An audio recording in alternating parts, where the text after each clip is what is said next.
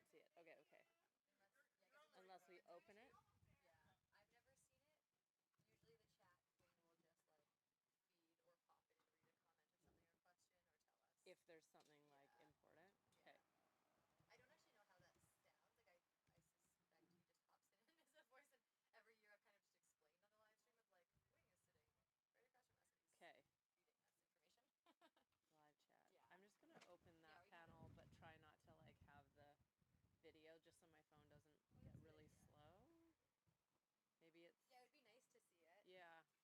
It won't open right now, but maybe because we're not started. I'll try in a minute.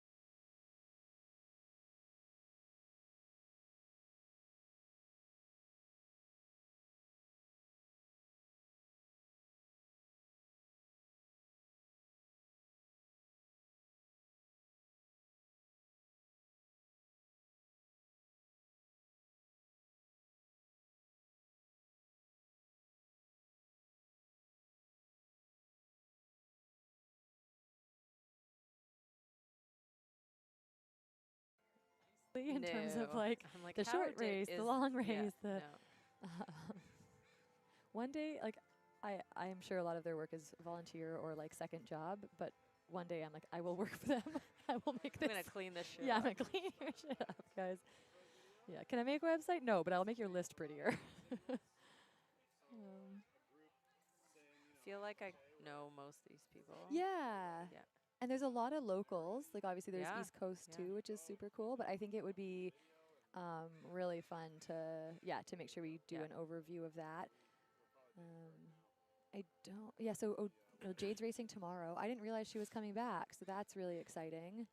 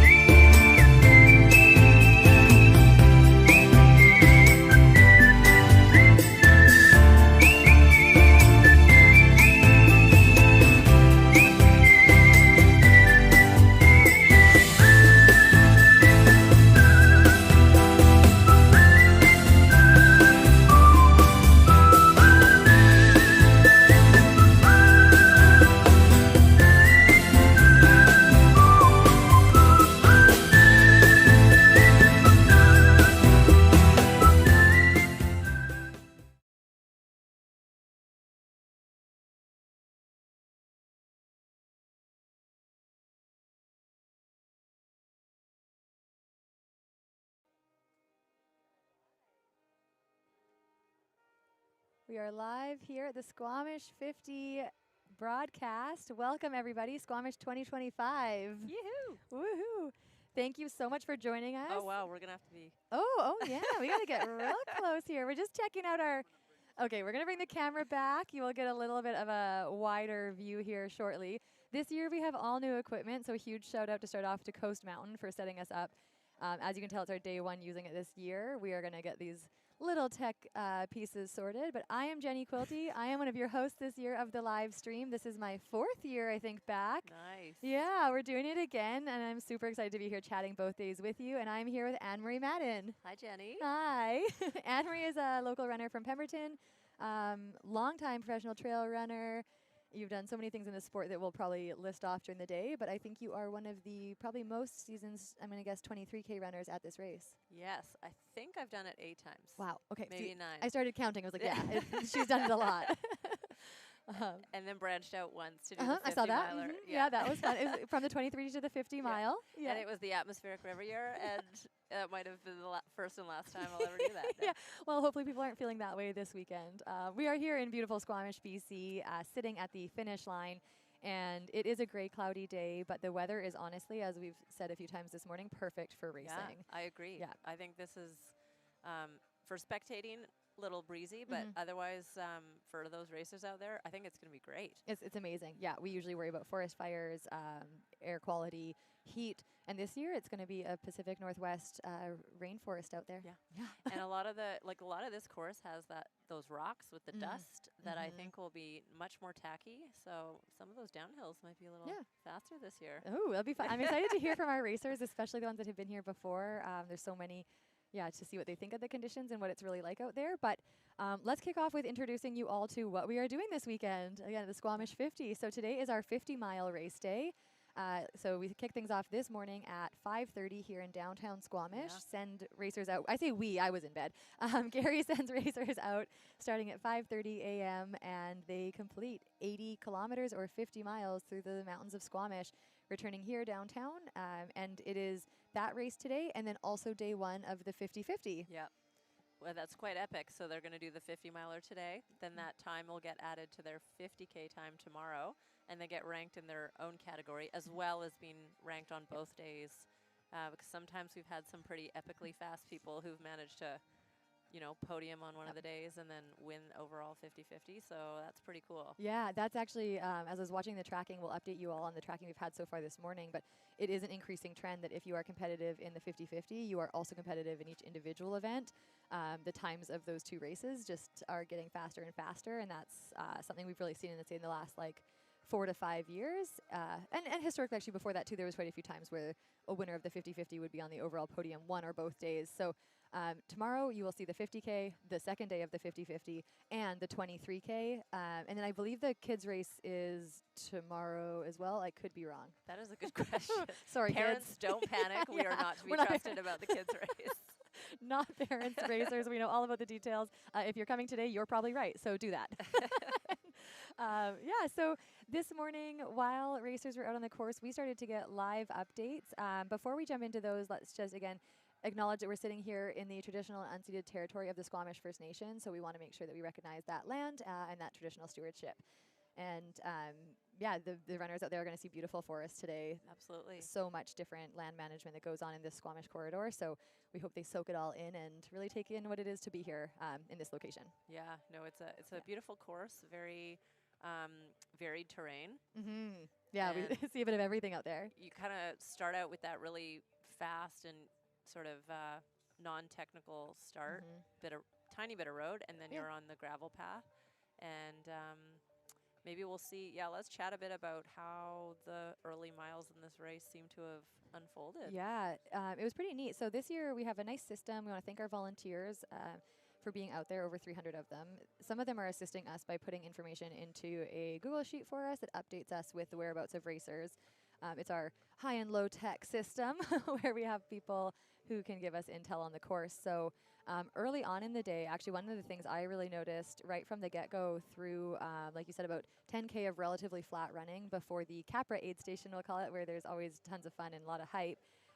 A lot of the first people through there were in the 50-50. Wow. So some of our, which is really neat because some of our 50-50 competitors this year, John Dean, some people will recognize that local's name. You know, John Dean has done this course so many times. He's very familiar with how to race an excellent race here, how to podium, how to win the 50-50. And so I think even near the start of the 50 mile, we were seeing the 50-50 runners kind of cruising together, it seemed like in a little pack and coming through right within those top runners. So we have the other two that are there, Seth Wheeling and Ivan, Shvestov. That's the 50 mile. I'm trying to find the men here. Alexander Campbell. Yeah, he's 50-50. Yeah. And then also, I think, ranked first right now. Yeah. Wow. So John Dean is third in the 50-50 currently. Alexander Campbell and Seth Wheeling are kind of our top 3 50-50 men coming through early on in the day. And they seem to actually have, again, we'll maybe get some, as we go to the later updates, we might see some more spacing with our times, but they were coming in, relatively close together. And then the top women in the 50-50 as well. We have Jenny Labrie. She's been early on in the day coming through first. She came through the Capra aid station, first woman in the 50-50. She's also a local runner who has done this 50-50 many, many times. She has the, I think, the third fastest 50-50 time from 2023. Wow. If I remember from my stats I was writing in this morning. It's fresh. It's not memorized. It's just fresh. And then Alana Hind. In the 50-50, she was second through the Capra aid station. So again, that's our first aid station, about 10K into the day. And then in the 50-50, I think those two women were close together. Looking for the third here to see if we have that update. And I don't know if we do. So again, we'll find that out as people go on further throughout the day, trying to get those top 3 updates in those fields. But maybe onto the 50 mile. Yeah. So in our 50 mile, we're actually, again, it's fun to look back through the day and how it's played out, but the top 3 have been relatively close together and it's been relatively similar. So kind of skipping up here, we actually have our top runners coming through Cap University right now, which is about, I believe, 30K out from the finish line. Wow. So making that, over halfway mark already here at 10:30 a.m. And again, Alexander Campbell is leading the pack, first male, and I believe also like our first runner overall through. Yeah. So we're talking about the 50-50 because they're charging the day. Yeah. So that's really, really cool to see. Just our update sheet is just Alexander Campbell through this point, through this point, through this point. So again, amazing work. Aid station volunteers on getting us those updates. In our 50 mile, actually also at, I believe heading up Galactic, not quite into Cap U yet, is Julianne Fizette. 50 mile woman, and she is in her first position charging through the, I believe that is partway up the Galactic climb, and that's our most recent update. So she could be quite a bit further along. That was at 9:30, so an hour ago. So she's probably done the climb now. Yeah, I would assume she's coming into Cap U soon. I wonder what that's probably looking pretty good this year. Like that there can be stones that can be a little bit of annoying footing when you're climbing that sort of like relentless climb. Mm-hmm. But I wonder if this is one of the best years sort of for traction and getting up that thing. I'm curious to hear because, I was rewatching one of the videos my partner Matt made from the year of year of the atmospheric rivers, and a lot of the volunteers sent us footage for that. Don't leave us to go watch it. It's on YouTube, but don't leave us. Basically, just picture waterfalls coming down the trails. It was a full river. It was like up to your knees, and you were just walking through a river. Don't think that's happening out there. I hope not. But if there was like the remnants of that down the trail, when if it like poured yesterday and then left those a streamline, yes, that could make a bit less traction. That's true. But we'll know when racers come tell us about it. Really. It's gonna be fun to hear about. But I do think there was actually, I believe, quite a bit of trail work done on the descent off the climb. Okay. So for people who aren't familiar with this course like we are, we can tell you all the rocks, the roots, the steps, the turns. But Galactic is known for being a 5 kilometer, it is objectively a 5 kilometer long climb. There's even a little new section this year where they have to summit just a tiny bit higher. Gary has said that is not significant towards the times on this course, but it is worth noting, if anybody has their head down and follows the old course, they might autopilot. Mess up there. I was thinking of that for myself, like, I'd have to really watch the flagging, which is done brilliantly. But they do go a little bit higher, and then they descend the usual descent trail there, which I feel like every year it gets a little worse and a little worse. So I always said in the past years, I'm like, there's spots there where I stop, step, and I'm like sidestepping down it because it's so steep and it's so early on. You're halfway in the 50K, not like just over in the 50 mile today, where you don't need to like lose teeth in that section of the course, but you certainly could if you wanted to. So that section apparently had quite a bit of trail work done on it this year, and from Gary talking about it, it sounded like it was going to, it's still very technical. You can't clear roots or boulders, but that it was going to maybe run a little bit more smoothly. And that's a spot where I think the rain actually would help. Right. Because you often get those like marbly rocks on top of the rocks and like dust. So the dirt isn't better than the rock. Okay. And this year, I'm really curious if the one of the two will be more tacky. Again, we'll see what people decide to use. So was the work done on Power Smart? I think so, yeah. Right. And I could be wrong. I think that's where they were talking about having some trail work done to just make that a bit cleaner. And yeah, I think each year with the rains in our fall season, it tends to get some washouts. So it sounded like that has, again, don't want to say it looks entirely different. I don't know. I haven't been there, but it sounded like they were doing some work. So anyways, we may see we'll see runners coming through that section before they come into Cap U. Yeah. So for Julianne Fizette, I'm guessing that with the hour, because the course marshal who last reported her was partway up the climb. Yeah, she's probably descending or she's done. Yeah, or, she's or probably almost working her done. way into Cap U. So if you are out there and you are crewing her, you be there and you be ready. She is your lead woman in the 50-mile distance. And then second to her, I think we should mention too, we did have Kelsey Lepard. She has dropped. She's opted to take herself off the course safely. And that's maybe one of our first kind of top 3 notable drops of the day. So shout out to Kelsey. She's a firefighter in Vancouver. I know she'll love me to say she's a passionate dog mom of Hank and Mango. Very important detail. And she's been at this race before. She's also been on Team Canada before for the short course when it was in Thailand. So an amazing local woman and runner in this sport that we have. And we've gotten the update. She's fine. She's safe. Just a day where she wasn't gonna stick it. So that all good. sometimes. It happens. It definitely does. So that means we will also get an update next with who actually is our second place 50 mile. Is Jenny Labrie, I think, second. She might be running second. And then Kelsey you're right. Leopard is no longer third. Yeah. So then, our new third female will is unknown. Is unknown. Will be revealed as we get more information. I think Cap U is going to be, usually it is in both days, it is a big update point because there's service. So again, like we're working with these different parts where we have some Starlinks out on the course, but we can't have them everywhere, apparently, despite my many requests. I don't know. So we are getting updates, again, from our dedicated volunteers who are out there helping the runners, but also assisting us. So we will get a really great update once they come through Cap U. But I think, again, like that paints a bit of a picture of where they're at currently. And one of the other things I'd wanted to mention too was that now at this point coming into Cap U, they've actually gone through any of the course changes. So there was also the Toad Detour. If you've been with us a few years, you know we've had the Toad year, the year of the Toads. I'm not sure why they weren't there prior to the year of the Toads, but they are there now. Yes. They are an annual occurrence. I think we were just maybe not unaware of them. Right. Maybe the migration season shifted like literally by, I think Gary had mentioned before they track it and it was like a week off. Okay. And it's just shifted as things do. So the Toads have taken over. So early on in the course where the racers go up into Alice Lake, there is a trail section that we used to use and racers had to walk. So it was mandatory. They had so you don't squish a toad. So you don't squish a toad. This is their migration path. They are special little creatures. And they would have a volunteer at the start of the walking section and the end. And it was absolutely mandatory. You'd be disqualified on the spot if you did not walk. And honestly, being out there myself that year, like everyone did. It was awesome. Like we're just like, cool, walking break. Like I better charge because I'm going to get to walk really soon and I'm going to have to walk. And eat now some food, keep an eye out for toads. Yeah, look for toads. I didn't see any, but I did hear runners did see them. None were squished.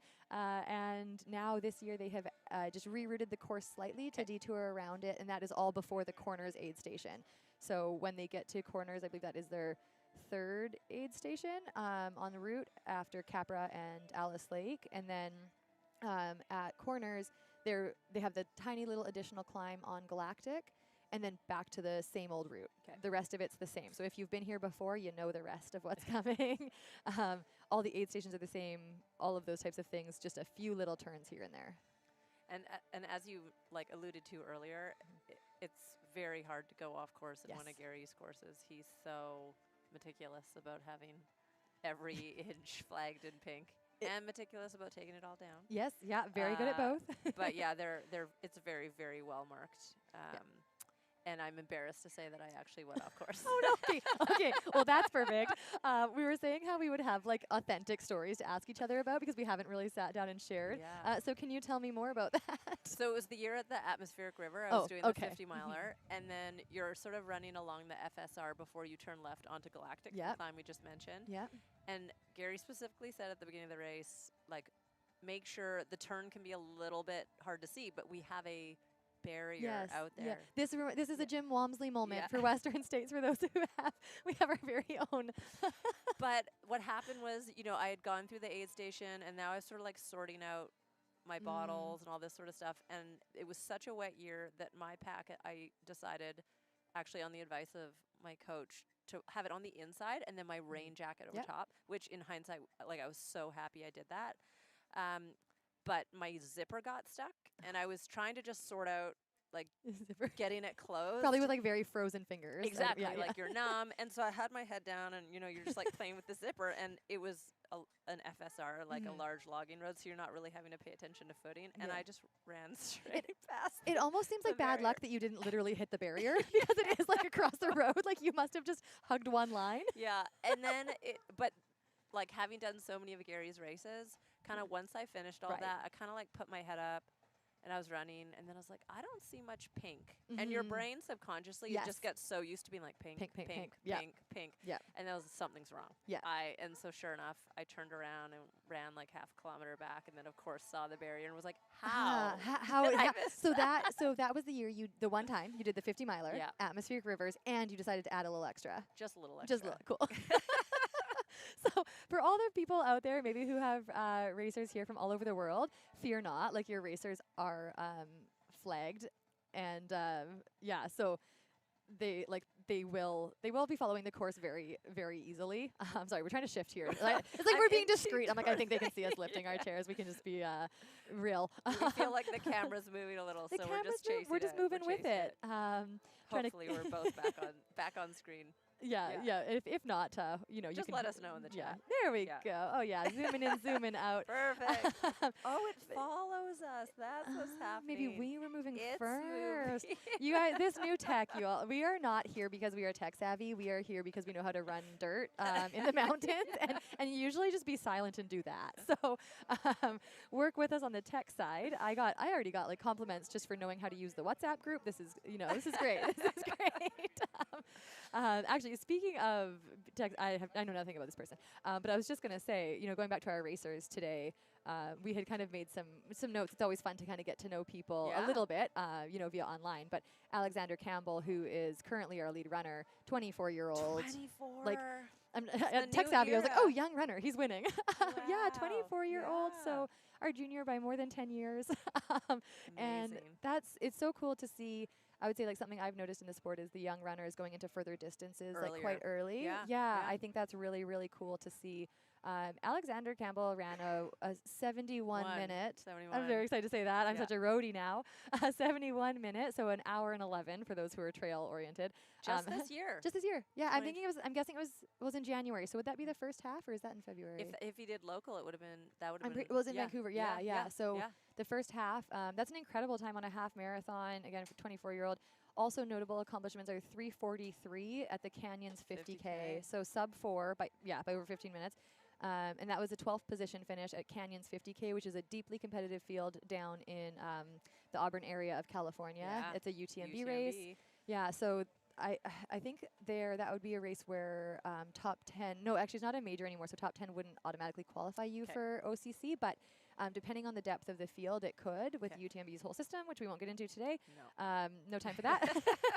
But a very impressive finish for a Canadian heading down, especially to a hot race early in the year. Yeah. Super cool to see that. And last year in the 50-50, Alexander came third and finished in 15:39. Amazing. So that's really a lot of running.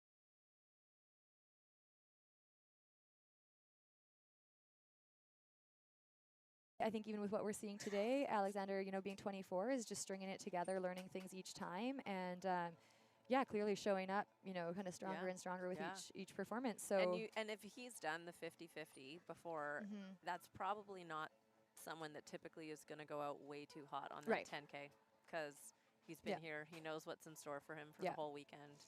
And hopefully he's pacing, wisely. Mhm. pacing himself well and Yeah. getting. We'll Yeah. even see some people, like I remember when Priscilla took the 50-50 course record from me, but we'll see some people show up do day one and kind of have that attitude of like, I want to run a really good 50 mile Right. and I'll just see what happens on day two. Right. Yeah. And often people who can do a really good 50 mile on day one do really well Yeah, day yeah. two as well.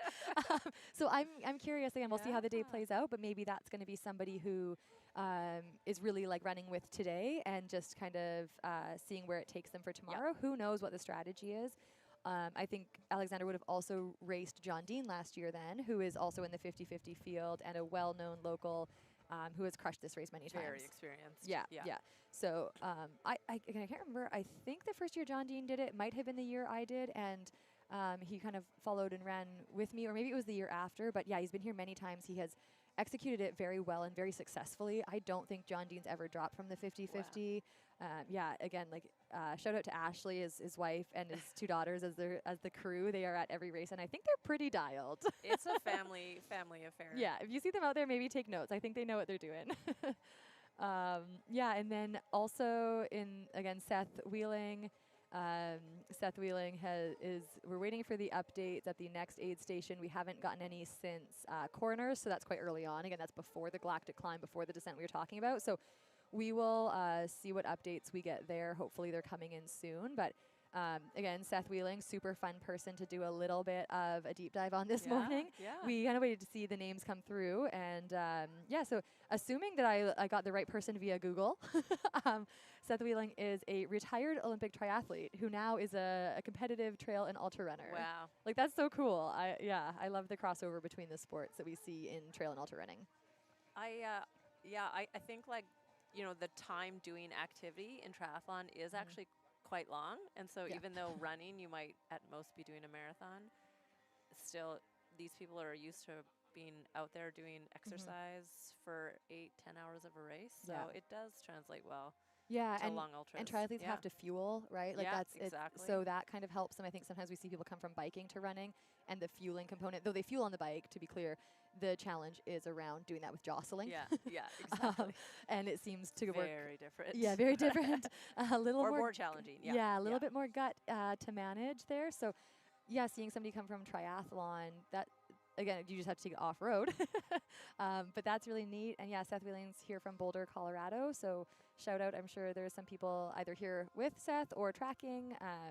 And yeah, again, really, really neat to see somebody come up and be like, I'm going to do both days. I want to see the whole thing. Yeah. Yeah, that's definitely how I think I feel about it most of the time too. Now, have you ever raced Juliana Facette? No. Yeah, No. me neither. Not that I know of. Yeah. Yeah, I actually, one thing I didn't check, if anybody in the live stream knows, her age. I meant to look that up because my guess was maybe that she's younger than me. That's usually my guess now.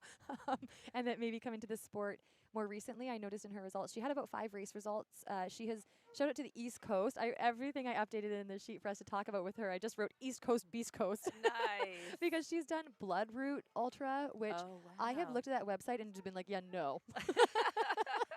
Nothing about it reads as The name seems very accurate for what I've heard about East Coast running. Yeah, like you Yeah. will bleed. There'll be roots. There'll be roots. They will make you And bleed. If I recall this website, and I hope I'm thinking of the right one, it's just basically like, this is hard. Yeah. Like if you don't want the East Coast in Yeah. its true fashion, don't come. I wonder if that would lend itself really well to the Squamish kind of route footwork on the trails. Yeah. The race, I think it could go 2 ways. One thing I could see it being is if like you still have to be fast enough as a runner. Yeah. I think a lot of people come to Squamish, they hear about our technical mountain biking trails. We talk about how techy it is.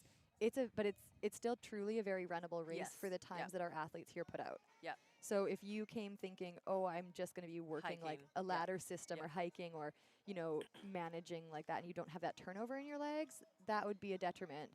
Again, not playing out that way so far for Julianne. It's she's crushing clearly it, yeah. great. But yeah, so she's also done Lavaredo 50K, Ultra Trail Chick Chalks. That's an East Coast Yeah. beast race. I know that one is, I believe, pretty well known for mud. So Yeah. I think she might be at home today in many ways, and I hope she's having a great race. I hope we get to talk to her Yeah. after because I don't know her. Yeah, so shout out if she has any East Coast followers in the chat. You are hours ahead of us, so you are midday. Maybe you've done your runs, and you're hanging out with us now. But yeah, I believe my good friend Maude, who lived in Pemberton and has moved back to Quebec, described Chic-Choc, and she was telling me about her race experience, and mud featured very, very prominently. Like, it sounded pretty epic, actually, like challenging to even move. And then when you did get going again, you're just so caked in kilos of mud on your body, you know, on your shoes, just that stuff that cakes and sticks with you. Right. It's like you have snowshoes under your feet. Yeah. Yeah. I've been in that Heavy. in the desert, oddly enough. And okay. it really does, like, you have 10-pound weights on your feet. So not usually the preferred method of running. But yeah, again, if she's done well at those races, I think she had 3 different finishes at Ultra Trail Chic-Chocs, including a win. So Amazing. again, like somebody who knows how to move. Yes. Yeah, I think there's such an asset to be able to move on terrain when it's imperfect. Yep. Like if you show up and you expect kind of road conditions or like California carpet conditions and you just want to run one way, you will be knocked off your feet probably. Yep. But if you can adapt to how your legs are moving, how your feet is moving, kind of what you need to do for the terrain, then this is a race for you. Some people really do have that skill, and I don't know if it's like their gait or like it's probably a combination of things or just like a mental toughness. But I've run with some people that it's like on certain types of trail, everyone's the same speed, and then you get into like really snowy conditions or sand, and you're like, how can they move? how is she so fast? Yes. Like, what is making them so good at running through this sandy beach? Sandy, I just want to sandy walk. beaches. It's fascinating. It is wild. I went actually. Matt and I went down to the Oregon coast for the one of the races down there, and it was mostly on the sand dunes. Oh wow. Yeah, and the I can't say it right. They connect. I learned when I was down there. Got it wrong again by now. Sislaw or Siuslaw dunes. Anyways, 50K through the sand dunes, and I was supposed to do a run. I went out for 45 minutes and made it 2K and was like, yeah, no, like this is right. It's so really I don't have hard. that skill. Yeah. Just pointing out there, it does exist. Somebody ran that 50K in But under we 5 don't have hours. it. I don't have it. I don't know the answer Yeah. to how they do it. I Yeah. just know it's not how I do it. Yeah. But anyways, back to our racers today. Oh, we have some fun updates here coming in through CapU. So again, 50-50. It looks like, let's see who's come through CapU. Again, Alexander Campbell, that was at 10:21. So in and out, I am assuming long gone. And then Julianne Fissette is making her way in, 10:41. She was at Fred, which is one of the trail names and locations on the course, so not far from CapU. And then we have Eben Freeman, third male, it says. We don't actually have no second. So would it be... Yeah, we don't have a second place update. Means maybe one of our volunteers has put it in the chat and it hasn't translated to the sheet yet. Maybe they've just missed it. Sometimes, so our volunteers are recruiting this by watching for bib numbers as people run by. So even if the course marshal maybe is on the opposite side of the trail to their bib, it may be very difficult to catch. So we might be able to assume that that's Seth Wheeling in the 50-50, who's also in second. Yeah. But we don't know yet. We'll find out. But I'm checking the live chat to see if we've got any sleuths out there. yeah, anyone who knows more than we do. Where's our aid station fireball reporting in on our Canadian races? We need you now. But yeah, we have Even Freeman, and that's a name also that's new to me. So we get to learn on the fly. One of the fun things with these is as people's names pop up, we get to kind of figure out who they are, where they're from. I see Mammoth Trail Fest on Evens. Wow. That's fun. 33. So, yeah, it looks like there's also, Eben, also if it's Eben, please feel free, anybody, to correct me. I'm going to just come up with my ways of saying people's names, and I'll probably switch back and forth just to get it right half the time. Has done Mammoth Lakes Trail Fest. That's a race we were already talking about this morning that Tim Tollefson hosts down in Mammoth Lakes, California. An amazing high altitude race, 3 days there and different events to do. It's also one of the Ultra Trail World Series stops, so that's a pretty neat one. I was there the inaugural year, and it's a very, I'd say, like similar community vibe in the way that there's like always things going on. A lot of the same people go. There's so much great support within the local community. So another race you could always check out as well. And then Broken Arrow. Oh Those yeah, are I've been to high elevation. Interesting. So I wonder, again, what we don't know right now is where Eben is from. I'm going to try and put that into Strava and see if I could find Yeah. anything, because that's always fun. We were actually talking this morning as well. So as some of you may know, if you followed the last few live streams, is that we, in the past 2 years, Squamish 50 was the Canadian Trail Running Championships. Yeah. So when people registered and also had to, athletes had to kind of declare their intentions. It's an overly formalized way to say it, but they had to kind of say if they were registering with hopes of making Team Canada. Yeah, So when yeah. people did that, it kind of gave us a little flag onto like who might be near the front of the race that we should research and find information on. Whereas this year, the Canadian Trail Championships were at Quebec Mega Trail, and they will be again next year. We don't get any information on who's registering. Yeah. So we just get this list of, I don't know, 1,400 racers on race roster, and it's like find people to talk about. So that's why you've seen us do some call outs on social media for like send us your friends' names, as well as like if you are in the chat right now and you're like, hey, I know this person, they are gonna crush, pop their name in there for Yeah, us. We give would us obviously the, even, and you know, the we'd love to give lowdown. everybody shout outs. There is, I guess I should mention with that, there is also the finish line camera. So we are not where you will see your friends finish via the finish line. That is a separate stream. I believe it's also linked on the website. But we still would love, obviously, to give people shout outs and tell interesting stories about all of the racers here, because we know with this race, you know, we talk a lot about the front because we're the live stream following that. But there are interesting stories with every person out there on these trails today. I think that's just, it's always something magical, and I wish we could talk to every single person and have a little mic on them on the trails to be like, who are you? Where are you from? What's your journey here? Because it's definitely every single person that gets to that start line deserves a huge shout out and credit. It's you've put in a lot of work and time to get to a race start. Yeah. And this is just a tiny snippet of the whole journey Yeah. of that Yeah. ultra marathon. Yeah, a lot more hours than what they're going to do today have went into getting here. Yes. And it always is, like we always say, it's such a blessing to make the start line, or a smart, I guess there's wisdom, there's luck, there's all the things with making a start line, and it doesn't always happen for everybody. So yeah, if you did today, congrats. If you ever listen to this, hope you're out there having fun. They need to get us on the RunGo app. There you go. So yeah, shout out to the RunGo app. RunGo is one of the sponsors today. We are going to obviously thank all of our sponsors throughout the day. We have some videos for you to showcase them. They are also behind us. You might not be able to see it. And RunGo is an app where you can have the race relayed to you while you run. It can also track you. So yeah, so how your great is that friends for can crew? get really good updates, and if your Yeah. crew's trying to find you and be prepared at the aid stations if they're crewing for you. So yeah, that super super interesting evolution of technology and Yeah. running. Yeah, what a different time to be able to have something with you, tell you like what's coming on the course, again, Yeah. tell your crew where you are. But it is like the reason we're not using it. If you're like, okay, so that sounds great, like maybe you could tell us where the leaders are. You have to opt into you have to download the app. You have to start the app when you start the race. So we have access to the RunGo app, but it doesn't tell us who in the field is using it or not using it. Yeah. So we'll give them that feedback, and maybe we'll see what they do with it in the coming years. But it's also created by a local runner. So if anybody is running the 50K tomorrow and was debating using RunGo, Use it. then you can use it. We can follow you, and your crew can also follow you, which is probably like what you care about more. So you've used it before, right? I haven't, no, okay. but one of my friends and Okay. my dietitian Has actually used showed, it, and yeah. Team Canada runner Caroline Roll has used it and Okay. was telling me about it. And she found it useful. I would imagine if it was like especially a race course, you've traveled somewhere Yeah. and you don't know the course. Like if someone came here, hadn't had a chance to ever run these trails, they're fit, they're ready, but then they don't really know exactly what's coming up.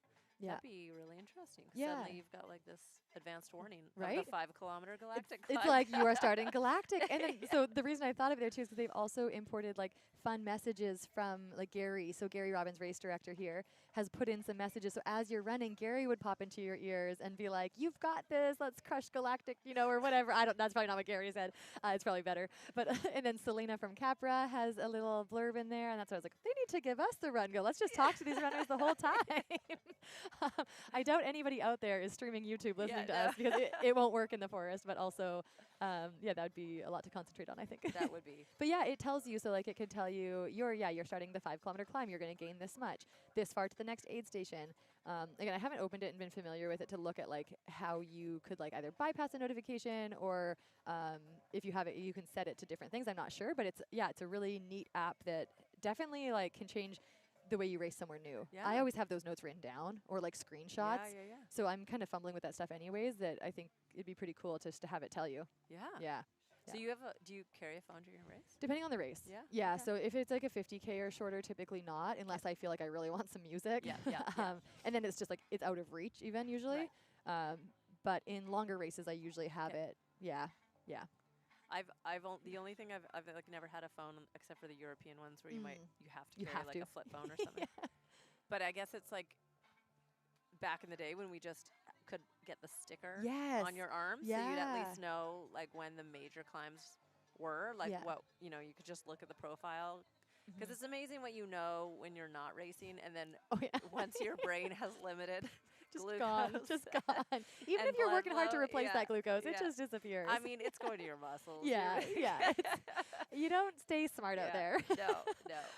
It's Um, amazing how something so simple can yeah. become very challenging. I can look at something 3 times sometimes, like, Yeah. depending on the pace of the race, and be like, okay, it's 6K, 600 meters, right? Like, and then I'm like, wait, what? So Exactly. it's a lot to focus on sometimes. So I think it is neat to see people like optimize different elements of that, whether they use it or not, and just like who likes knowing what. Yeah. I imagine some people would hate knowing anything, and some people would really thrive from that. So yeah, it's a neat opportunity. You're mentioning the stickers people used to put on their Yeah. arms, or the tattoos races would give out at the racer check-in, so you could put it on yourself. Something I've noticed a lot of different races that people might travel to, or longer races where they know we're gonna forget everything, is they're putting it on the bib and they're putting it upside down. So when you look down Yeah. at your right. bib, you Smart. see the profile and the marked aid station kilometer markers. I think that's my favorite personally, 'Kay.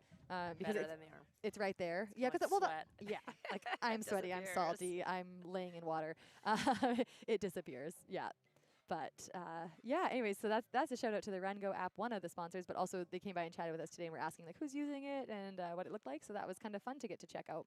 That is. That's I learned a lot this morning. Yeah, I know, right? Just sitting here, like again, getting more and more familiar with the different tech that's coming out in racing, which I feel like that could be its own segment of this live stream. There's like we were talking about iPhones and being able to text when you're not in service and all those different things. So Oh yes. just I don't wild. have that addition, No, but me my neither. husband does. Ah. So yeah, he can text with satellite. yeah, Yeah. which is pretty neat. Again, like a cool safety feature, and I It think is.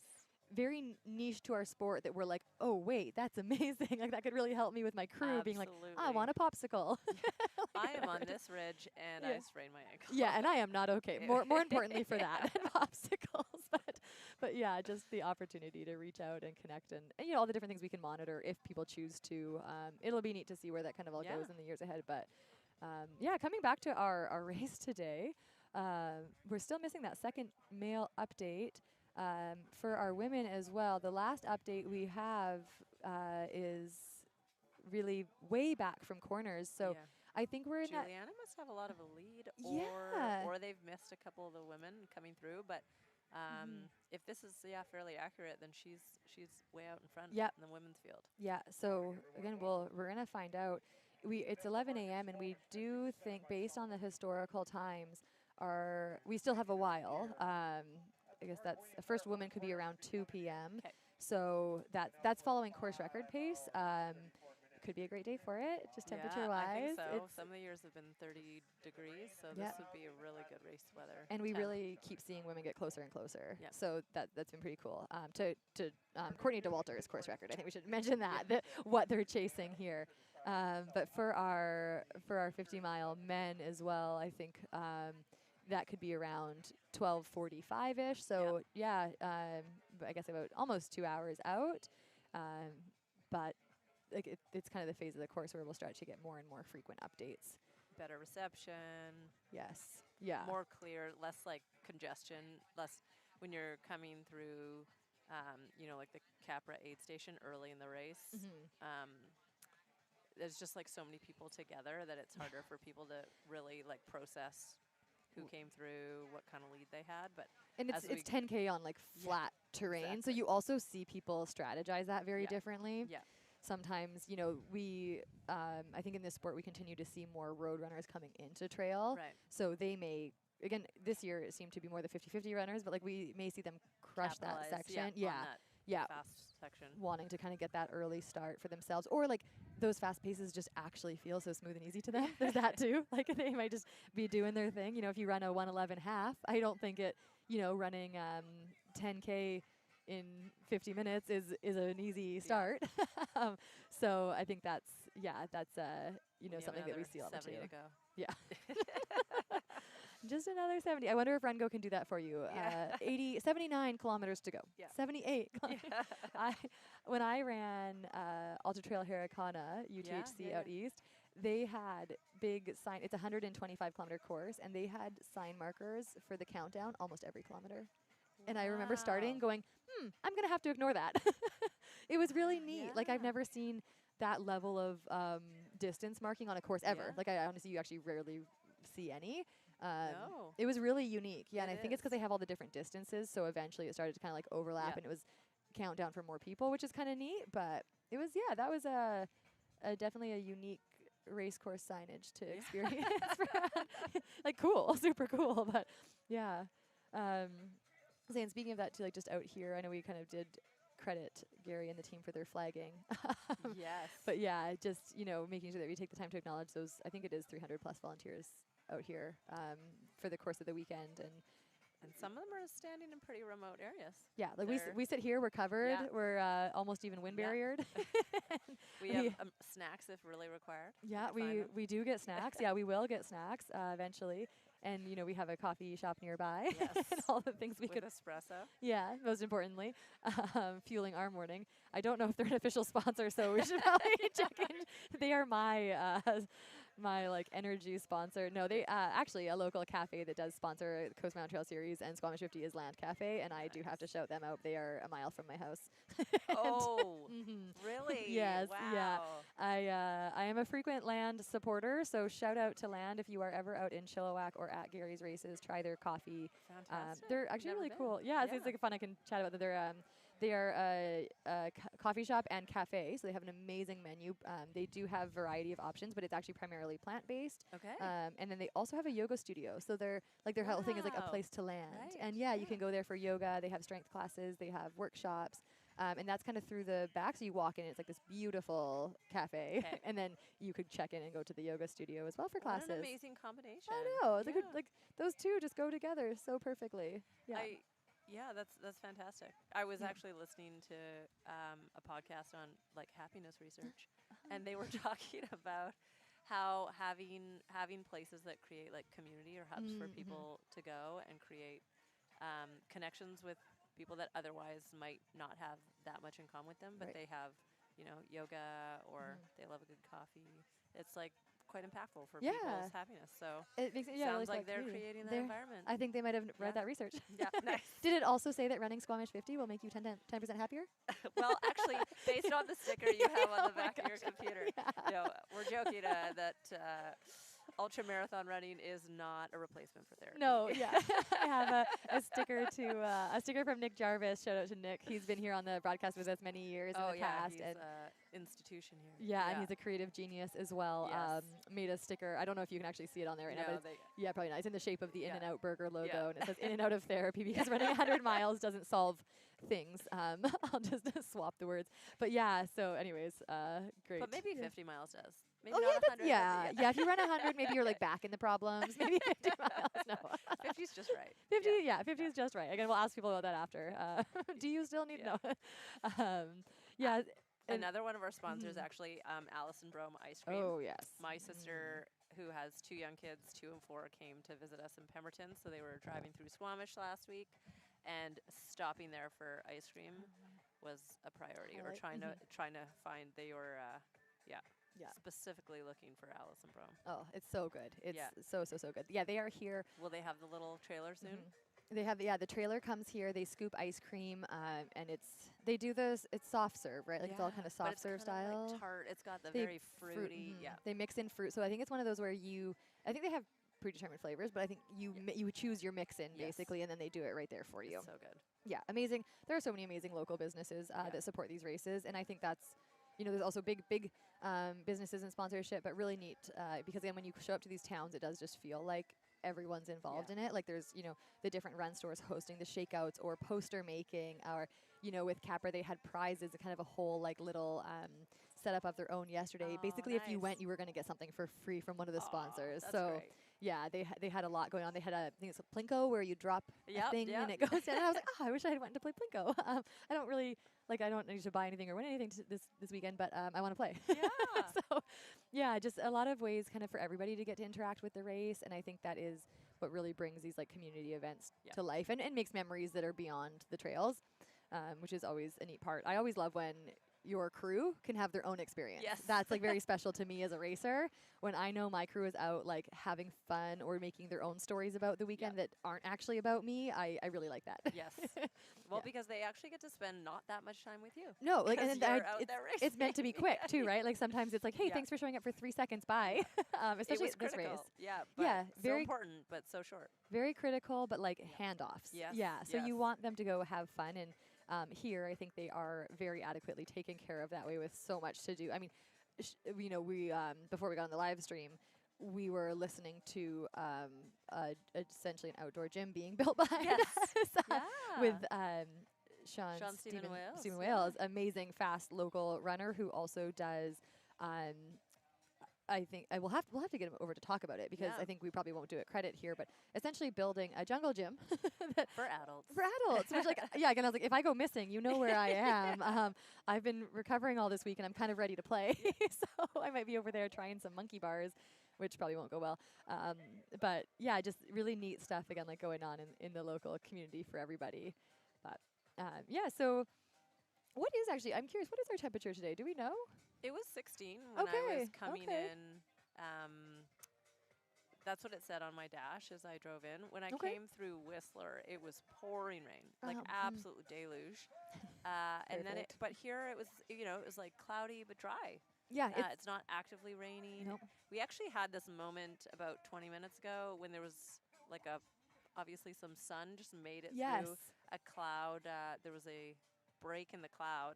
And I suddenly worried, I didn't even think of bringing sunglasses. Because I was pretty sure it was just going to be gray all day. Yeah. But that, shows you how fast things can change. And now we're back to kind of to gray. To gray. But- I can only see gray, but it's like a bright gray. Yeah. I will give it that. It's not one of those days. And if you are local, if you've ever been here, you know there are days where you're like 8 a.m. and 8 or like a noon and 2 p.m. all look the same. It's not one of those days. Like it's definitely daytime. And that's coming from somebody who's like a little sleep deprived, a little bit in a vortex. And we know it's 11 a.m. Day is like the sun is up, and I think the runners will be really appreciating it. It is like just thinking of the race experience again. I think we are going to see people with wet feet. That will work well for some, not so well for others, Yeah. especially in the 2-day event. Oh, Hopefully yeah. they brought dry shoes for tomorrow Yes, for those second pair. 50-50 racers. But I think with this, we're also going to see the people who find it very humid. Because I think when I was coming in this morning, it even showed 21 briefly when the sun was more out. Okay. And 21 with gray cloud cover and in the forest here after rain could feel like I love that Muggy? feeling, but Right. it could feel muggy. It could feel a bit like a steam room in places. A little spa day out there, mud baths and all. But I think it'll be interesting. Like if I was racing today, I would still be cooling with ice. Wow. Okay. Yeah, maybe I'm a little bit of a heat. I am a heat princess. More so, it's like dramatic about the heat, but In the okay, for the 50 miler. yes, What about if you were doing the 50K? yes, Okay, and the 23K. probably. 'Cause we all know I could use any help in the 23K if I'm doing something that short and trying to run really fast. I think so. Yeah, like thinking of the race conditions. I often tell athletes when I'm coaching them for this, that if it is over 12 Yeah. Celsius, Yeah. basically if you can tolerate cooling, you cool. Right. Yeah. Because we know now it is a performance enhancer. And if you're running, if you're moving well and you're working at your race effort, cooling will help you. Yeah. You shouldn't get cold with it on you. No. You can also, having hopefully practiced it, where you want it to sit, and you're going to be monitoring for if it feels too cold, and you can always Yeah. take it out and dump it.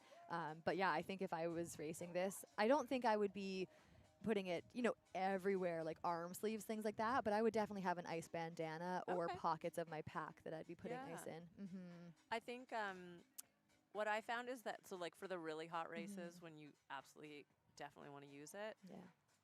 I do find it ergonomically kind of uncomfortable, Mhm. and the like added kind of like top heavy weight if you've got a lot like the ice hat or Right, like yeah. it's critical, and you just, or at least I need it. But I run. It's much nicer to run without. Do you think you would go ice without it today jostling. because like I of think the for me, I yeah. would. Today, I'd probably go definitely the 23K and the 50K. Well, I'd you're go done the without it. 23K so fast. Yeah. Like- But the 50 miler, even so far, I Mhm. probably doesn't mean that in the afternoon I wouldn't then maybe like Right. after, maybe tell for me personally, my crew, Mhm. maybe consider it when you got to the university. Yeah. And then see, you might say like, actually, no, I'm fine. Yeah. Just kind of play it by ear. But yeah, everyone's, Yeah. you know. Different heat response. Yeah, exactly. Or sometimes you don't think you're hot, but you're running slower That- because it's mhm. hot. Yep. And so I think that's where I've found myself. Yeah. I'm like, the times I have looked at my crew and said, I'm fine, and they're like, no, take it. I'm like, oh, thank goodness. yeah. I'm like, Like wow, 5 actually, minutes later, you're like, oh, this I'm feels good. happy. Yes. What? Wow, I didn't realize I Yes. was not happy. Yes. And it's like, oh, because I was hot. Yeah. Yeah. But again, people definitely respond differently. If you've traveled to this race and you're coming from somewhere that's had an incredibly hot summer, or you've been heat training in preparation, Yeah, I think they. you might find today Yeah. quite cool. Yeah. Yeah. Yeah. So probably again, like today, interestingly, probably not a critical aspect. No. Something I think that could benefit, but is that going to be the difference between a podium spot or not on a day like today? If people, let's say, are equally heat adapted, Yeah. probably not. No, I'd which say is- yeah, it's lower on the concern list. Yeah. Concern Probably like might- pacing and fueling's Yeah. probably a big one for today. Yeah. Yeah, like the Which- basics. The basics, the good old basics, the basics that Yes. seem to always sometimes That are be so difficult. hard. Yeah. They sound so easy in principle. They're and like then you try the to apply them. foundation. Yes. Doesn't mean it's easy. Yeah. Yeah, I'm curious to hear. Like we always do our post race podium interviews with the athletes, as Yeah. long as we can track them down. Yes. And we try to talk to them, and we do like to ask them about their hydration and fueling. That's something that, you know, again, more so in the last like 5-6 years, I kind of have to update the time span I give when I talk about it now. It's not just, you know, the last year or two, but we've really seen athletes, especially competitive in these races, dialing in their fueling and hydration. And I Yeah. think it's so important for athletes across the board because actually, you know, we tend to think like, oh, those at the front need to be more dialed because they're pushing performance. But at the same time, if you are out there for twice as long, Yeah. you are, you know, exerting yourself often to the same effort level, Exactly. just for longer. So I think fueling and hydration is such a key component. You're also having to carry more because you're going to need more between, Yep. like the duration Yep. between aids. So again, that's probably just a plug for dietitians and endurance specific ones. But yeah, dialing in the fueling and hydration is a key component. This race also has great sponsors for that. So they have NAC out there on Yeah, course. yep. I think that's, again, NAC, a Canadian company, and they'll have electrolyte drink mixes, gels. They have carb gels. They have more of long distance ultra gels with some fat in them. So kind of something for everybody. Yeah. A few different lines that you can use with NAC. And yeah, they're out there supporting on course. They're here at the finish line. I'm sure they have their recovery drink here at the finish line. If I was racing, I would be going over there for a delicious little chocolate protein drink afterwards to kickstart recovery, or especially for those in the 50-50. They really, I remember when they very, like that company first started, I believe it was all crickets. And Yes. I Oh, got- yeah. yep. I forget that. And that was And like their I key thing. Got a few Mhm. boxes they sent to me. It was like a cricket-based I kind was like, I of feel bar. like when you said that, it almost sounded like it was all crickets, like it was Oh, quiet. And no, I'm like, no, sorry. no. They used cricket powder Yeah, for yeah, their yeah, protein yeah. source. It was Yes. and Yeah. I studied a lot of entomology in undergrad, so that seemed like not Oh. unreasonable to me. Yeah, But yeah. that then like kind of launched. They were already clearly thinking outside of the box. Yes. And then Mhm. now I know they've like refined a lot of they've got all sorts of stuff now. Like it's Yeah. a huge company with a ton of different products. Yeah. I think they use pea protein for Yes. some of their stuff. Yeah. So yeah. They have a plant-based line and many plant-based products, and then they also have a whey-based line. I think a big part of that, from what I've understood with them, is the sustainability factor. Okay. So looking to have these different sources that do work for everybody, but also considering. Yeah. And I think that's why they started with cricket, Yeah. which is very It's interesting. like a non-animal. Well, okay, depends. As a vegan depends, here. depends how you Yeah. define An that insect-based, actually. yeah, insect-based. a very different, Yeah. a very different take. I think it's pretty neat, and yeah, I mean that it's again pretty cool to see Canadian companies go in and be creative and be willing to do something different and see how it lands. And then again, yeah, they've really adapted over time, so they've progressed from different like bars and waffles. Their waffles are delicious, up to having like different ultra lines even. So like I Yeah. was saying, they have the carb line where you can do a 60-gram drink mix. I I was using this a lot last weekend at Fat Dog, and it, a lower sodium option, so you can easily increase sodium with it, but you have your carb source. And then they also have the ones that have some protein in them that are plant-based, as well as some fats. So again, you can kind of look at your distance, duration, and your body's needs, and you can select based on what you're doing. So yeah, a lot of variety in there. Yeah. Looking at the live chat here, a Yeah. lot of people, well, they want the volume up. I don't know if Wing. Sorry, team. We We'll haven't been see. yelling We'll loud try. enough for you. Volume up Are we has able been to a make request. it louder for the people online? I think they're maxed out on their volume, but still finding it quiet. We'll try and work on that for you guys. Thanks so much. Thank you. for- Sorry, we for haven't been letting us looking. know. And then a few people are asking, like, how do we know what the leaderboard is? So when they're, essentially we are working off of a essentially spreadsheet populated Yeah, a Google sheet. by by employees and volunteers on the course. I don't believe there's aid station, like there's no aid station leaderboard. No, yeah. So for public viewing. I'm guessing people are listening to us jibber jabber, going like, Yeah. "I want the updated leaderboard." We don't have it.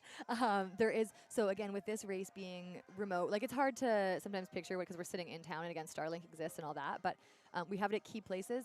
There are not timing chips or timing boards, mats out on course, so we don't get that mass update as runners come through. Like other different like locations may be able to have that. We don't have timing mats on course anywhere, which is what you would typically use for tracking updates. We also do not have live trackers on athletes. If you want those on your athletes, you need to tell them to use RunGo, the RunGo app. Yeah, if you, exactly. Which we just learned today, so that's why I'm excited to be able to say that now. Or have new iPhones where they can text you, which obviously again they're probably not going to do. They're running their race, but we have people, the course marshals and the aid station volunteers have been asked to add to their list to text or message in a WhatsApp group bib numbers as they come through, and as we're seeing those, we're getting them populated. On course, there are over 40. I'm going to guess probably in total there's closer to 55, maybe 60 course marshal positions. Yeah. So that's where individuals are standing by themselves in the forest. If they're lucky and they got to drive in a bit, they will have a chair with them. But otherwise, they are standing in the forest. They are the ones directing. So their job is not only to check the bib number, but to direct the runner. Yeah. So often that's actually quite a process to make sure that these fast people flying by stay on track. And they are standing there, sending them down the trail because they are probably at a very critical junction. So that's why they've been positioned there. And then they're trying, before the next runner comes or after the next runner comes, trying to remember that bib number and send it to us in the WhatsApp so that we can get that sheet populated and tell you where people are. So that is how we are getting information about where they are. And it's not publicly available. We are your publicly available resources. Sorry. I think what we'll do, we're going to take 1 minute to kind of sort out our volume and make sure you guys are getting the best possible volume.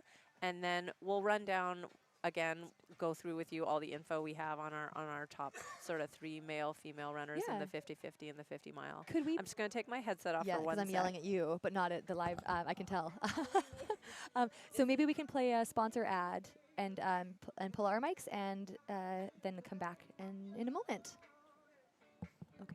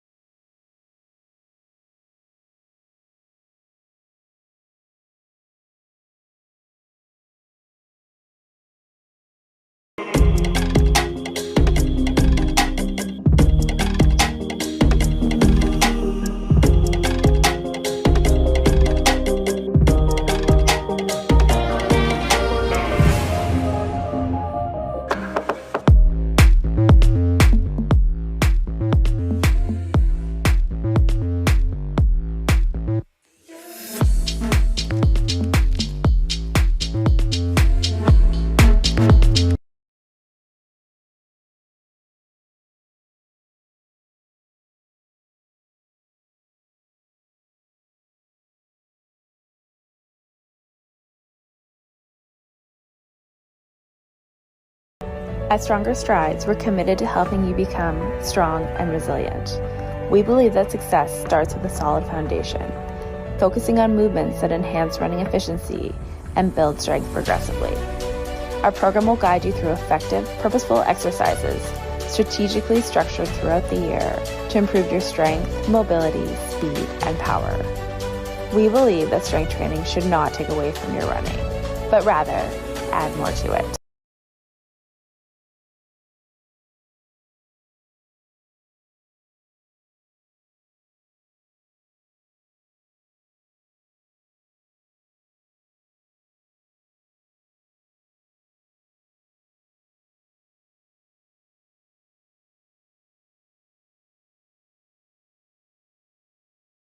At Stronger Strides, we're committed to helping you become strong and resilient.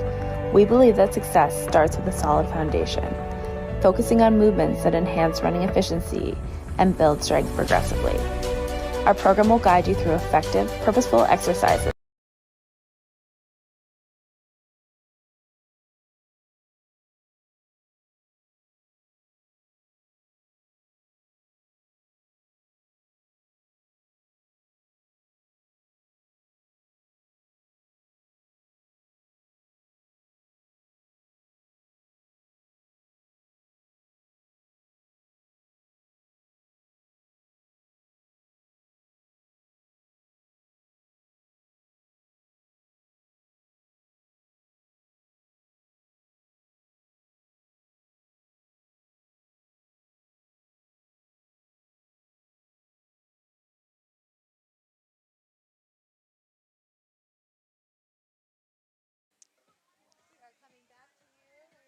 Out our technical glitches. Hopefully our volume is better. So we are just working on our headphones again, new system here this year. So if you're joining us, again, just a reminder, day one with our all new tech setup. We are working on the cameras doing some auto zooming we're trying to correct. As you've got nice close-ups on us today. Hello. Only one of us at a time usually. Yeah, it's fine.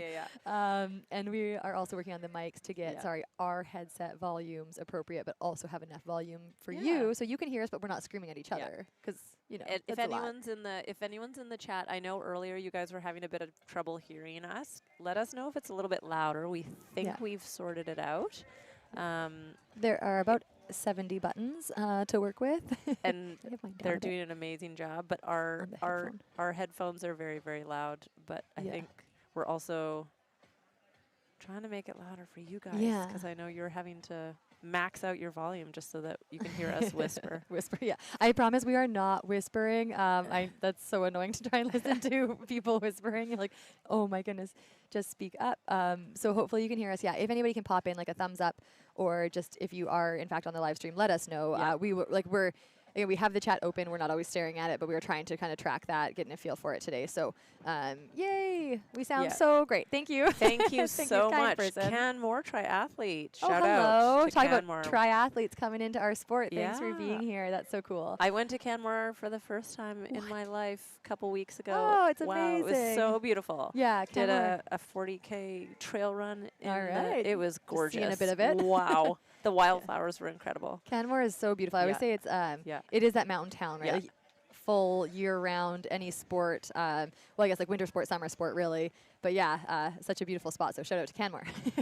That's also where my husky Maverick came from as a rescue. So not a sponsor, but Heart Mountain Rescue.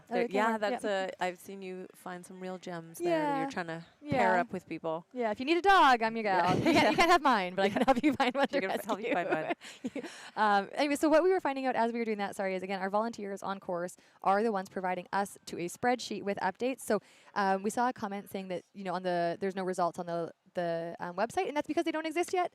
Results will be live once people start finishing. We, again, don't have timing mats out on the course, so there is no update available that way. We are your source of information, or if you have friends out there tracking. But if your runner is using the RunGo app, you can track them, but that is up to them if they use it or not. So they may or may not be trackable based on that. But let's go in. We're going to, again, our volunteers are busy, and our spreadsheet is a little bit behind. So we're going to do super fun bib number tracking here to find you our first place female and our second place female at Cap University. So we have bib number. If you know them, you're going to know before I say it out loud. Bib 2081 is still Juliana Julianne. Facette. So she's Yeah. still our first female. So she's racing just the 50 mile, just the 50 Just miler. the one day. Yeah. Yeah. So she's been leading most of the day. So Yeah. we still have Juliana Facette first at the at Cap. Yeah, a Cap Cap U. U. Yeah. And then it seems like for our first male who's doing the 50-50, Yeah, and but leading overall. But Yeah. leading the 50 miler is still Alexander Campbell, and Yeah. he's at least gone through aid station 6 at Garibaldi. Amazing. Yeah. Yeah. So he's gone from Cap all the way up the climb and then come back down and now crossed over. Oh wow, I across the think, right to to a another fool's gold. Fool's Gold Yeah, man's yeah, gold yeah, treasure or yeah, something. yeah. Yeah. That's huge. That's about, I think that climb is about 8K on its own. Wow. So he's off the front for sure. Yeah, that's impressive. Flying probably Yeah. again, as we were talking about before with the heat, Yeah. probably just enjoying these cool temperatures. Yeah, Our so those are our two leaders. female, lead male, and then our second female looks like Jenny Labrie. Yeah, I say Labrie. Oh, Again, this is, no, I think you might. I don't know if you might be right. I was going to say I just want to call myself out again. Local racer, absolute crusher. Yeah. She's been here many times. It looks Okay, good. Yeah, we're getting the spreadsheet. yeah, Up. yeah. Oh, yay! There we go. Yeah, Thank yeah. you. Thank you to our Yeah. team out there again. I know they're not listening. They're very busy. Wing Taylor standing in front of me, who is always behind the scenes with us. Rob Working Morley on the miracles. other side, Yes. working miracles. Thank our you, tech Wing. Thank you, Rob. gurus. Yes. Well, we just point out problems. Yeah. They fix them. Yes. So thank Yeah. you to them for that. Yeah. Our spreadsheet is updated. Again, we kind of, we jump in here at 10:30 today a.m. and they've been out there since 5:30 Yes. a.m. and we're like, hey, can you please do the thing for us? Yeah. So thank you to them. So when we look, Juliana Facette came through Cap U, which is aid station 5 at 11:14. Yep. And then about 17 minutes later, or 16 minutes and 53 seconds later, we had our second female. So they have about 16-minute difference between first and second female. So So this could be a very commanding lead for Yeah. Julianne if she holds on and feels this like throughout the whole Yeah. thing. So that being said, Yeah. it still is Early. it still is a long way to the finish line. So it like certainly right now looks like a fantastic lead, but if your stomach goes or what have you. So I think she'll probably just keep charging, keep and charging. Yeah, hopefully it's all Yeah, going well. yeah, Hopefully she's on her exactly. crew and had a great reset. Exactly. But not a given. It's not like we have No. 3K left. Right. Yes. But definitely, yeah. I mean, on this impressively. course, even 3K, you gotta really hold it together. I always, people were asking me about this again last weekend with the race I did at Fat Dog, and people are saying, when do you get excited about winning? Like, if that's happening for you, if you're having a good day, or even for finishing, right? When do you start to get excited? And I always say, like, literally not until I see the finish line. Yeah. Because if something happened where you, Yeah. and you don't get ahead of yourself, because Yes. if something happened and you had to even shuffle the last K, and if Jenny started closing quickly, that could change. Yeah, So yeah. it's always really neat and important to follow these things right through to the end, and hopefully they both have their great days. Obviously, we don't wish for any of that, but just I'm sure Julianne is out there running very focused and not thinking about that time or that gap or relaxing at all. Yeah. Yeah. And then as soon as because that was only our second place female, Jenny Labrie went through only 4 minutes ago, or like 3 minutes ago, through the aid station at Cap U. Yeah. So as soon as we get our third place female come through, we will let you know, and we'll let you know the gap too. Yeah. And then to look at our men, Yeah. so our first male who went through Cap U leading the race overall, that was our 50-50, Alexander Campbell. He went through Cap U at 10:21, and now we've already had him come through more aid stations Yes. since then. And from this, we actually don't know who our second place male is, do No, we? they But then keep we have missing third. that one for us. Yeah. And yeah. if this is correct, then we are what is labeled third place male, which is Eben Freeman. He came through at 10:50. So that's 30 minutes difference between our first place male and then what we have labeled as third place male. So either there's a second place in there that maybe the number's not showing, or there might be a technical reason why we don't know who that is. Yeah. Or Eben's actually second, but labeled as They third. could be copying So, and pasting it from earlier. Yeah, or something. exactly. So we yeah. don't know for sure, but from what we have to work through here, we definitely know that Alexandra Campbell is is leading, and Eben is definitely third, if not second. Yes. So he's on the podium right now, anyhow. Yeah. And about a 30-minute difference between the two of them when they came through Cap U. Yep. And then we've had Alex already come through Garibaldi, but then we're still waiting for Eben to come through any further aid stations. So he's still working his way up that big climb and then down the descent. And then down. Then down. And that's another, these, an interesting thing on this course is like often the climbs are relatively, I'm going to say, smooth underfoot for us locals who are used to the techie terrain. So that's where we say like this it's really challenging because they're runnable. There's there's some switchbacks that and you gain a lot of vert, but they're built for people to be able to bike up them. I was just gonna say they're climb trails for cyclists. Yeah. Cyclists are not looking, well, for the most part, for super techie steep climb trails. They want they just want to get to the top. Yeah, so they want to pedal and go. The fun part can start. And so I love running these climb trails here. It's just you can turn. You just don't have to really worry about your footing, and you can just go into that kind of more effort mode. Yeah, I call it that aerobic hill beast where you're I'm breathing heavy, but my heart is not changing as I go. It's just climb. It's just steady. Yeah. It's upper Z2, I would almost call it, that aerobic zone where you can still fuel, you can still hydrate, because it's 8K of climbing. You better be eating in that time and drinking. But you're just kind of chugging away, like a steady engine. Totally. Yeah, so fun. So they do that, and then what I was going to say, the feature, they all kind of turn into a very techie descent because, again, mountain bikers want the fun part. Yeah. And that is with a huge shout out to the mountain bikers who build these trails and do a lot of the trail work. And ride them. Way more skilled. They control 2 wheels as they go down these. And so then they go into a very, very steep techie descent, Angry M, and reach the next checkpoint. There's also a very cool spot. I don't know if we have any footage of this. We often get it later after, but you'll see the volunteers. It's one of the favorite volunteer course marshal positions to stand at the bridge. So you have people coming up the climb trail, and one of the beautiful features is this massive, wooden bridge, and you go over the trail. So if you don't even have to be mid-pack to see it. You're with these splits, the first woman might see the first man coming over the bridge, just with the distance between the two. So when you come down the descent, you cross over the trail you ran up, but you go over it, and you get to pass over runners. And it's a really, really special kind of trail build, I call it, on this course. And I think in the longer a race is, the more you're sort of really having to take care of your quads, right? The pounding's catching up with you. And for me personally, I find I can climb long into an ultra, but sometimes the descent really starts to hurt. Especially if it's, a bit more steep or a little more technical. So, Yeah, on these technical ones, you really have to stay in control of your footing, which as you fatigue does become more difficult. I agree. Again, that's something I talk to athletes about a lot is as long as you're not somehow magically a VO2 max monster, you're probably not going to actually blow yourself up on the climb. If you are well trained or you have any experience running hills, you know where that limit is to be able to stay in your kind of aerobic or primarily aerobic zone. You might hit Z3, as you go up some of these climbs for brief periods, but the magic is that the terrain changes, so the effort changes. And then when you are climbing, you are not doing that same eccentric loading on your legs. So people will say oh, that climb trashed my quads or things. And again, maybe if they haven't prepared for vert, but typically it's the downhill. You can work a higher effort, a perceived effort up the climbs and let the downs flow as best as possible. If you are charging the downs, trying to match your effort of the ups, you will do some damage. Absolutely. You will run very irresponsibly. Maybe you'll pull it off. I guess we'll find out. Sometimes that's something we get to hear about from our younger or newer racers. Yes.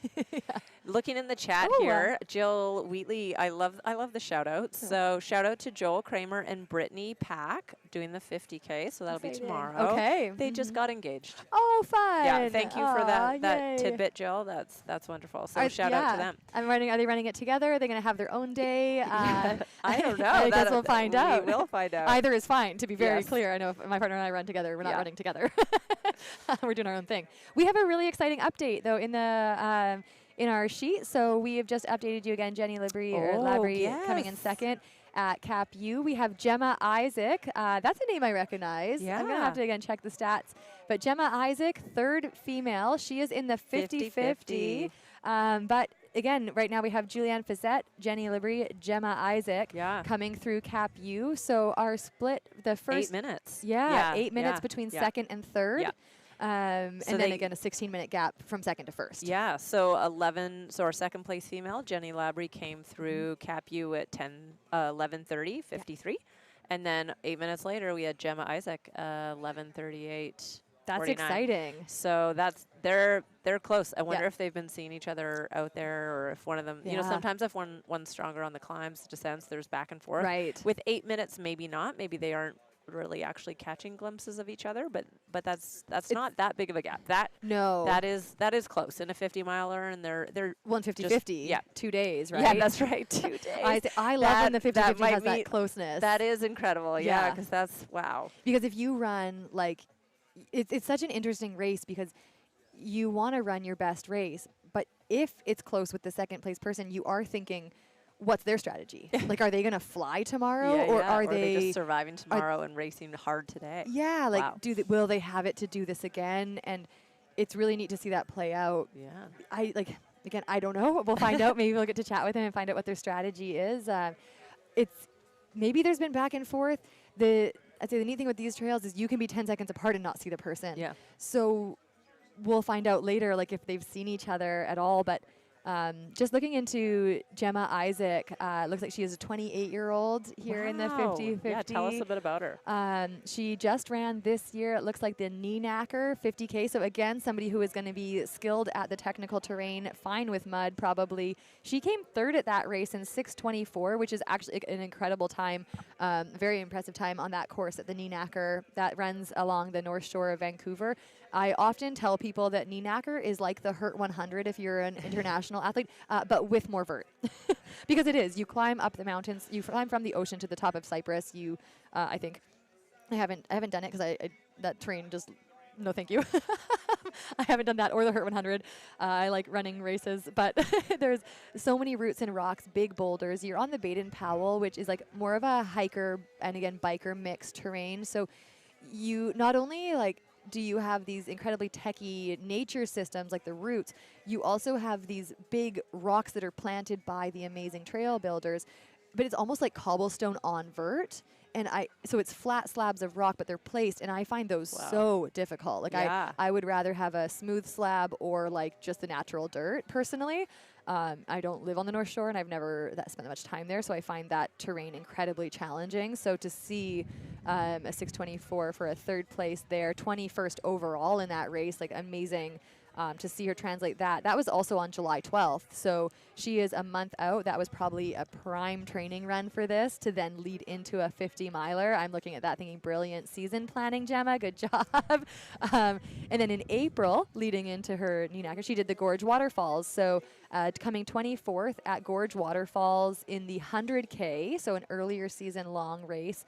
That also this year was the U.S. team qualifier for the trail championships and like for the national team. So 24th may, to some people, think like, oh, okay, you know, that's she wasn't near the podium or anything, but that's actually a very, very good time. Deep That field. that competitive. field, Yeah. I would argue, probably had at least 20 Americans trying for those top 2 spots for Right. the team, yet alone all the other international competitors that go there because it's beautiful, it's challenging, it's runnable. So just on those 2 performances, it's maybe suggesting to me that she is a mix of technicality and speed. Yeah. Yeah. Yeah. Amazing. And a 12:21 finish. So again, 100K, I believe that one has, I want to say close to 3,000 meters. Maybe it's 2,000. Okay. I can't remember. I ran it. I don't remember. But 12:21 is a good time. yeah. Yeah. Fantastic. Yeah. So very cool. And again, 28, like coming into this sport, trying different distances. And she was here last year too. So looking at this, last year she did the 50-50 as well. 50-50. Checking the dates, the years match up. And she looks like, you know, again, ran so far like quite different times compared to what she's doing today. So last year in the 50 miles, she ran 11:10 and finished 17th. So she's running. She's, I think, a bit ahead of that today. Great. Yeah, a little bit ahead. She might have learned something. I'd love to hear about that. That's, you know, I think there's so much value. Actually, maybe you can speak to this. I think there's so much value in this sport at this moment when there are so many different options. You cannot learn the same amount if you don't repeat the race. I've felt that more and more in the last few. You don't have to. Obviously, people should do what draws them into the meaning of the sport. But if you want to perform your best at a race, I think there is so much value in repeating it. Yeah, so I do kind of like racing races what you've not done the course before because it's so fun and interesting. But if you're looking at performance, knowing a course, knowing what's coming, knowing when you can push, knowing how your body responds on a course is so invaluable. Yeah. Again, there's so many different reasons to do different races. Like I also have done, one and done type races or wanted to see new places, and that's one of the most fun ways to do it. But something I've admired in a lot of the professionals in this sport is that you don't even hear their name for the first 6 years they race it, and then all of a sudden they're winning, and they've got their golden tickets to Western States, or they've made the national team, and then you look at their results, which is something I kind of do, and I like to learn from what other people are doing in the sport, and I'm like, oh, they've done that race 7 times or 6 times, just up and up. Maybe had an off year here or there, something's come up, but they come back, and I just think that there's a lot of value. So it's neat, again, to see somebody who's 28. I'm going to kind of guess, just based on her results starting in 2023, that I can see anyways. Like and here at Squamish, a couple years in, and already just like, hey, I'm gonna chip away at this one. I'm gonna show back up. Yeah. And, she's not even in her prime endurance yet. Amazing. Yeah. Because that's obviously a bit later, we're going to tell you. And I mean, science does support that. So aerobic benefits are coming for you, Gemma, and you're already crushing it. Yeah, no, that's and I think because this race does have such a strong community component to it, we do get a lot of people who come year after year and love to race, and it's whether it's they're using the 50 mile as a training run for a 100 miler, or this is their peak race for the year. We've got everything, like all ends of the spectrum. And lucky for us, there's a live stream now, so we can be here without having to race it every year. But that being said, it's a race where when I sit and do this, I love obviously doing this, happy to be here both days. I also want to race it again. So there is that mix, about 3 weeks out when I know that I've secured and locked in and promised to be here, I'm like, oh, but do I want to race? And then I'm like, well, no, like obviously I will be here, but it elicits a little bit of FOMO every time, and I really love that. Like that I think makes it even more special to get to be here celebrating the people on course. Also, I just wanted to point out there are a lot of children gathering. Yeah. So I suspect we have our kids race coming up in a while. So when that does happen, you will get to probably see some of it, and we'll cut to them. But at the beginning, we had just said, without checking the schedule at all, without doing our due diligence, we had said we weren't sure when it is, and it looks like it is today. There is also a beautiful racer guide for anybody who is like, following the race from locally here in Squamish and wondering what's going on over the course of the weekend. On the website, there is the 2025 Racer Guide. This, again, is something that Gary and his team at Coast Mountain do such a good job with of organizing everything for everybody. So even though I'm sitting here saying, I don't know when that is, it is very clearly outlined early on page 7. So we are going to have... Let me see if this is outlining it. It's actually funny as I say that, and I'm not sure if it will tell me about the kids' race, but I'm sure it's in there. And I wonder if they have, kids' race on page 41. That's what they've done. They've hit it. So let's find out. Maybe also we could try and get an update on Mail 2. Yeah, we're trying in the WhatsApp chat. The mystery of M2. It is, kids race today, Saturday, August 16th at noon. So in about 10 minutes, we have the kids race. There we go. These kids are all on time. They are learning the ropes. Show up on time for your races. Be here. They'll have a really fun warm up every year. I was actually starting to notice around us we're looking at a lot of the sponsor tents and things. I was noticing a lot of adults in dinosaur onesies. That is and I was thinking theme this year. But I was thinking there must be a kids race soon. Yeah. And I mean, they do it they've done this at Capra Aid Station. Yes. They're all in different the dancing outfits. bananas one year. Oh, I loved the bananas. So good. So you never know, like, is it the kids race or is it just adults in onesies? You know what I wanted to ask? I don't know if we know this yet. About the theme at Farside. Yeah, I don't know. Okay. So speaking of, that'll be fun to find out. It gives me goosebumps because honestly, I got emotional last time I was out there when they did the Ted Lasso theme. It was just so remarkably done. So for anybody who has raced here, you will know Farside. It is 10K from the finish. If you don't know, again, it's aid station, 10K from the finish. It's basically your last major aid station. Last time you see crew, it is the last aid station. Well, the very first year Gary ran this race, there was like a tiny table at the top of Mount Flem. Yeah. That's awesome. And then I remember one year that was Are gone. we cutting to Crosby? I think we're sorry. No, no. To the start for the kids' race. Make sure you all stretch Oh, out we are ready to hearing go. John. So there's going to be the kids race. kids race. Parents I are gonna think- try to keep up. Okay, there we go. Clear you out there. So, sorry, we're talking about Mount Flem used to have an aid station at the top of it. Mount Flem being Yeah. the last climb of the entire race before you descend. Maybe and just hit for the 1 road. year. We'd have to Yeah. ask Gary. There used to be, I know the odd time there's been somebody, one of the volunteers again, who's probably there every year with popsicles or freezies. I never got a freezy. I've never taken one, but it's like, I do want that freezy. I just want it in Yeah. 5K. Maybe they didn't have it the atmospheric river year. I mean, And even if they did, I wouldn't have You taken it because wouldn't I have was a freezy. Yeah, everyone is a freezy. Like, you are the freezy this year. Yeah. But yeah, Farside is the last crewed aid station. Often, one of the unique things again about this race, I'd say for Canadian races, is that because of the frequency of aid stations and the Forest Service Road access to the course, you actually aren't required to have a lot of mandatory gear, if any. Yeah. So at Farside, when you're 10K from the finish, though there's literally a mountain between you and the finish line, and 10K, you can drop everything if Yeah. you want. So I've left there usually with a handheld and like 'Kay. a few gels or a larger handheld depending on the temperatures and things. I've dropped my pack 1 year. Like I just, I was like, let's. Do you beca- keep your bra? though? Yeah, of course, okay, yeah. Just my T-shirt.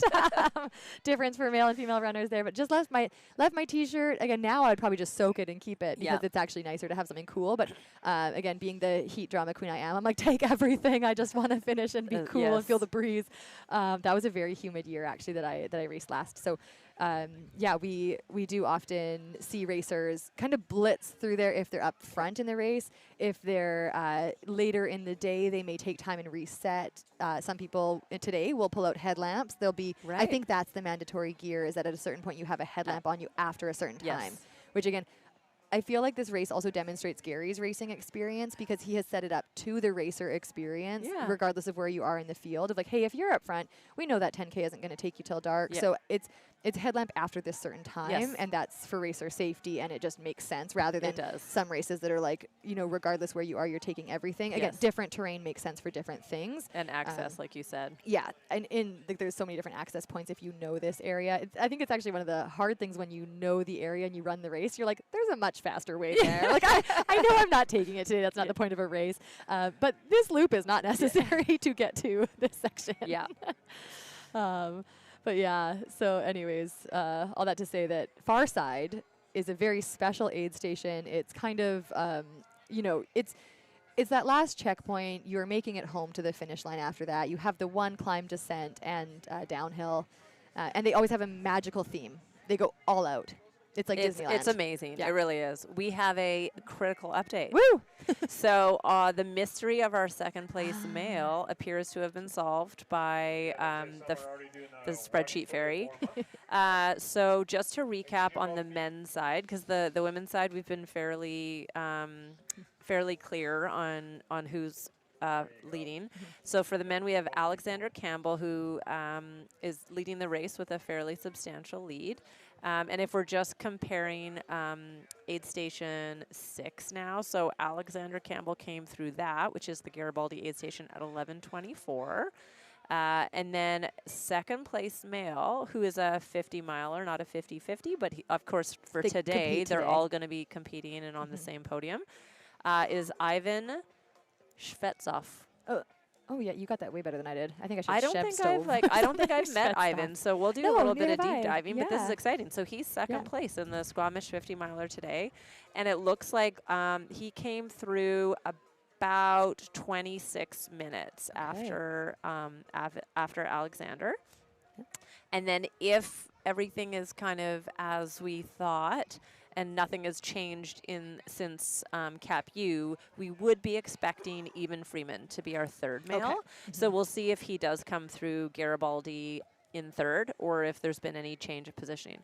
But yeah, we hadn't been picking up or getting Ivan's kind of updates along the way. So this is the first time now that we've been really clear Yeah. on who second is. A second mystery Yeah. man. The other thing we don't have right now, just so everybody listening for this is clear, is the 50-50 man behind Alexander Right. Campbell. So in earlier parts of the race, we were getting updates that it was Seth Wheeling and John Dean, I believe, was in there, and we have not had updates on those two for quite a while. It doesn't mean anything. It means that our spreadsheet hasn't been updated. So if you are in the live chat and you're following, or you're their crew or something and you know what's up, let us know.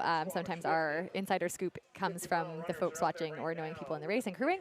But I'd say that's kind of the next piece we'd like to see come together and have information on in this race, because we're missing that piece right now. And then I just wanted to pop over to Ivan's results and just point out that Ivan just raced Buck and Hell July 26th. Again, speak of technical, 50K, and ran 5:34, taking first place. Fantastic. So yeah, Ivan. So he knows this area. Yeah, and Ivan's been training. Ivan's had a great race. Would be super curious to see, what Ivan practiced that day that's going into Squamish with him. Maybe what changed, if anything, who knows. But that looks like it was a tight race. So if 4 minutes. He was only 4 minutes. James Mason was hot on his heels. So he was first. James Mason was second, and Dean Hortle was third. That was back at in July, you said? Yeah, July 26th. So quite recently, Buck and Hell is actually quite close, I would say, to Squamish. 4 weeks, Yeah, so 50K probably, had a little recovery, tune-up race, a taper race. Also shout out there on the results of Buck and Hell, another Coast Mountain Trail race, Darby Kai Standrick. Incredible. The Canadian champion that you may never hear of unless you race her, and then you know. Yes. She is so incredible. She did the Buck Me This Goat Is Knackered, so the 350Ks all in a row. She won all of them for women overall, doing 3 back-to-back. Wow. I believe she took the overall course record for anybody to ever do that combo and gets the trophy with her name on it, that says Buck Me This Goat Is Knackered. Congratulations, Darby Kai, you are our hero. And again, just this elusive true unicorn in the Canadian forest that if you ever see that name on a start list, you have been warned. She's absolutely incredible and loves, truly, I think she's inspirational because she just runs. Her training's nowhere. You can't find her on the internet. She obviously knows what she's doing. I don't know what it looks like. I've tried to find out, but just shows up, crushes, and seems to be incredibly consistent year to year, but also look at that 3 weekends back to back. Yeah. To answer the question for 2 Foot Transit, what were the men's standings at Cap U? So unfortunately for Cap U, we did not we didn't get a second place male time. So we're just working off of the Garibaldi aid station, and now we have our 3rd place male came through. So I'll give you the kind of 1st, 2nd, and 3rd through Garibaldi. We had Alexander Campbell at 11:24 through Garibaldi aid station 6, and then Ivan Shetzoff came through at 11:50, and then 7 minutes behind him we have Eric Thompson in 3rd. So it does seem like that has changed a little bit, because we thought potentially, based on kind of what we'd seen earlier, maybe even Freeman would be 3rd. But we'll see if he comes through 4th or what have you. So we'll keep you all updated. And obviously, these are volunteers giving us their best info. There is always the possibility that, even snuck through and someone didn't catch the number. We never know for sure, but this is as accurate as we have right now. And so if anything not off changes, timing, Matt. it's not off timing, Matt. So we will let you guys know if anything changes. And Eric Thompson, who just came through there, also again a great little season. 2025 so far, Quebec, little season, as I say, about a 50 mile and 50K prior to this 50 mile. Quebec Mega Trail. So again, that was the Canadian Mountain Championships, long and short course. We'll maybe talk about that after this, about the Canadian teams and how that comes to be. But the last 2 years, Squamish was the qualifying race, or national championships, depending on the year. But this year and next year, it will be at Quebec Mega Trail out in Quebec. And Eric came 8th there overall, and for men in the 50-miler distance, running 9:53, which I can tell you after being there and running a bit longer than that, that is a great time on that course. Nice. And also did Chuckin at 50K this March, again, just south of us in Bellingham, USA, an incredibly historic and competitive race, came 32nd there running. So get this, okay. I think 30th male, 32nd overall. 30th male, 32nd overall, 50 kilometers. This one has 1,500 meters of gain, 4:24. And that's the positioning. So again, speaks to the competitiveness of this race. Running 4:24. Very deep field. Very deep field. That's a very fast time between, again, that and Quebec. Seeing this neat mix of West Coast, East Coast, fast running and technical running. So really cool. I think that builds really well into Squamish 50 mile here. In 2024, Eric was here So-so. at Yeah, Squamish. Yeah. Also did check-in the year before. Again, moving up about Yeah, 20 totally. positions and 10 minutes faster year after year. So Yeah. talking back to that, like getting better at Experience, the yep. actual course. Yep. Squamish, again, Squamish, 50 It mile. was 15th last year, it looks like. 9:38. So again, a great time. Probably right now running ahead of that and looking to improve that time as well. So really neat to see that a little bit of just those last 2 years. There's a few other, lots of times. 2023 at Squamish, 50K, 2022 at Squamish, 50K, top 10 finishes both years. Nice. Eric knows this course and Absolutely. hopefully is just having a great day making moves. Yeah. Yeah. Yeah, no, that's great. Yeah. Fun to get that update and again, to learn some different names of the runners who are out there. As you're asking for updates too, again, whether or not we have them, if there's a certain runner you're looking for, you can always check the RunGo app or pop it in into the chat because maybe we'll be able to find something out about them. Yeah. Maybe we're going to take a little break. We've got the kids race about to start here. There are dinosaurs and kids. Adult dinosaurs Yeah. and children. It looks fantastic. Enjoy watching. Yeah, this is the future of our sport. Remember those faces. 5, 6, 7, 8, 9, 10, 11, 12-year-olds, you're going to stay to the side. I would And like all our the mics. 4-year-olds to 4-year-olds. Great. I'd like all the 3-year-olds to follow me. If there are 5-year-olds also that aren't ready to be brave for 2 laps, you are welcome to do 1 lap and come on up. If there are any 5-year-olds that say, I'm just not ready. I'm not ready for 2 laps. I just want to do 1 lap. Come on up. Great. Let's take a step in. Step in. Good. And we're going to stop right here. Are there any 5-year-olds in the mist? 5-year-olds in the group? Are you a 5-year-old? Eloise, you're going to come right up here because you're going to be super fast. Any other 5-year-olds? 5-year-olds? 5-year-olds? Okay, come on up. You're going to go right here. Are there any 4-year-olds? Oh, you got right up here, Dax. Right there. Right here. Right here, Huey. Okay. Are you Emma? Emma, right there, honey. Right here. Perfect. You're going to go right here. Are there Sullivan? Right there, buddy. Right there. Are there any 3-year-olds? 3-year-olds. 3-year-olds are going to line up right here. We're going to go behind the 4-year-olds because the 4-year-olds come on up and we're right here. 3-year-olds. 3-year-olds right here. Jazzy, this way. I'm just a little worried because they're going to get run over. Like, that's why we just dropped here. And then Isla, you can just go right here. Perfect. Oliver, good job. Excellent. We've got a path. So, awesome. We've got our volunteer. Where did Tom go? Where did Tom go? Perfect. Okay, we are going to have audience participation. So I'm going to say 1, 2, 3, and we're going to go on your mark, get set, go. It has to be loud. We don't get another shot. So, are we ready? Who are we running towards? We are running towards the purple dinosaur. Run towards the purple dinosaur. Are we ready? 1, 2, 3. On your mark, get set, go!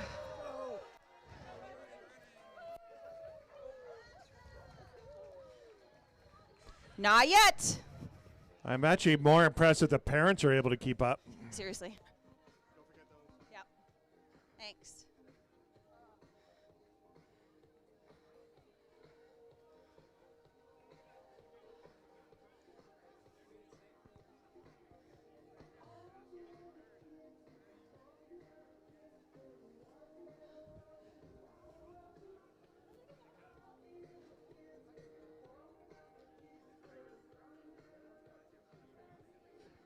Can I ask for your help just to hand out some stickers? Come on up.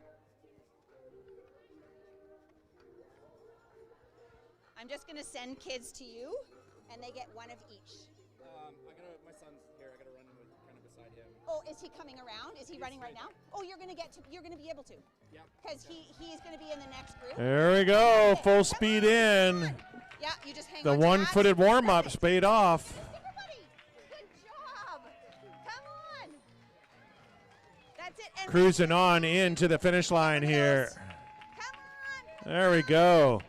with their own pacer and There you everything. go. That's it. Come Great this way. job. Come this way. Awesome. And then you There. sticker right there. Come on. That's how I would run it. Get someone to Finish. carry I me. got a sticker. You get a sticker right there. Come on, come on, come on. Oh, we have a princess out there with the traditional princess running dress. Good work, and go get a sticker. Come on this way. There we go, coming on in. Good stuff, and go get a sticker. Woo! Good job. And go get a sticker right over there. There we go, coming in. Shh, don't wake the baby. Cross. And go get a sticker. There we go, crossing the line. And I think that was it. There's one more. Okay, thanks. Group 2 is going to come next.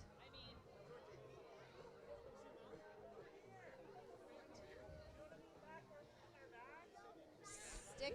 You guys remember a time when all it took was a sticker for you to Wait, want to do everyone's got a something? sticker? Almost. Yeah, this is the gateway Awesome. prize to a belt buckle. Perfect. Can I get this one? Yes. Yeah. Thank you. Awesome. Thanks so much. Thank you. And now you can go to your son. Yeah. Thanks. It was a kid really struggling, but Oh, I yeah. don't know if they quit. Oh, Got it. There we go. Uh-oh.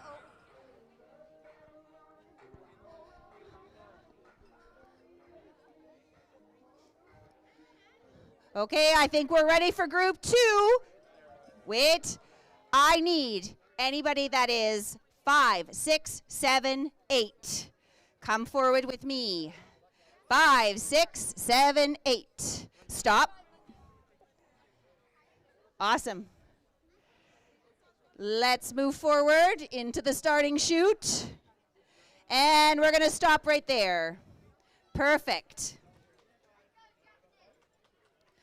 So hold up. How many fingers, how many laps are you going to do? How many times around? I love the 2. Yes. I'm seeing everyone knows that they're going around 2 times. So you're going to pass the dinosaur 2 times, not just once. Stop. Don't move. Wait for your number. If you are 8, come on up. 8-year-olds. Come up to the line. 8-year-olds. If you're 7, come on up to the line. 7-year-olds.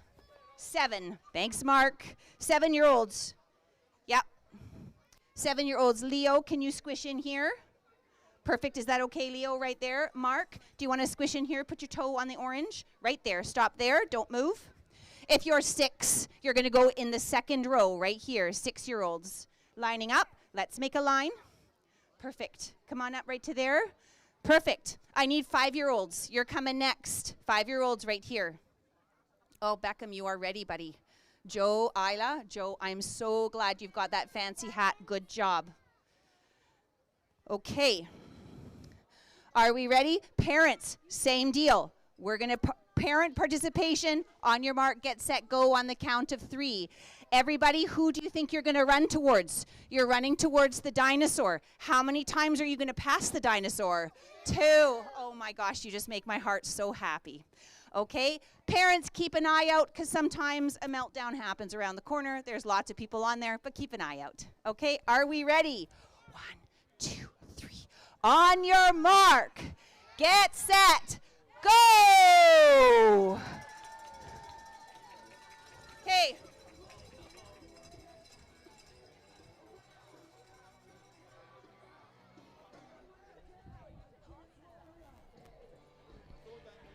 And just so you know, the meltdown may not just be the kids, there may be some of the parents. So Or me. yeah, I'm sweating so much. or the dinosaur. Yeah. That's why dinosaurs went extinct.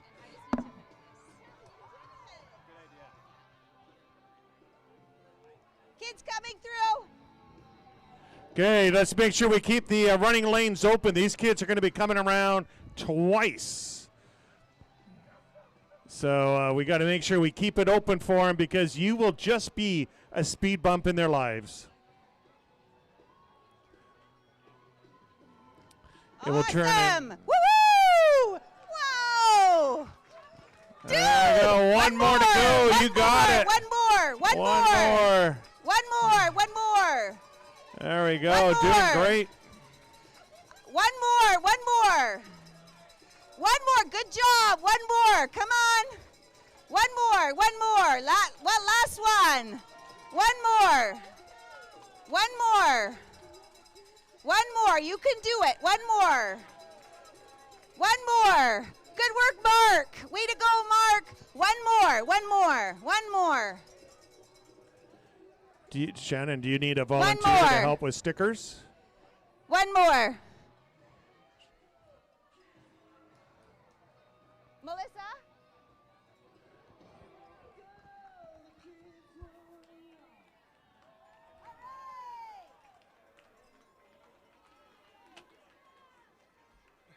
Oh, someone had a little too many post race donuts. No, we don't. No.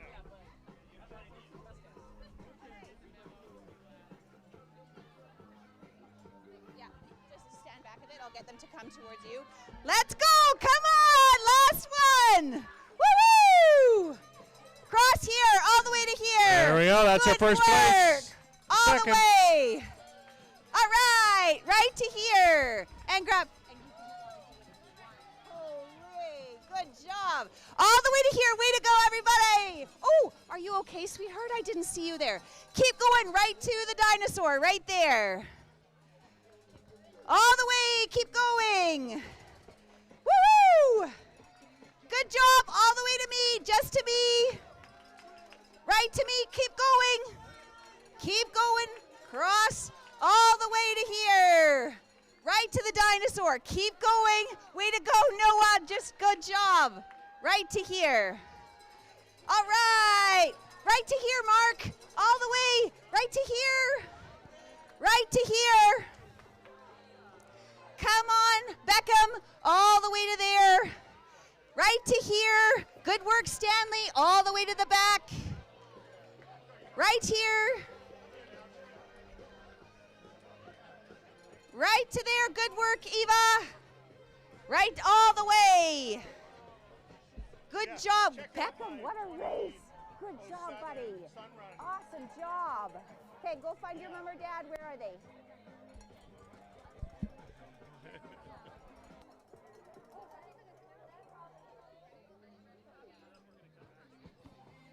Okay. Can you tell the kids race volunteer at that side? This is the long loop. So we're going to have to clear that section there. Okay, long loop. Yes, honey? Is this just a practice? No, that was it. Oh. Yeah, did you get a sticker? Have you gone yet? No. Oh, so you're going now. Okay, and we're going to end up having to move this side here. And, hey there, the kids are going to be coming through. Yeah. Okay, are we ready for the big guns? Are we ready for the 9 and olders? 9 and olders, come on up. 9 and olders, not yet. 9 and olders. Are you going again? No. Did you? Oh, you haven't gone yet. I just saw you warming up. Sorry, my brain. Yeah. 9 and olders, are we ready?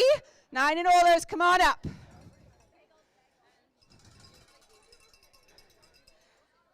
Okay, 1 foot on the orange. Excellent. And just be careful, we want to move to the side. That's not a good place to be because you're going to get run over. Perfect. So how many laps are you doing? 3. I'm so glad you were listening. And we're going behind the stage. We're not going in front of the stage. There's someone there. You're going to go behind the stage and come. Are we ready? Okay. Are we good? We are going to the purple dinosaurs and then following the flags. On your mark, get set, go!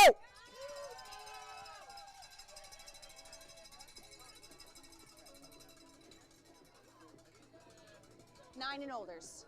No, I know. Oh, the He just stickers? finished the last Oh, one. yeah, right there, right there.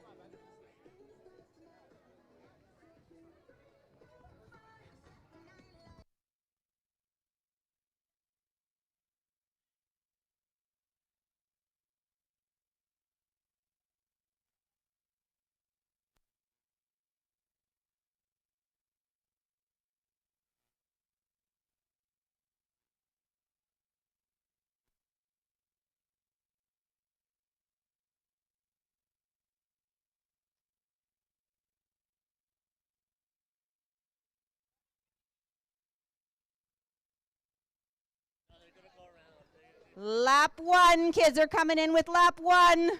There's the first one coming in. Coming in for lap 1. Hey, that's 1. Keep it going. There's 1. 1. First lap. All right. First lap. You can do it. Are you okay? 1 lap. First lap. First lap. You can do it.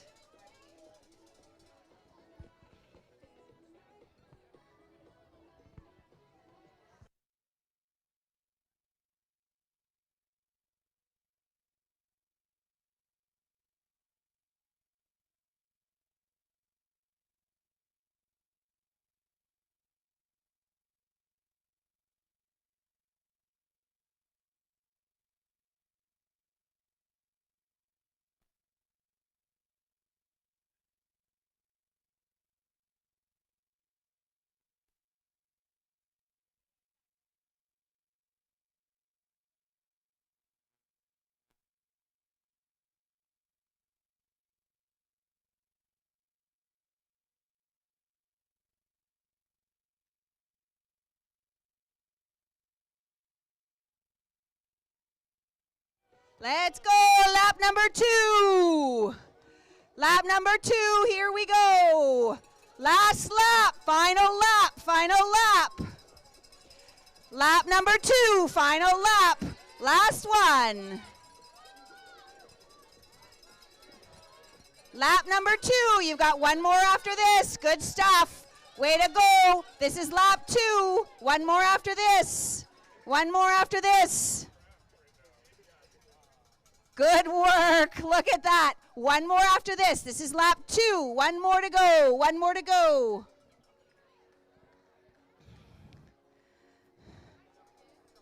Yeah. Oh, yeah. This is second lap. Second lap. Yeah. Second lap. Oh, yeah. Second lap. Do the last 2. Last 2. Good work.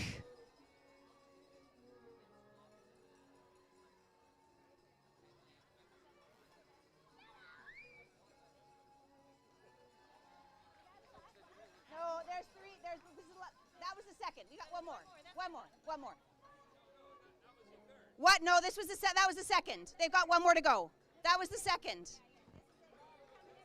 No, that was 2 laps. This will be her last one. Yeah. 1 more. 1 more. 1 more. 1 more. That was only 2 laps. They're done? That was 3 laps? Oh, okay, that was it. Yeah. Yeah. That was 3? How is that possible? That's it. Come on. Good. They ran so fast.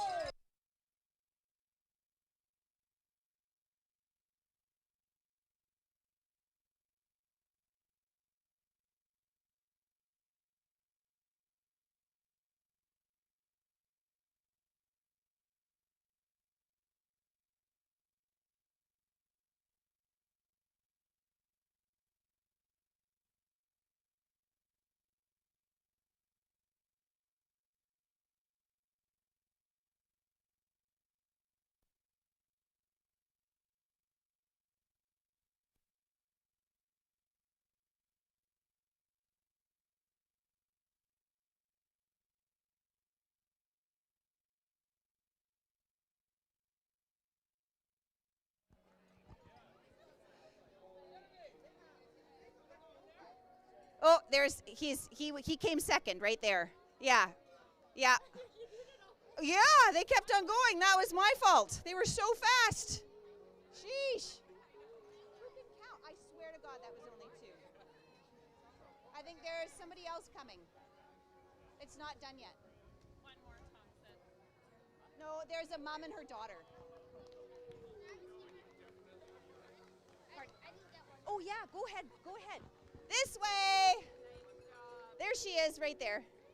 All right. I think Ava, she did the most today. Here you go. All right, come on. Oh, that was through a lot of pain, hey? Were you in There pain? you go. Awesome. Yeah, well done. That's what I thought. I got to run through a little. Yeah, good job. Yeah.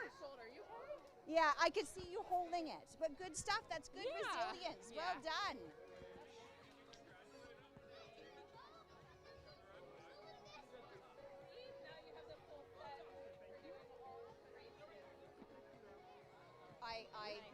I swear that was only 2. No, it was 3. That was so That's why random. I was like you're saying one more and everyone else is like, no. Oh, And yeah. I'm like, no, I'm Yeah. at the end. We're done, right? We're done. Yeah, we're done. I'll take this. The girls started picking up. Yeah, that's great.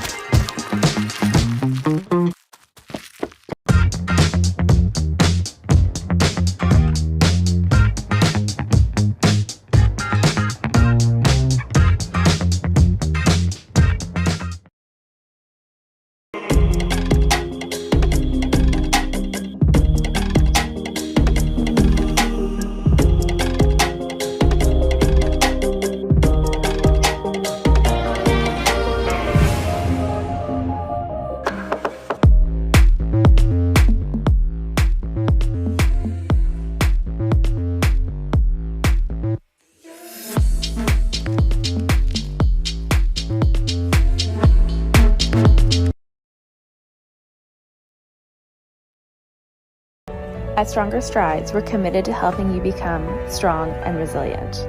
We believe that success starts with a solid foundation, focusing on movements that enhance running efficiency and build strength progressively.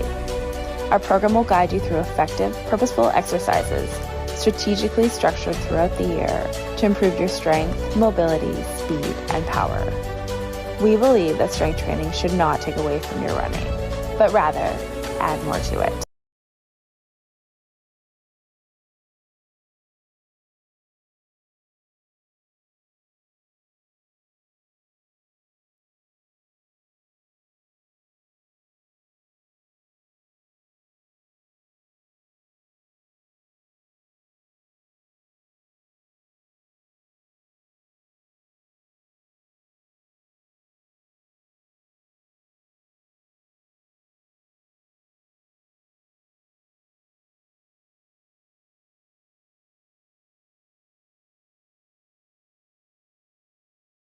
They love to talk about shoes and running gear. Before you know it, it'll be 10 p.m. and time to go to bed. Okay, we are back. Thank you, everybody, for that nice little break we just had. We were able to watch the kids' races, all 3 different age groups, charging 1 and 2 laps. They are running around here downtown Squamish. So that was a great turnout, actually. That was really good. Yeah, I'm going to guess there was 60-plus children running in organized chaos around downtown Squamish on the grass, mainly here at the park. They all had smiles. Yes, they all had smiles. There was no mud or blood. I'm just going to let them know that, that I think Crosby's in our ears, too. Crosby's in our ears? No. He's not? He's just loud. All right. our amazing race announcer, John Crosby. I thought he was in our ears. He's not. He's just in the intercepting the ears. But we wanted to hop back on quickly and give you a bit of an update. Yeah. So really exciting news out of Farside.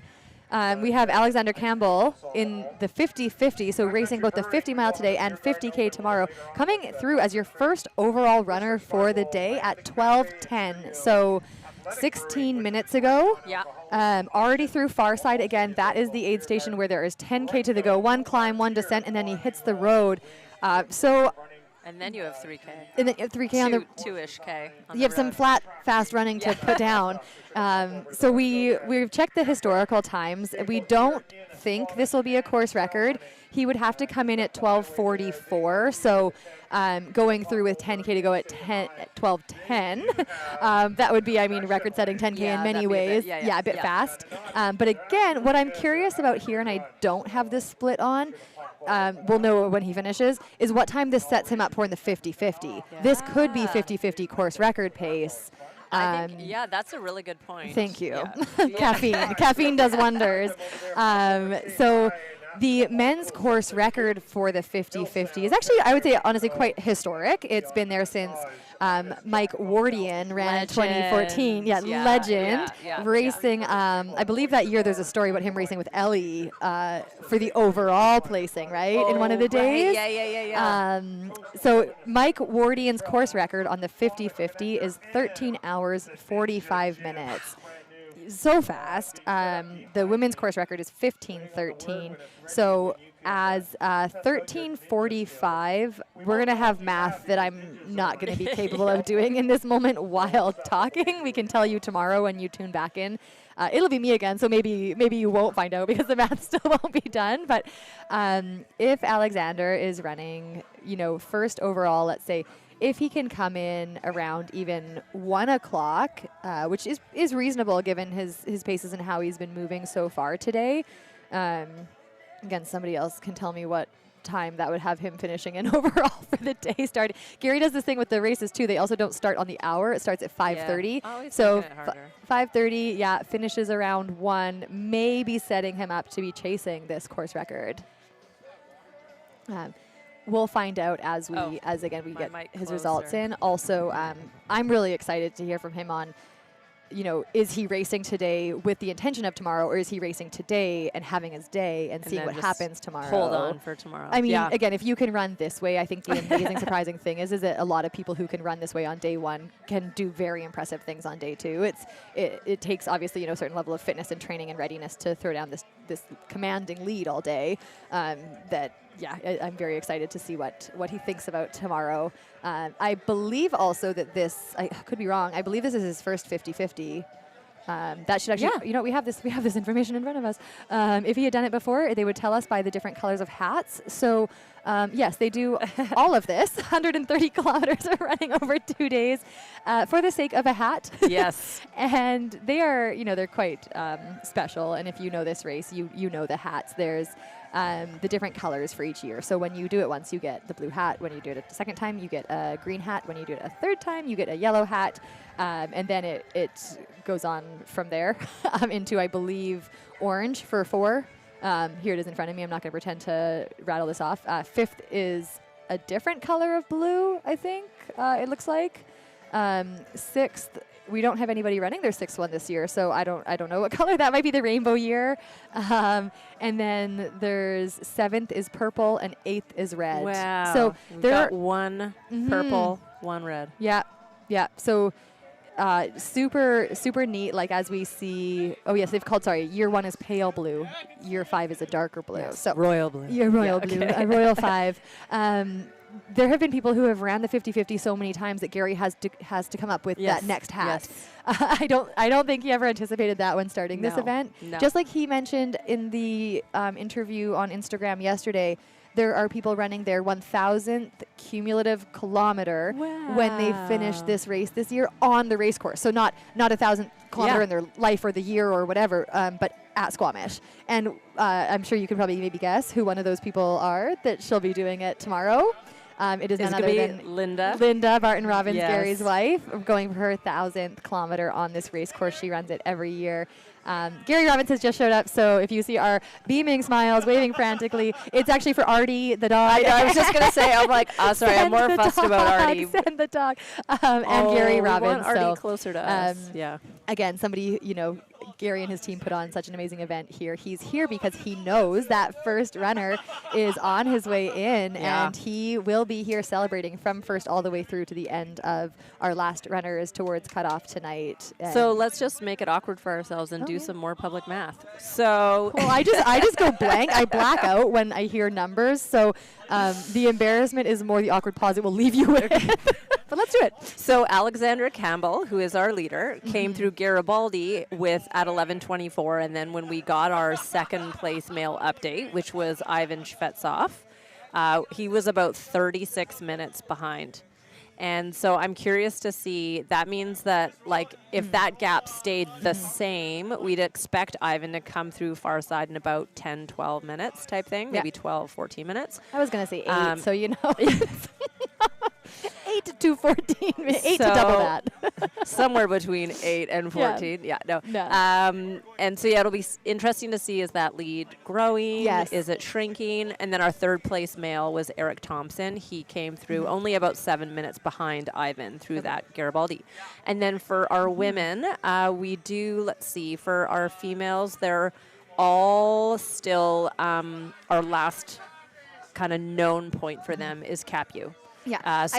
No updates there. It's still Juliana in first, Juliana Facette, and then we've got Jenny Labrie in second and Gemma Isaac in third. Awesome. I think, again, we have that 8K climb, big descent. I suspect either that aid station is getting quite busy at Garibaldi with the top, let's say, 10 men, as well as the women intermixed. We might be missing that update, or it's coming in moments. Because I think, just again, based on pacing, timing, little bit over an hour as they work into the second half. It's not a hot day. I think their paces will probably be holding pretty strong. Yeah, totally. But yeah, one thing to consider, right, when we talk about this is, we're kind of thinking of these, like, tracking as best as possible the top 3 runners in each race. We have gotten more updates elsewhere on the men that we can hopefully put their bib numbers in and start to report just on the broader field for you all. But if they're all coming together, there is a chance that they do miss some of the women again, because our volunteers are, of course, prioritizing the racers' experience, filling the water bottles, getting them through.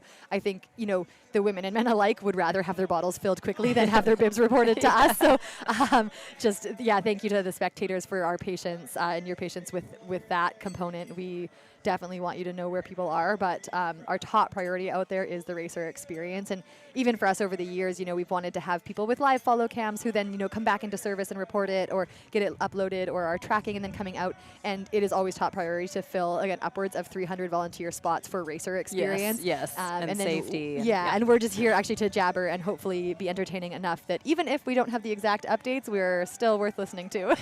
So to watch us do public math or watch us tell tales from the trails. Yes, tales from the trails.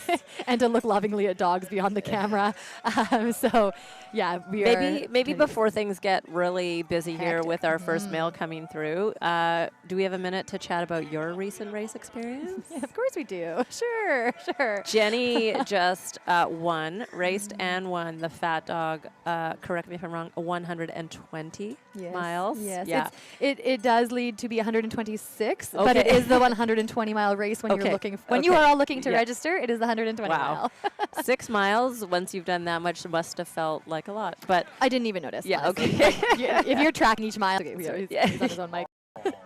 I think Nicole Bitter was there. Yeah, Nicole Bitter, professional trail runner from Texas, was Yeah. there. She has been at States, I think, over Western States man, over 10 she's- times. Yeah, she's such a fast Force. and Yeah. just like really consistent Yeah. racer, really good at that 100-mile distance in Yeah. the States. Yeah. Yeah, she came, I believe, 5th or 6th. She finished in about 40 Okay. hours and, expressed that this was such an interesting race out of her comfort zone. 'Kay. She runs things like Javelina Yes, 100, yes, Black yeah, Canyons yeah. even, like truly, let's call them track to trail road, like Yeah, running yeah, races. yeah, Ones you've had experience at and know the pace of those races. But yeah, she came out to experience the Canadian mountains and Nice. yeah, she seemed to really love the experience. So had you done any of the other distances at Fat Dog before? No. No. Okay. So it was your first, and I've hiked different areas. Like that is stunning country. It's Yeah. a lot of it's going through sort of either Manning Park or following that Crow's Nest kind of highway. It's just essentially just north of the U.S.-Canada border. Yeah. Very amazing country, but rugged. Very The rugged. weather is like moves fast and can be cold, hot, windy, fires. You can get kind of everything through there. So what were the conditions like this year? This year, honestly, we were so lucky. I think the conditions were truly set up perfect for my race and for like a course record year. All top 3 women, shout out to Jess and Heather that came second and respectively third, were under the prior course record of 35:43. So it was truly a great year for that, where it was hot. Okay. But the nice thing was as you climbed, though you were then above altitude, above 2,000 meters, Yep. you were cooled by the breeze. 'Kay. So as long as that wasn't too cold for you, when we descended, it was actually the descents that led into heat of like 30 plus degrees. Wow. Which is very interesting. I found that neat to manage because you're running downhill, so your perceived exertion is lower, your heart rate's lower, but at the same time you're getting cooked. Yeah. So, that was challenging, but the night wasn't too bad. Chilly as per 'Kay. usual, but you have all your mandatory gear that is so intentional for you at that race that you're well equipped. We didn't have a speck of rain. Wow, So, okay. Yeah, Manning Park, like if you ran it this year or you followed it this year, if you go do it another year, just be incredibly prepared for that to be extremely different. Yeah, it has it could be hailed, it has anything. snowed. Totally. Sometimes it snows twice in Yes. the race, so you use your gear, you get back to warm weather Yeah. gear during the day, and then you're back in the cold at night. And a proportion of the race is above tree line, like Yes, you're most of it. exposed. It's like alpine. Yeah, and that's why it's so Rugged stunning, alpine, right? yeah. It's absolutely beautiful views. You're up in the alpine meadows with the alpine flowers. Yeah. There's a few creeks here and there for cooling, which is nice. For me, the night section was like the deep, dense forest, which also, is just a stunning, remarkable area. And Wow, when you have your yeah. headlamp, you're kind of just in that like beautiful zone of like all that exists is your Literal light. tunnel vision. Yes, literal tunnel vision, which I really enjoy, yeah, oddly yeah. enough. And then you look around and you see these big giant trees. So, it was really beautiful. There was the odd massive toad on the trail. Speaking of toads, Okay, but just- they didn't have a volunteer for them. no, these toads were on their own. But these things didn't need help. Okay. Honestly, we stopped at one point and like, this one is staring us down.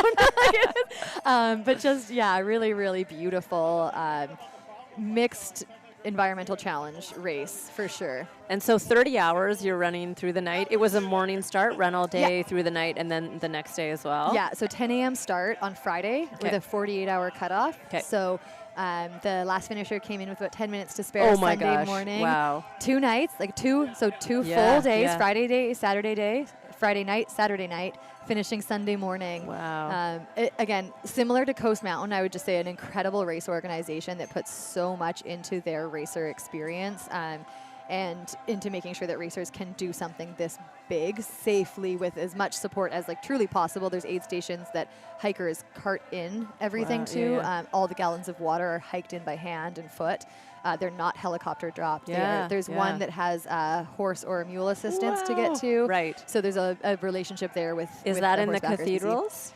No, that one is in Manning Park 'Kay. at Nikomin 'Kay. Lake, I believe. They Okay. have some aid that way. Wow. Yeah, there's very few that are car access. Those are the more major ones.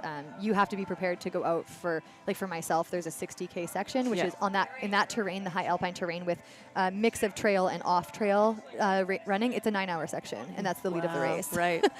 So you have to be self-sustaining, Yeah. or able to self-sustain with access For that to long. aid and like Yeah. water only, Yeah. not full aid stations with Okay. everything. Yeah, so that's a very unique component to this beautiful, remarkable race. And what proportion of the race were you able to have a pacer?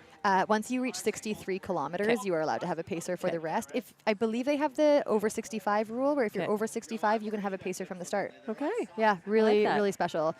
It's great to have. I mean, again, that first 63K before the race, I was like, why does this take 9 hours? This won't take Yeah. 9 hours. It took 9 hours. Yeah.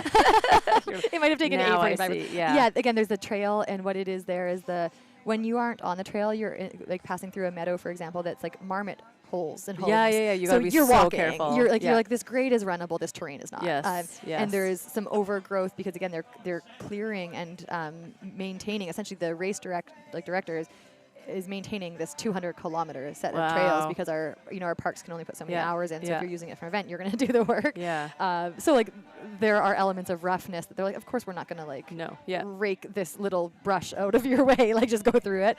But it does lead to slowing down in different ways to manage the terrain. But yeah, Okay. just a So really technical remarkable. footing, Mhm. alpine terrain, long.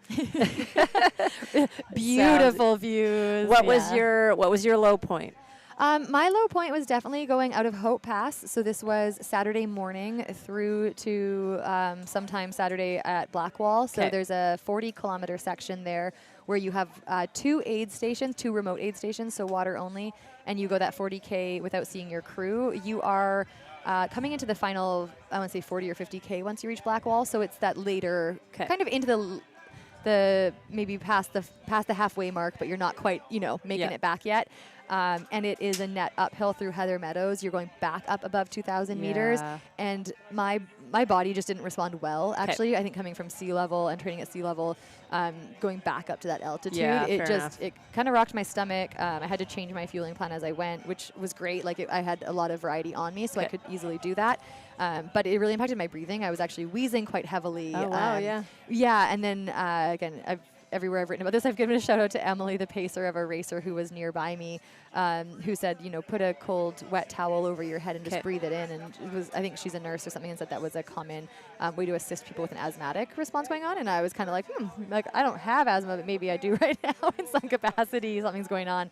And yeah, I don't want to get too, but I basically coughed things up Okay. once I did that, Yeah. and it completely cleared. Like Oh, nice. that's what was making me Yeah, wheeze, yeah, whatever was going on. And then from there you descend Blackwall, so I got to go down from altitude, got to dip in a river, got to have ice on me, And then, really turn things oh, around. just Yeah. turn things around to get. But I even when it was rough, I really had honestly a really special weekend where I just felt very focused. Yeah. Okay. So it was okay. Like I was Yeah. just like, hey, this is what we're dealing with today.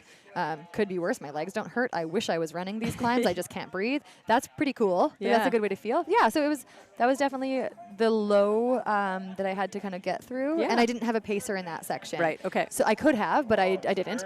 And I think, that could have just maybe made me feel safer with that Sure, challenge yeah, going yeah, on. yeah.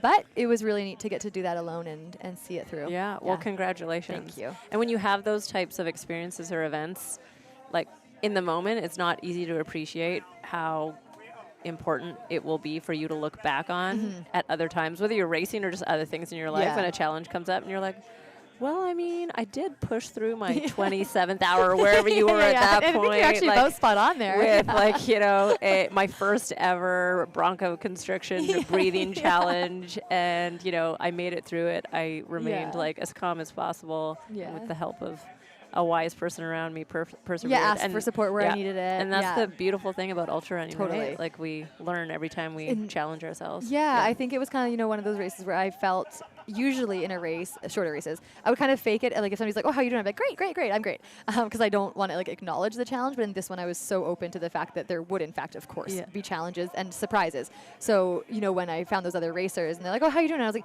I'm okay, but I'm having this wheezing. And she was like, oh, I have a solution for that. Whereas I think in the past I wouldn't have Yeah, voiced you wouldn't- anything yeah, was yeah, wrong yeah, with me. yeah. I kind of would have been competitive and I'm not going to tell them my weakness. And I was like, hey, I kind of can't breathe. And that got me a solution. And I think that's a really beautiful life Yeah, example exactly. too of it's okay to not be okay. Yeah, and to somebody might help you. and to communicate what you're experiencing, because, like you said, someone that you didn't maybe know even before had a Had a solution. Had a It solution. changed my race. I I owe her a ton. So yeah, that was cool. And then my crew really helped me with that. But yeah, switching. I just want to switch into today too, because when you run 200 kilometers or 126 miles, you can talk for hours. I put it up on my Substack for anybody who's interested. There's a lengthy read for you anytime if you are not sick of me by the end of this weekend of 2 days. But we have some really exciting updates here at Farside. I just heard them, and I don't see them in our sheet. So I'm just going to open up our WhatsApp here because I think our top 3 runners for the men's side. Yeah, okay. All 3. Okay, so second male, Ivan Shvestov is through Farside at 12:41, so 4 minutes ago. So he's 31 minutes back. Actually, I think he's narrowed the gap a little bit. I like this. And then, get this, though. Third male, bib 2238 Eric Thompson, is 2 minutes behind him. Oh, wow. So this is a race. That is second and third is a race. Wow. Okay. Okay. And then I know this is completely out of order, but I really love getting to give you any information we have on anybody in the race. Back at CAPU, so again with 30K still to go, about 20K behind the point we were just talking about, we do have our third 50-50 female who is 7th overall. So again, we're missing some. Alana Hind. So if there's any Alana Hind fans in the chat, we just want to make sure you know where she is at. And we also have Katerina Kuba, somebody you know, and she is the 8th female coming through CAPU. So fantastic. Again, just kind of gives the whole spread. There's probably quite a few men also moving through there. I know this is out of order, and sorry, it's because it's how it's getting handed to us. But let's go and look at our females. Oh, Elizabeth Halloran in the 50 mile. I believe she's from Canmore. Okay. Wonderful. Amazing runner too. She's running in 4th female at CAPU. So I'm just going to kind of catch up, and go back through these. I have to look up the bib numbers as we go. So Elizabeth Halloran is currently our 4th place woman. And then we have Ashley Elizabeth in 5th. And our 6th place female is Sarah Dorado. Okay. And so they are all through CAPU. And then again, we have those 7th and 8ths that I had just mentioned. Which was Alana Hind and Katerina Kuba. Nice. So, yeah, top women all through CAPU, moving well by the sounds of it. We also, oh my goodness, it keeps getting more fun. This is the part of the day we look forward to because we have our very seasoned also volunteers at Farside, and they are updating us now. So, male 4th position, 3401. Is oopsies, wrong typo. No, John Dean. There we go. Wow, the 50-50. Wondering where he's coming. So M4 is through Farside. So between 1241 and 1247, we've had 2nd, 3rd, and 4th. And I believe.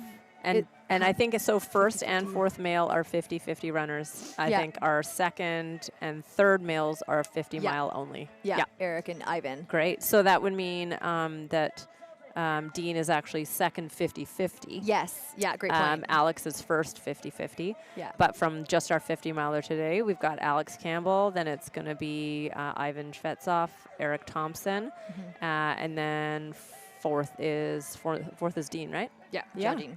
John Dean. Thanks. Yeah. And then, that's great. Katerina was one of our shout outs. So that's for fun. those people who live and work in Squamish, they might know her. She's an RMT here. I think, in Squamish. Wonderful.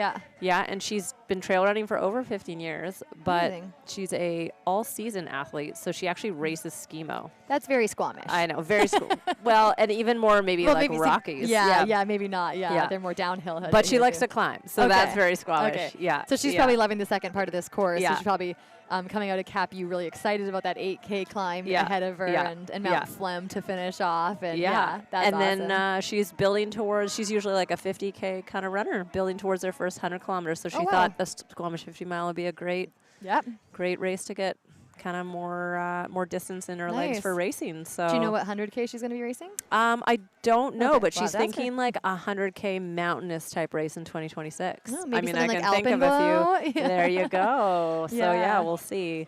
But that's like one of our shout outs, and we love those. So if anybody has some more fun people to let us know about. We love that. Yeah, we had Eric Thompson actually in there. Again, we had him finishing 8th at the Quebec Mega Trail Nationals. 6th Canadian. That's a great stat to have added in there. So at the Canadian Mountain Running Championships, you'll have the overall rankings, but then specifically the Canadians finishing as their own ranking. So that's pretty cool. Yeah. Yeah. That was something we were going to talk about too. I don't think we're going to have a ton of time to dive into all the details before we get our first runners coming in. But For Team Canada. yeah, Team Canada. So again, there were 2 years where Squamish was the Canadian Trail Running Championships, and then and how that works is 1 year is just the national championships, and 1 year is a team qualifier for Worlds, because Trail World Championships are every other year. So this year they also rotate the races to make it kind of easier to get to. And correct me if I'm wrong, but I think both years though kind of like helped you. They could help you like if you apply build by a resume. Yeah. Yes. Yeah. So if you in a team selection year, which will be next year at QMT, if you come first or second in the long or short course, so the 50K or 50 mile, you will automatically have a spot or be offered a spot on the team. If you do not, but you've ran it like this year, for example, like I did, you could apply with a resume. Yeah. But yeah, you don't automatically earn your spot. Yes. So when Squamish had that the first year, it was the Canadian National Championships, and then the last year was the automatic team qualifier. Yep.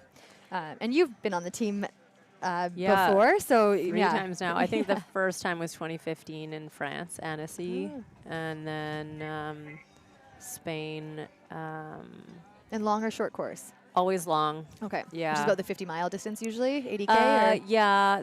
They're always like, they're usually at least 50 miles, and at least the ones I've been to, they're always like technical slow 50 miles. Yeah, Like they are like mountainous. They don't run fast whatsoever. All the ones I've been to are all in Europe. So the 3 courses were a ton of vert that was fairly like steep. So yeah, a lot of different styles of trails that way, where in Europe there's less use of switchbacks, because again, like here we're talking about bikers using their route, and there it's like you're packed and you got your poles out, you're going straight you up. just go straight up, totally. Yeah, straight up, straight down. Yeah. And I think this year the course will be similar. It's considered in Spain it'll be technical and challenging in a good way, though, like exciting. I mean, it's a lot of what we run for, right? We don't want it to look like road or a gravel path. We want natural spaces. But yeah, a lot of the racers. So obviously in the last 2 years who were here are on the team this year, as well as racers over the history of the race that have been on Team Canada and made Team Canada. So like Alex Ricard made the team again. He was last year, and so he is the 50K record holder here. Yeah. So he's got the record here, and he'll be going. We'll kind of Jay Bellsberg. Yeah, she 50K. has the women's record here, and she'll also be racing. She had a fantastic performance at the 2023 Worlds. Yes. She raced the VK and did really well. Yeah, she's top so strong. 10, I believe. I can't remember her spot overall. We'll find out tomorrow, because we'll probably get to talk to her. Yeah. I may be wrong, but I answer, remember her just looking so strong as she climbed up there. It was like really, really impressive. And then Nicole Lasis, who was going to race tomorrow. She's not. I think it was a late decision as she prepares for Worlds. Yeah. Nicole Lasis, who just came, I believe it was 5th. She was in my list here to make sure I know my friend's stats. But she just came, what place did she go?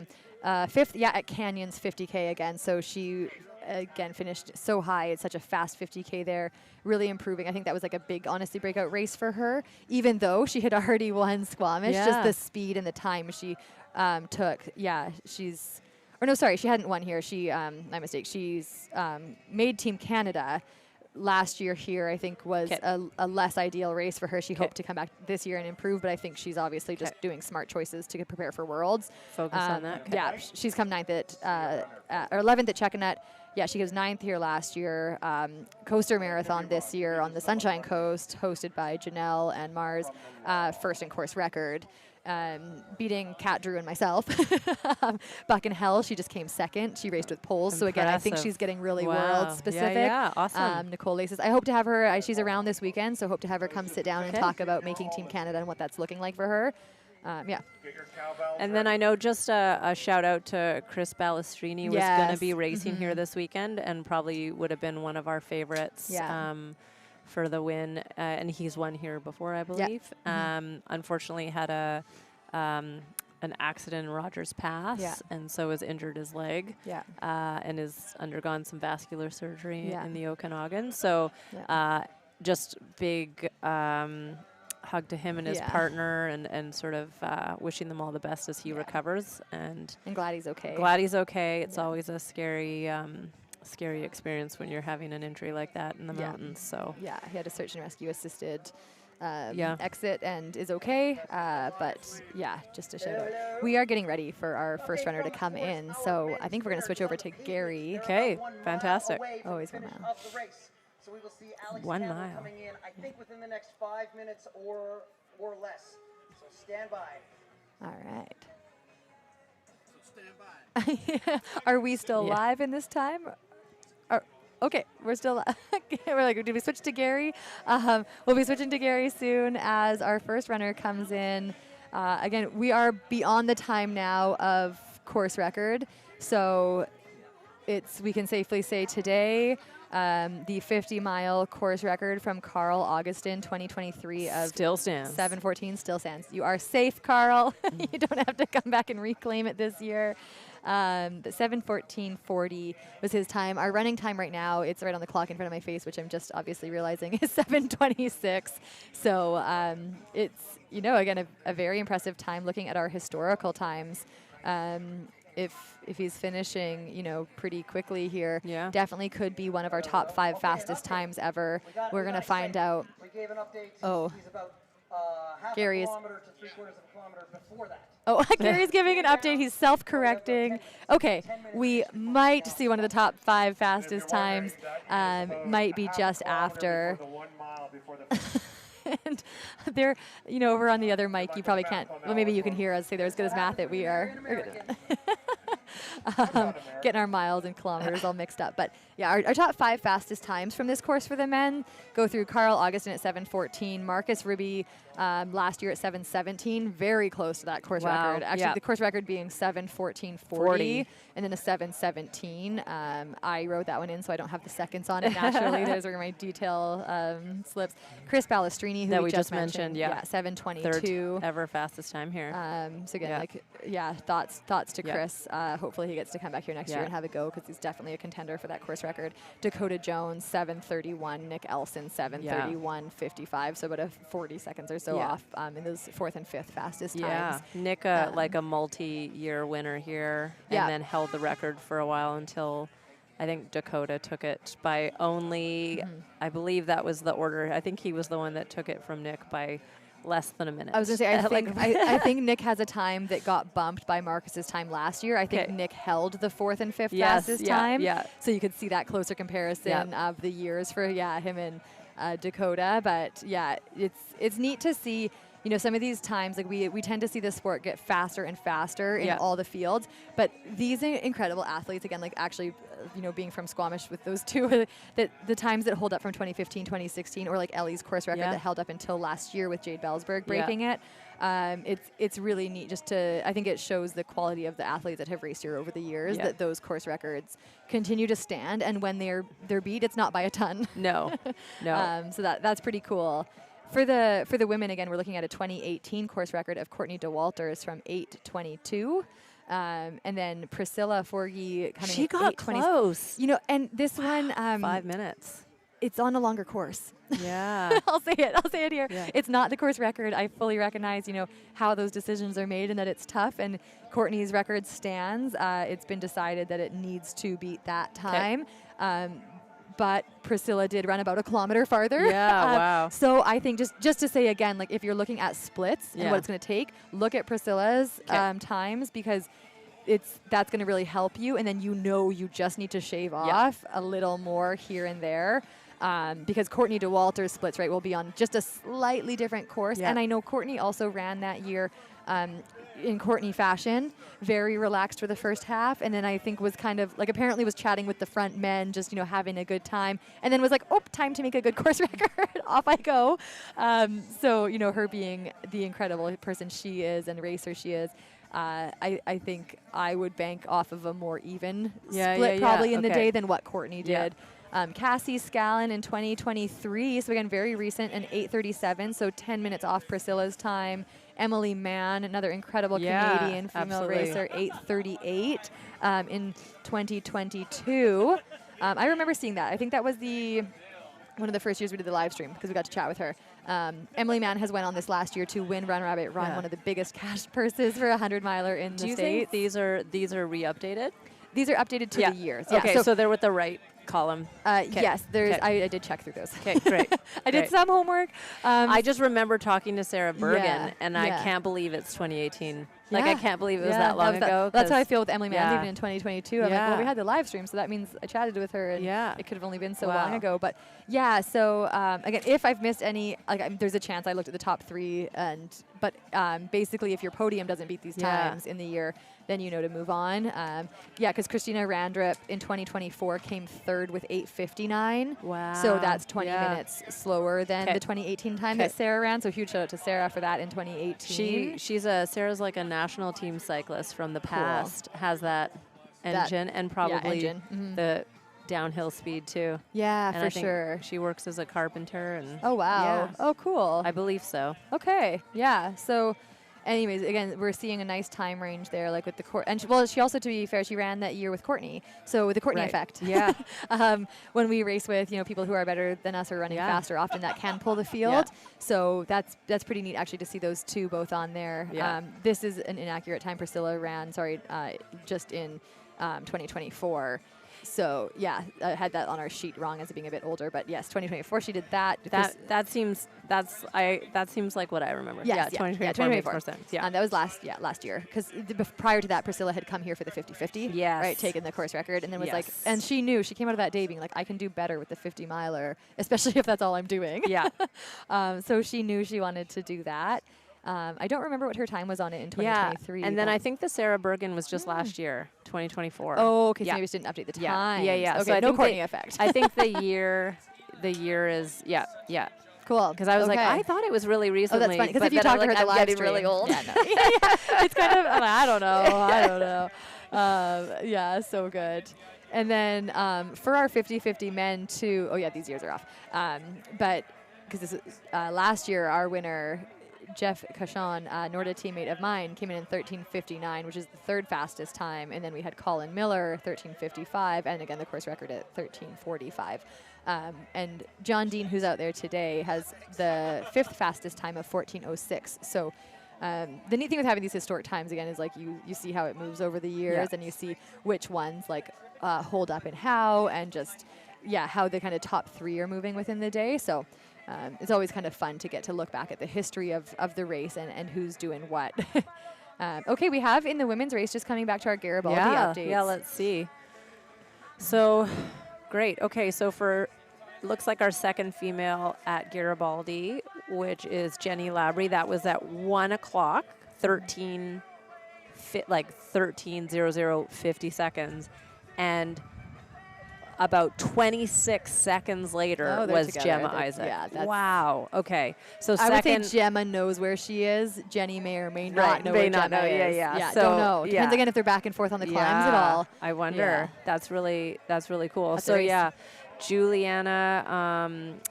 And they're both in the 50-50, which actually I think makes that really, really fun, because they're racing today for podium in the 50-mile, and Overall, they're racing racing tomorrow too. So it would be different if, let's say, Jenny was in the 50-mile. Jenny's like, well, I can throw down. I'm done after this. Yeah. And Gemma might be more likely to have a little bit of self-preservation, whereas they might be riding that line together and kind of seeing who's willing to take what risk. Wow. Fun. Really fun. That is really cool. Fun for us. So they are basically together. Yeah. Jenny Labrie technically in second by 26 seconds, and then Gemma Isaac in third right behind her. And that was at the Garibaldi aid station, for those of you trying to sort of like time or plan like where people are. So they only just went through about 3 minutes ago. So now they're going to do that fool's goal, then they're going to climb up, and then they're going to go through STP. all of that. So they've got kind of, that's like a very undulating section. It's like up, down, up, down, up, down, not so much like a big climb, big descent. The front of the race, I'd say the challenge there is to keep moving strong and running. And then you know, knowing that they're gonna see each other on the gravel road to Farside if they're not seeing each other in Definitely. this trail section. Yeah. Yeah, because it's open for about a Yeah. kilometer or so. And again, it's an amazing, like, important transition Yeah. point, especially when they're racing like that. Yeah. So Yeah. we, And my guess is, so if Jenny came through Garibaldi, you know, and then moved through, she would have heard them cheering for Yeah. Gemma, because she would have been right below the aid Yeah. station running, and I'm sure she heard. yeah, she some- would know there's somebody there, whether yes. she knows. And depends, there may be 3 men in between them. That's the one Yeah. thing we don't know. But she's going to know that she's either in a pack or that there's somebody right Yeah. there. And, you know, there's even sections on the climb, I think, within that many seconds that if she's shoulder checking at all Yeah. or just looking back, she would have seen her. Yeah. Again, whether she's doing that, like, I know if I was racing, I wouldn't be doing that yet. You know, you're not in the final sprint. And day one of 2 days, Yeah. I'm not like, I would care, but I wouldn't be racing yet. You know, so she's they could both just be doing their thing and being like, yeah, we might have to sprint it in, but I don't want to sprint it in yet because Yeah. you know there's a whole second day. So yeah, that's a really fun dynamic, and It sometimes in is. these ultras we don't get really close dynamics. Yeah. So that's going to be a fun one to hear about later or tomorrow Yeah. as things unfold. Also, just going back to our first female, we don't have an update there, but we can, I think, safely assume that it's Julianne Fizette. Yeah. She has had a very commanding lead all day. I'm guessing what's going on there with our volunteers is just that she's in the mix of some men. Totally, she would've- probably top 10 men even. So the aid station transitions are fast. They're, you know, assertive, let's say. Yeah. And she's probably just in the mix and they didn't have a second to come out Write and tell down the us. number. Yeah. Yeah, exactly. So we will hear at Farside, which if she was through, this is going to be too much, 11:14 she was through. So it's been a while since we had an update, almost 2 hours. Our next update could be relatively soon. I'd say in the next 15 Yeah. minutes, maybe And it with would have to be Farside. Farside. Yeah. Yeah. Because if she's, that would put her, let's say, an hour or so back from our first male finisher. So if she's an hour and a half, is just thinking of like normal years of the split, that Yeah. would be pretty on par. Yeah. So again, we'll see, what she's doing. And again, for course record, I think she would have to be through Farside like right now. Yeah. So again, maybe we're going to get an update. It'd be super exciting. But at 2 p.m., 2:08, so an hour from now, is where we would see a woman finishing for course record. Yeah. And there's 10K from Farside with a climb and descent and some techie Yeah. trails. So, I think probably could be done in an hour, but would be very tough. And she, again, I think if it gets any shorter than that, it's less likely. But again, hopefully we'll see this spreadsheet get updated. Maybe she's flying under the radar and we're just not being updated and she's through Farside. There's always the time where people run into the finish line and we didn't And we had know. no idea they were coming. Yeah. So apologies in advance if things get surprising here. But we are probably going to cut to Gary very soon as our lead male comes in. We see a photographer running, which is always telling. That means something's Canary happening in the out coal there. mine. So let's make sure that we go to the finish line live feed, cut to Gary, and celebrate this year's Squamish 50-mile winner, who we believe is Alexander Campbell. Yeah. Oh, here comes Tom, first place in the crew category. Overworked crew staff, first place. Tom Molitor right here, everybody. There we go. Yeah. He's leading the top of the leaderboard for least amount of sleep last night. On Loggers Lane. Yes.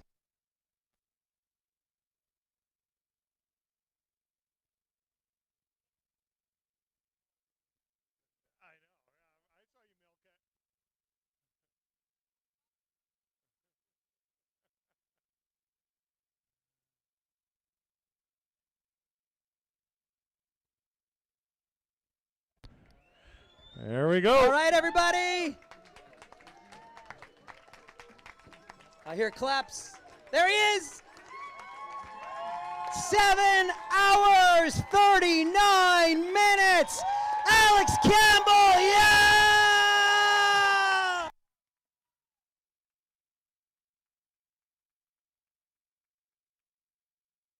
All right. Yeah, Alex Campbell. It is your first time as the first finisher in the 50-mile race. How many years have you been investing in this moment right here? 8 years at least. Congratulations. Let's make a little bit more noise right here. A huge accomplishment. Great day out there, Alex. You decimated the field. Some people were with you early, and it all changed on the way up Galactic. Talk us through Galactic on through to the finish. Oh, I mean, that detour up Galactic was mean, but got in the zone, put my head down, just put the work in. I saw you at far side, and I asked you if you wanted a time check, and I told you you had 30 minutes, and you dropped some expletives in a very positive way. What did it feel like over the last 10K to know that you could kind of enjoy that the accomplishment today? I'll tell you, there was no enjoyment in the last 10K. That was tough, but it was good to know that I had a little buffer. All right, you're wearing a bib. It's got 2 colors on there. Question number 1, are we going to see you tomorrow morning? Absolutely. Question number 2, are you taking a shot at the oldest course record in the history of Squamish 50? Absolutely. Yeah! We're rooting for you, buddy. 2014, Michael Wardian has the course record for the 50-50. This guy right here tomorrow. I think we got a good shot at seeing that go down. All right, this is it. Well done. Congratulations. Alex Campbell, everybody. Alex, we got your Papa top. Here we go. Alex, don't leave. Don't move. Hang on. Forgot the champagne. I always forget the first one of the day. And then the live broadcast are going to make you talk to everybody there, too. Thanks, Jeff. He's like, oh, maybe I shouldn't have won.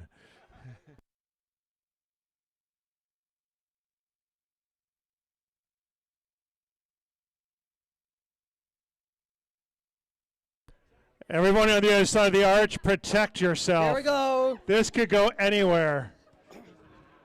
Yeah. There it goes. There it goes. Yeah! It's the kind of rain you want to I love see. seeing all the hard work pay off, my man. Well done.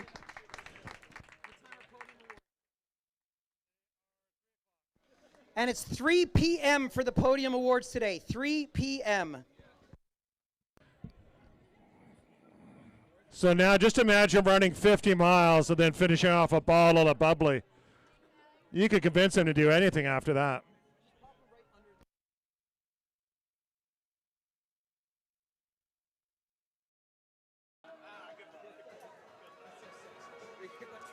Well, good. Okay, we are back on.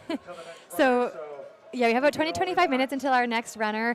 Again, what a commanding lead for Alexander Campbell. As you just heard there, he's committed to showing up tomorrow. He looks like he's definitely going to. You know, there's a bit of fresh energy there. Relief also, yes. But some fresh energy. And he said there, yeah, that he is targeting that Michael Wardian course record. It's, you know, again, full respect, obviously, for one of the GOATs of the sport and that course record, but also, like, it's time to have a changing of the guards. Okay, and he's going to come sit down with us in just a few minutes for an interview. Gary's going to come sit in, and because Gary actually was out on course. Anne-Marie, do you know this? Oh, yeah, okay. Gary's going to come sit down with us as he was out on course and got to see a lot of what was happening. He was just telling us stuff that happened on the race course that we didn't know about. Updates like Alex. Sorry. This isn't live. Gary's done this before. It is live. You're on. You're live. Can we edit that out? The part where I got my finger jammed in my is it the part where you sat down? Stabbed myself in the face. Where you agreed to sit with us? All right, it's not my first time. Okay, welcome. It's probably the first time you've sat down for a little while. Yes, indeed. Yeah, this is good. It's been a really good day so far. Awesome. Welcome. Welcome to your event, Gary. Thank you for having me. It's a pleasure to be here. We're so happy to be here. So you got out on course obviously early this morning. You just told us a bunch of updates from the course and how the race unfolded that we didn't know about yet. Can you walk us through, what you saw this morning, how the energy was at the start, and maybe just what you saw with Alex's performance as it went on? Yeah, absolutely. You know what's funny? This morning was one of the most amped up groups of people we've ever had in the 50 miler, and I think it was because it rained so hard yesterday. I think there was this massive relief that it wasn't raining on people at the start. Yeah. Everything I said, it was like, yeah. It was, which I guess pretty normal. I think that says a lot because normally it's very lively and very enthusiastic. There's so much anxious energy, pent up energy at the start line, which I love. And you but just this morning in particular, it was off the charts. That's so awesome. So I'm sure you've talked about, but we had 50 millimeters of rain yesterday. But we talked mostly about your optimistic comments of how that would play to people's advantage, and we're like, we'll find out. We'll find out. It took me a while to get over the emotional, Yes. like, oh my God, this is happening. But our biggest fear with these races every year is forest fires and air Totally. quality. Yeah. So I don't get to complain when it rains. No, it's perfect. It's perfect. Yeah, and then I started listing off all the benefits, and I was like, wait a second, I think it should rain every year for this race. Yeah, this is actually great. I think day before rain is like, this is beautiful summer racing weather. Oh, like yeah. this Yeah. is a fast day. to be Absolutely running. it is. It's Yeah. a tiny bit humid, but overall it's a very fast Yeah. day for sure. And then, it tamps down the trails. They get dry and slippery midsummer, so traction's been better, blah, blah, blah. It's been a good day. The weather has really aligned for today and tomorrow. For performances too, right? Yeah, absolutely. Yeah. So, people were stoked at the start line. And it's always nice when, even if you're going to get rain throughout the day, it's not raining at the start, Yes. so everybody's not hiding. Yeah. So I thought it was a really good start to the race today. And then aid station 1, always someone blazing off the front. Yeah. Who was that? Do you know? Today? Paul, I think was his name. I Okay. don't know his last name. Okay. He came through in 41, and then the pack were kind of behind him. Okay. But deep Debeck's, it's the first big, steep technical hill, Yep. and everything changes by aid Sure. station 2. Yeah. And how did actually, with that question, I forgot to ask this or look at this earlier. How did Debeck's play out this year? Because not long ago there was a very active forest fire. Just to raise your heart rate a little bit again. I was thinking of you as that unfolded not only for the forest, the community, but obviously also the race that I care deeply about. So for people who don't know, there was a very active out of control forest fire on Debeck's maybe 6 a month weeks ago. Yeah. So how did that kind of tell us? I feel like you go we ahead. really dodged a bunch of bullets this year, and every year with this race, there's like last-minute things that have to be dealt with on the back end, and they're super stressful and take a lot of bandwidth. And this year, there weren't. They all came well in advance of the race. So 6 Just weeks. right while you were hosting Alpenglow. Yeah. So the funniest thing, so we got the fires. That was Yeah. just before Alpenglow. And I got a text message with a video and was like, and it said, I think you might need a course change this year. And it was like, it was within hundreds of meters of the race route. Yeah. We totally lucked out. It blew north, didn't affect the race Wow. route. We didn't have to Okay. make a change. The day after, 2 days after Alpenglow, the first day off that we've had in a while, like today is my day to relax and not stress. I got a text message from Sorka that said there's a huge Fortis construction project, Right. and you're going to need a course reroute, and we need to talk about it. Oh my gosh. And I looked at it and I went, not today. Not today. Yeah, no, Not today. you get a day. I'm going to take the day. Yeah, good. So we did make a course change this year. On the last 10 kilometers, we went back to our old route. Okay. And that was because of that project. And thankfully, we were able to navigate that with relatively low stress once we connected there. So that was good. Lots of little things in advance of the race, but no big things week of, which is always nice. That is Great. nice. Yeah. Just the power outage yesterday. It only affected You think I 100 don't know. miles of communities. And the problem with the power outage, where our headquarters is at the Executive Inn and Suites, you can't even get phone service there. You get you lose all communications. And the Wi-Fi is how we operate. And as soon as it went down, we were just dark and blind, and it was uncertain as to how long that would take. Thankfully, it was only 90 minutes. I just like to paint the background picture when people think that what you do on a race day is you show up and you hug people. Well, you're a race director, and you know. Well, and I've done it. I did it for 2 years. I don't anymore. You're still here. But there's so much that goes on, with all the different land management, forest management, people management, all those things. So anyways, you got to see this unfold. Obviously, again, you got to receive that energy this morning. You got to see racers head up into Debeck's happily, safely. And then you mentioned the changeover. Was it on Galactic or was it somewhere else where Alex? Yeah, so as far as off we knew, of- he was leading the whole way. Yeah, so off of Debeck's and into Ellis Lake, okay. Alex was in the lead. Nice. Okay. And then 3 of the top 4 were 50-50 Yes. runners. Yeah. So that group stayed relatively consistent from there, order-wise, until the beginning of the Galactic climb. Okay. And at the start of Galactic, there was another runner in an orange outfit who was solidly in second, and then the first mile single runner, non-50-50, was in third, and then John Dean, who's won the 50-50, was in fourth. And everything changes on Galactic. And on the other side, Alex had just blown the field apart and had a massive lead. It was like almost 30 minutes by the time he was 20 by at Quest. Yeah. Or Capilano. Yeah. It was 20 minutes at Capilano, and then third had moved up into second, and then was closing strong, and I think that's who we still have in second Eric place. and Ivan, and then I can't remember who else. We have it all here. Yeah. Yeah, Eric Thompson was in third, and Ivan was in second. Ivan was solidly in second, and then Eric would be the person that was in second and fell to third, Okay. and then John was in fourth. Okay, so Alex awesome. was in control from Galactic, essentially. Yeah, right. Yeah. And seems to have stayed in control, like just But the thing is, like, you don't know when you're running the race where anybody is. No. So he came through far side, and I said, do you want to split? Because I never know what people's Sometimes they preferences. don't, yeah. And it took him a second, he thought about it, and he said yes. And I said 30 minutes, and he just went, holy, yeah. and had that moment of like, wow, I'm going to Really? win the race Yeah. today. Yeah, Like, yeah. it If I was- don't fall on my face and have Yeah. to walk it in. We were talking about this earlier of like, you know, with some of the terrain out here, you don't really celebrate until you've like hit the pavement. Yeah. And even then you're like, hey, come on, feet. Yeah, and the But, legs, yeah. right, they're always on that. You're at Yeah. the edge. There's Yeah, stairs. totally. There's stairs. and the Gary. legs are just like hanging on. Yeah. Especially when you're running that fast. The great thing Yeah. with Alex, he's been doing our races since he was a teenager. Yeah. I like have an emotional attachment to that kid. Yeah. And he won our Buck and Hell 50K race. I want to is- say it was like 6 years ago. And he was maybe 18 or something, Yeah, or because he's 17. 24 so now. cool. There you go. He was Yeah. 17 or Yeah. 18 years old, and it was his first win, and he just broke down and started crying at the finish Aw. line. That's so special. As Yeah. We had some, yeah, we Yeah. had notes from early Well, people to watch. and So we yeah, were- he was one of them. He's fast. Because it Oh, was like Alex is super 71. elite, yeah. Yeah, we were saying like a 71-minute half. This January. And it goes to show, like, he's really young, and he obviously has the leg speed that he could have blasted that first 10K Yeah. and dug himself into a hole.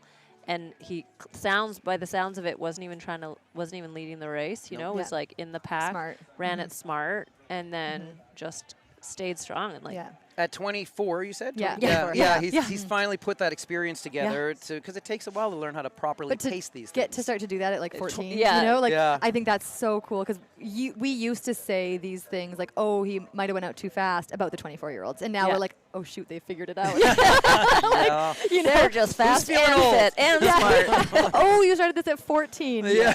Awesome. Yeah.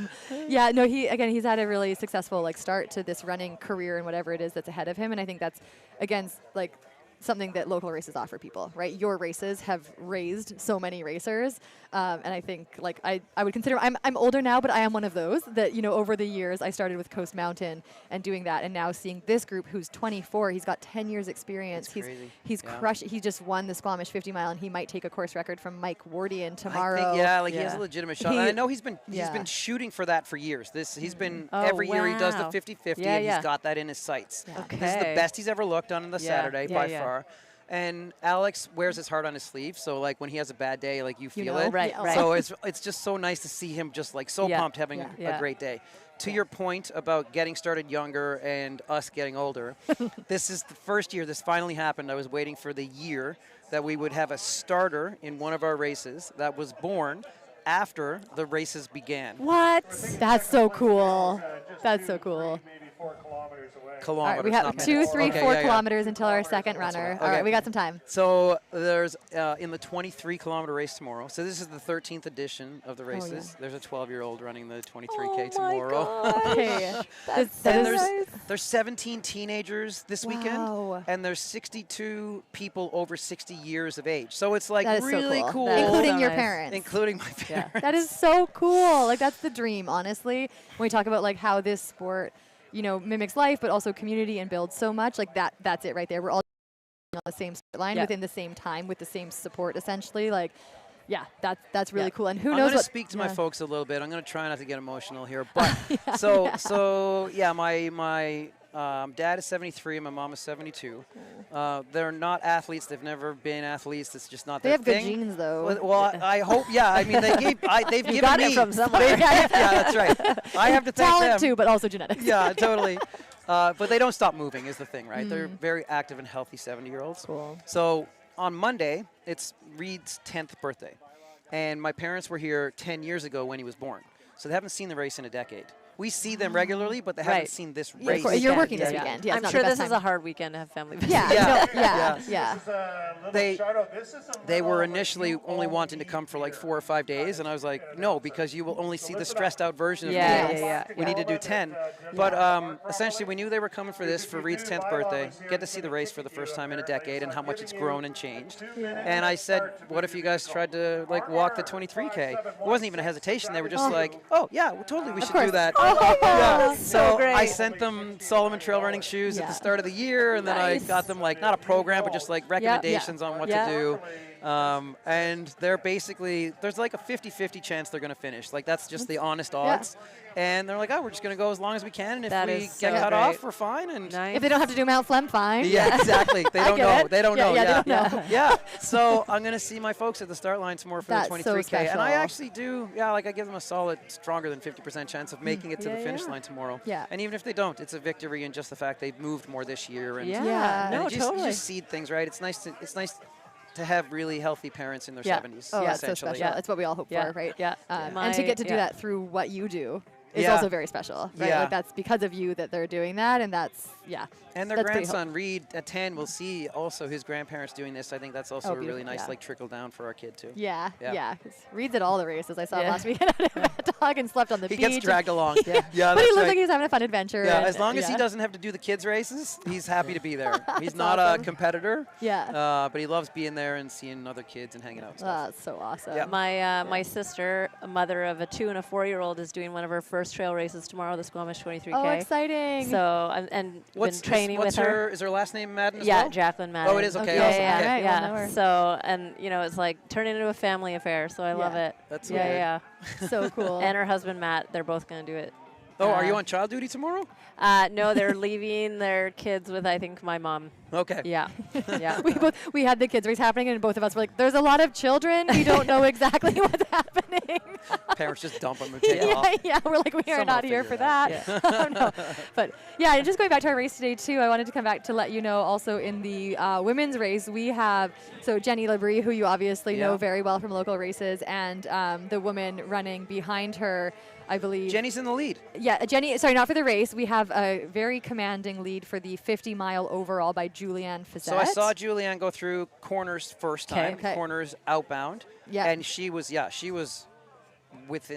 way up on the field at that point. Yeah. So she had a solid lead, and right from the get-go. Yeah. Okay, absolutely. so Jenny Labrie and Gemma Isaac running second and third in the 50-mile for women. Also, they are first and second in the 50-50. They have less than a 30-second gap. Julianne's just the 50-miler, right? Yes. Yeah. So Okay. And then Julianne's the next running, two. Yeah, the next two, Jenny and Gemma, are in the 50-50, but also running for the podium today. Nice. And about 30-second gap between them. So That's fun. close. Very so fun. yeah. Yeah, we were saying that would be really interesting to hear later if they know about that, if they're like pushing each other, or seeing if one will go over an edge for tomorrow. Just what a fun dynamic. I guarantee they've looked at the bibs to see. Yeah. That is the one thing you look for in this race. Like if you pass somebody, I know from racing this, all you want to be is like, what bib color? Like you just want to yell at them. I'm like, what bib do you have? But more and more in this race, we're seeing it not matter, right? Like look at what Alexander just did. Yeah, what we see and what Alex and a bunch of guys in that echelon have started doing is they basically are like, I'm going to race Saturday as hard as I can. Yeah. I'm going to see how Sunday goes. Yeah. And sometimes they don't start Sunday, and that's okay. Yeah. Alex is feeling great. He's obviously going to start Sunday. He already said he's not going to hang for the 3 p.m. awards. He's going to get going, which is great. That's good. He's taking care of himself. Yeah. But I noticed that probably about 4 years ago, maybe, we started seeing 50-50 elite runners.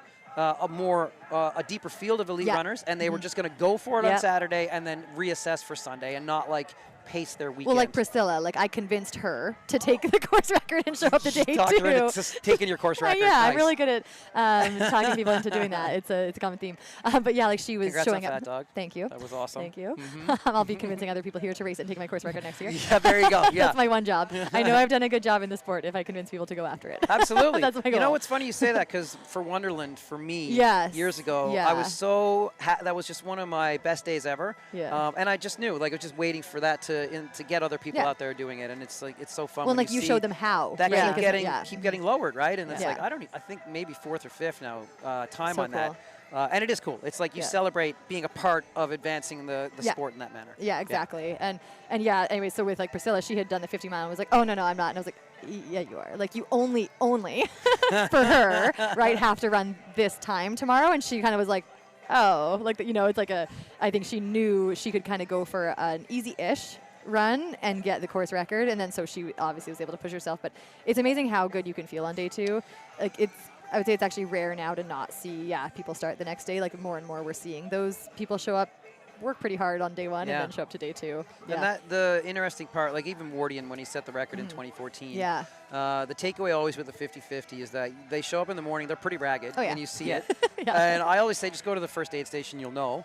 And Wardian said, he's like, I got to corners and I had a better day on Sunday, Yeah. than, Yes. and he wasn't expecting it. Wow. Yeah. And that's how it is. Once the body starts moving, for Yeah. most people, Get the certainly kinks trained out. athletes, yeah. And The I think you get that stiffness. psychological benefit of you're already further ahead, right? Because the course is shorter, obviously. Yeah, yeah. And you're like, oh, I don't have to do that whole loop and then go I'm already up galactic. Like, it just starts ticking by faster, It's and that so can true. really, Yeah. I think, boost spirits. That's a really good insight Yeah. from someone who's run it and won it. Thanks. Well, and it's like a cherry on top. You've already finished one race, so Yeah. every extra mile and that you get done, it's like Yeah. just bonus. I suspect Alex will ride that high today of being like, I'm in reach. Yeah. Like, it's if you finish today and you're like, I'm an hour off, like, pretty hard to make up time on Mike Wardian. Do you have the But splits on that? Yeah, absolutely. I don't know Well, I if it's day couldn't 1, day find the 2 split. splits. Yeah, this is our math, Gary. Are you good at math? We could probably find it. We but have the 50-50. What was Wardian's 50K, 50 Oh, mile? you know It's what? in We'd my probably have notes. to I pull just up. don't have them in front We'd of probably me. have to pull up the year result. Where am I looking? Mike Wardian. Yeah, I'd have to look that up in the results, which are So So here. it's 13:45 combined. Yeah.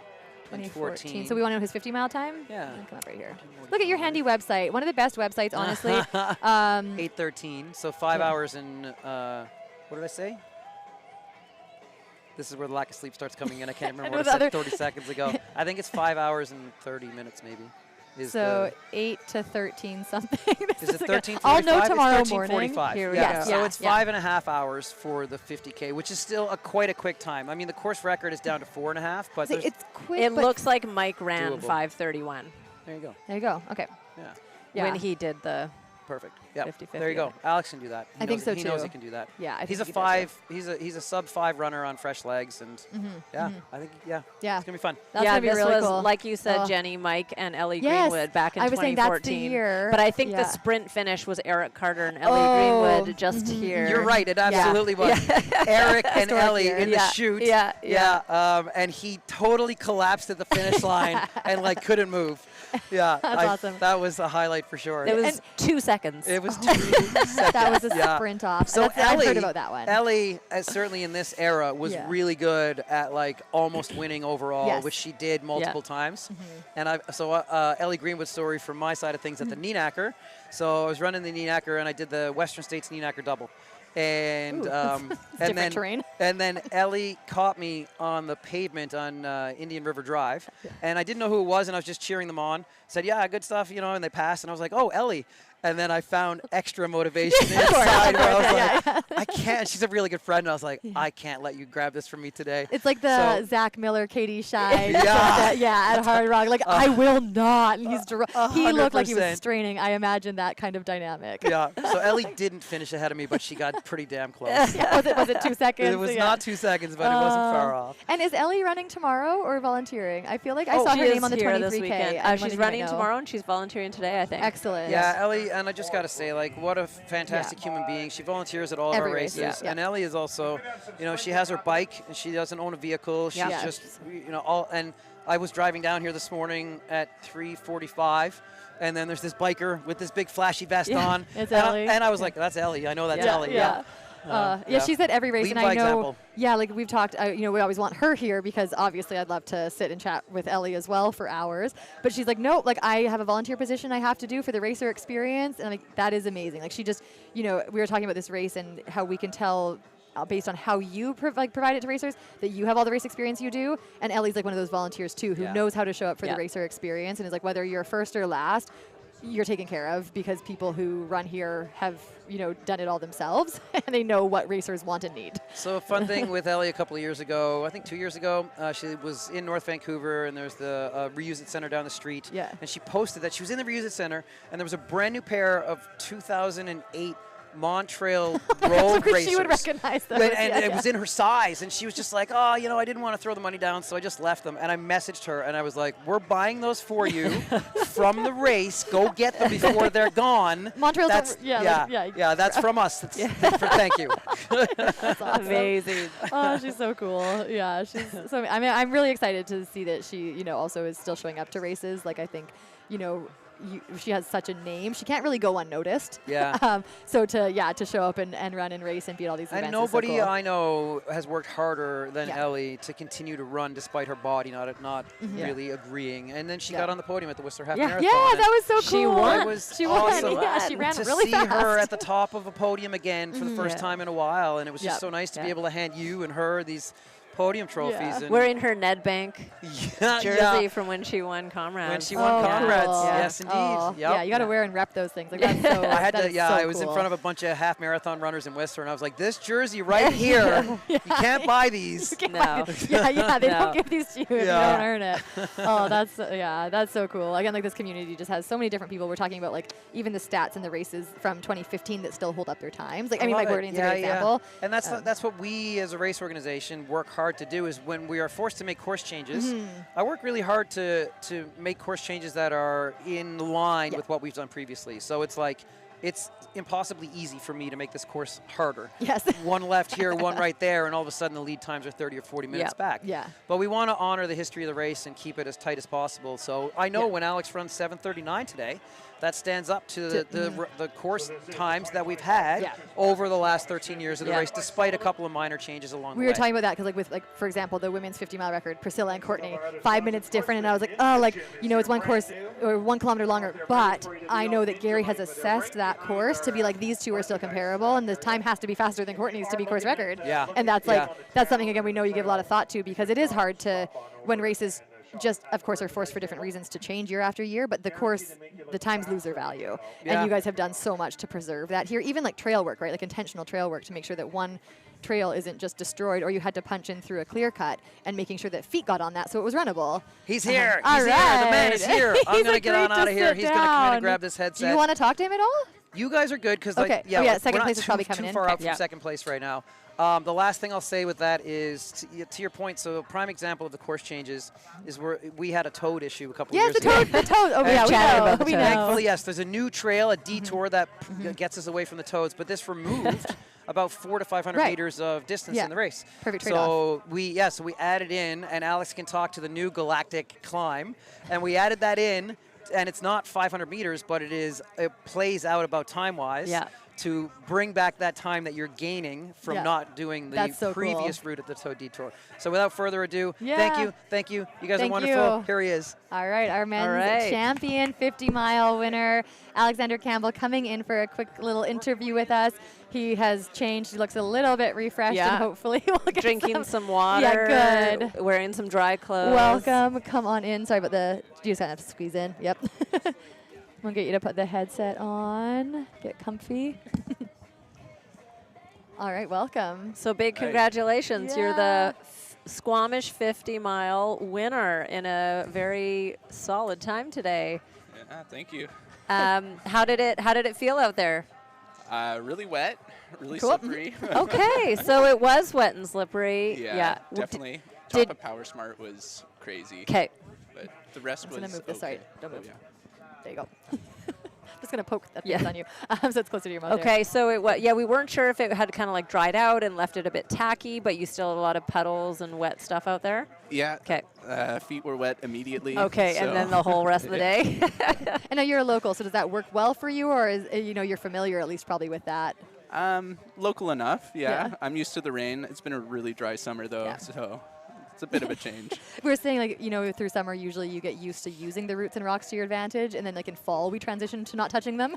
Yeah. But you had to do that on the fly today. Yeah, pretty much. Obviously, it worked. As you can see open in front of us, what we were just talking about with Gary is the 50-50 course record.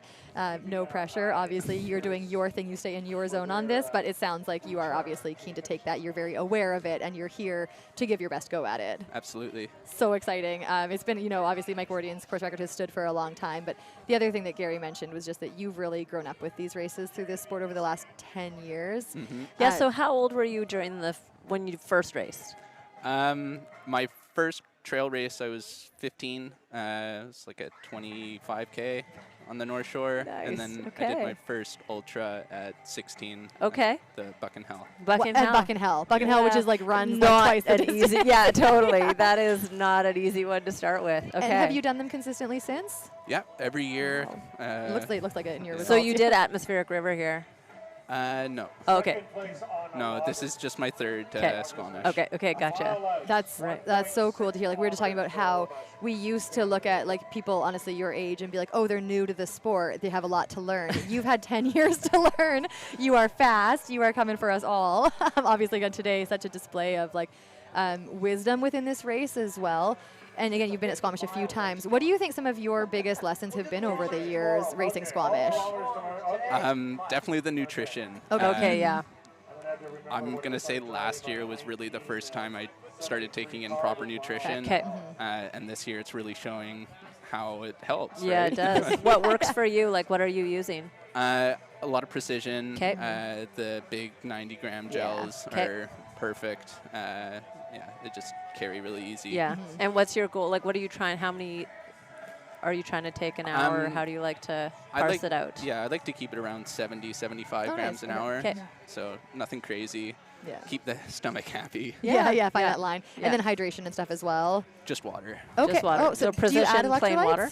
I had a bit of electrolytes today, Wow. but usually no. Okay. And is that something you know about yourself that you're like obviously not a salty sweater? Yeah, I don't sweat much, so it's You're one of those it's lucky always, guys. Yeah. Cool. I have to carry like 2 liters for 10K. No, that's awesome. Also, if most of your racing's been kind of Pacific Northwest, Yeah. that like actually could work for a few people. Yeah. Definitely, if you go to the desert, you're Change going to your want to plan. talk to Carol Ann beforehand. She's Yeah, our over there her to resident plan out dietitian. your salt Yeah. management. But yeah, it sounds like you're nailing it right now. So that's great. Yeah, that's really cool. So that was a big change for you. Anything else that you changed, like even pacing or terrain or training wise?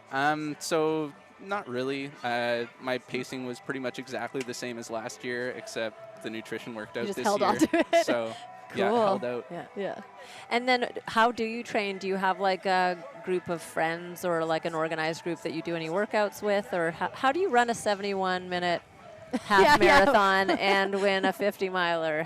What training gets you there? I grew up in cross country and track, so the speed is definitely there from Gotcha. my youth. And then, yeah, just a lot of track work through the winter when it's dark and dreary. Yeah. And then as soon as it gets sunny, we're out on the trails with Okay. my friends. Yeah. That's And so are awesome. you in where do you live exactly? In Squamish or in Vancouver? North Van. North Van, Nice, okay. okay. So are you yeah. at Hansworth or what track are you at here? We work out usually at Sutherland, but Sutherland, I live okay. by Seymour. Okay, Nice. great. That mix of speed and Yeah. technicality. We Yeah. were talking a lot about that today for some of the front runners who like have been at Squamish over the years or did things like on the North Shore even this season and then coming here and being fast. But yeah, how did it feel when Gary told you had a 30-minute lead today at Farside? Oh, huge weight off my shoulder. The last split I heard was about 10 minutes at the top of word of mouth. 'Kay. So Still a good gap. yeah, it was a good gap. I was happy. That's about where I wanted to be. And then when I heard 30 minutes, it was, just run for time. Yeah. Run as hard as I want, right? Even if I blow up, whatever. I I can walk figured it out. in. Yeah. Yeah, knowing that you have that, right? Like I could make a mistake now, Yeah. and I should still have the lead as long as you don't do a 10K to go kind of thing, but and have to walk it in. But yeah, so when you hear that, there's that huge relief. You know you're winning the day as long as again you don't like trip and have a horrible fall or something, which shouldn't happen on this terrain. But you were still looking for time, so you obviously had a time goal like with the 50-50 course record in mind. Yeah. I wanted that 7:45, so smashed it. Happy with it. Yeah. Yeah, give yourself a little wiggle room. What does your routine look like? Obviously, you mentioned that you probably won't stick around for awards. Very responsible. Gary was commending that choice because then you can go recover. But what is your plan for the rest of the day in order to prepare for tomorrow look like? Oh, just eat as much food as I can. Love it. Early sleep. Yeah. And yeah. Do you think you'll sleep well? Because that's sometimes iffy for people right after an ultra. Absolutely not. So lots of time horizontal Yeah. with like food, Yeah. horizontal, chill. Any like favorite rituals to decompress your mind? Do you watch some garbage TV? Do you read? Oh, I spend so much time eating. There's not much time to do That's anything Okay. else. I love that. That's, What's your like go-to meal? What are you going to be eating? Probably a lot of pasta, Pasta, some okay. chicken, Okay. probably some rice too. Yeah. Oh yeah, just beige food. carbs. Just Yeah. low volume, high density. Yeah, Yeah, exactly. so it's called Okay. the beige food diet, some liquid calories if you Yeah. get orange juice in the mix or whatever it is. Awesome. Well, yeah, I think, again, we hope to get to talk to you again tomorrow. You know so the too. deal. We Yeah. hope you have a great recovery here. Anything that you want, anybody or anything you want to say kind of before we wrap it up and let you go recover? No, it's okay. Yeah. Awesome. Thank you All so right, much yeah, for sitting thanks for your down with time. us. Congratulations. Good job.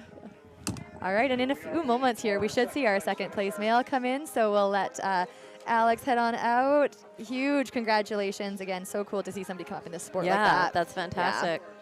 And we should get to see our second place male. It looks like actually, I hear clapping. So that means we probably have our second place finisher coming in. And we will cut back to the finish line. 25, 8 hours, 14 minutes. Ivan Shetsnov. Shvetsov.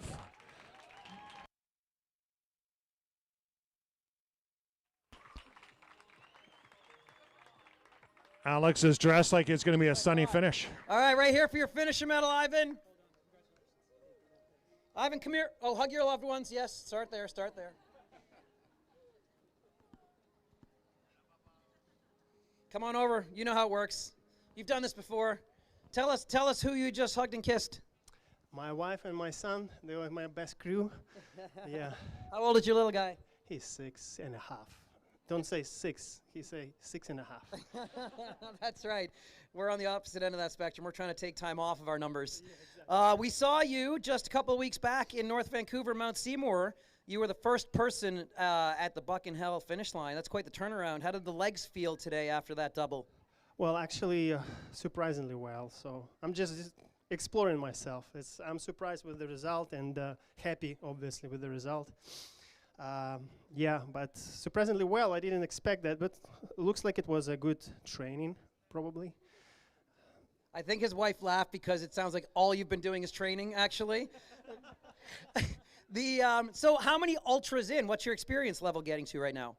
So first ultra was Buck and Hell last year, and then Whistler 50, and then DS Vistas, Buck and Hell, and this is the latest one. Well, that's incredible. That's a rapid ascension through all of them, and you've been on the podium for just about all of them, right? Diaz, we saw you there too. No. I was leading, but I was just overpushed and I broke down, so I was like 15th or something.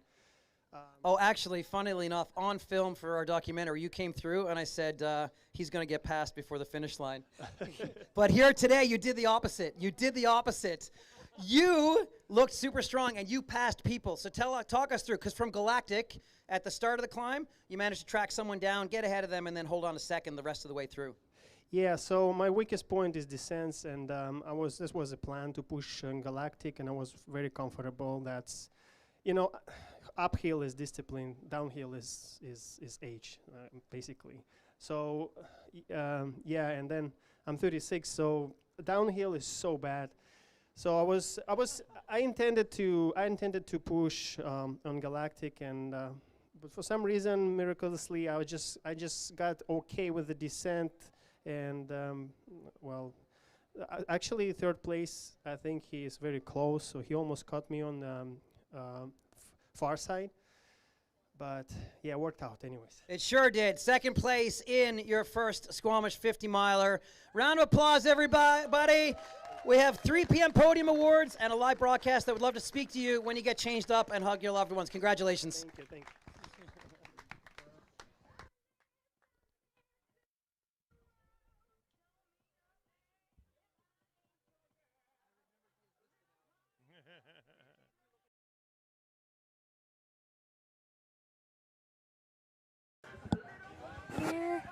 All right, so there we go. I have our top 2 men in. Fantastic. 8:17, great times. Yeah, sounded like we'll get to talk to Ivan soon. Yeah.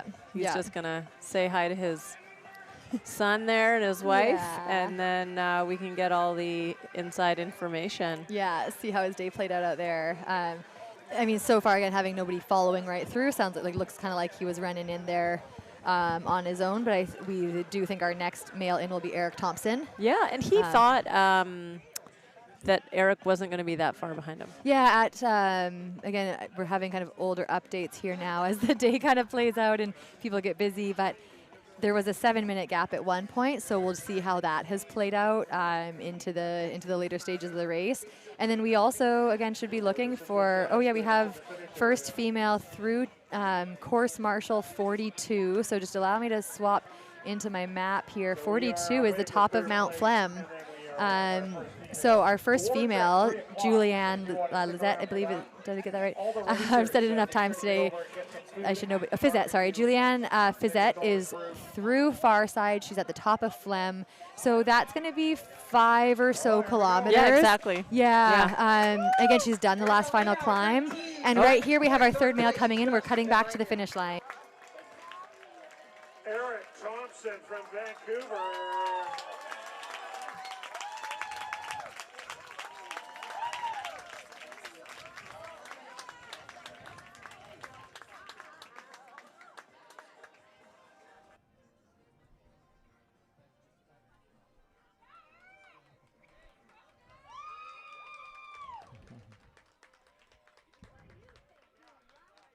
Okay, Eric, coming on in. I have to say, from my vantage point throughout the day, seeing the lead runners up until Capilano University, you ran, I think, one of the smarter races. Yeah, you have intelligently moved your way through the field to snag a podium position. How does it feel to be third place in the Squamish 50 miler here today? Yeah, it feels so great. Like I really wanted this one.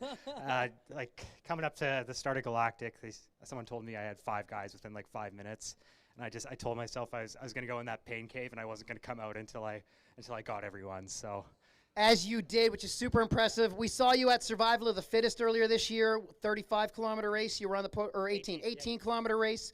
You were on the podium there. Pretty big jump from 18 kilometers to 81 kilometers.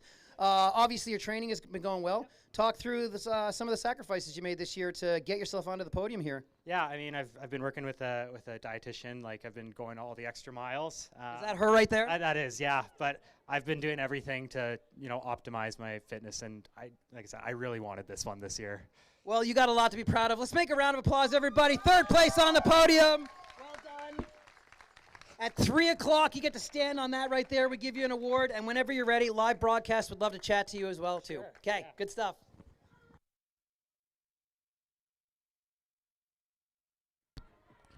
There we go.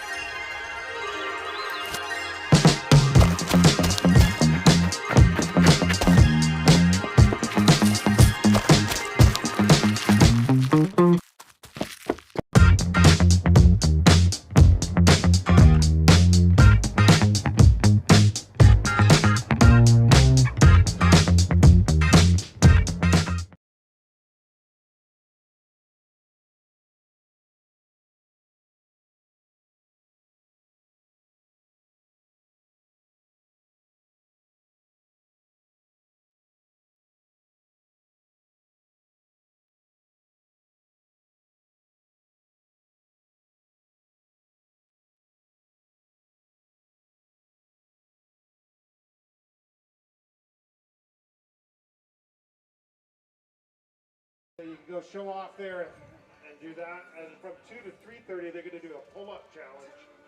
All right, we are back over here live, just celebrating our men's podium as they come in. Eric Thompson there, we'll have him come sit down with us shortly. We also have to remember to do our second place interview. The day starts to go so quickly. Yeah, now we got to point, fit them in. And we're like herding cats because, you know, post 50 mile, their goal is not to sit down and talk to us necessarily right away, but to hug their crews and, you know, take care of themselves. So, yeah, also I think we have, Eric and Ivan both in the 50 mile only. So hopefully they will be sticking around for the podium and they will kind of be around. So we'll catch them. We'll catch them. Yeah, whereas Alexander's like you had to chase him down because he's going to recover. If anyone's just joining us, our top 3 males have now finished the race. So we have Alexander Campbell was first, Ivan Shvetsov second, and Eric Thompson third. Yeah. And then we were able to already chat with Alexander Campbell. So if you missed that, you could just scroll back in the live feed a bit and hear about his experience out there today and his plans for the 50-50 tomorrow. And then, as Jenny just said, we will try and grab Ivan and Eric in the next little bit here and hear about how their days unfolded. Yeah, and we also got to have a sit down with Gary, so that was so nice. Race director Gary Robbins obviously sat down with us for about 15-20 minutes, I would say. I don't know, time is a vortex. And but I know he came over because he's like, this is the one chance before finishers start streaming through. So he's like, do you want me to sit down? We're like, yes, absolutely. So again, if you missed that, just scroll on back and catch back up with us here later. But we have our first female through, as we put in the chat there, just to update you quickly, through Mount Flem. So probably, I'm going to guess about 15. Yeah, she just has downhill and then flat left to go. I think my favorite part of this course is the smoke bluffs. Really? Oh, I love it so much. It's I think that is a rare response. Really? Yeah. Oh, you're because like there's stairs. Okay, no, but you like finish the stairs, and then you just have that gentle downhill. Yeah, the gravel. Oh, here's John Dean. Oh, okay, local. Let's switch to the finish line to capture this one. Man in black, high-fiving the fans.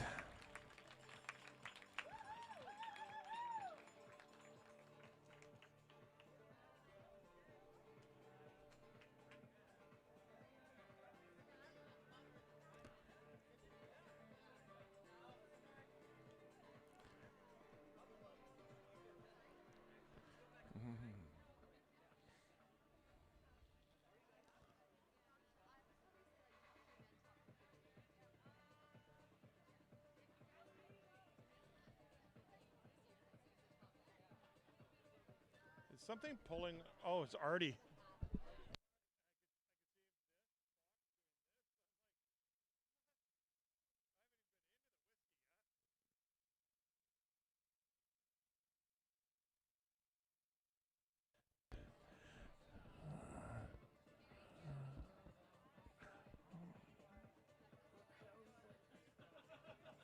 You guys at least have to do it for the cameras.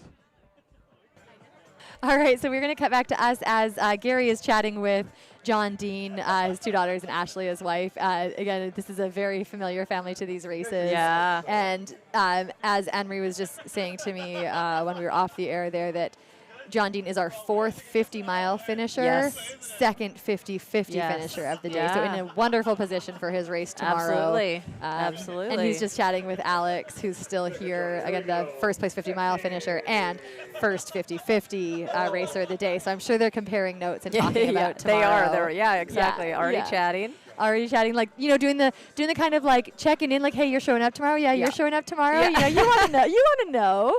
Alex looks very well dressed. He's got this he's like changed. long trench coat of a rain jacket on. Smart, very smart. Yeah, he's getting ready to go. I think lay in some recovery boots, and like he said, just eat a ton. I think that's it's one of the best things, like to hear from athletes of all ages, but especially the ones who are coming into the sport of like, to take care of my body, I need to go eat. I just find that really exciting, and also shows his fueling went well enough that he can go eat now. Yes, he's not thinking I'm going to throw I'm up. nauseous. I don't want to touch it. I have an appetite. I'm ready to eat. Let's go. No, that's great. Yeah, that's Very pretty cool. good. And then, yeah, we had Eric Thompson come in, too, and credit his dietitian. So when they do come sit down, we'll get them both to sit down together and find out a bit about... some pearls. Yeah, I know. This is going to be a good dietitian consult with Carol Ann, so stick around. Can all learn some things. Yeah, she's super smart. I work with her, too, actually. So shout out to Carol Ann.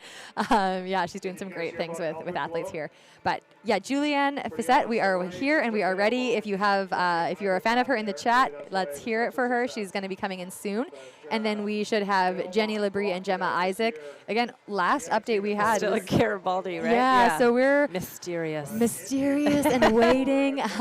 Though Julianne has had a very significant lead all day. Yeah. So though obviously Jenny and Gemma are past Garibaldi, probably past a few more course marshals, they may or may not be at far side yet. Yeah, we don't know. Actually, that the timing could line up that they could be there soon. Yeah.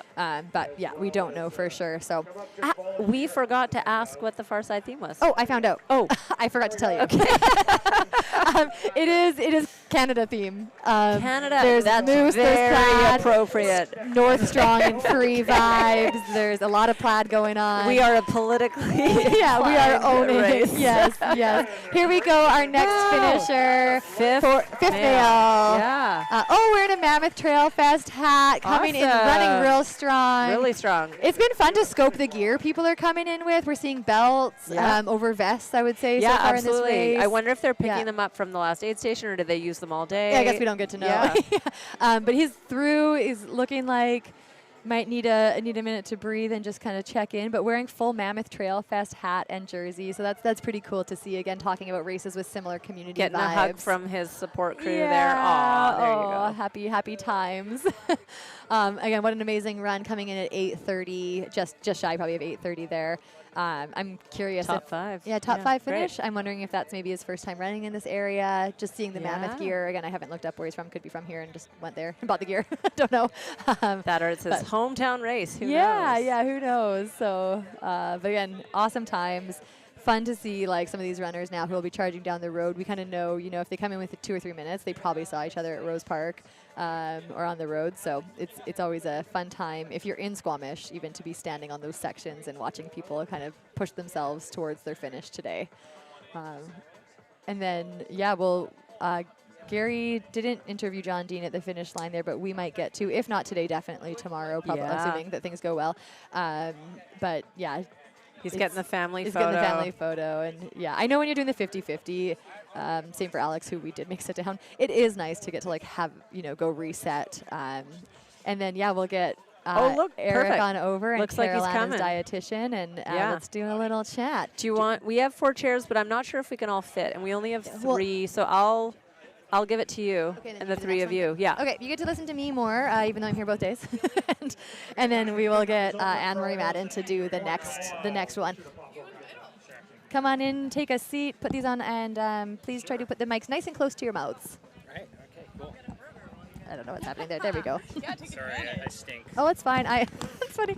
Anne-Marie Madden was like, "Oh, well, I'll sit real close," and I was like, "Let me tell you, the runners, you won't want to be too close." But I have been the runner who stinks. Yeah, We're all good here.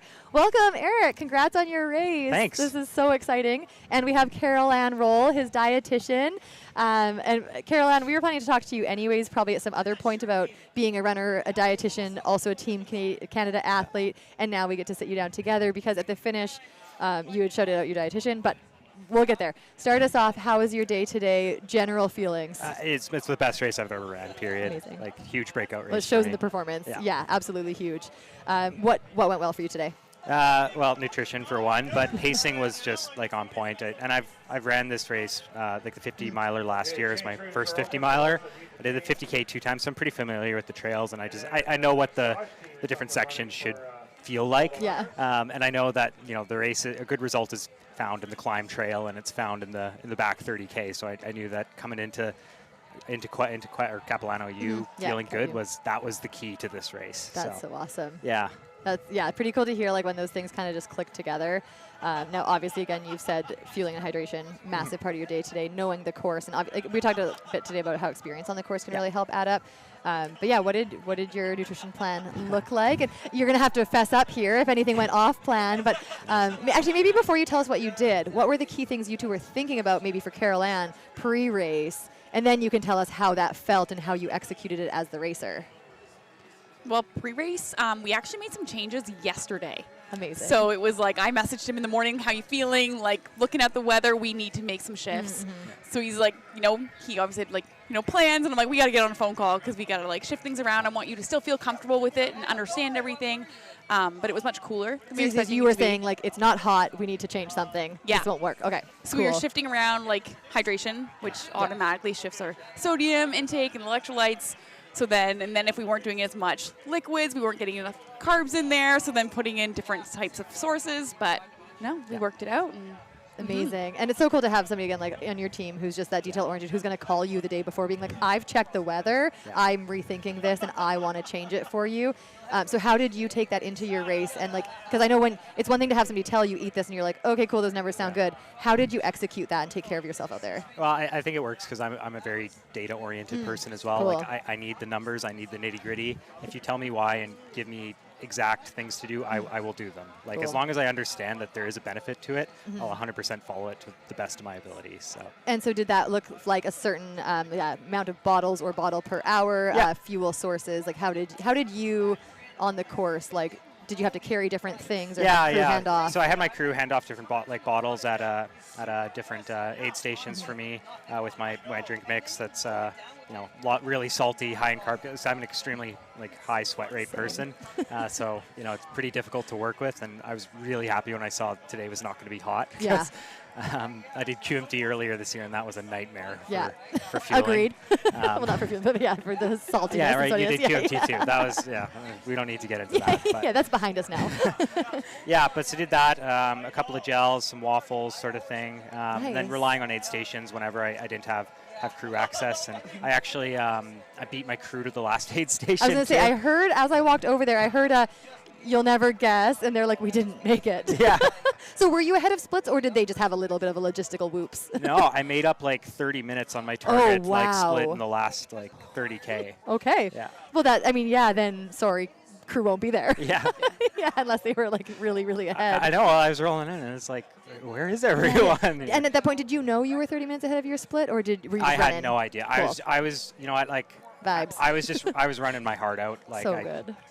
No idea what I was on my spreadsheet. So. That's so cool. I mean, that's the way to race, right? By feel. And that's something, again, you've obviously spent time on this course to perfect. Yeah. So anything from today, while people are probably listening, wanting to learn, and when you have such a perfect day, obviously there's still challenges and stuff, but anything that you think you'll change in the future? Or are you like, this is it? For this weather, for this distance, this worked? It clearly worked today. I'm sure we'll make adjustments, and different races require different things and different plans. So, this is what works here. What works for something like QMT is completely different. So, and there's a learning curve for every race. So. Yeah, and that's why we need masterminds behind the picture, just putting in spreadsheet numbers, being like, this is what you need to do. Yeah. Yeah, amazing. So outside of fueling and nutrition, again, day felt pretty strong. Anything that you've changed in your training to help you get to this point? So my coach, Rob Watson, with Mild Marathon, we shifted to a little bit more a threshold, higher volume double run sort of thing, cool. Which, I work an 8 to 5 as well. So it's kind of difficult to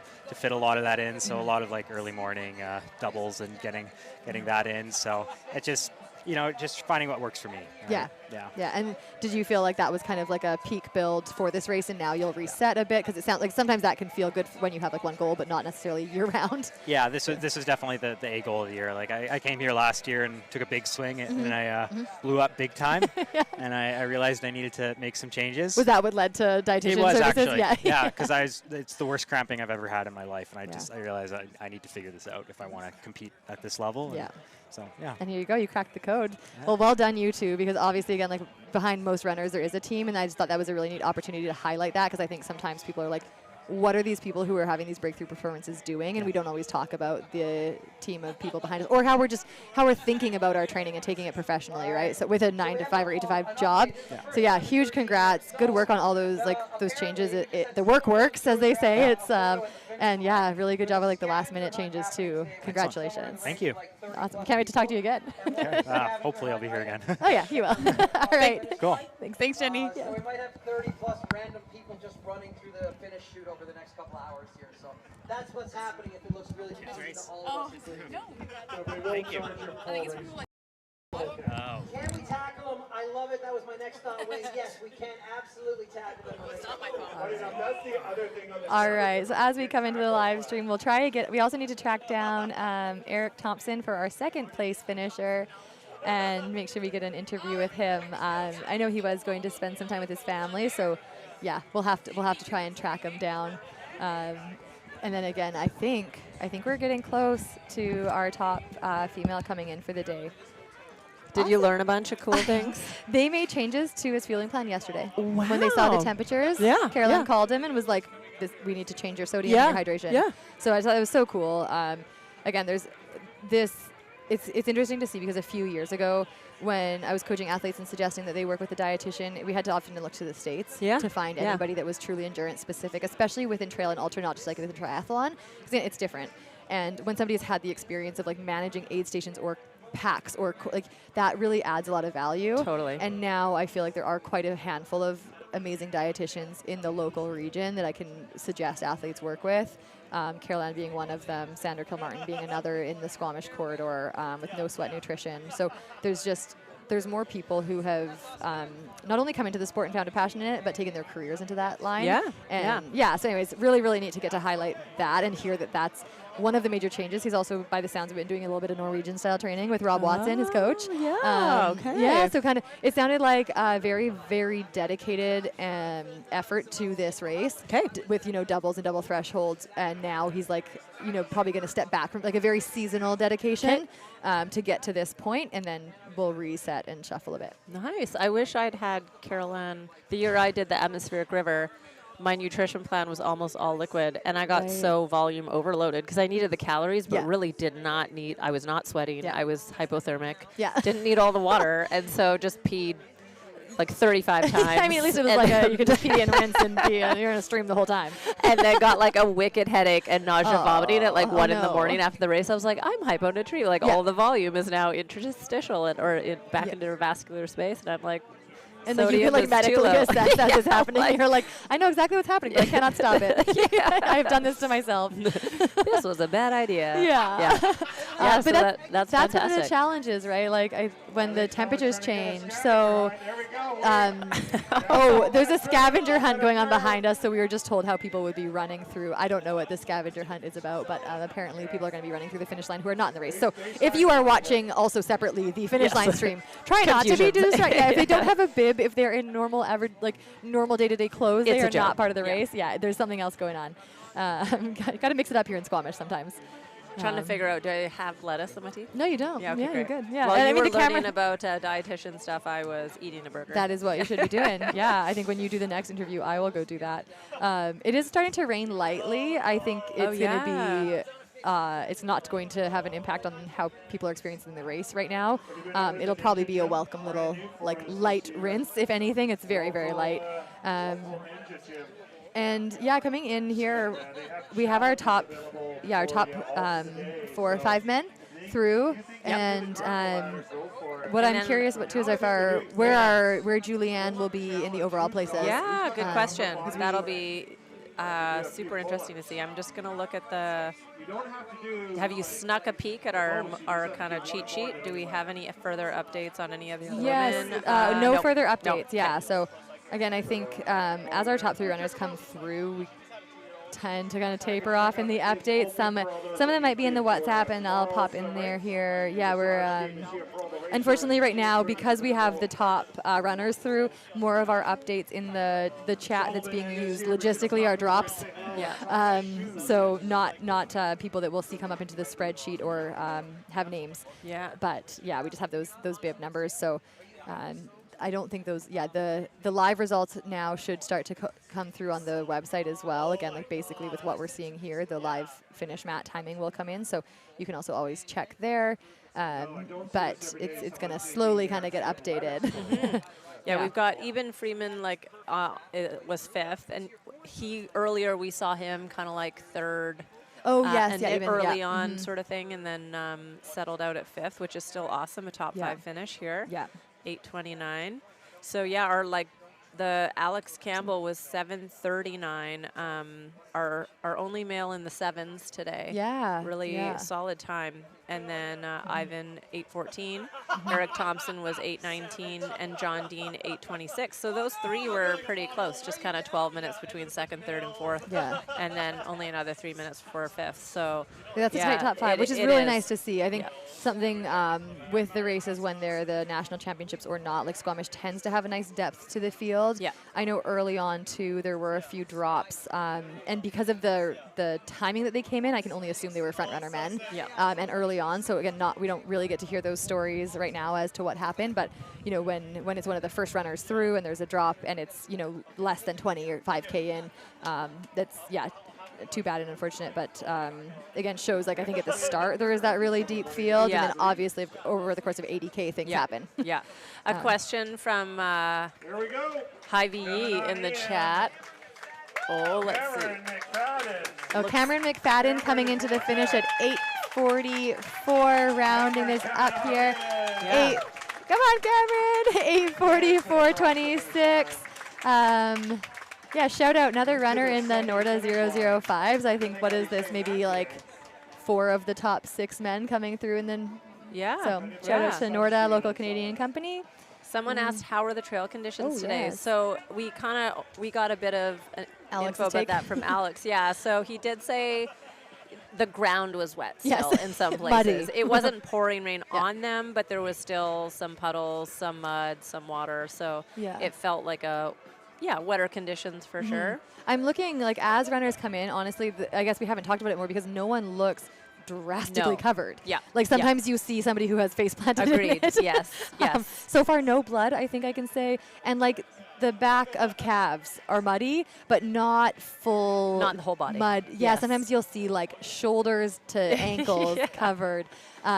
It's not that, and it has not rained enough that they would be rinsed off at all. So, and it doesn't look like, actually, so far no one's coming in with an ice bandana. No. I'm not seeing any signs of cooling being utilized, as far as I can tell, at least from the last 10K. Yeah. But so again, nothing rinsing them off. And Gary's saying this is a Squamish local.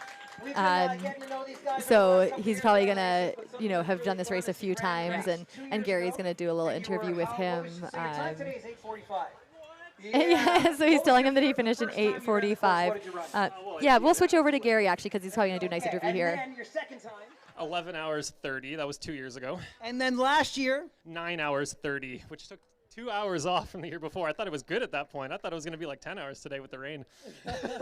So just an incredible ascension to an 8-hour 45. We were just talking about, so new parents, really having to juggle everything, but you recognize like there are restrictions on your time and that gets you going. So talk about, and you were at Alpenglow this year, so talk about your family, the little one, and how the year's been going for you. Well, I'm sure he's still taking a nap because I know my wife's not here. Otherwise, she'd be right here right now. It's like, 2:00 something? And so, yeah, he's still in the crib.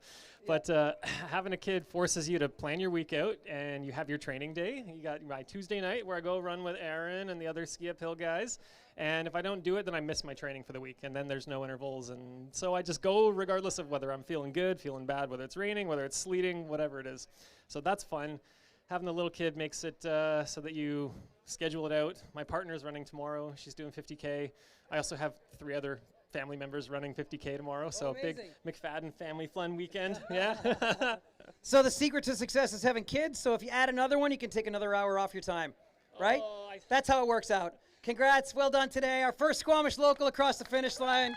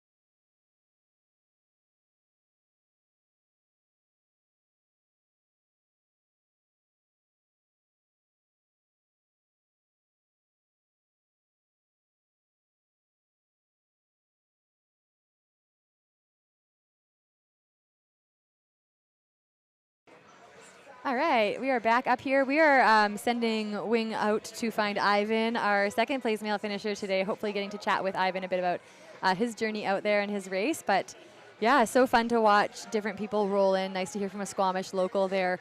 That's probably somebody who could report best on the conditions out there, especially compared to like what they've looked like maybe so far this summer. And I look for, like, we're going to have our first female. Oh, yeah. Soon. I think she's likely very close.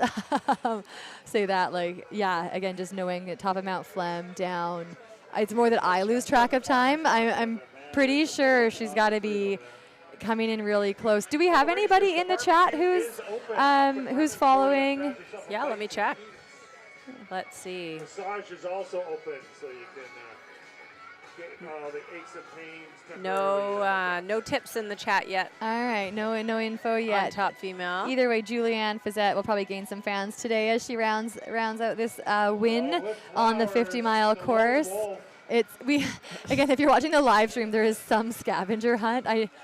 I don't know if it has anything to do with the race. I actually missed what Gary was saying. No, it has nothing to do with the race. Okay, it has to do with like the farmer's market or Squamish? Yeah, just Squamish being Squamish? A scavenger race, and one of the things you have to do is get a photo running across the finish line. Oh, that's quite funny. We have a lot of people dressed in no shoes and non-athletic gear crossing the finish line, sometimes carrying carnations. Yes, this is not a subcategory. This is not one of the things you'll find on race day registration. This is just Maybe Squamish it at its finest. Yeah. Do you run barefoot through town? Join us. Oh, yeah, here she goes. Here's another one. Wow, there's a lot of them. This is a new theme. Carrying flowers seems to have been added to something in the order maybe of items. The first people did not have flowers. I mean, they should just stand there and wait to give them to our first woman who's going to come in and win soon. We should probably, I mean, she will get the champagne bottle. You've popped a few of those here. I've popped a few. Do you like popping the champagne bottle? Does it stress you out? How do you feel about it? It doesn't stress me out, and I'm more than happy to carry a champagne bottle around. Surprisingly, less people than you would think want any. Yeah, I don't want any champagne, never. I remember the year I won the 50K, and Gary's like, "Here's your champagne," and I had to pop it, which I find stressful because I'm not good at it. I don't drink, so I don't really know how to pop champagne that well. I'm always like, I always think it's going to take less effort than it does. And then I don't want to drink it because I don't like the taste of it. I'm like, I love when it's sparkling apple juice. There you go. Okay. That is like, then I'll down the whole thing and people will be like, is that apple juice or alcohol? I'm like, what is she drinking? Yeah, she is downing that. It's apple juice. No, but yeah, it's a fun kind of tradition. It is, absolutely. And on those really hot days, it's nice to hold something cold. See, right now they're just sitting out warm. Yes. I'm guessing if it were hotter, it'd be on ice. Yeah, they were always usually like very cold on ice. Yeah. Yes. Not this year. Yeah. Now, wasn't there a year somebody shot it into the arch? I feel like that. Did it? Probably. Didn't do any damage, but it bounced back, kind of. Yeah. That would have been next level entertainment. Yeah. It's always, some people get handed it, and you can tell they've never touched a champagne bottle in their life. We're not at the years yet where the underage folks are winning. That hasn't happened yet. Then he really will have to get some apple juice. Yeah, some sparkling apple juice. Yeah, for the tradition, but. I know it's a neat tradition because like being at this race, I think it's one of the first races I've been to where I've seen that, and I've watched people like Anna Frost do it, and just see an Ellie Greenwood and just these like legends of the sport, and then getting to do it feels pretty special. They're putting the call out. Recruiting our second place male for his interview.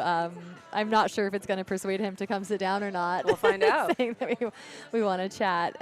Hopefully he's still around. The podium will be at 3 o'clock, so in about 40-ish minutes. And then usually, that's usually roughly when our live stream ends because we have all the top 3 runners in each category of the day in.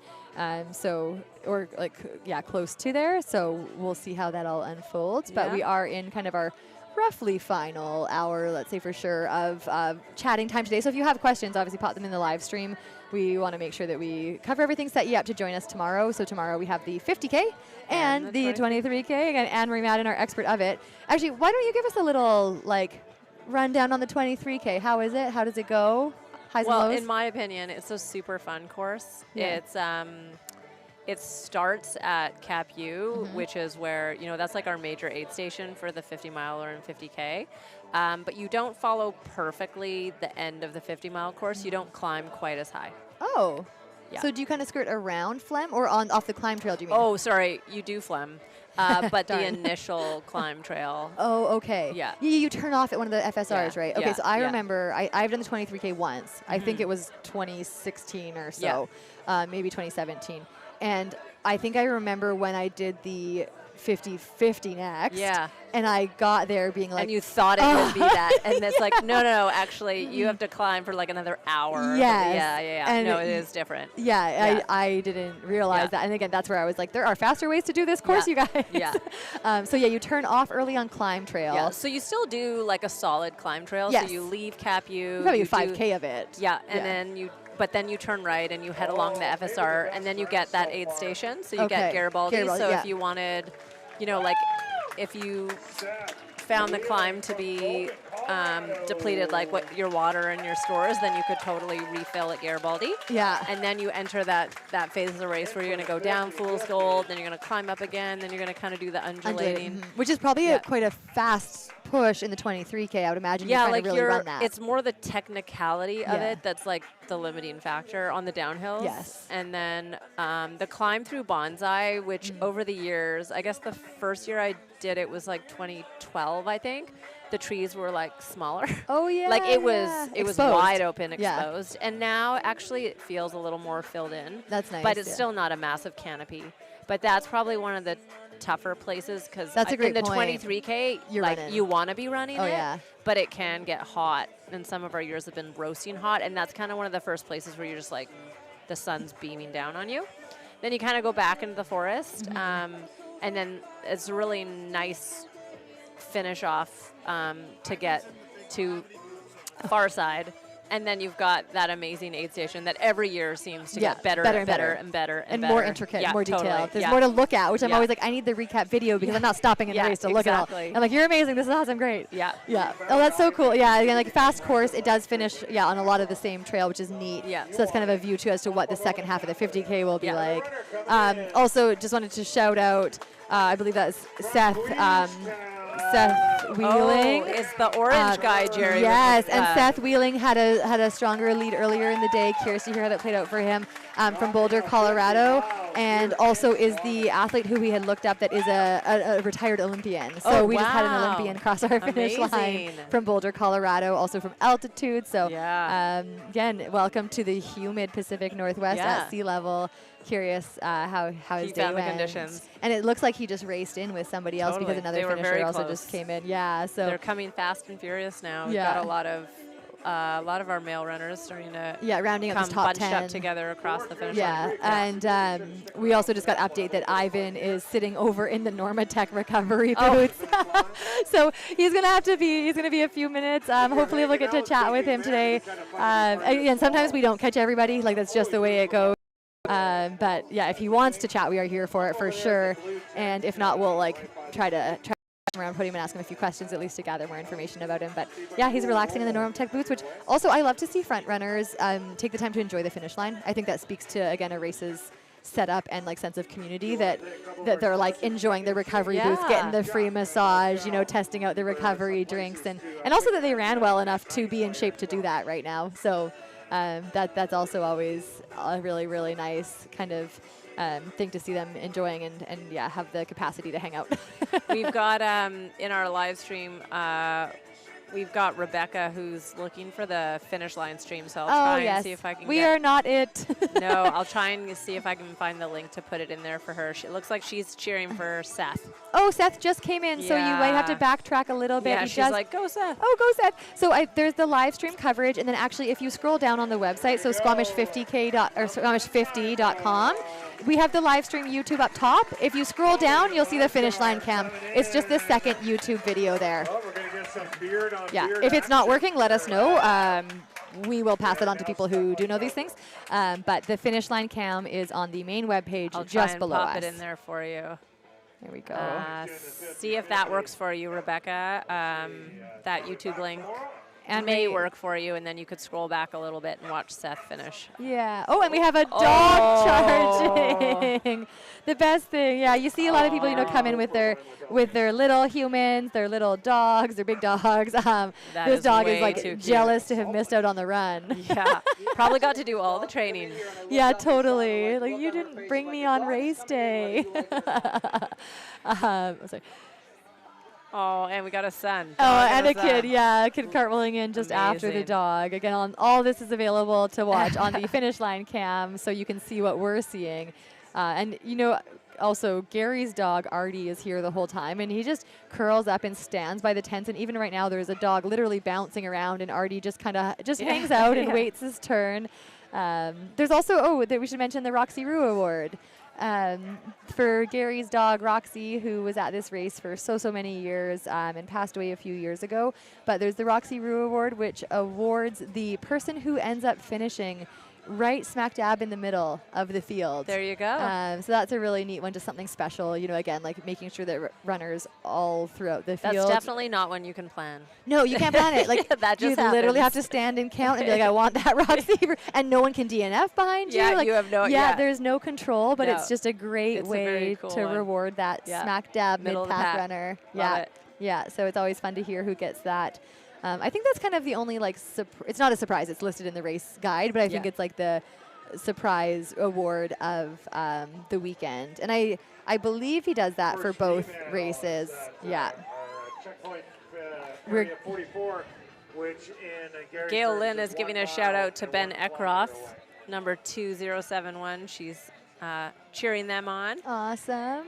And then, Noah Bloom, who we chatted earlier with, he works with the Run Go app. Yeah. Yep, awesome. He was just saying, holy smokes, Alex Campbell wins by 35 minutes. Yeah. So, yeah. It's an important, awesome recap of, a very commanding lead, a super strong lead. It's, really fun result to get to look at and think hopefully about tomorrow. Gary's going to do a little interview, so we'll pop on over there. And then we have random conversation. I'll introduce you to Cam. Cam, come on over here. Cam is the New Zealand national 55-kilometer champion. We were super honored to have Cam reach out and to come to us for the race. You looked a little worked at your finish line. Yeah. Talk us through your first racing experience here in BC. To be honest, it was a super stunning course and really fun running, and I felt awful about the whole day. It was just one of those ones, unfortunately. I guess not helped by stepping off a plane about 30 hours before the race start. What time is it right now at home for you? You don't want to think about that. I don't even know. 5 hours behind, but tomorrow. How long are you in town? There we go. You guys could call in Hugh Dickens into the line here from Squamish. Nice work, man. Congrats. How long are you in town for? Over here in Squam for a bit over 2 weeks. It's obviously winter down in New Zealand at the moment, so came for a nice wee summer vacation, and you really turned the weather on for me, so much appreciated. Beautiful summer weather. Yeah, good stuff. What part of New Zealand and what's your weather doing back home right now? So I'm from Queenstown, which is probably the Squam of New Zealand. Totally. And it should be snowing right now. It's been a pretty dodgy ski season, but middle of winter. I spent New Year's 99 to 2000 in Queenstown. I rang in the Millennium in your hometown there. That's a quarter century ago, which makes me feel very old. But thank you for coming all the way to us from New Zealand. Well done on your run, and we hope to see you back this way again sometime. Yeah, excellent. Thanks for putting the hours in to put together a great event. Thank you. Good stuff. Thanks, Cam. Yeah, man.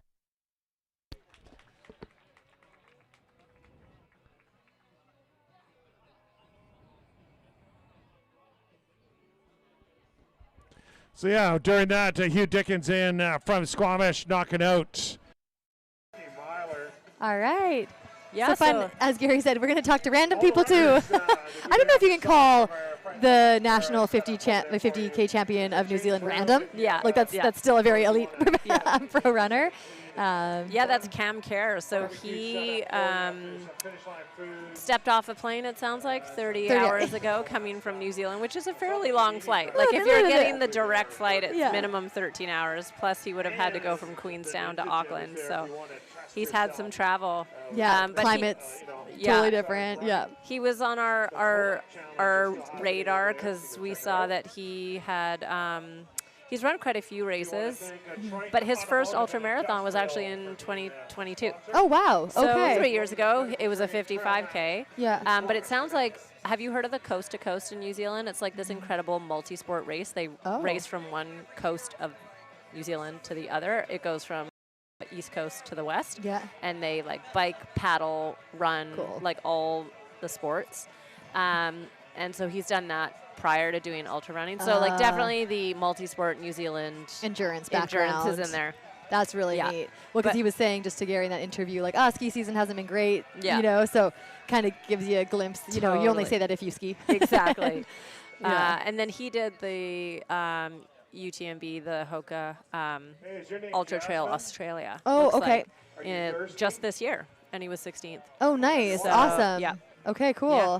Again, I love seeing that, like when we talk about the depth of the field in Squamish and other races, just seeing like somebody there who came 16th. I think he's a top 10 here, but like again, that good depth. Yeah. And people who have experienced so many different types of races in different fields. Yeah. And he said, you know, he said, it didn't feel great out there today by the sounds of it, but he did appreciate the trails and love the views. So really neat, again, to see people put this race on their list, and I think it is one that a lot of runners do actually hope to do. Yeah. I have an athlete right now on a multi-trip in Europe, and she was saying at one of the refuges, there was somebody saying, oh, there's this race going on in Canada right now I really want to do one year at Squamish, and she's like, I've done it. Like, I've done the 50-50, and they got talking about it. So that's happening across the world right now, which is pretty cool.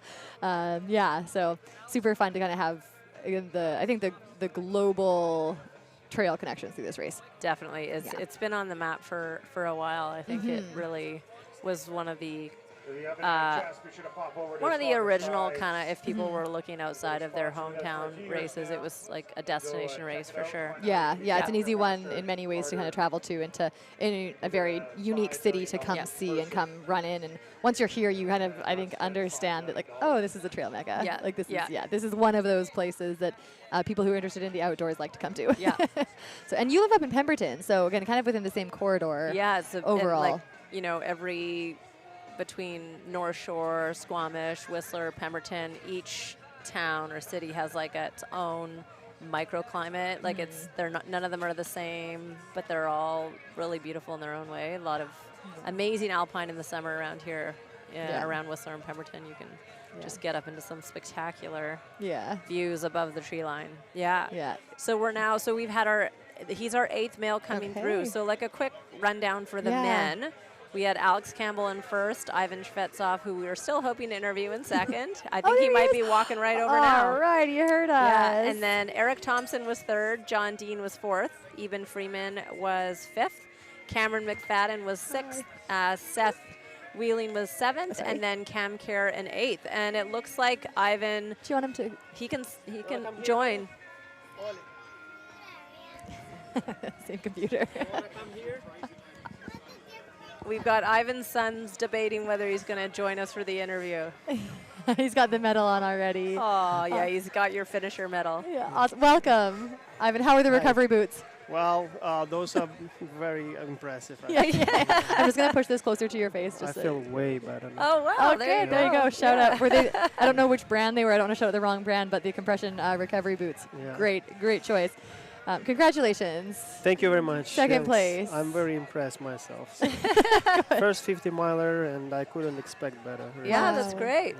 Yeah. We heard you telling Gary when you were at the finish line there. So, is this your 4th ultra marathon now, and your first 50 miler? I think 4th ultra. Yes. Yeah. Wow. Yes. Congrats. Then you're just second. No big deal. At the Squamish, 50 mile of all races, a deeply competitive field, a fast day. So walk us through, maybe in the lead up to the race, this being your first 50, how were you approaching it? What were you thinking? Well, to be honest, I did a little bit of cheating. Last week I just learned the course, almost the whole course. I didn't do the entire course, but 70 kilometers. Nice. I just like Wait, to do that. all in one go or in pieces? All in one go, yeah. Just So because I never. Wait a taper second. run. Didn't you just do Bucking Hell I did back in 4 hell, yes. weeks ago? Yes. And then you just squeezed in a 70K trading run the week before? Yeah, it was slow, but I was Okay, just all learning, right. and I never, I love that. I never been in that zone after 50K, right? yeah. So I just wanted to see and learn how my legs will respond. Okay. So, yeah, I do it. That's how, for me, it works. But Yeah. obviously, Clearly. I have to change strategy later on. But for now, it works, and yeah. I was not shocked or anything. I knew what to expect, and my strong side is uphill, downhill is weak side, so I kind of was prepared to that. And big deal is nutrition, of course. Yeah. So I was eating nonstop. I don't know what I'm trying to do, Excellent. run or eat. Yeah. You know, Always. it's really cool. That's been a theme through our interviews today so far with the top 3 men that we've got to talk to. And it's so cool to hear that because you're all thinking about it in advance, you're practicing it. And I think that just, not only does it set a great example for the runners looking to do these types of performances, but also like for you and your recovery, like it's just going to keep you in the sport, keep you performing well. And it's so cool. Just, I don't know, the attention to detail that we're seeing around that is finally here, and it matters. Yeah. Especially with all these new gels and all this new nutrition. I mean, it's phenomenal. What's your go? Exactly. What's your go-to? Yeah. Actually, you know what? I was taking the snacks first time. Like I just see there's a gel. I tried and it was working really well Did for you me. try it for the first time today on the course? First time, yeah. I love this. You have a really, I can just tell you have a very like relaxed, like I'm going to try and learn, and it works. Yeah, well, I mean, That's so cool. I love running like everybody, obviously here, and be outside and just mountains energizes you, right? So yeah, atmosphere is amazing. So you did NAC gels. Did you do solid food at all? Any solids out there? You know, yes, I was doing like dry fruits and nuts. Yep. I mix it and I put it in my tube. So, but I was like primarily on gels today. Yeah, and it was very good. Yeah. That makes sense. I don't know how you can chew and run that fast. Yeah. That's always like to me, I'm like, that is a multi-talented person if you can chew. So today, yeah, again, it sounds like overall a really good race. You knew your strengths and weaknesses coming in. Was there anything that surprised you or challenged you differently than you thought it might? Well, I think weather was unpredictable, so I debated whether I want to wear long sleeve or short sleeve. Yeah. I actually intentionally ordered myself like a short sleeve because every August, every race normally is hot. Yeah. Yeah. I was so like intentionally targeting that T-shirt. I finally got it, and I don't need it. You know? Of course, yeah. So eventually, you don't know, like till the last moment, I put that T-shirt on and just a short sleeve on top of that. So that worked pretty well. But yeah, and then I took off when it was hot. I took one T-shirt off, and it was amazing. So yeah, it worked pretty well. Perfect. That's amazing. And so you managed the heat fine. How are the conditions? We've had a few people ask, you know, with the 50 millimeters of rain yesterday, how was it out there for you? Well, it was actually fine. Puddles, but you know, could have been worse if it's just raining like yesterday. I don't know. It was a different story. So I totally. I was actually expecting. I was preparing to that, but it's amazing day. Very it's like the best weather for running. Best weather for racing.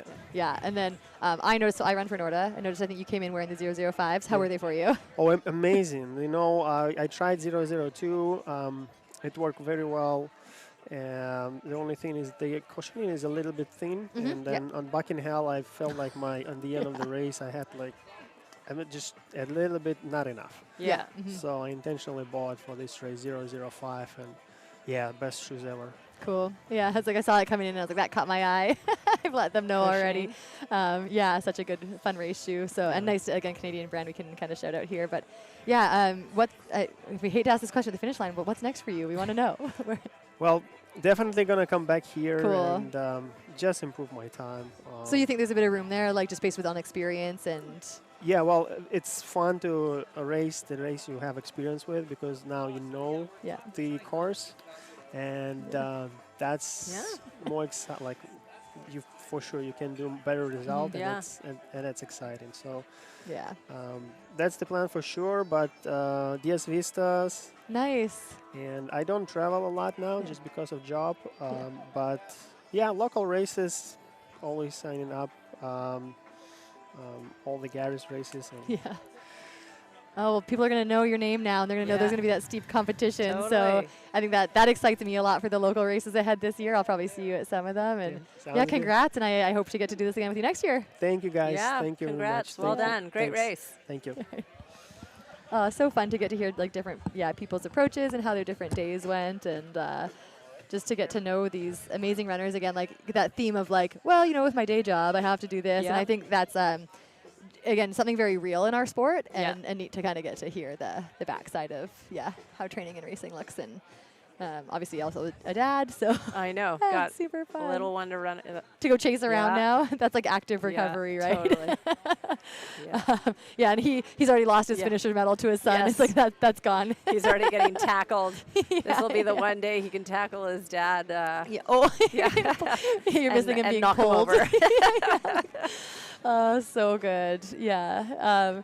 Glad we got to sit down. So we've sat down with our top 3 male finishers now, Yeah. and we should have our top female coming in here soon. Pretty soon. Yeah. Looking at our like cheat sheet spreadsheet, we don't have a ton of updates from the field, so I think we're just going to be getting surprised soon when the our like top women start coming through. Yeah, I wonder if we're gonna have again, like we've kind of been talking about all day, where we're like, oh, didn't know that person was up there, because there's a few again like names we know in the field, and we're like, oh, we'll see how that plays out. But nice to hear there too from Ivan. Like conditions pretty good, nothing too shocking. Definitely, I would say like you pointed out there, just amazing what works for some people. Like he seems to have that very relaxed approach of like, oh, I just want to know how it's going to feel to run this far, so I'm going to go basically do it. Like you won't actually see a lot of people at the front doing that in one go. No. I kind of assumed he had meant over the course of a week. Yeah. So that's just so cool. Like run 70K of your 80K, and then be fresh enough to really compete today. Yeah. If we do get to sit down with him next year, I wonder if that's something now that he's done it, that he'll like taper out more. And or maybe not. Who knows? Or he'll be like, well, you know what? It worked well. Sometimes, right, you're like, it. there are individual variations, and sometimes it works. It's nice here, too. I know you can't see all around, but the finish line is quite busy with lots of spectators, lots of crew coming in, and cheering in the finishers as they come in. Joe Perry from Nanaimo. All right, 9:15. Got a little one running in with them. Running in. And With I think we're finally seeing a few less of the scavenger hunt folks crowding the finish line, which is nice. Actual racers. Yeah, I was kind of hoping they wouldn't overlap with our winning female when she comes in. So nice to see that. It seems like they're done and leaving the room to our racers. And earlier, before we kind of wrap up or get the lead women in today, we were talking about Team Canada. Yeah. So that was something, again, it's something that I think is nice to talk about on the live stream, because there can be some confusion of like Team Canada Worlds, how to qualify where, because it has changed in the last few years. So as we were talking about, there's always a Canadian National Championship race now appointed, and that's really new within the last 3 years. And there's a provincial race now too. So I don't know about this. Yeah, I think often one of Gary's races will be the provincial, and then he's also had Squamish 50 be the national. Okay. Like 2 years ago, I guess. Yeah. Or 3 years ago. And then like you're saying, there's also because Worlds at the moment, since they amalgamated all the distances into one event, which is so tight, like it's awesome. Yeah. Worlds has become like a bigger and bigger deal. Countries are sending better and better teams. Yeah. And dedicating a little bit more funding, still underfunded, but and you so might not have to buy the kit you have to wear. Yeah. But they're, like you're That's saying, okay. they're usually selecting a race where people would go and race for those top 2 spots to get selection. And then there's also a entry process that's more like resume based. Yeah. Because there's always going to be that person who was on parental leave for nationals but is ready to race and wants to go to Worlds and has a great track record. Yeah. They just Or couldn't couldn't say travel make or it that couldn't- day or what have you. Many life reasons or scheduling reasons. If the year before sometimes their main A race will be 2 weeks out from nationals or something. Right. They can't.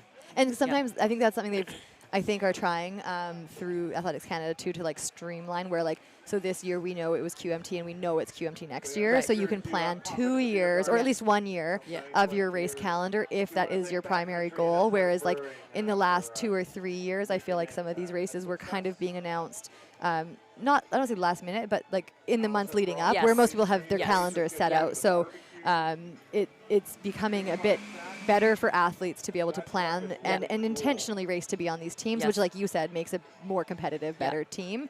And then there's also the vertical. So we have the long trail, short trail, which is 80K and 50K respectively. And then there's also the vertical. This is something I'm trying to kind of learn and piece together, but there is the ascent race and then the up-down race. Is that correct?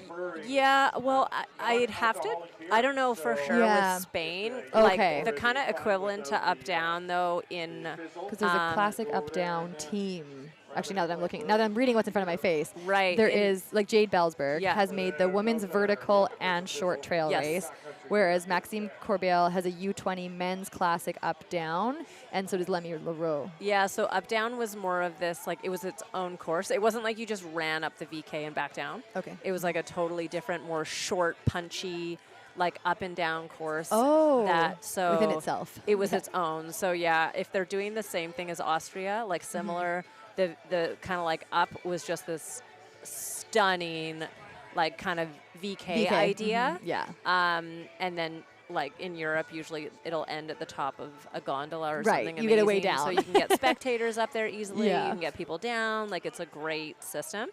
And usually very beautiful at the top. And then the up down is often like, a fast punchy course with like hills and stuff, but it's not necessarily related to the course. Yeah. Okay, that's but cool. I didn't realize it's that. very possible. I haven't looked at the exact courses for Spain, so Yeah. I don't know. And then the short and long trail are usually their own courses as well, but might overlap a little bit. Cool. Yeah. Yeah, so again, with that, like for athletes who are looking to that, there's also, actually we'll hopefully talk to her this weekend, Haley Hughes, who just ran on the youth or U20, I believe, Team Canada for sky running. So that's another thing I think that, again, like we don't often hear until it's happening. And then for me, again, I was like, wait, what is this? Like what's happening in our cool, amazing sport with so many different little facets? But there is the Youth World Championships. Yeah. So that's another way that athletes can kind of like, I think, again, you could probably resume apply. Yeah. I suspect there's probably some qualifying races, but I'm not actually aware of what those ones are. But and sky running often borders on a bit of technical. It looks like very scrambling technical. sometimes even, and they're almost always like higher altitude races. Yeah. That's what it looked like when I was watching the videos of Worlds. And Haley Hughes came 8th in her race there. Yeah. Top 10 in the world finish for one of our young Canadian athletes. She also just won the Alpha Stone Ascent. Nice. I raced her last year there. This year she won, took the course record. And I guess coming, obviously she's a super strong athlete and just continuing to kind of develop in the sport. And I think it's going to be really neat to see how Athletics Canada like bridges these two kind of together for longevity and like development of athletes over time. But yeah, so with the provincial races, that's something I'm not familiar with. So do you know if those exist in every province or if it's just BC? I know for sure. Yeah. And then it's more that you might be like the provincial champion, and if I think in BC, that might mean that you qualify for like a little bit of funding or help towards right from BC like, Athletics. Yes, to get to nationals. Yeah. Jade Belsberg actually would be a great person to ask this about tomorrow because I Yeah. know she's ran for BC Athletics. Nicole probably has, Nicole Laces probably has some of those answers too. Again, like thinking of women who have raced or are racing Squamish and are now on the team. Stephanie Ryle, Crusher, she's from out east in Ottawa. Kaylee McChrystal, and we'll hopefully talk to some of these athletes over the year. We're listening to Gary's update, in the back of our ear here about our women's podium. So we have, it sounds like, obviously our lead runner coming in soon, and then it sounds like there's a battle for second, third. So that's gonna be fun to see play out, and I'm not actually sure where they are on course yet. Yeah, but second, third, and fourth are all together, kind of exchanging leads. It sounds like it's a really tight pack, so that'll be exciting. And we know for sure them. 2 of them are in the 50-50. Wow. So that's also interesting. I feel like from anything I've seen of Jenny Libri racing, I know she's deeply competitive. I suspect, even being in the 50-50, that's not going to be something that like she's going to be responsible probably, like she's very capable, but I think it won't be one of those where somebody sits back because or anything like that. I'm trying to see if we have any updates here, but yeah, we are just patiently waiting on our strong lead woman today, Julianne Fissette. She's on the pavement, so she'll be here any minute. Awesome. Yeah, should be good. Awesome. Yeah, really, really exciting to hear. I'm curious for her as well, like with Farside, if she's going to know the lead she had. Yeah, I suspect somebody would have told her. Sometimes, you know, people on course will tell you whether you want to know or not. Yeah. So I could see that at Farside being like a, you know, you have a lead, you're safe. It's those always things. hard to know if you can trust people because people use vague terms or, you know, I do bad math. I do Yeah, bad math yeah. all the time. Yeah. Do you like to know where you are I relative do to other like people? to know, but I kind of only trust people that I know. That's fair. Because I, like at Tarawera in New Zealand, I'd been kind of like back and forth with First for a while, and then on a flat section, she was like an Olympic marathon runner. She got ahead. And then the next aid station, someone was like, oh, she's 30 minutes ahead of you.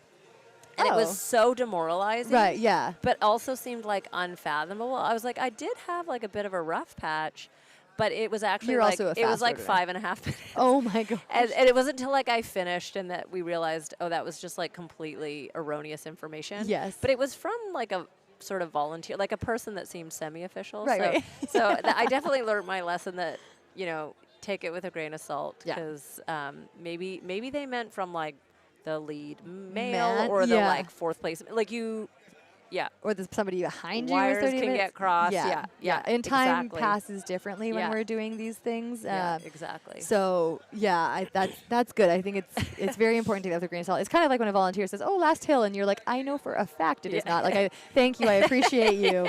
I know this course. But it's sad when you don't know the course and you think you finished the last hill and then there's like one more or three more. And I mean, what feels like a hill to somebody maybe That's who's hiked in versus who has run 50 miles could be very different. Yeah. I have, you know, there's a literally non-existent hill in my neighborhood that I know after a good workout, I call it a hill. Yes. And I'm like, it's not. Like, my watch changes nothing about the vert, doesn't register a single meter. But, like, on a tired day, that's a hill. Yes. So, but yeah, again, today we're going to have the men's podium starting in about 5 minutes. Great. So, yeah, we hope to be here to catch the women coming in. I want to see this battle play out, get to chat with them a little bit about their day. But we will cut out to the men's podium when that happens, typically, because there's just too much going on around here for us to not switch over to that. Looks like they might be doing the podium right here, though, so they'll be able to, they'll catch the females coming through. Yeah, on the finish line cam, but also on this one because we'll switch over to it. You'll see both, and then that should, like, also the results will update. But it's, I guess, we'll be waiting to see what that battle shakes out as. Battling this race, have you ever had to battle somebody on the pavement here? Not on the. There have been times when there might have been like a male around on the pavement. Mhm. Yeah, But not like for a women's. Not like a Ellie Greenwood, Eric Carter pavement sprint. No. Okay. But I have had some fun ones with some male racers where it's Pushing just each like other. it just kind of makes the time pass a bit faster if you're trying to battle it out with someone. Trying to get the thing done, and there's like 3K of pavement. Yeah. I had, the year I did the 50-50 in 2019, I was running on the 50K day. Again, I knew I was winning the 50-50, knew I was setting a course record, but I was also fighting for podium for the 50K and for like the second or third spot. And second ahead of me, Haley, I could see her at the train tracks. And she, you know, that's a good, like, she had a good 300 or so meters, I want to say, on me. Right. So, you know, like, if she's hauling and I'm hauling, I really have to be hauling to get her. Like, there isn't quite enough. To the finish line. Yeah, there isn't quite enough room. Like, if we had to go to the spit, you know, like another 2K, maybe I would have got her. If she did nothing different and couldn't. But she kept looking back at me, and I just remember yelling at her, "Just run!" Like, stop looking back at me. If you keep running, I'm not going to catch you. But that was really, really fun because, again, I think it was like, for both of us, an amazing day, a great outcome. It wasn't, it's very, maybe it's more pleasant to be the one chasing, but also still feel good about your day than like, you know, if I had been fourth or something, I would have like really just missed. That's like the podium in front yeah, of whereas you. like, I'm on the podium, yeah. she's locked in on the podium. Yeah. It's just, is she going to let me catch her? But she would have to stop to let me catch her kind of thing. But that's the closest I've had. And again, I think I liked the position I was in, and she obviously chasing down. Yeah. All right, our lead boy. Back, Julia Women's Fessette. winner, 9 hours, 28 minutes. Oh, she's just going to keep on running.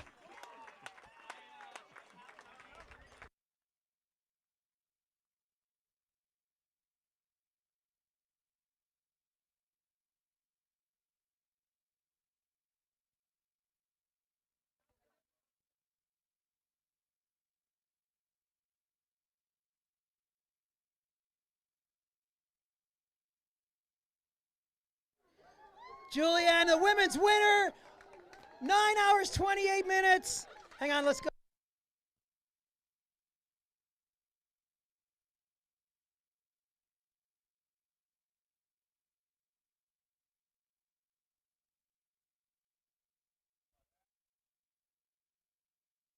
We're going to get her to pop the bottle of champagne as the women's winner today.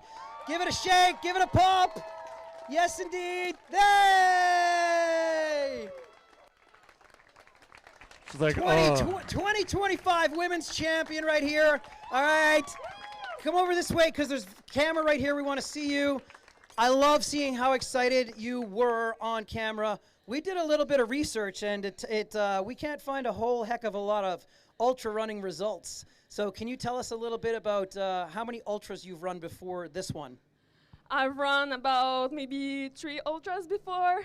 On top of that, I did a few projects on myself, like not official races, but yeah. Is this your first official 50 miler? No. What are the distances that you've competed in so far?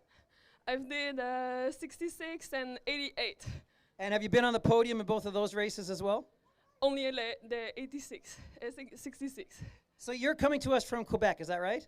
Yeah. And when you came out for the race this year, what were your hopes and expectations coming out to run in a new area?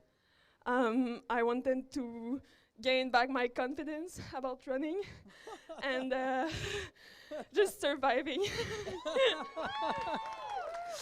Well, I think you have an awful lot to be confident about. You did more than survive, you thrived. You completely won the race today. Congratulations and thank you to us out in Squamish. Our champion 2025 right here, everybody. Yeah! So we do our podium awards shortly once the women's podium are in, and the other women are just behind you a couple of minutes. So we'll hang out for a little bit. Well done. And we'll cheer second and third across the line, I think within the next 5 minutes or so. –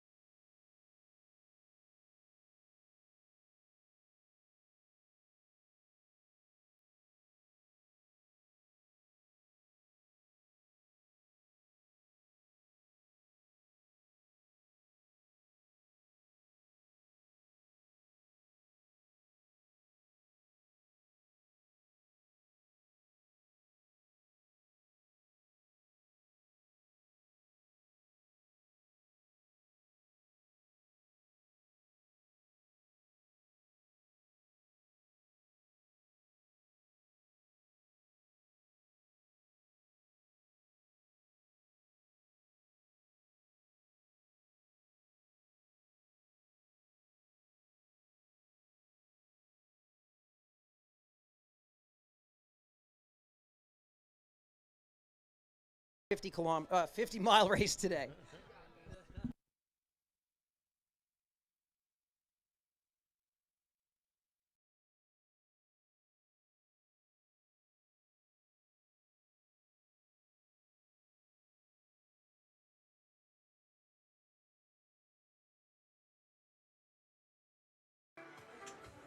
All right, we are back on here. So we just had our women's winner for the day, as predicted, basically right from the start, leading a commanding race again, like really just from the gun. Pretty much. Yeah, and she I mean, flew across that finish line. Yeah. She looked great. She looked really good. Maybe she should do the 50K tomorrow. Oh, yeah. Is there a bid for that? Can we do that?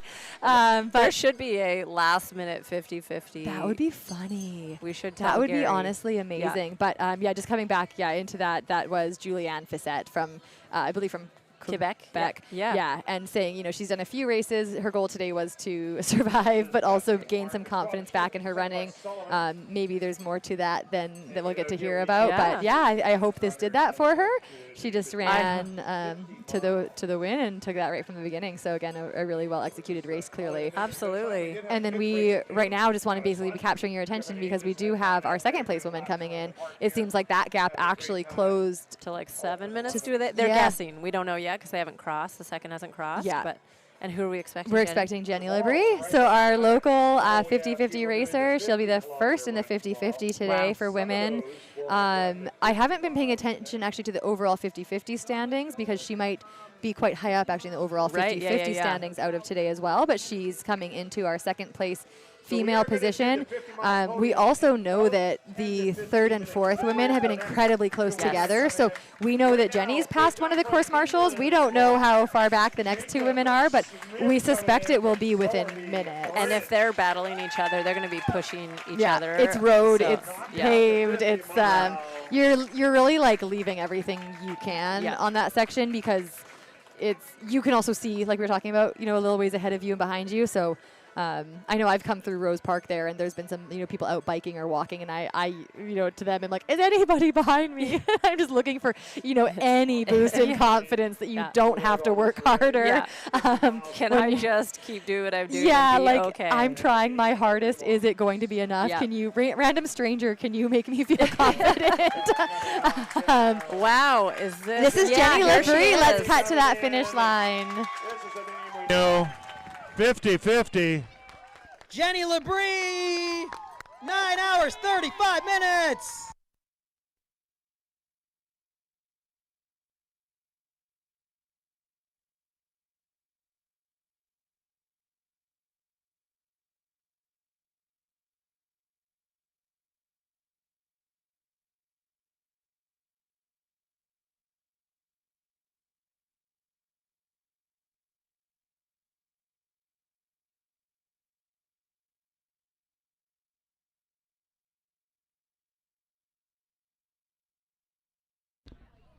Jenny's hiding from all the cameras. So Jenny Labrie just came in 9 hours 35. Come on over and tell us a story because you guys have been in a heated battle out there. I'm guessing third place is not too far back.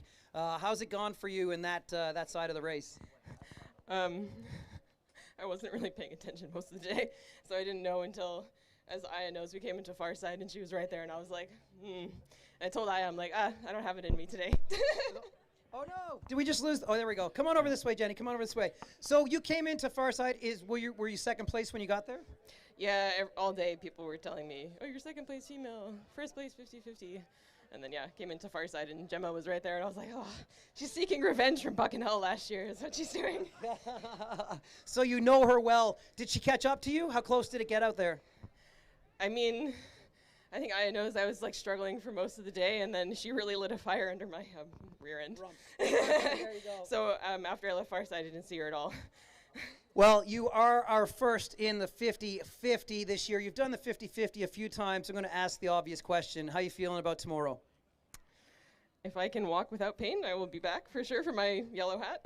I feel like you've never said that before, the walk without pain side of things. I know we're going to see it tomorrow, and I know we're going to see you right near the front again. Round of applause, second place, 50-miler, leader in the 50-50. And we're going to do our podium awards within the next 10 minutes or so. Okay? So don't go too far. Don't go too far. Hug your friends. Get some pictures. We'll be back in a little bit.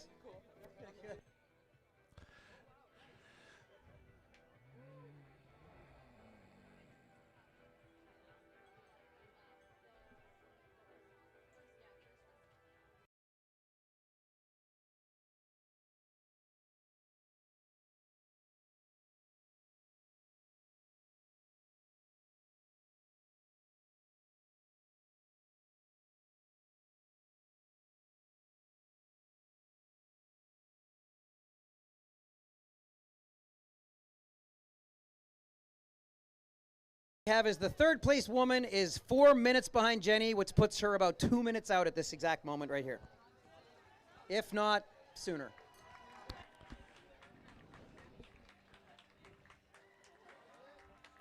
Here we go. There it is. She closed strong.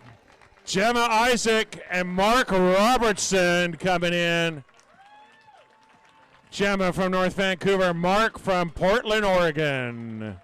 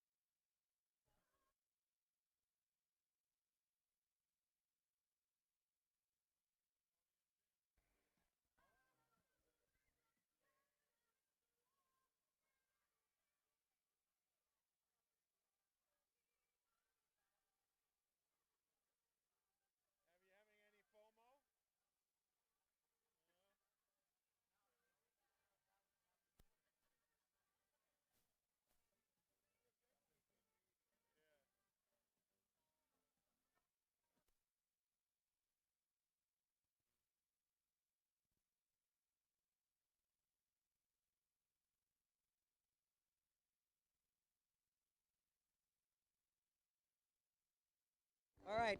Gemma, third place in the 50 miler today. Come on over this way. Also wearing one of those split bibs. Let's start there. 50 miles today. Are we going to see you for the 50K, 50-50 tomorrow? Yes. Absolutely, right? Absolutely. Yes, indeed. And we've got a battle. There's about a 3-minute differential here between the two of you for the 50-50 crown tomorrow. So you're wearing a Gorge Waterfalls hat right here. What's your year been like up until this date? What have you run that led you to success here today for a podium at the 50 miler? The Gorge 100K back in April, and then the Neenackering North Shore Run a couple of weeks ago. How was the Neenacker a couple of weeks ago? Phenomenal, thank you. Where did you place? Third. Ah, consistency, I like it. Good stuff. But you are currently in second and with a good shot at first in the 50-50 for tomorrow. So we're going to root for a battle to see both of you battling it out there tomorrow. We're going to do our podium awards here real quick, so don't go too far. Hop on up there in a sec. And congrats on a great run. Third place in the 50 miler today, everybody. It looks like that guy knows you. Give him a big smile.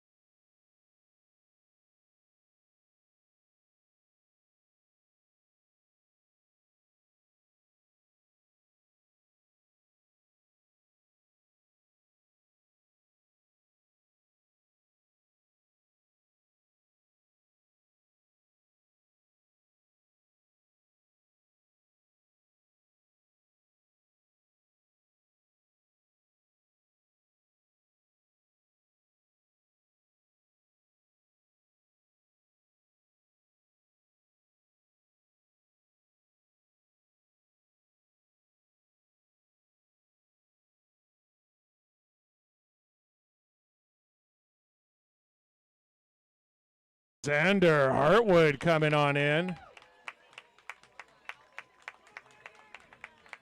Cruising on into the finish. 50-50.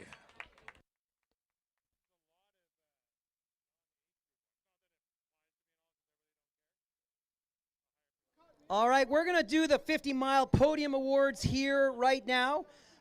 Before we jump into that, this is my moment to say thank you to the people that make this all possible. There are a lot of things happening behind the scenes, tireless efforts across the board all weekend long. Our team averages about 3 hours sleep a night each. It starts with and goes through a really long list, and I want to say thank you right now. Jeff Langford, Sonia Mahoney, Sophie Laflemme, Arnaud Vernet, Taylor Smith, Wing Taylor, Emily Teagan, Tom Mulliter, Elaine Fung, John Crosby, Lily Carroll, Ian Backstrom, David Papineau, Fran Hopkins, Scott Roberts, Yelmer Snook, Jenny Quilty, Dylan Morgan, Marty Reed, Julian Henley, Shannon Sullivan, Olivia Merrick, Deanne McDoom, Liam Dewick, Mayo Jordanov, Maxwell McEachran, Barb Mulliter, Tara Basili, Lou O'Keefe, Annie and Jenny Sylvester, Wes Ochitwa, Rick Carey, Emery Madden, Rob Borley, and Hillary Spires. Please make some noise for the people that make this event what it is. Let's cheer this runner across the line, and then we're going to go to our podium.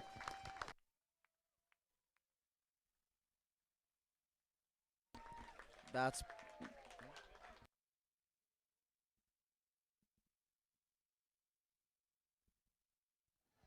can you hold that please? And make sure that doesn't blow away. Everyone on our podium for the races this weekend receives one of these beautiful custom wooden awards from Aravapa Artworks. They also receive a complimentary entry to a future race and a $50 gift certificate to Capra Run Shop here in town. And we cheer every runner in, so let's cheer this guy across the line.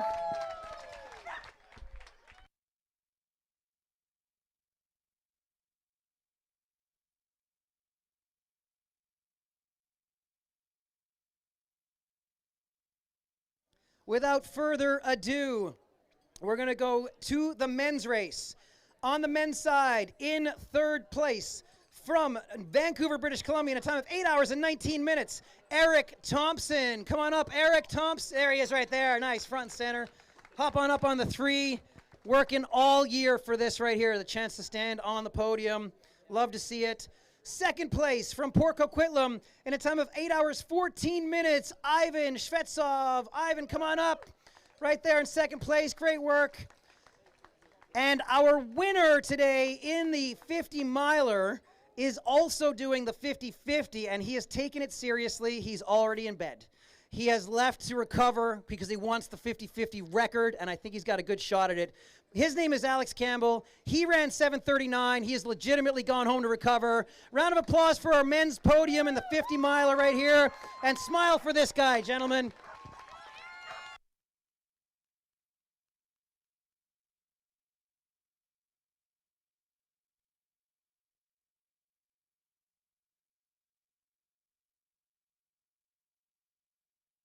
You guys both jump up on the top step. There you go. There's lots of room. Nice.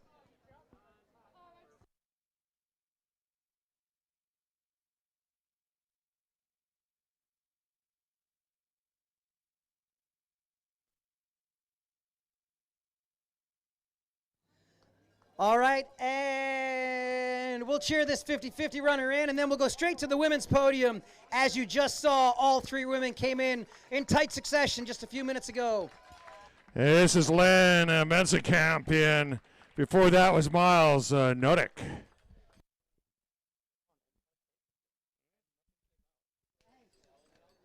In the women's race, in third place from North Vancouver, in a time of 9 hours and 38 minutes, Gemma Isaac. Come on back up, Gemma. There she is right there. Hop up on third.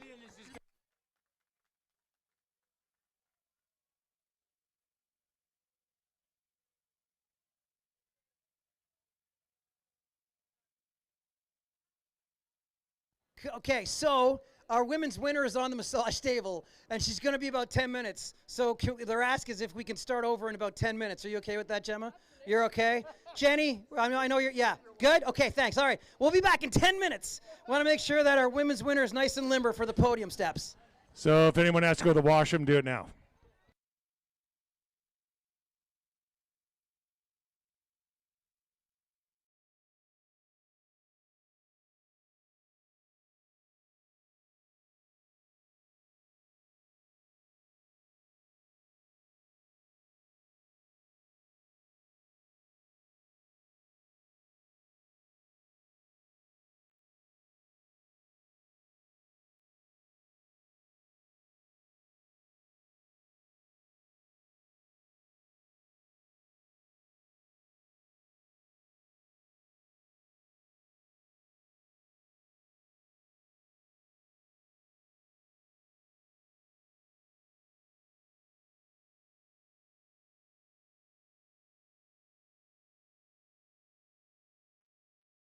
Coming all the way from Anchorage, Alaska. All right, so you are 50 Land was from Whistler. Making sure. Okay. And Johan from Squamish. Yeah, otherwise they won't hear you. So.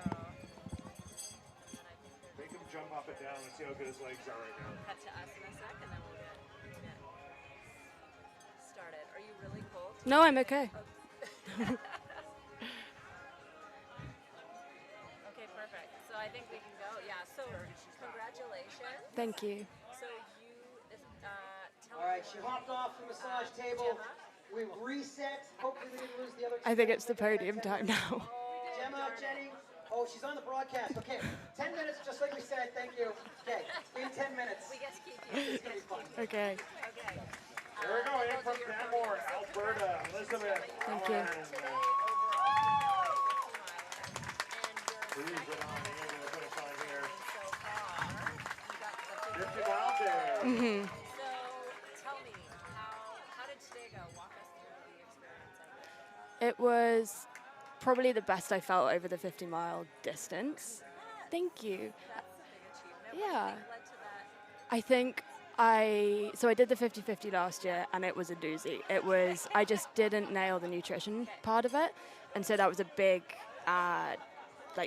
factor for me, like going into this. And so it was running to like my breath almost. And so yeah, so I think it went well for that reason. So how did you learn or change your nutrition that year? So I never had a high carb drink before running last year, and I think I run with Salomon on the North Shore, and so speaking to those guys that have done this a ton of times before, they really, really have helped me understand that nutrition and basically taught me the right things to do. Yeah, I don't know if you know the great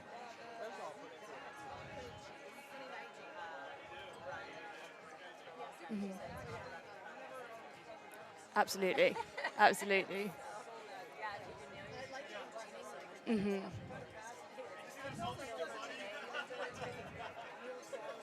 So I was swapping between the NAC at the aid stations, and then in the 2 drop bags I had the Morton 320, but the caffeine ones. And so I was just making sure that before the next kind of drop bag, all of that was getting drunk.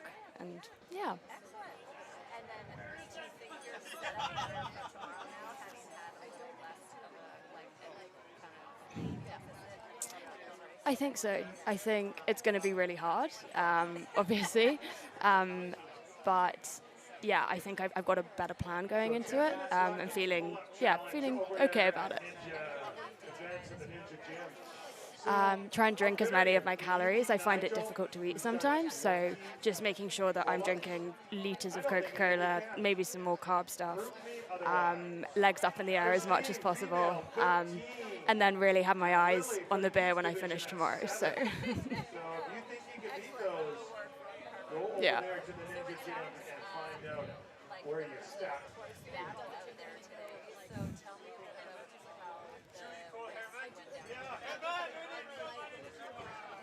So I think when I passed Ellie Greenwood's aid station, so maybe that was about, I had 30, I don't know, it was quite early on. I was told that I was in third, and so that kind of lit a fire under me a little bit. Yes, she went, but she said, I don't know if I can count properly, but I think you're third. I was like, right, we'll go with it. And so, yeah, that kind of, it got me going. And then I picked up a couple of the guys, the race director actually from Gorge Waterfalls, and he was amazing. They just stuck with me the whole time from there. So, yeah, we ran in together. Yeah. And then, so you're kind of found out and then staying third but Yeah. had your eyes on second. So Queen Jenny. I knew it was Jenny in front of me. Jenny and I have raced with each other before, so I didn't hear a peep from her until getting into the far side aid, and she was just leaving. Interesting, because on the map, Mm-hmm. you were only 26 seconds behind her at Really? So maybe we didn't know. We're like, do they know? Do they realize they're here? No. But I always have my eye out for someone in a red shirt, because that's her staple, always.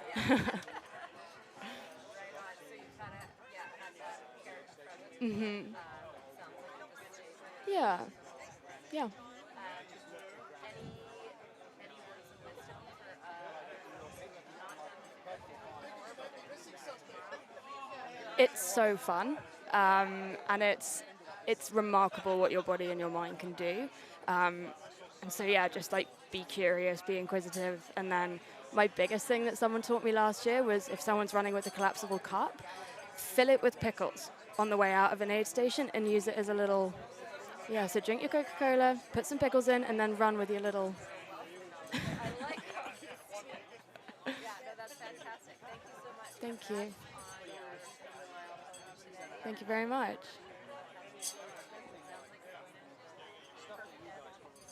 Thank you. For sure. Cheers.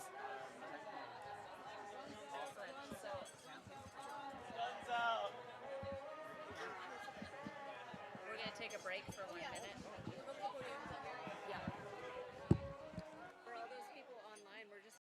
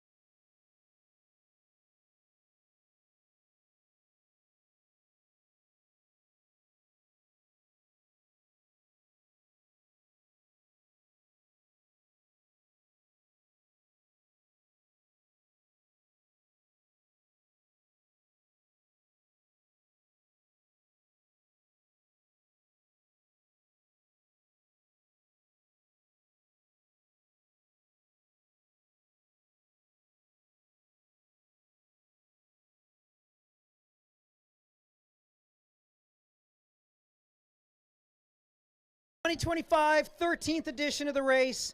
In third place in a time of 9 hours and 38 minutes from North Vancouver, BC. It's her second time on the podium today, Gemma Isaac.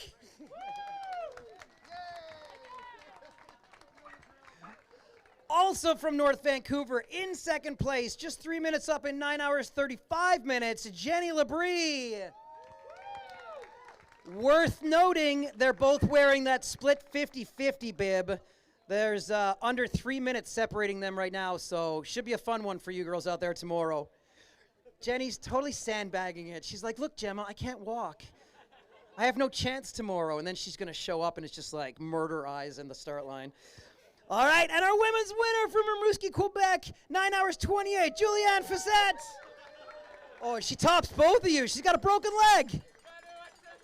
My goodness. That's what the massage does. She only got the one leg done. Yeah. It feels worse before it feels better. All right, smile for this guy right here. Round of applause for our women's podium this year. Thank you, and congratulations, everybody. I look forward to seeing the battle tomorrow.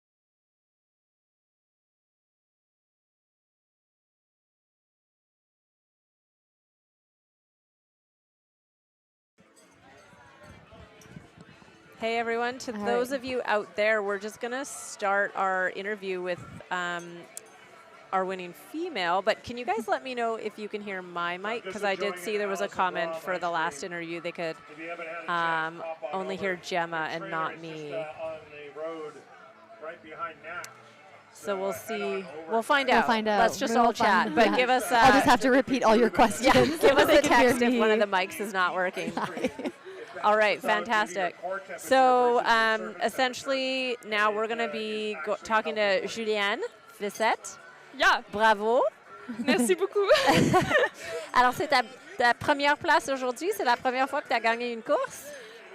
No, it's my third time, I'd say. Yeah, third time. Third time winning a race. Yeah. Wow, okay. She's Out of like 5 that you have done in Yeah. your history of trail racing. That's a good a percentage. name to watch. Yeah. So, is this your first time in BC? Yeah, it's my first time in BC. Welcome and well done to come here and crush the competition. Thank you. I feel so lucky to be here. Everything is so big and so beautiful. The mountains were insane. Yeah, they're really nice. How long are you here for? Here for about 5 months. Really? Yeah. So Oh, I so you'll visited get a to bit see before. lots. Okay, Yeah. excellent. Are you going to do any other races while you're here? No, it was my only objective because Okay. I didn't feel that I would succeed. So Yeah, you mentioned that in your post-race interview with Gary that A, you wanted to survive. Congratulations, you did. And B, that you wanted to rebuild your confidence. Where was that coming from for you? Was there a tough race experience in your past recently, or?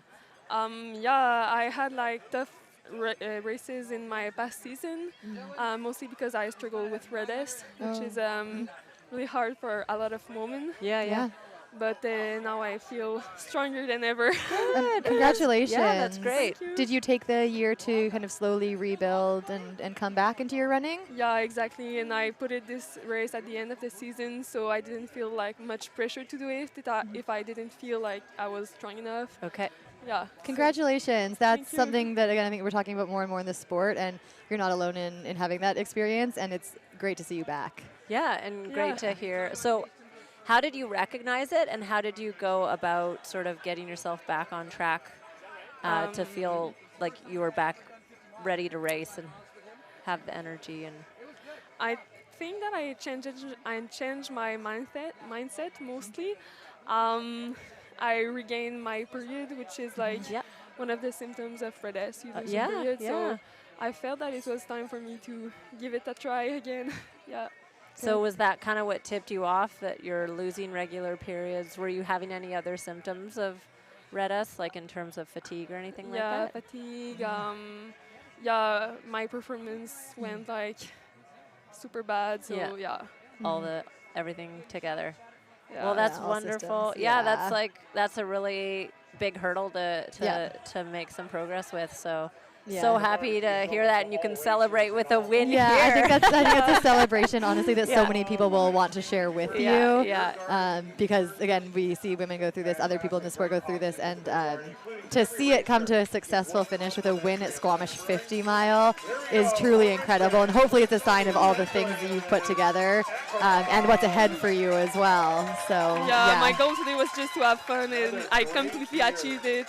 I'm so proud. So yeah. Oh, be so proud. Don't let that change. I think sometimes maybe when we don't worry so much about the place, we actually do our best. Yeah, Right. exactly. That's how I could transcend myself like on the whole course. And yeah, it was a great course. And now you have months here to play in the mountains and explore and keep running. Yeah. Yeah. Do you have a lot of family here with you, or some friends who is there supporting you? Yeah, I had a family of friends, and my family is in Quebec, so yeah, they were not here today, but Is this your BC family? yeah, it's my BC family. Hopefully they're watching you here and cheering you on. I'm sure there's tears being shed watching you win today. It's such a great accomplishment. I wanted to know too, like you mentioned, coming here, loving these trails, finding them so beautiful. Out east, it's quite technical. Also, like you've raced Ultra Trail Chick Chalks, I believe, right? Very technical type course. So how did you find that in terms of the race today? Was it techie to you or pretty smooth compared to the East Coast? I think it was more runnable. Like the uphills, there was a lot of switchbacks, making it not too steep. Yeah. So yeah, it was very runnable. It was as muddy as in Quebec. Yeah. Especially with the rain. It wouldn't have been if this were last week. It would have been dry. Yeah, in the past few weeks, I was running on the trails like in Squamish and around, and I was like, oh my God, it's so dry and rocky compared to Quebec, but seems like the rain just show up to make me feel like home. Yeah, a little more humidity and some moisture. Yeah. Good. Excellent. Well, thank you so much for joining us. And Yeah. once again, huge congratulations on your win. So glad you get to enjoy 5 months in BC. Yeah. And you so I'm much. sure we'll see you again soon. Yeah, of hopefully course. we see you back. Of Congratulations. Thank you. Wonderful. So, okay, we're going to go and recruit our Jenny Labrie. Yes, our second place female today, first in the 50-50. She is no stranger to the live stream interview or any parts of this event. So we're going to try and bring her over. She just knows too many people locally that she's every time she tries to come over, she's getting stopped for hugs. Intercepted by another. And already we have to pull her on over. I feel lame because she ran like 120 miles last week, and I'm over here like, oh, 50 miles. Jenny. Okay. Thanks, hi, Jenny. Congrats on your 120 miler. Well, so if Congrats to you. Tomorrow you'll get over 120K. Yeah, So you're doing it. I appreciate it. Well, and you Thank paced, Jenny, you paced at Fat Dog last weekend, right? For Mike Siddick? Yeah. Well, that's not easy either. He's hauling. Yeah, he's hauling pretty hard through this. So anyways, back to today and to you, Jenny Labrie. Congratulations. Second place in it sounds like you didn't know the whole time, but it was a hard-fought podium, really, today, actually. You were closing the gap in front of you. You were trying to create it probably behind you, again, whether you knew it or not. You've been here before. How was your day? Yeah, it was hard. Oh, thank you. Yep. I wish I knew what more to say at this point. I It was think hard, my yeah. blood glucose is low. So I'm like, So kind you of gotta- dumb. Yeah, you know what? Mine too. We're was- not that smart here. It's fine. It's interesting because usually Squamish is so hot. So like the start of the day was kind of nice because you're going so hard. Yeah. And it was kind of overcast. But then like Galactic was a lot harder than I usually. Yeah, we've heard. So we weren't Humid. sure. How did you what made it harder? Was it really wet? It was really wet Yeah. and it was just really dark. Right. Okay. So you're just like, this is kind of sad. Yeah. Not the bright summer sunny Yeah. rays. You're like, Okay. into the dark forest we go. Yeah, I mean, it was nice that the sun came out when I was on Smoke Bluffs and 'Kay. Gemma was chasing me down, and I was like, oh, the sun's shining on us. So Like a plant. but yeah, I was like, I'm alive. Yeah. But you held on well today. Like again, we did see you close that gap to First, yeah. which was good because she had like a very strong lead. I think she was about 15 minutes ahead at Cap U, and then you finished about 7 back. So you were, even if you didn't feel good, you were doing well, which is sometimes hard to appreciate in races. Again, you're no stranger to the 50-50. So what's your plan for the rest of the day? Chocolate milk, barbecue, and then this year I'm lucky that I have some crew who's promised to drive me home, so I'm gonna sleep in the car right home. Yes. Okay. And then Where's home for you? It's North Van now. 'Kay. Yeah. And are you going back there tonight and then coming back tomorrow? Yeah. Okay. Sleep in your own bed. Yeah, I have stayed in Squamish before in the nights between, and like in 2023, and then last year, and I just do better in my own bed. Yeah. It's good to know that about yourself and just make that call. And if you're Yeah. not doing the drive, it's Yeah. really like 45 minutes if the traffic's reasonable. So it's really not that bad. Yeah. Yeah. So what do you plan to take either from today into tomorrow or change, or how are you approaching tomorrow? Tomorrow is just going to be a bit of a consolation, like shuffle, get it done. She says. I know, and then Gary's like just sandbagging over there. Yeah. Like we've heard this before, Jenny. We know your game. No. My quads are in We a lot of won't pain. tell Gemma. It's okay. No, I know how that feels. Yeah, one of my Yeah. friends asked me, I think yesterday or the day before, what's your goal like, going into this? And I was like, get a yellow hat and finish healthy. Right, yeah. So that was pretty much it. Very So, worthwhile goals, like very important. Yeah. Yeah. Honestly, like if I hand off the podium to Gemma, who cares? Like she's well deserving. Yeah. So kind of just see how the day unfolds, see how your body feels, make sure you're listening to it. It sounds like, yeah. Yeah. And run. Just go run. Yeah. I mean, like worst case scenario, I just walk it out and get my yellow hat at the Yeah, end. And you know that even if you were just moving forward on course, you could get your yellow hat if that's the deep goal of the day. Yeah. Yeah, yellow hat's pretty cool. Yeah. Yellow hat's pretty cool. What the theme we're finding this year is a lot of people really making steps in the right direction with their nutrition. You've been in the game for a while doing 50-50s before. Had you kind of mastered that in the past, or did you make any changes in the last year? I did. It's kind of funny. I was thinking on the course today back to 2023 when I had talked to Jenny and Nick, and Nick was just like, we're still waiting for Jenny to give us the green light on fiber. That was the one thing I did differently this week. We red light fiber. The week before race day, Yes. we red light fiber. Okay. So this year, so at least I didn't have. I think everyone, of course, knows I didn't have GI issues. But I was overhydrating because it was so cool and I was drinking so much water. So I was peeing every aid station. Yeah. And in 2023, I had 2 pounds of blueberries the day before the race. Oh my goodness. 2 what? Pounds of blueberries. Oh, but they're so tasty. But I mean, I can't. red light, I hear you. red light to that. No, you put it aside, you come back to it. Yes. Yeah. I'm really glad you took that away. That's very nice. I So- feel good about that. So I actually had, for the first time in a really long time, I'm like, I didn't have any GI issues during this race because I did not have fiber for 3 days. All right, so that's another win. So pretty much everyone Stop on eating the your podium vegetables. today has done. Well, I was just going to say everyone's making progress in their nutrition. But Yes.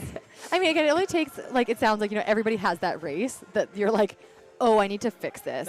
This was not okay. And each person has kind of mentioned that experience in some way or another impacting their performance. And it just takes one to be like, something's going to change. So glad that changed for you. I ate 2 took it pounds to of heart. blueberries yesterday, but I'm announcing, so it's been no problem. It's okay. I wish. Even this is so silly, but I was on Galactic. Oh no, I was on Climb Trail, and I was thinking, I'm like, I just was given 2 pounds of fresh blueberries 3 days ago. I'm like, I hope they're still okay by Sunday. Oh my gosh, they will be fine. If not, I will personally buy you 2 more pounds of new blueberries. looking I forward. promise. Just don't. You have to prove to me that you don't eat them tonight. Eat other things, all the other things. That's just it. I was just That's why she wants to go home. Yeah, I know. I was like, I actually don't want to race tomorrow. I just want to eat blueberries. They will be here for you at the finish. I promise. They're amazing. Yeah, bring them for your finish line. Yeah, or you can have Yeah. 3 per aid station where you see your crew. She just gets 1 until the next one. a little Some people crumb. need carrots dangling in front of them. Some people need blueberries. Yeah, whatever it is. Anything that you're obviously the hat you're really looking forward to, but maybe a favorite part of the course that you can leave people thinking about that you're really excited to see again tomorrow? So that's kind of a tough question. I wanted to frame it positively, but what are you excited about out there? I mean, Part's awesome. Yeah. I actually, in general, really like Galactic, which is why I think I said that in 2023, but I think that was why today in particular I was just like, oh, I'm so sad that this sucks. Because it's not your usual experience on the course. Yeah, gotcha. So it was odd. I actually, I feel bad. This was during the O-Run. During the O-Run, I skipped the little spur, the new one. Oh, yeah. And I, of course, we did it today, and I was like, oh, this is actually awesome. I love it. That's cool. You kind of left something novel for yourself out there, So right? I actually am looking forward to that tomorrow. Cool. There you go. You know what? That is a superpower to be like, I'm actually looking forward to the biggest climb of the day and the top of it. Yeah, the extra heck bit. yeah. That's so cool. Yeah. I'm very excited because that will power you into Cap U, and then you're just checking it off from there on out, really. Well, I don't know. Anything else? Anybody want to shout out? Anything you want to leave people with? I mean, before tomorrow, as always, the aid stations are incredible. I'm really grateful. Again, my friends Aya and David Bandiera and Charles all crewed for me today, despite the fact that I was at times extremely cranky. Yeah, it's what they do. They're here for it. Yeah. I would say specifically at Cap U, I was just like, I'm not having a good day. That was not They're like, enjoyable. here you go, bye.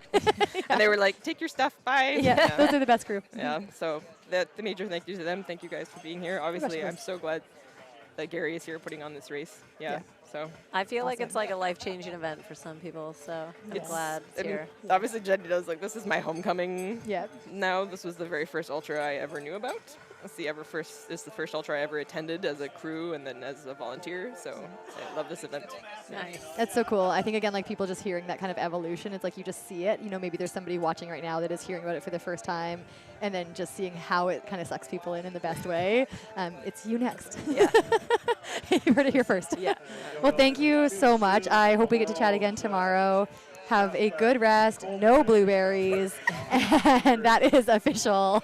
We're all going to hold you accountable. Enjoy a good sleep. You're in too your good own for those bed. blueberries. Yeah. You hold out. All right. And we'll see you tomorrow. Yeah. Okay, thank you. Congrats. Congrats.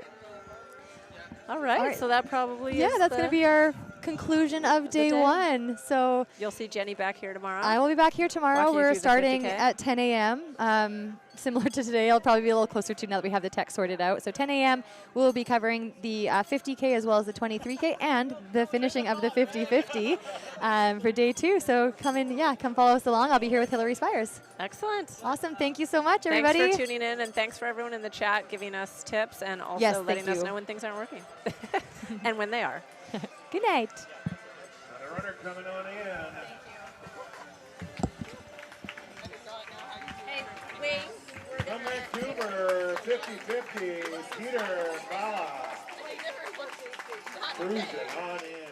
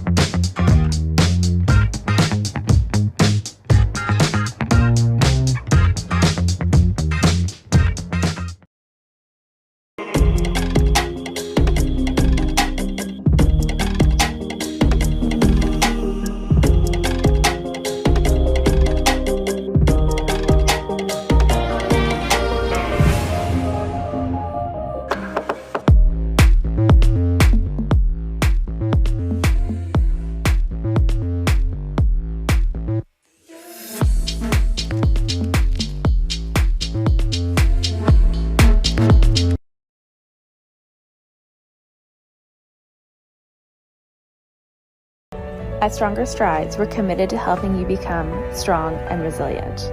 We believe that success starts with a solid foundation, focusing on movements that enhance running efficiency and build strength progressively. Our program will guide you through effective, purposeful exercises, strategically structured throughout the year to improve your strength, mobility, speed, and power. We believe that strength training should not take away from your running, but rather add more to it.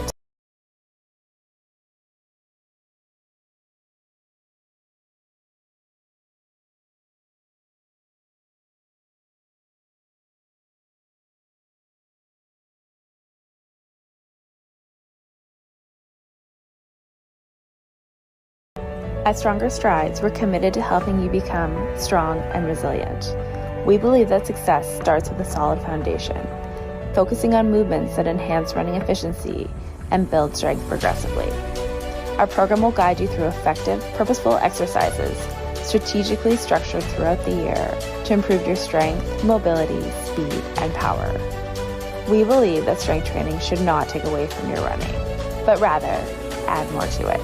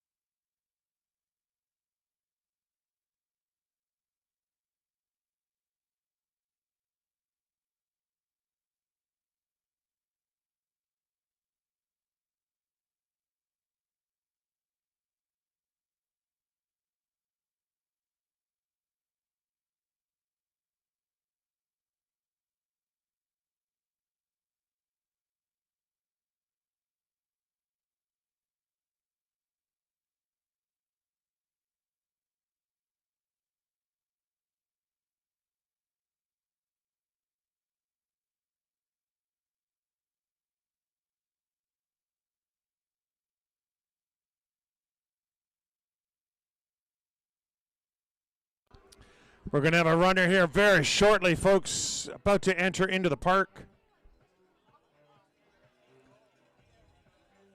Told ya. From Oregon, Corvallis, Tyler Wilson, knocking out 50 miles.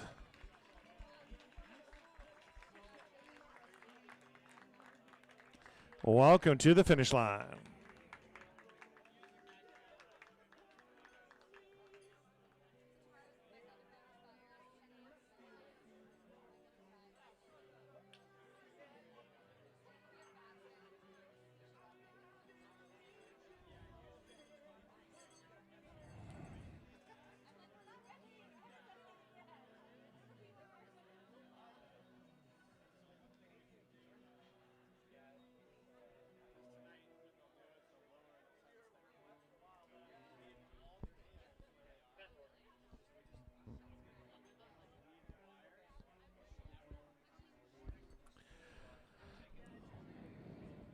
So we're past the 3:30 mark. So I think the Ninja Gym is doing a dead hang, which is basically you just hold on to a pole and see how long you can hang on for. But the trick is the pole can roll, it can spin. So let's see who's got it, who can hang around the longest.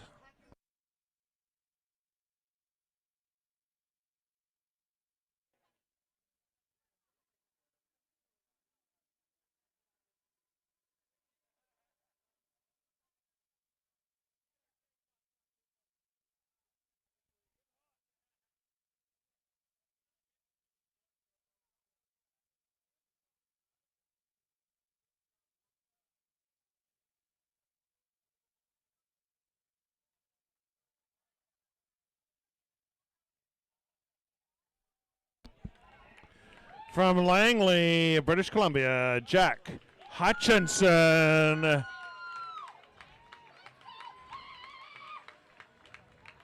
Everyone's loving Jack.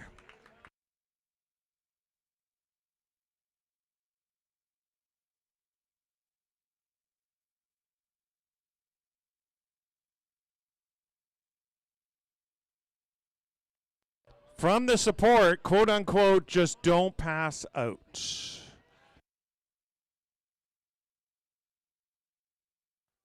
Oh, there's a random dog. Okay.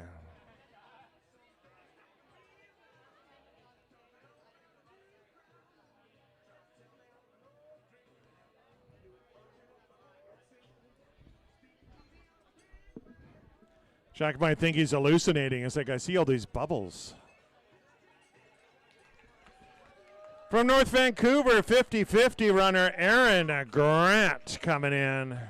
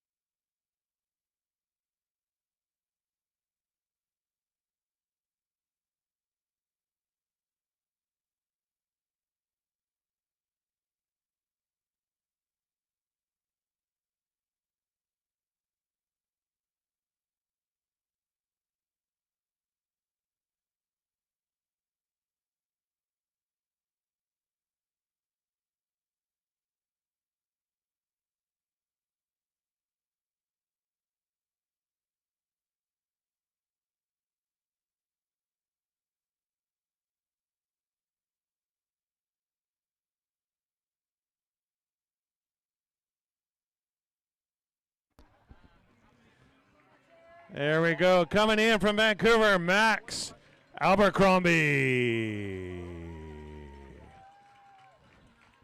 Going with the Johnny Cash look. Man in black. Oh, got the good bib number, 2000. In the year 2000.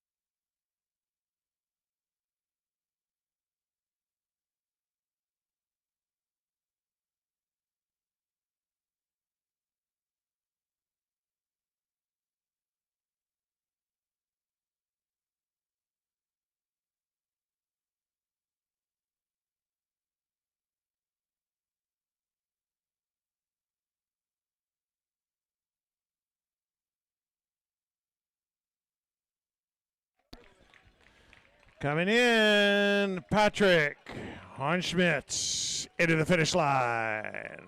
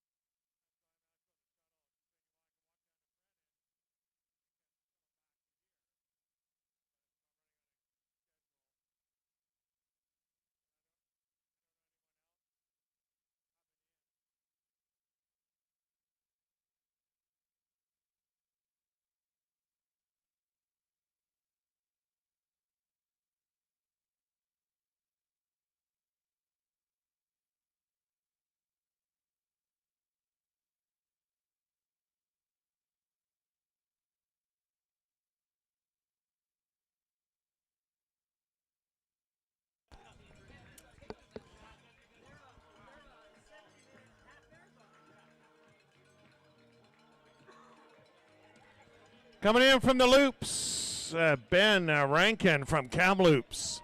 Coming on into the finish line here at Squamish 50. Doing the 50-50, so we'll see Ben tomorrow morning for 50 kilometers.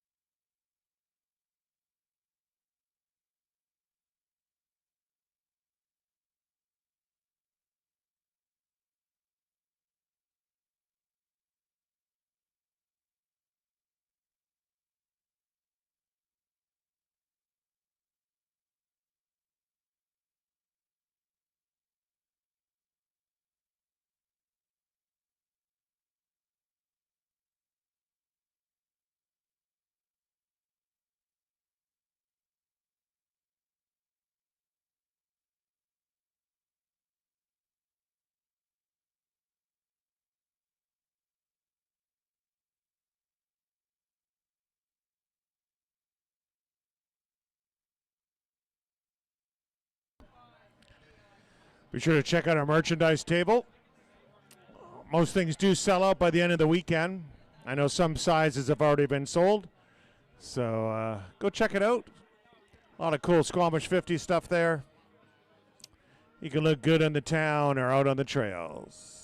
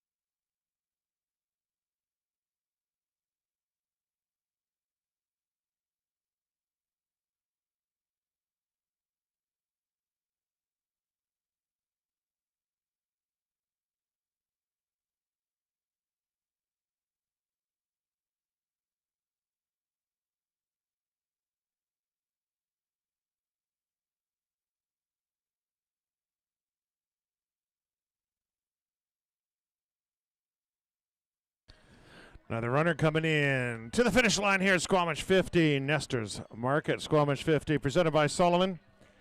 Ashley Elizabeth from Bellingham, Washington, knocking out 50 miles.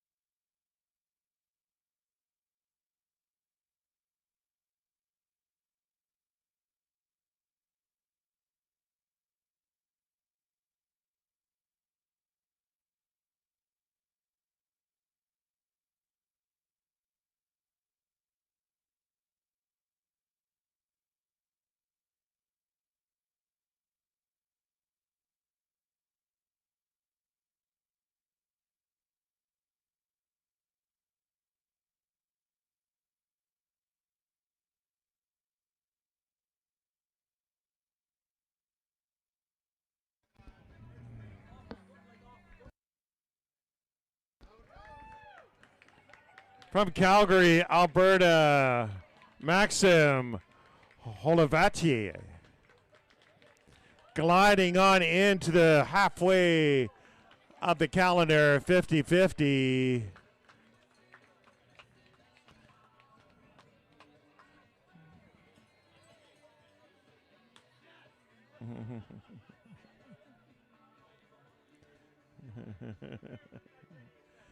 There we go. Back in time for the barbecue, which is on.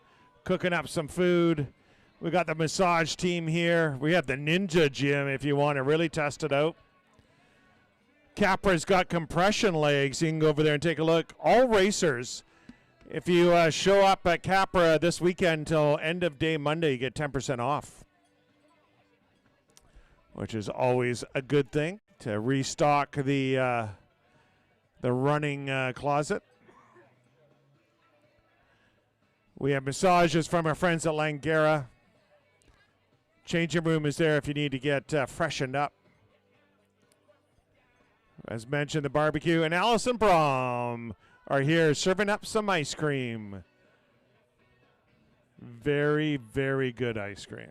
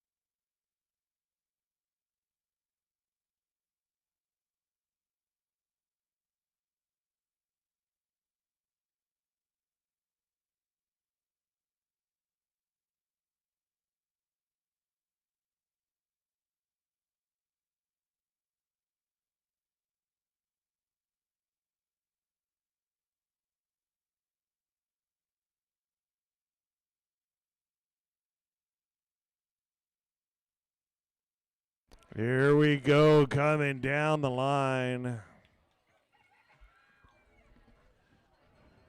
From Seattle, Washington, David McCaleb.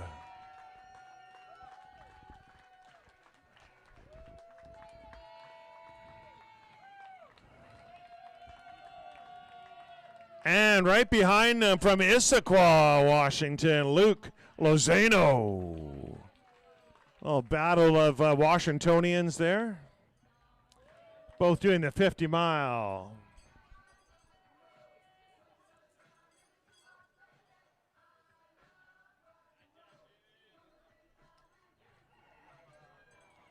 And from Vancouver, Ezra McDonald coming in.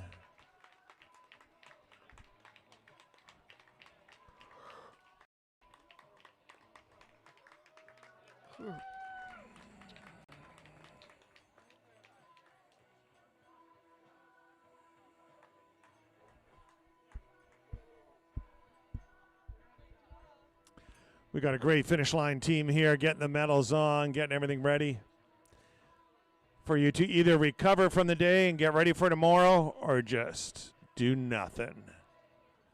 If you're a little hungry tonight, you're going out for dinner, Backcountry Brewing has some great beers and fantastic pizza and really good hot wings or wings.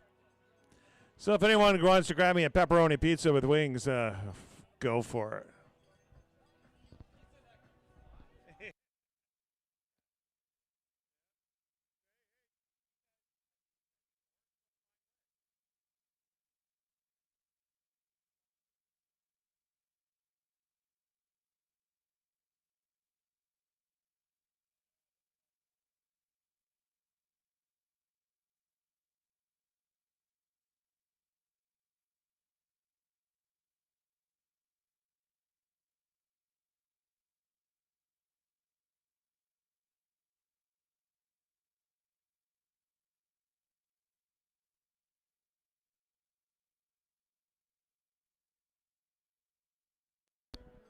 The beer garden is open with some freshly grown beers, backcountry, some other options to beers, so you can go over there. And every racer does get one great non-alcoholic beer from our friends at Athletic Brewing. Here we go. John Dukes from Friday Harbor, Washington. Wow, 3 Washingtonians all in 1, 2, and 3. John's going to be knocking out the 50-50. This is when all our Washington friends realize that 50 kilometers is a lot more fun to run than 50 miles.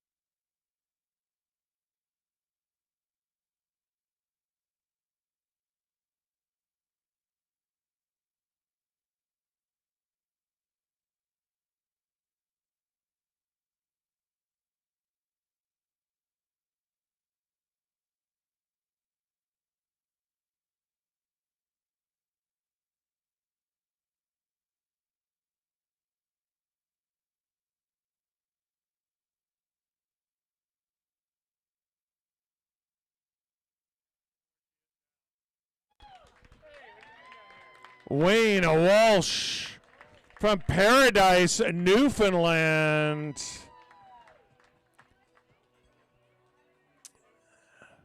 Off the rock into the sea to sky.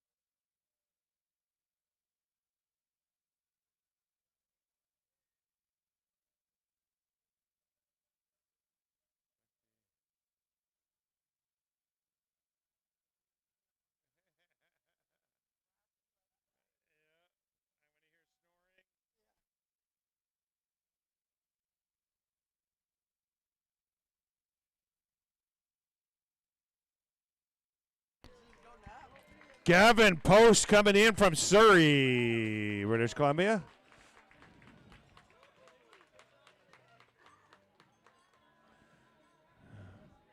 Sprinting on into the finish.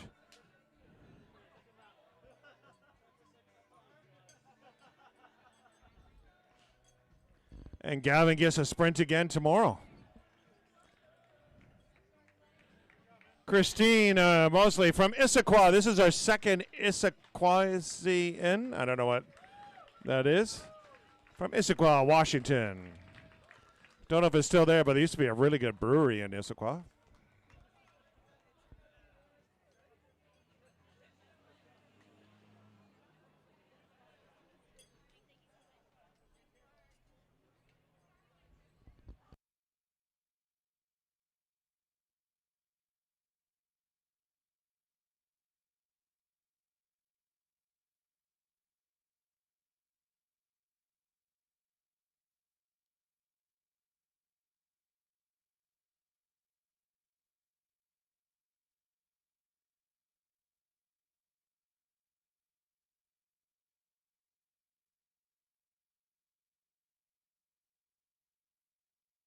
Have you guys been in the Ninja Gym yet?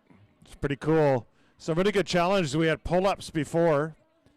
Ooh, Parker took over the kids category at 15. Beat Christine for the female at 13, but Nigel held on at the 20. So till 5 o'clock, they're doing a dead hang, which is all you have to do is hold on to a pole and just hang there for as long as you can. The trick is the pole can spin, so you got to have the wrists. So Liam is leading at a $1:45 in the male category. Val at the female category for $1:09, and Mason for the kids at 35 seconds. And I hear there's going to be a prize for how long? 100 seconds. If you think you can do it for 100 seconds, the Ninja Gym will hook you up with a prize. Yeah. Sounds like our timing guy wants to do it.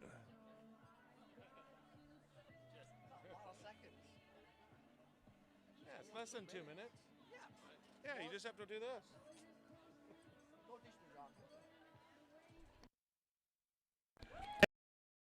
And from Squamish, Nicole Gillette coming on into the line. Nicole's doing the 50-50. Adam's knocking out the 50-mile.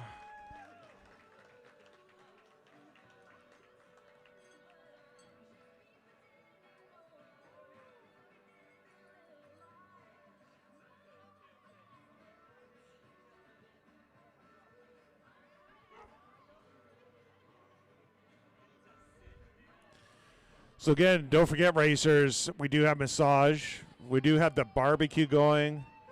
We have ice cream at Allison and Brom you can buy. Beer garden's open for beer. Everyone gets a non-alcohol from Athletic Brewing. One free one of those. And there's some other good tasty beers and other things than beers. The Ninja Gym is there for some challenges. You can head over to Capra and take advantage of the compression legs. So, yeah, lots of fun things to do while you're hanging out here with us in the current sunshine of Squamish.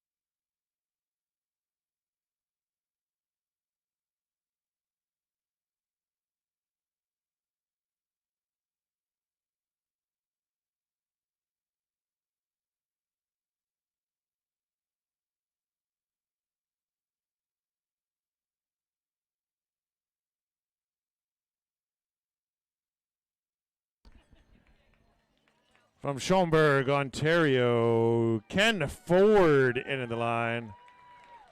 From Cambridge, Massachusetts, Benjamin Mowbray. and a whole bunch of children.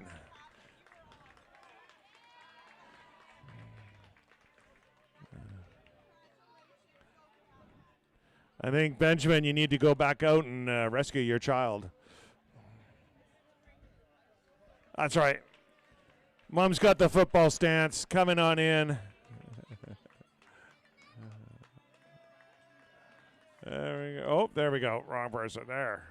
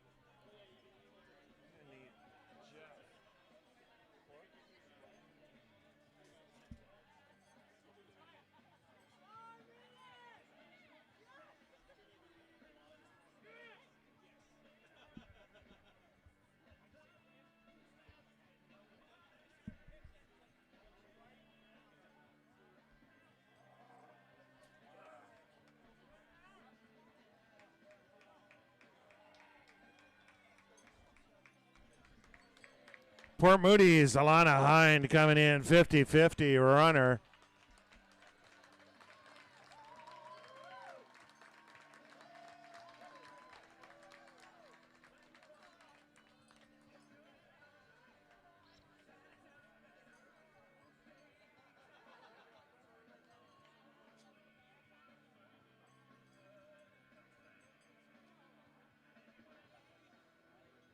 Susan.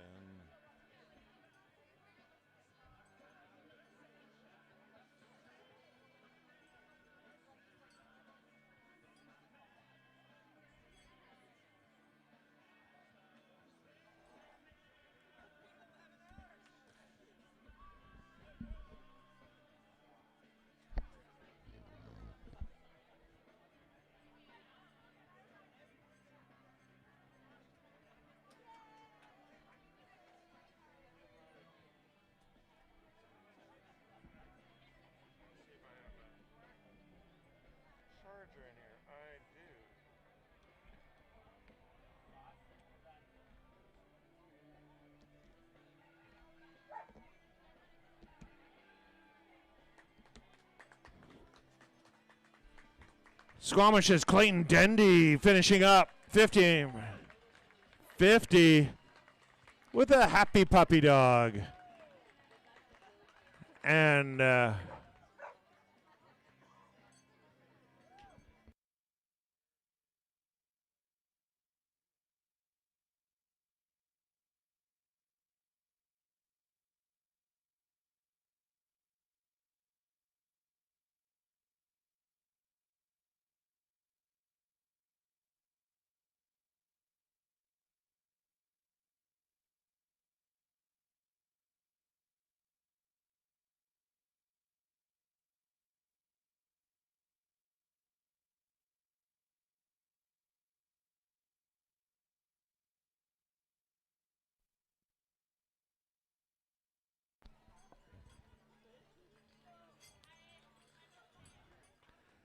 coming into the finish line, Nicholas Massacrat ran so fast his hat flew backwards.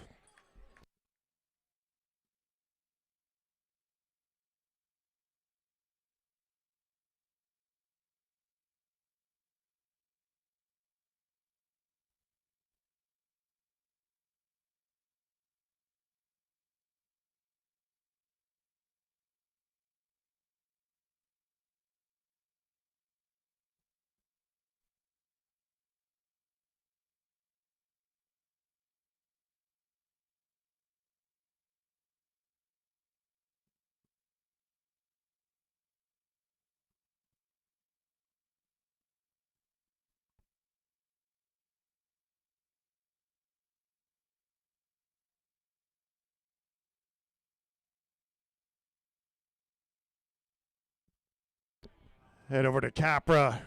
If you run in Squamish, you know all about Capra. If you don't run in Squamish, learn about it. Got a great running store here in Squamish. All racers get 10% off until end of day Monday. But right now, you can pop over and put on the compression legs, chat about running stuff. Solomon, if you're looking for great running shoes and other gear, pop over to their tent right beside NAC for all your nutritional needs before, during, and after a run. Stronger Strides is here if you're looking at ways of, maybe stepping up your game with your running. Go talk to them about strength and conditioning and find out what you can do to hit that podium. Unlike me, I just hit it with my shin and it hurts.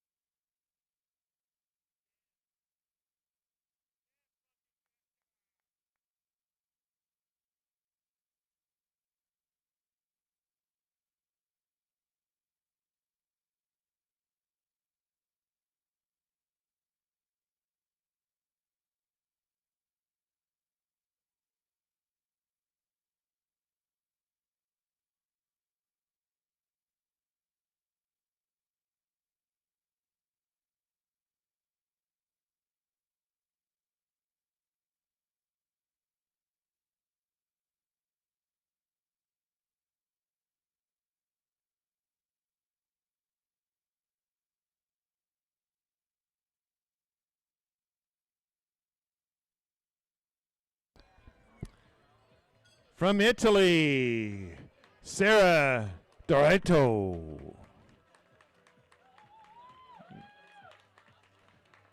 From Gavrati.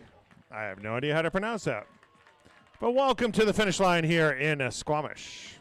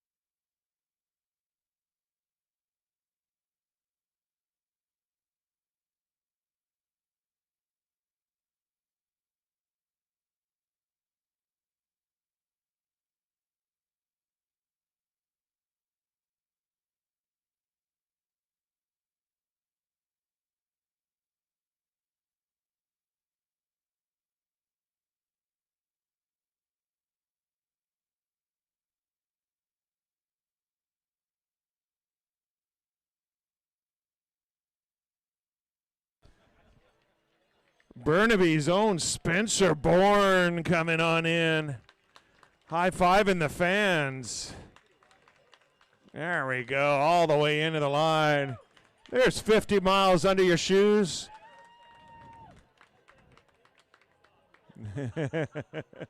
Well, if you were wearing Solomon's, you wouldn't be saying that.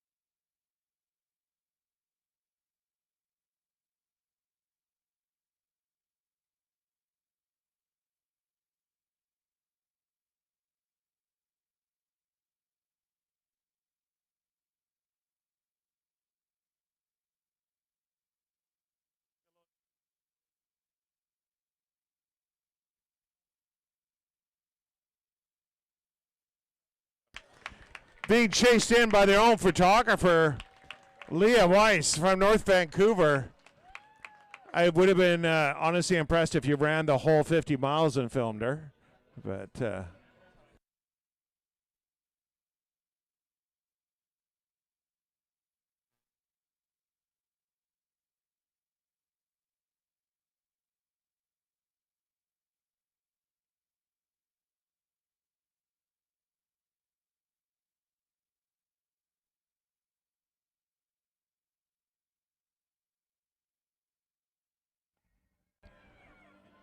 we go. We got a couple more coming in from Vancouver. Kirk Schweitzer.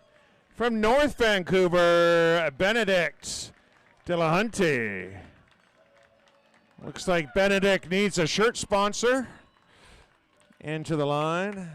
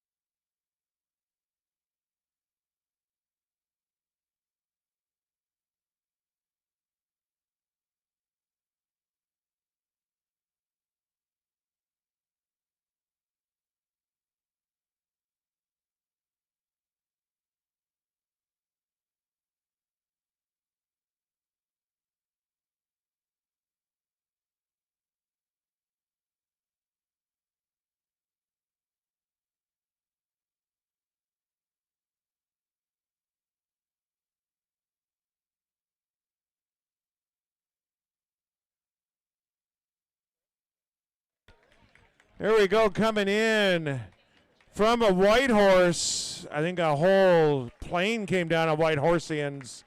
Paige Ingram. I don't know, Paige, if your camera person caught up to you on that one, but.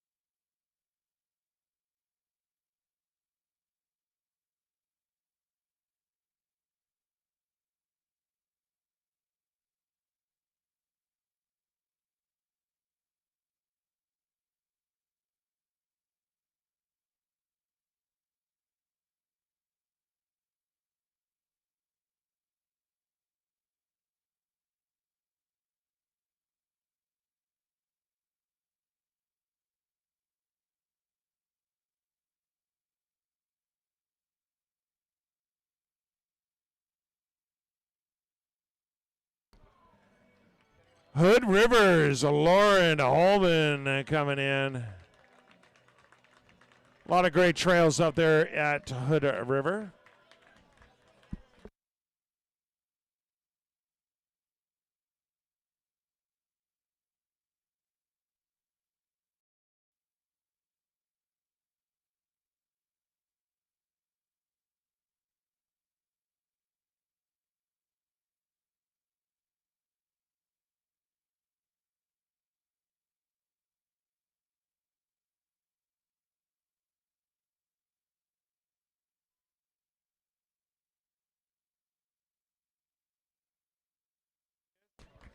Harry Martin coming in from Whistler, 50. Quick change.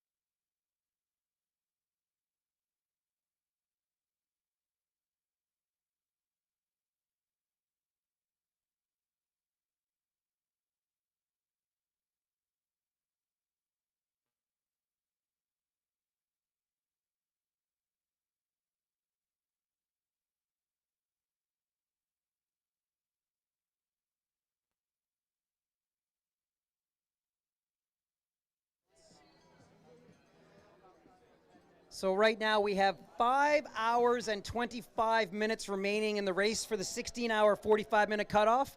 In 11 hours, 20 minutes, we've had 62 finishers. We have 200 more finishers to come in the next 5 hours and 25. It's going to start hopping here shortly as people come in packs and droves. Jane Rossworn in from Squamish.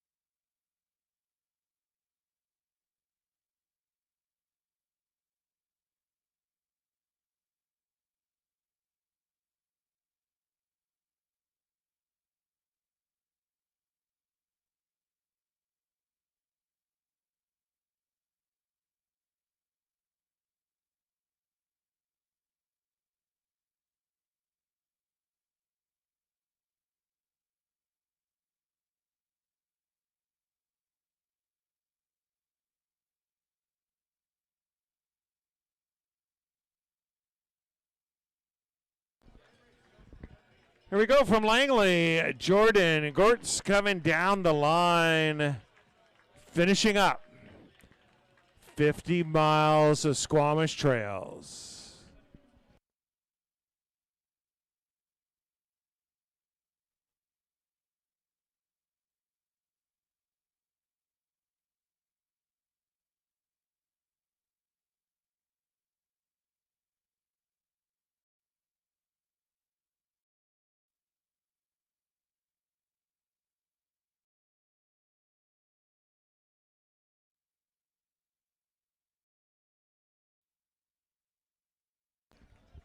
From Vancouver, David Smith coming in. David's knocking out the 50 miles today also.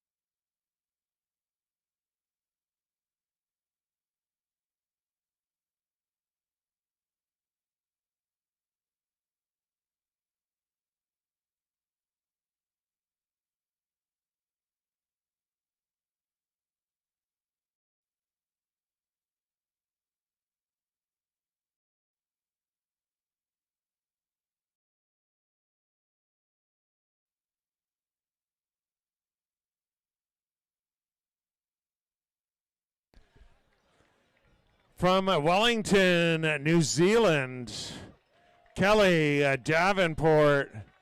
It's our second New Zealander into the line.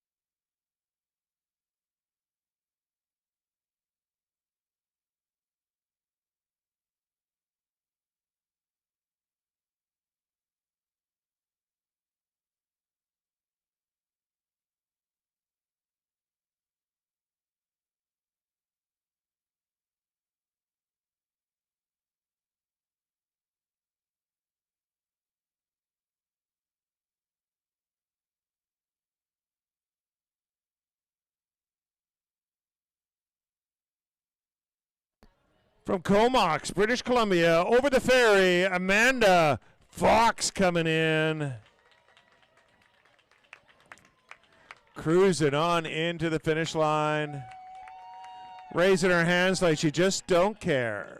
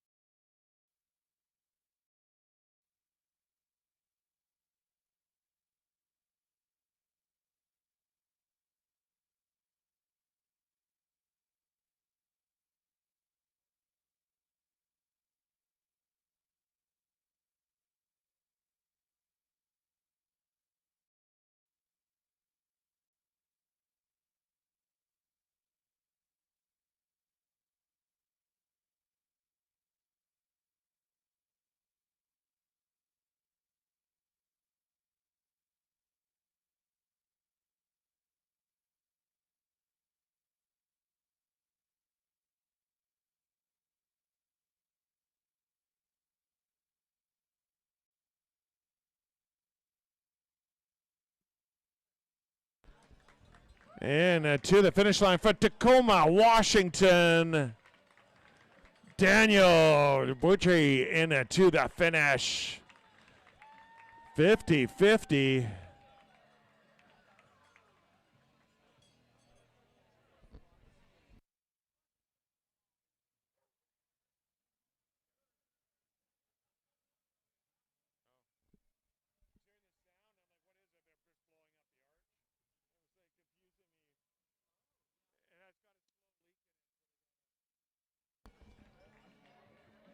From Squamish, Katarina, Cuba coming in to the finish line.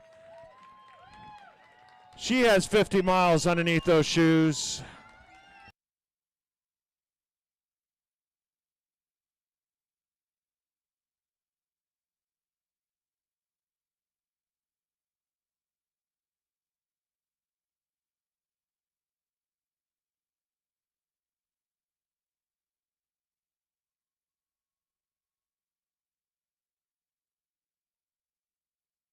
Here's James McIntyre. McIntyre in from Vancouver.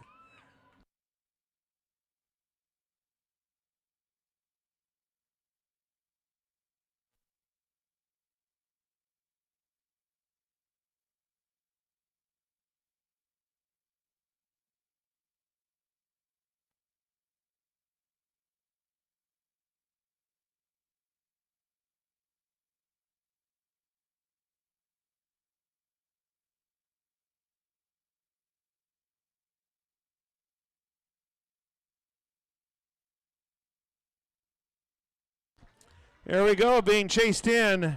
Mark Goulet from Squamish with a pacer.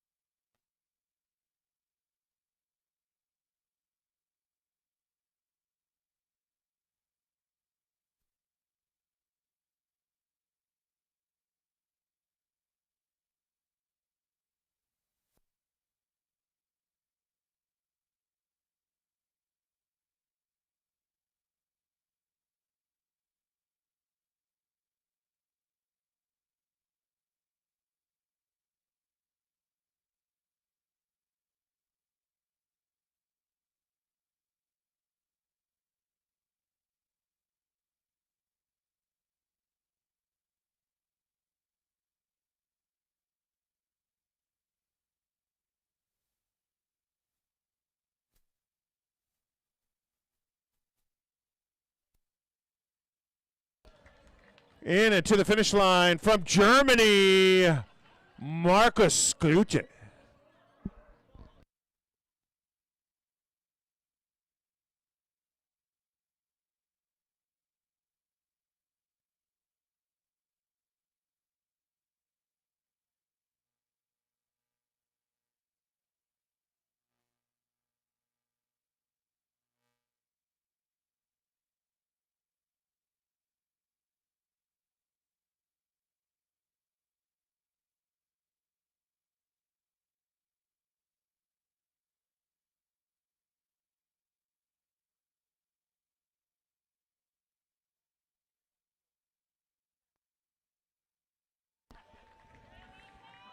From North Vancouver, Caleb Sattler.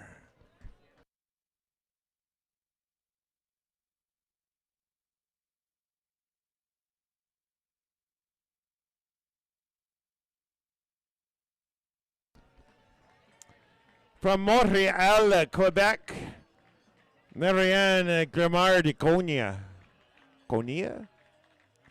In it to the finish line. Our second runner from Quebec.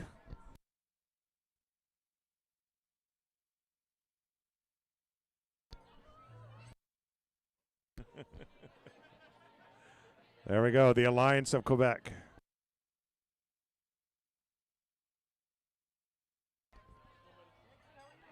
From Vancouver, Julian Alvarez Silva, I think.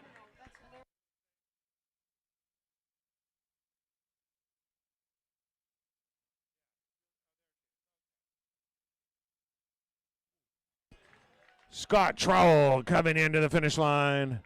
Well, Scott and Jillian finished up the 50 mile today.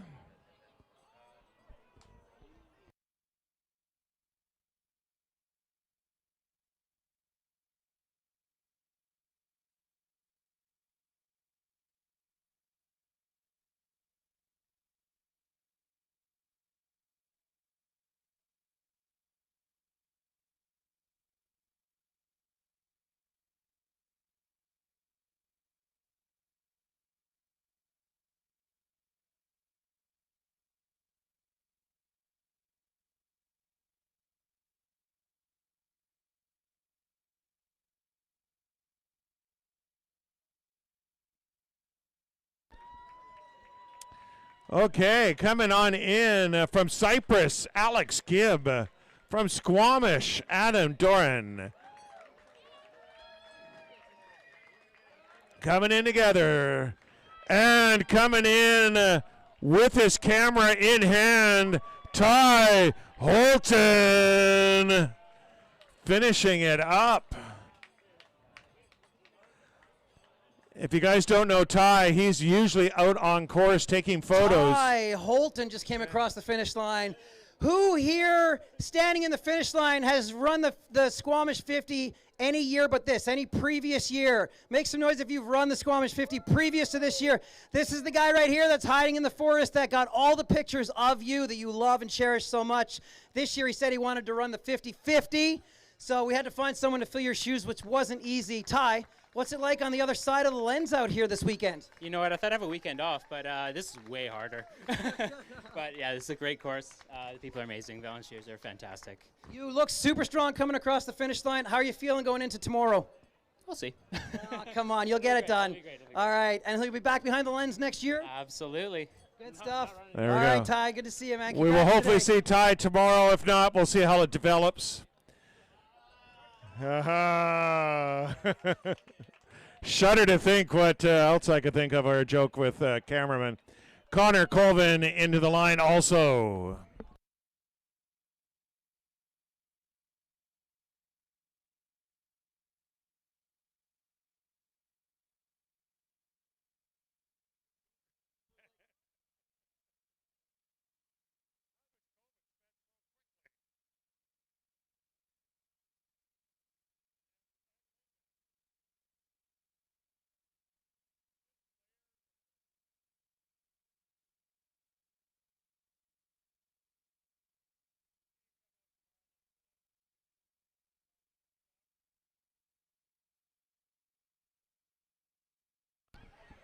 From Seattle, Washington, Kyra Olander coming down the finish line.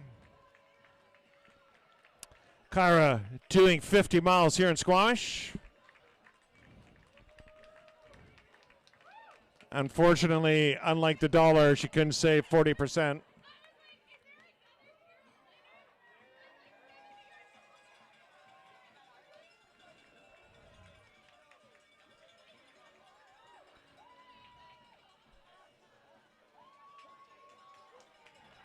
From Burnaby, Keen Luong in to the finish line. There we go. Running so fast his hat flew off.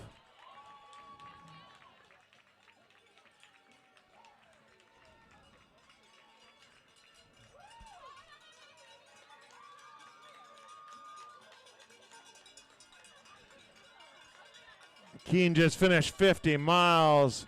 And now we have Marie-Pierre Alari coming on in, doing the 50-50.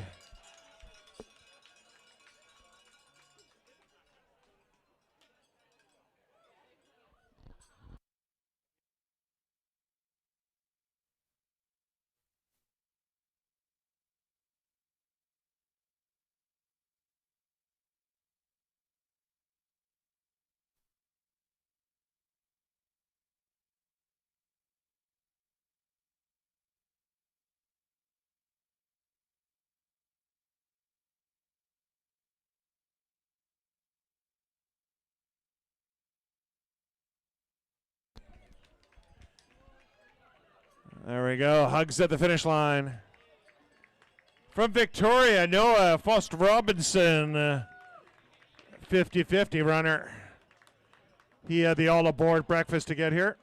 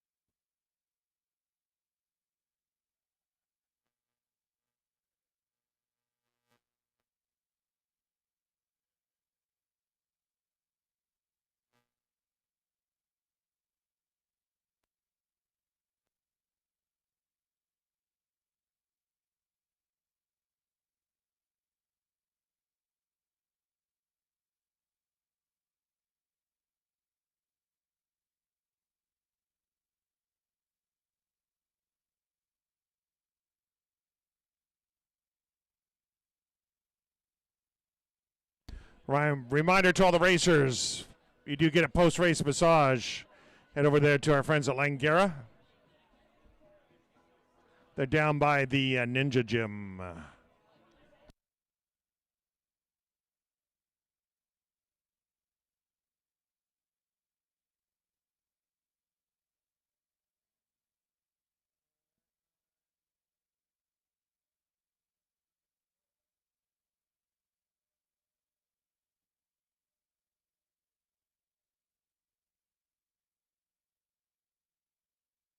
We got another runner coming on into the finish line. From Squamish, Simon Tracy.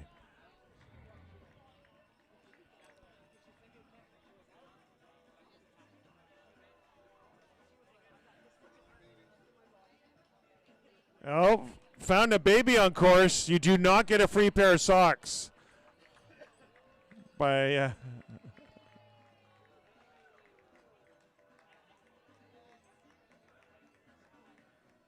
me you.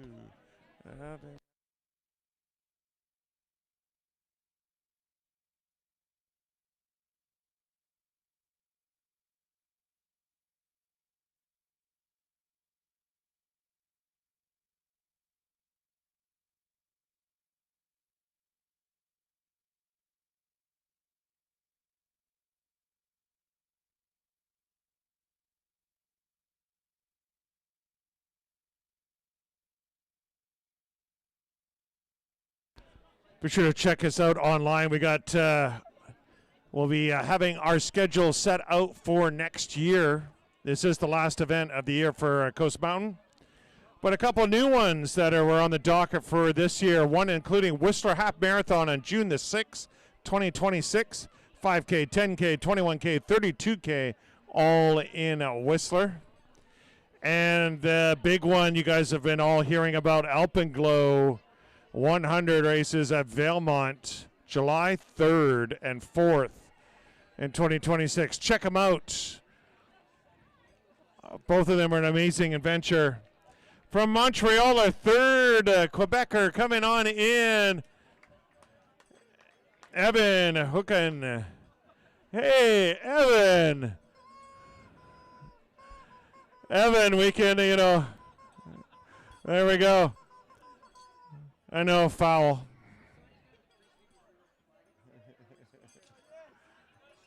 Le Poulet.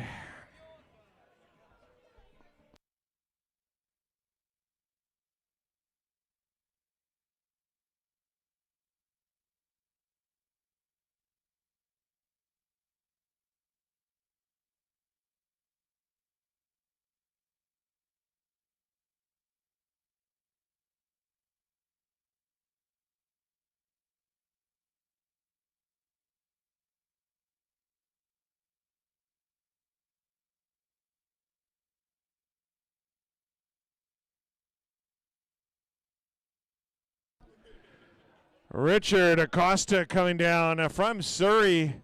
He is 50 miles later, crossing the Nestor's Market Squamish 50, presented by great friends at Solomon. If you haven't had a chance, be sure to pop over to Solomon there. They got some pretty cool gear, some shoes, some vests. Oh my.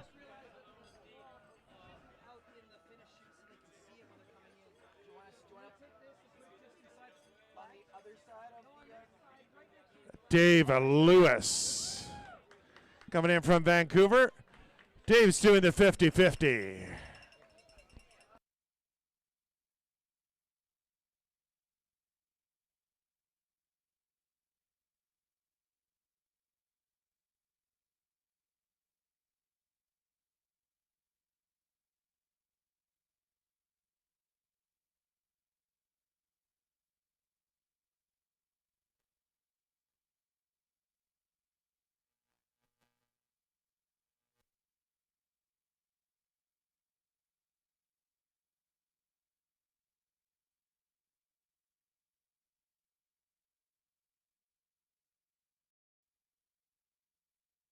Oh, Gary broke time. Froze time. From North Vancouver, Emily Friktich coming on in, doing the 50 mile for the Squamish 50.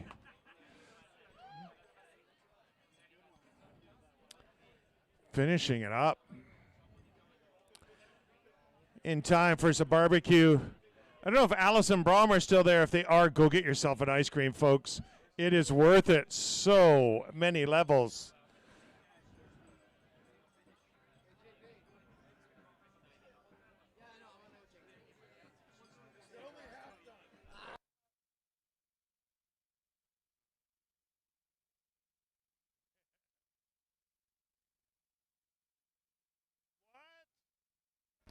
It's so good that Gary's going up twice for some ice cream from Allison Brom. All the racers get some food at the barbecue. Beer garden is open if you're looking for yourself for a great beer. And other options, including non-alcoholic. Every racer gets one free Athletic Brewing beer.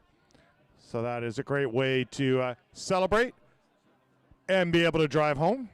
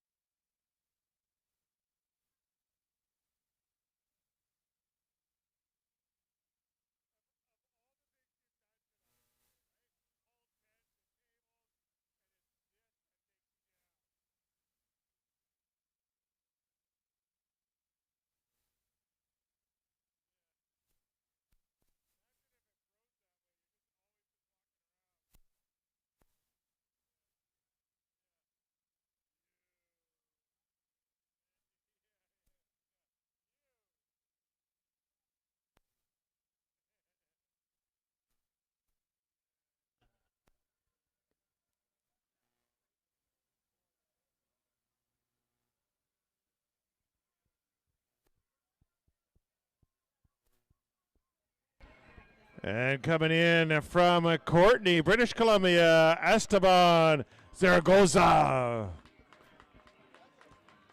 I think Esteban felt it was kind of warm out there. Welcome to the finish line.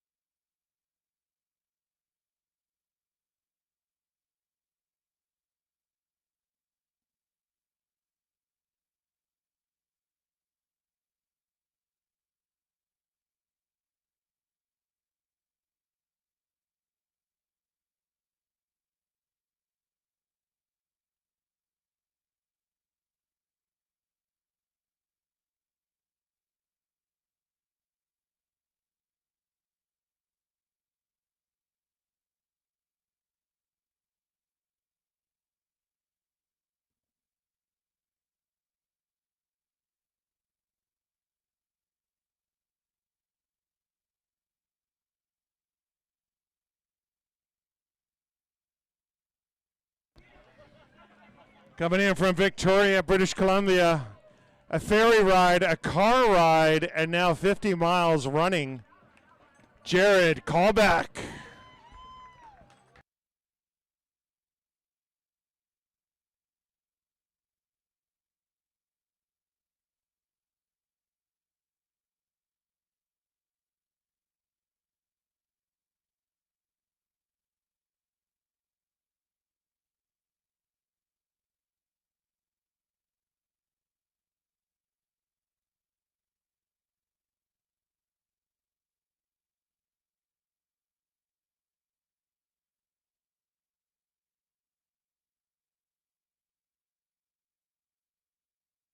She's here.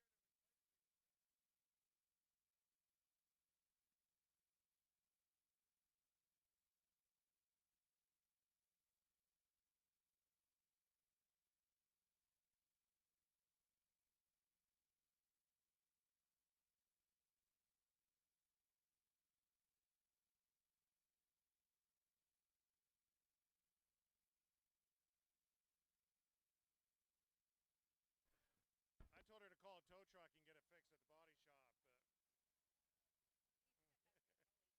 know. I thought I nailed it every time. I don't know if Artie likes hugs.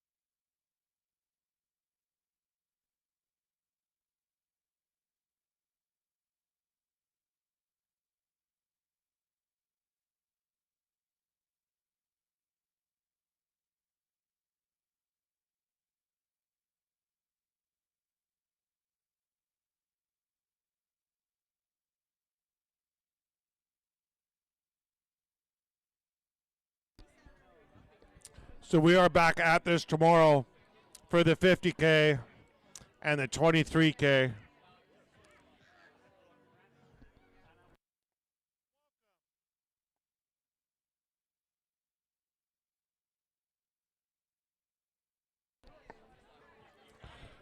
Do want to thank some of our great sponsors: Nestor's Market, Solomon, RBC, Sunto, Executive Suites, NAC Nutrition, InBiz, Miller Capilano, and Allison and Brom.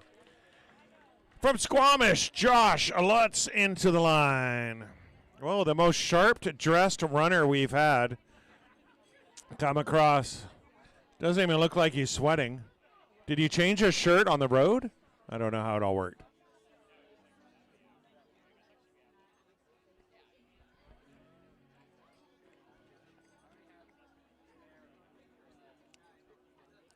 We don't have one here. Yeah, I know. I saw that move, and I'm like, he's been doing it to everyone. I know.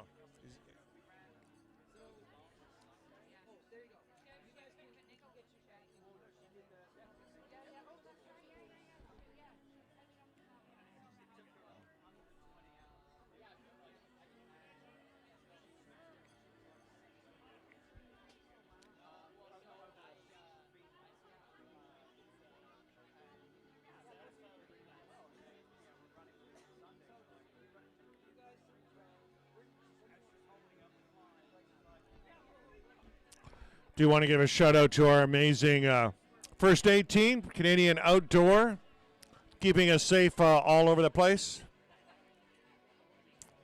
It's one of those positions where you don't want to have to do anything, but when you do, you want to be prepared. So we do want to thank them for keeping us safe here and on the trails.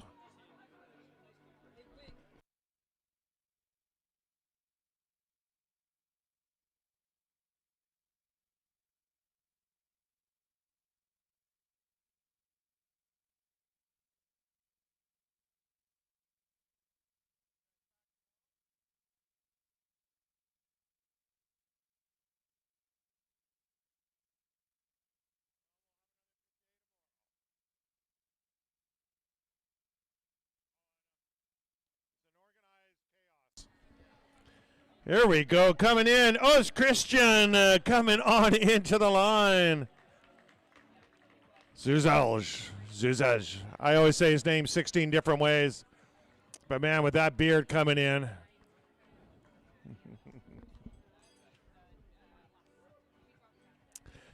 Great job. We'll see you tomorrow morning. Excellent.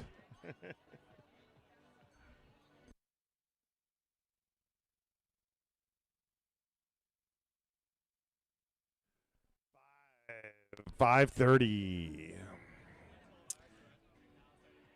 Don't forget, racers, get some food at the barbecue. I wonder if they have Smokies. Do we know if they have the Smokies?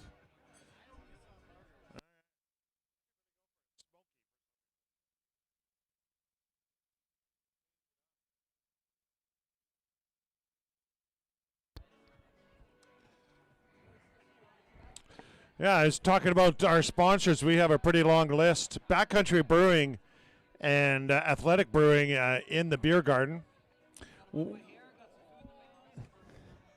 Whistler Smart Bowl, keeping our feet covered. Land Cafe and Studio, keeping the coffee going. Rungo, Capra, Stronger Strides, Hill Sound, Territory, Runco, Epion, Massage, August Jack, Motel, Broadway, Run Club, Freebird Table and Oyster Bar, Canada Wide Communications, Westland Bakery, Ridgeline Athletics, Triton Automotive Industrial, Coast Wilderness Medical Training, Trail Maps, Squamish Connector. And here we go. 50-50 from Vancouver, Harrison Solly. 50 mile from San Francisco, Cameron Woodard. And we do want to give a huge shout out to the Ninja Gym. They've been having some challenges. There was the dead hang. If you had done it for 100 minutes, there was a prize. It seems pretty easy. You just hold on to a bar and just hang there until the bar starts rolling on you. So that might be a challenge.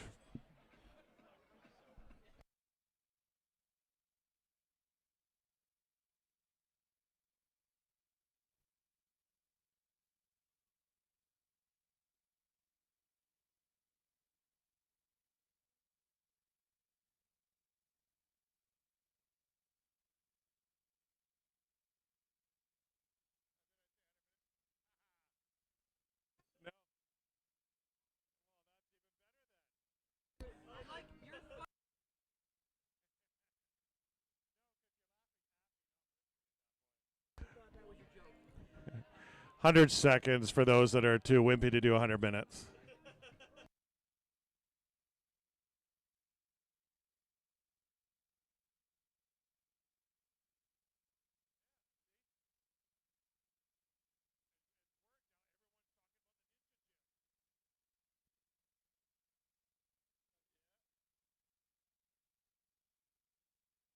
What's that big fireball in the sky?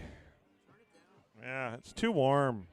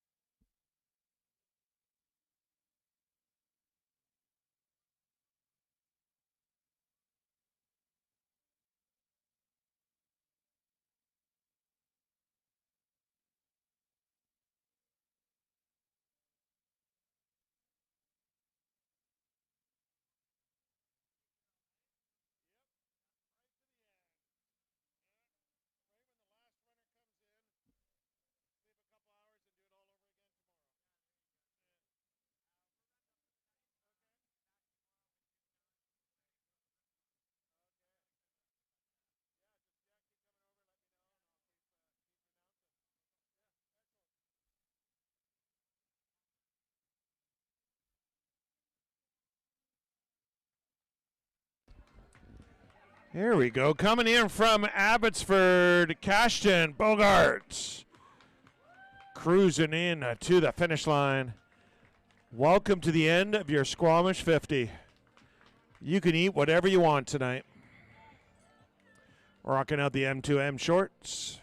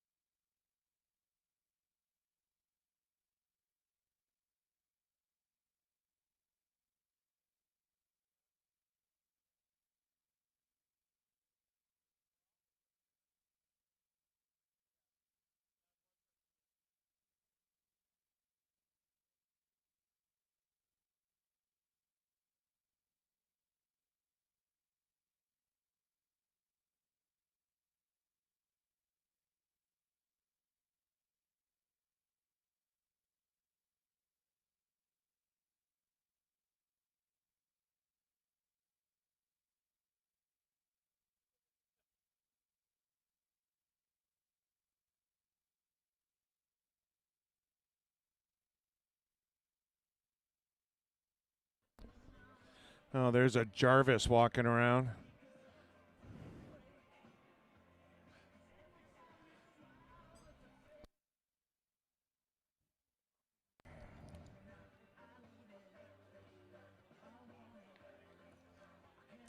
Tomorrow morning, 50K, you can start out at Alice Lake, just outside of the park.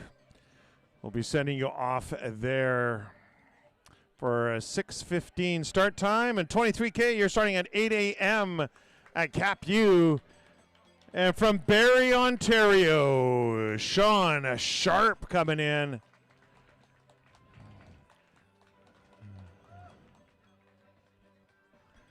I just hope all the 23K people are ready to go for tomorrow. Yes, I'm looking at you guys.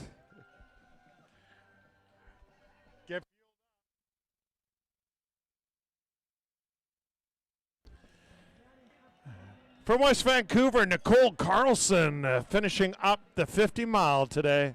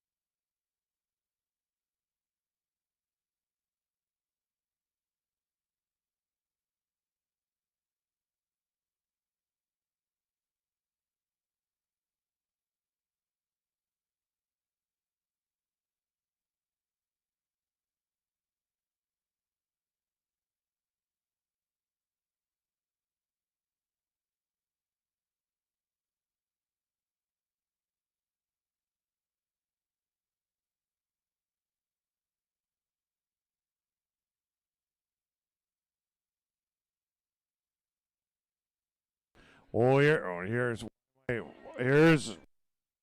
quiet. Here's a runner.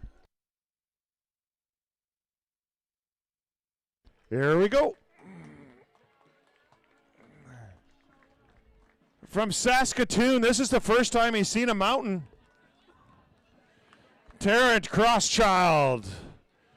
I don't know how he did hill training in Saskatoon, but good on him, knocking out the 50 miles.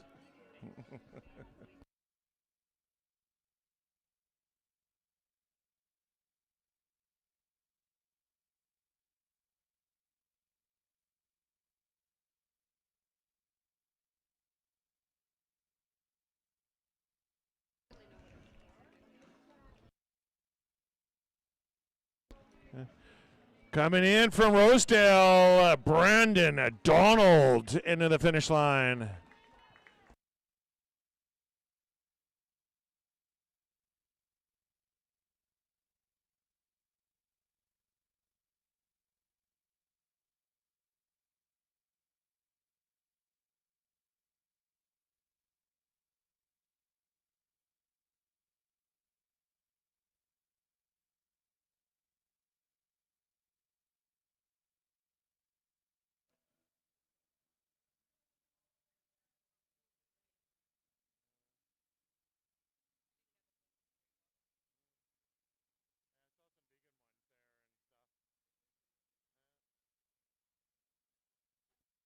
Racing into the finish line. From Squamish, Alicia Stiles doing the 50 mile.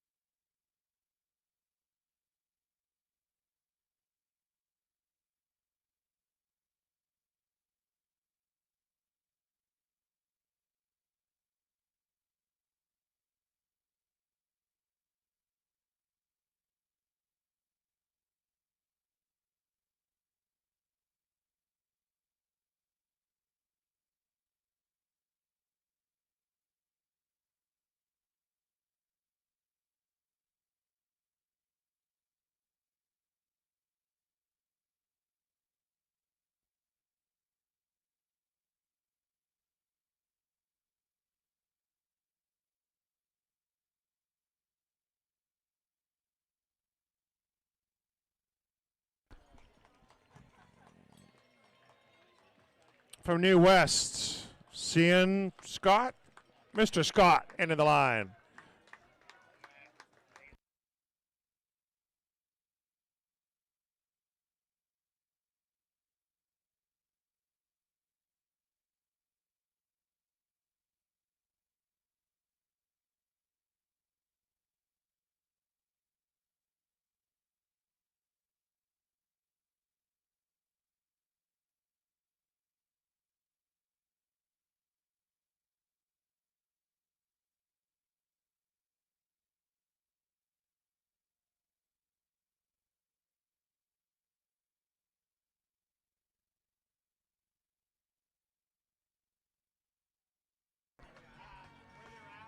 Michael McCormick coming down at the line at 50-50.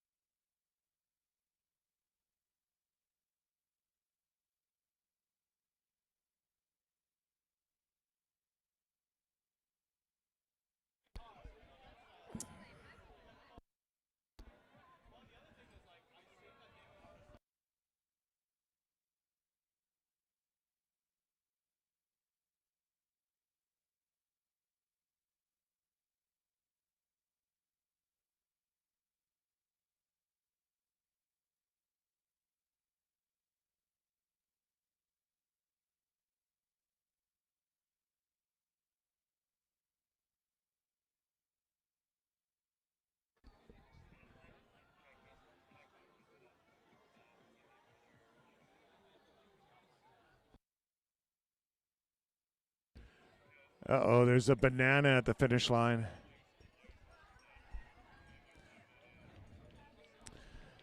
Mark Fenwick coming on down the line.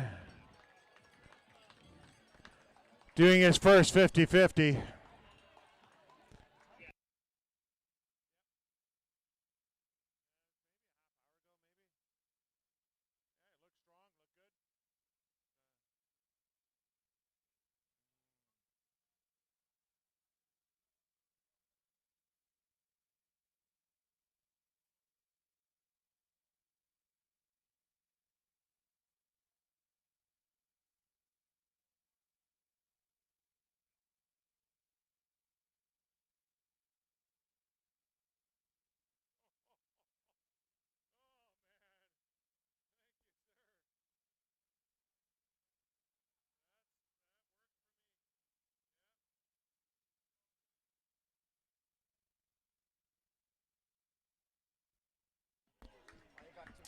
All right, we got a few coming on in. Colin Christmas from Penticton.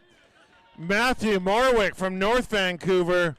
And Blaine Vanderwertering from Smithers. We got two 50-milers and a 50-50.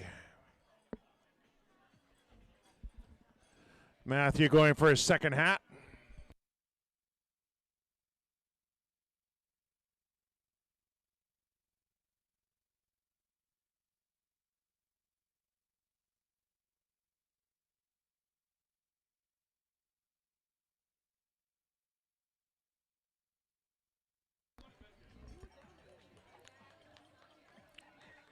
Here we go. Duncan Shute coming in from Calgary. 50-50. And Allie Adams from Nanaimo.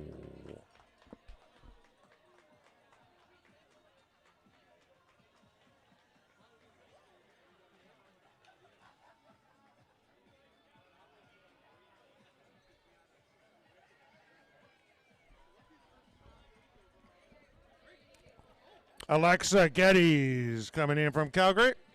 50 miles.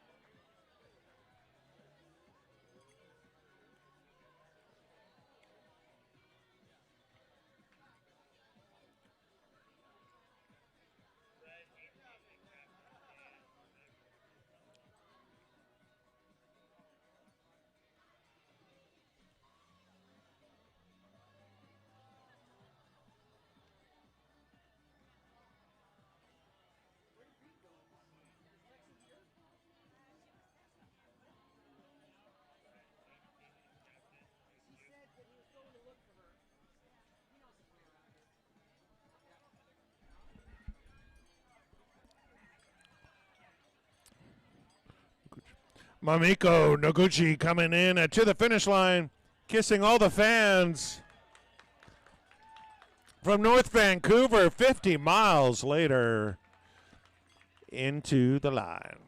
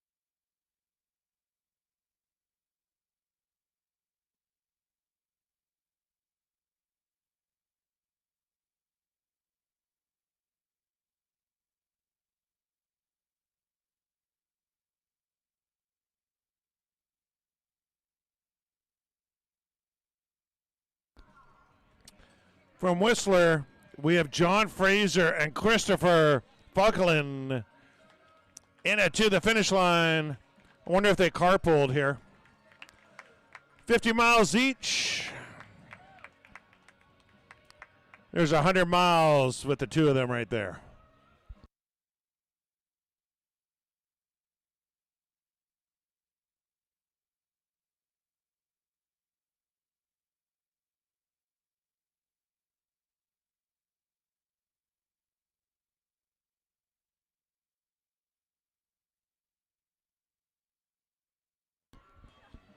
From Coquitlam, Mo Zargami. 50-50. This is their third time coming across the line.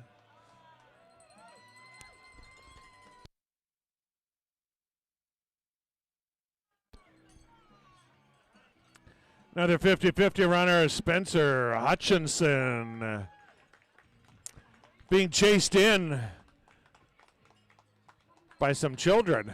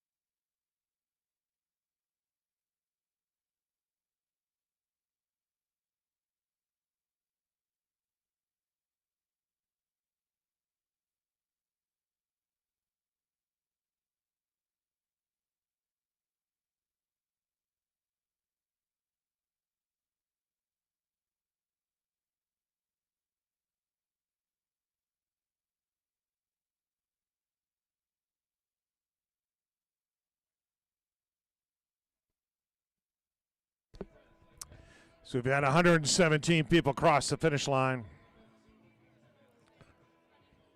Coming up to 6 o'clock, 4.5 hours until the end of the day on the finish line.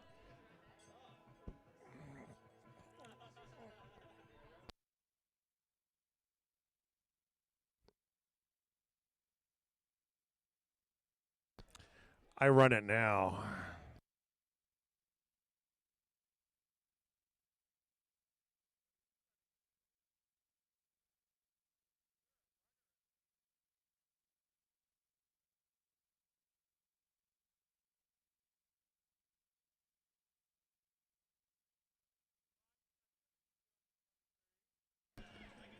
Here we go.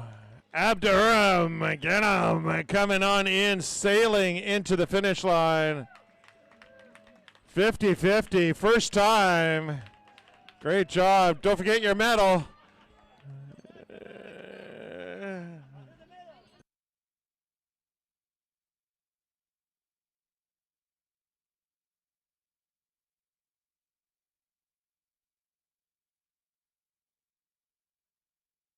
Fire truck.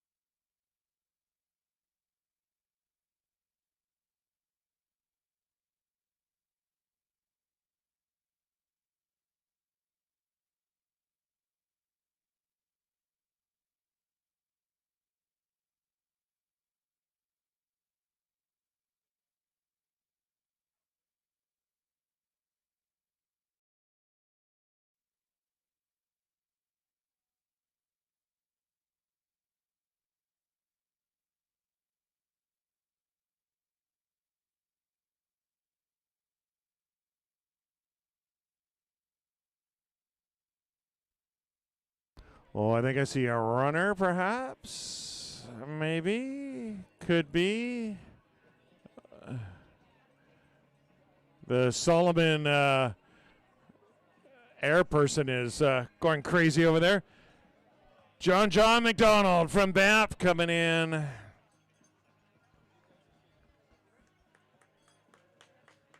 .50, first time doing it. Working on the first 50-50 hat.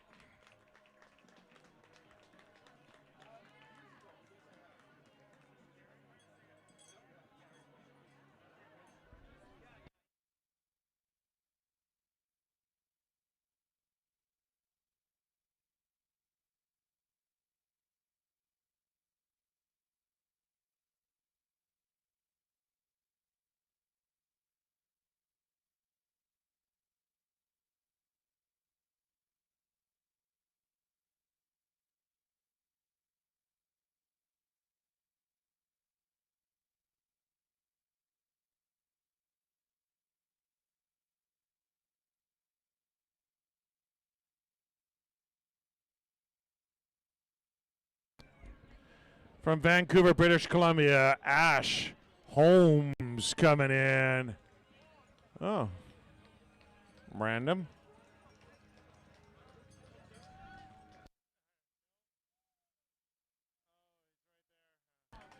Here's Ash into the line.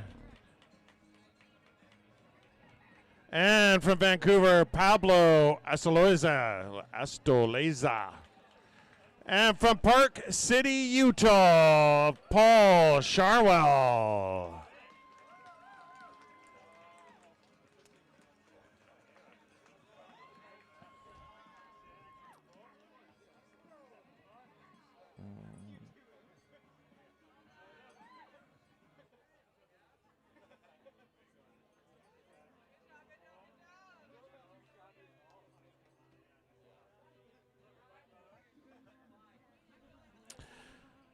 So we've had all the last 1, 2, 3, 4, 5, 6, 7 people have been 50-50 runners.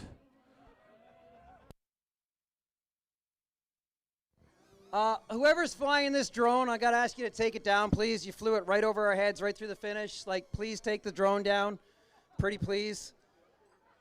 We're getting a little too close. Paul Sharwell, come on up, my friend. All right.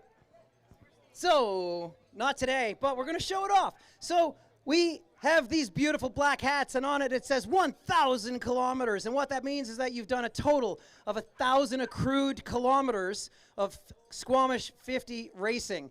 And Paul is currently, you're just under 50 kilometers shy of 1,000 kilometer hat. So tomorrow, Paul can, assuming you can get to the finish line, be the first ever recipient of this hat. But I want to say, I think it's really special that you come up from Park City, Utah every year, and this is your 8th time, correct? Yeah, eighth time in a row. In a row, 8 straight years, but also you've come up outside of this race to volunteer at our other races, which we super appreciate. But maybe for those that are watching and cheering and haven't run, what is it? What are some of the things that just bring you back to Squamish year after year? Oh, heads up, we're about to die. Okay, all right, we survived. Those guys have been running together all day. What brings me back? What is it? Yeah, I mean, it's 8 years. It's no small feat to be coming up from Utah every year. What is it that brings you back here every single year? And we're so thankful that you do. Well, I think we all love the trail community, and I get choked up. You broke Paul. So it was pretty easy, actually. Normally, the lack of sleep does it. Yeah. It's so easy. How about this? You said to me. I mean, the trail community is just awesome in every environment, and then this is like on steroids. It's just so awesome. I mean, awesome on steroids. I mean it. It's just a really good scene. I'm running down the street because you mentioned, I guess this morning, that I'm from Park City. People are screaming, "Park City, go!" It wasn't these guys. So they're like volunteers and stuff. You said to me a couple of years ago you were going to keep coming back until you saw a bear on the course. Have you seen a bear yet? I saw a bear at Valemont. Yes. So. But not here in Squamish, correct? Not here, no. Okay, so our record is 8 straight years you haven't seen a bear. You said you'd keep coming until you saw a bear. I know that's not true. Yeah, that's but, not true. Yeah. That's not true. But I'm glad we got to show you a bear up in Vale Mounted Alpenglow earlier this year. Yeah, that was fun. Yeah. That was cool. I think one year there was a bear at Farside. Yes. And it was like a half an hour before I got there. We had to go in with bear bangers. And we've had them at the finish line, not too far from here, just around the corner. It's actually amazing in 8 years you haven't come across one. Yeah, I mean, I see plenty of things I think are bears. Well, once again, thanks for coming to join us. We're looking forward to seeing you tomorrow. He'll be going for his 8th 50-50 hat, which is red, the first ever person to get one of those, and also the first person to get a Squamish 50,000 kilometer hat. We're rooting for you. We'll see you back this way again tomorrow. Thank you. There we go. Paul, you can eat whatever you want tonight, but be ready for tomorrow. Before that, we had a sprint finish. George Pearson from London, England, and Owen Bennett from Vancouver sprinted in to the finish. We're going to have to get the chip timing out to see who won that one. And from Toronto, we have Tom Sheridan coming on in with some great running shorts.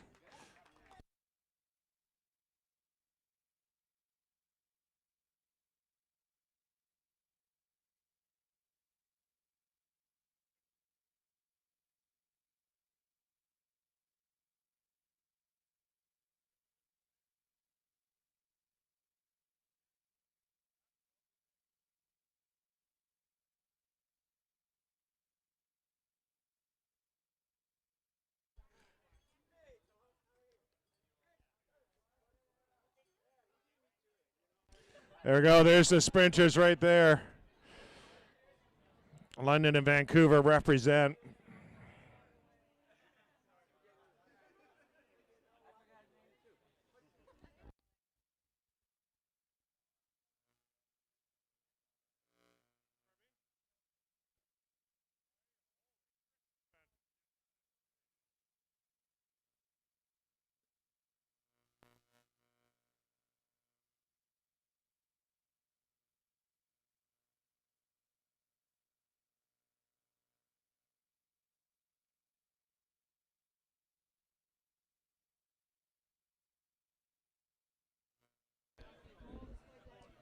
Beer garden is open if you're looking for a cold refreshment. All the racers get one free Athletic Brewing non-alcoholic beer, and others options available for purchase.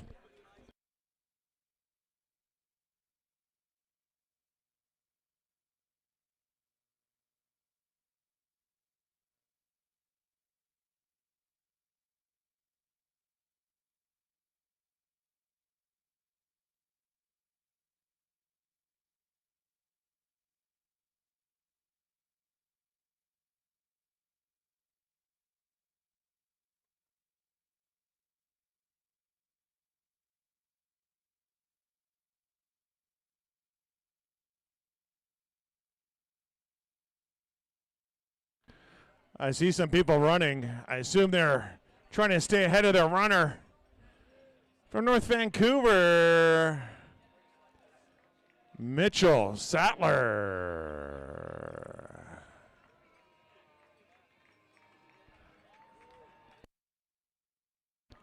Mitchell doing the first 50-50 ever for him.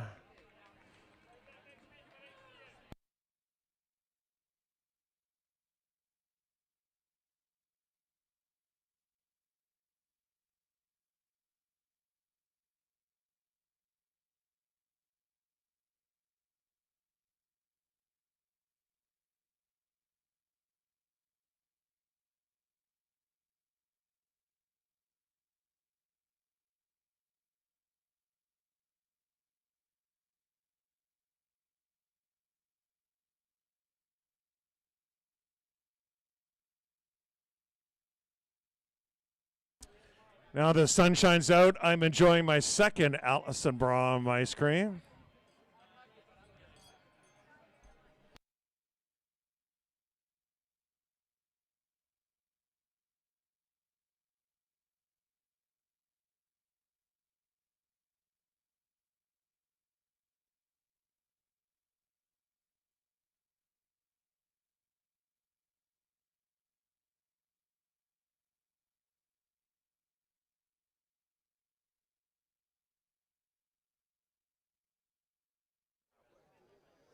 All right, we are about to roll over 12 hours and 45 minutes on the race clock. The finish line cutoff is 16 hours, 45 minutes, meaning we have 4 hours left to go, and we're almost exactly in the middle right now. About 50% of our starters have finished in under 12 hours 45, and the other 50% will finish in the next 4 hours. So we have about 130-ish runners to come through before our finish line cutoff here, 4 hours from right now. So we're going to get nice and busy shortly.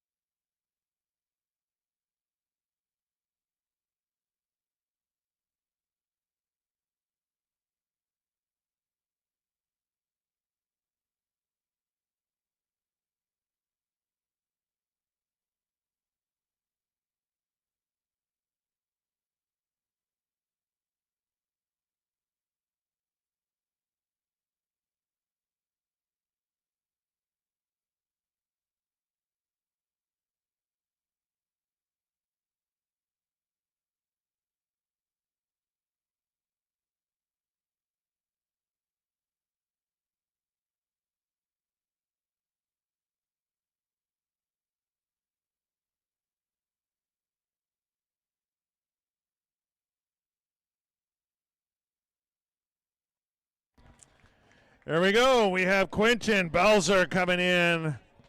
We have Cameron Howie coming in, both doing the 50-miler. Cameron found a child on course and is returning it. Yeah, trying to get a free pair of socks, but I don't know if the child counts. From Winnipeg, just been running in circles on the highway for training, Chloe Bishop into the finish line.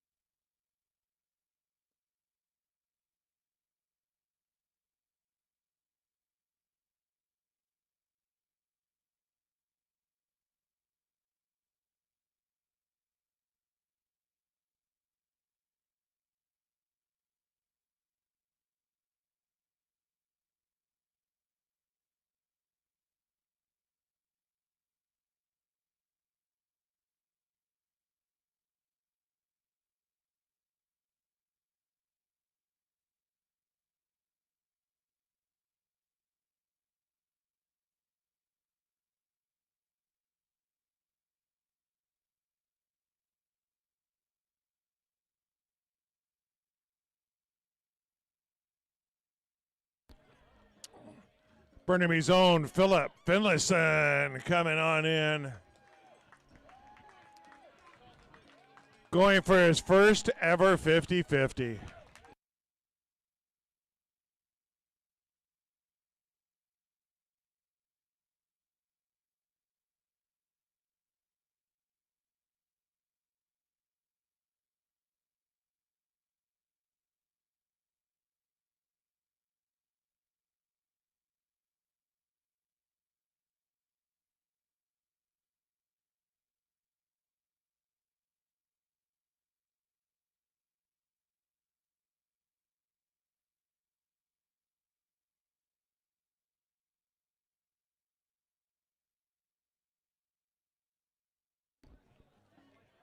$50 miles. Brian Dawes from Calgary coming in. Your camera person is keeping up. That's impressive.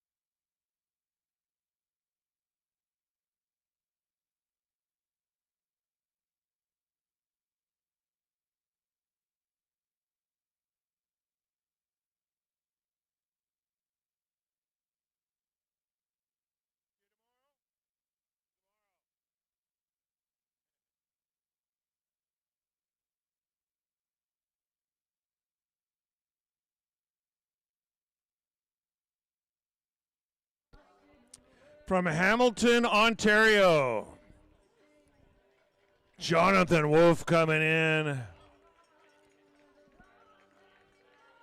Jonathan doing the 50-50. There we go. Quick text just to make sure I made it.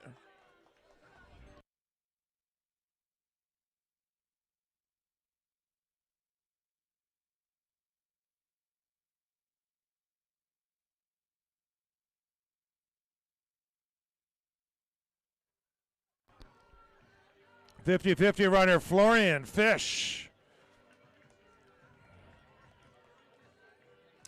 Welcome to the finish line. There's 50 miles under your belt.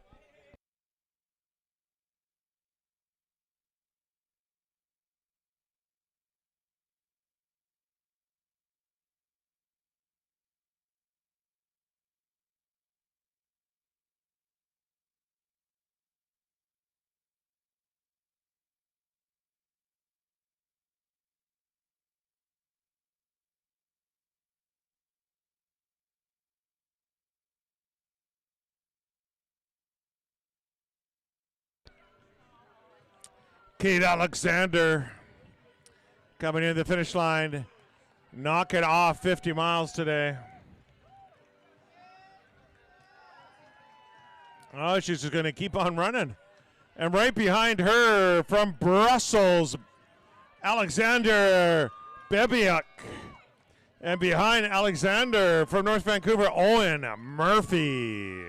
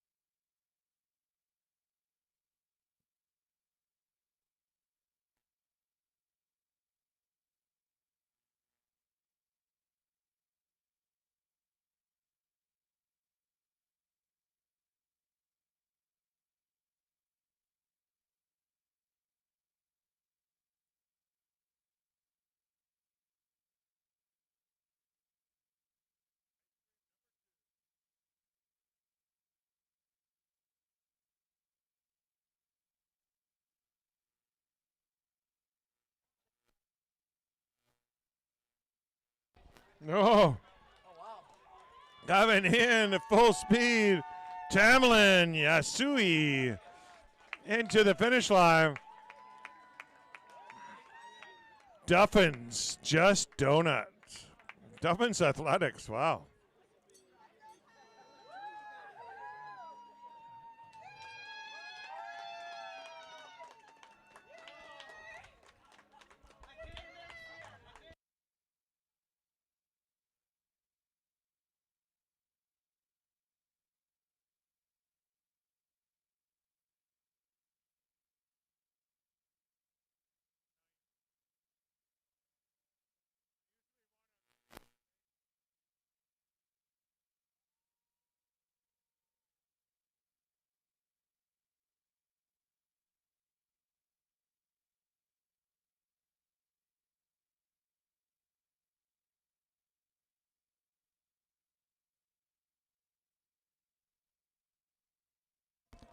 We're going to have Joel Ray, Alconera. You win a draw prize for having the best crew. Yeah, there you go. It's a $150 Solomon lightweight running jacket.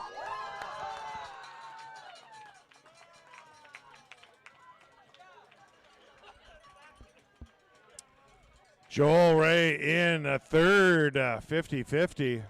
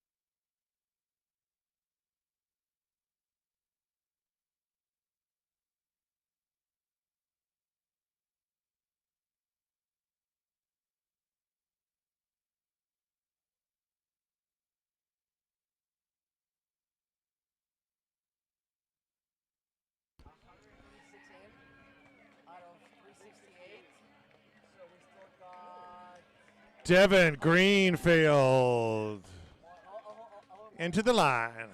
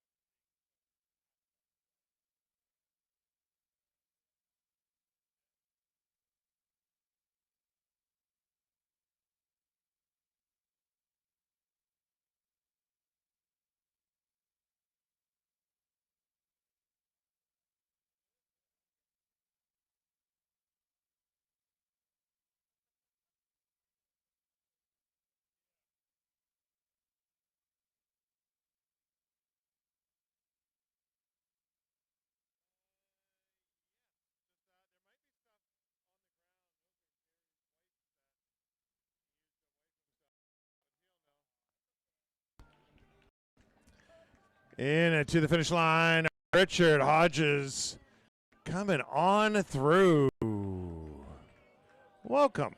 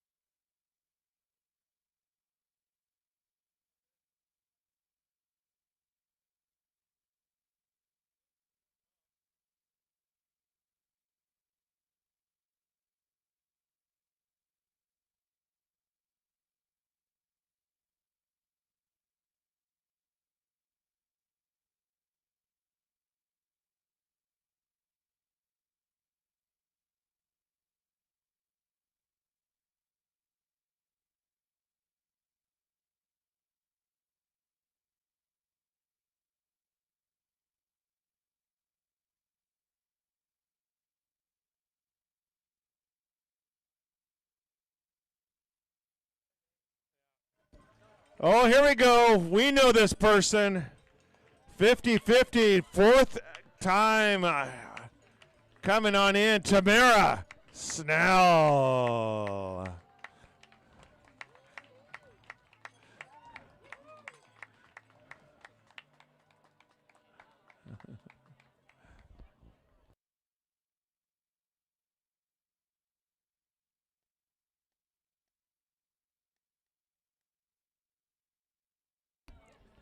And now we have Tim Winkle coming in, doing the 50 mile from Courtney. Coming across the line.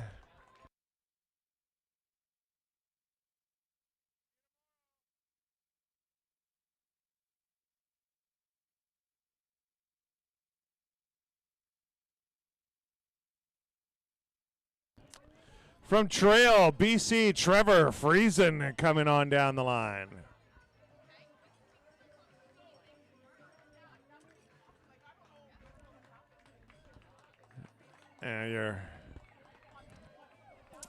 And from Vancouver, Carla Deckeran.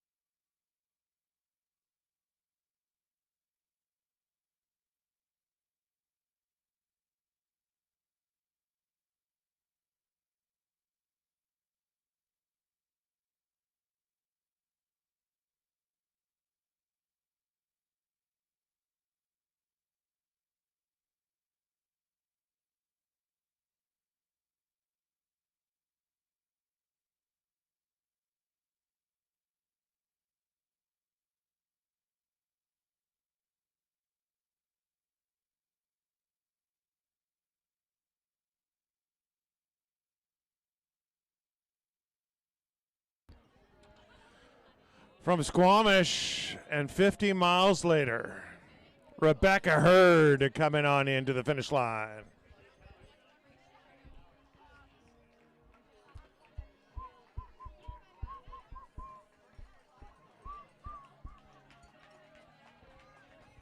No.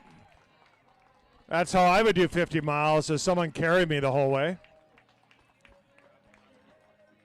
Kelly Loriard coming in. Tanner Midkiff also coming in. Kelly knocking out 50. Tanner finishing 50, but we'll be lining up tomorrow for another 50. This time K.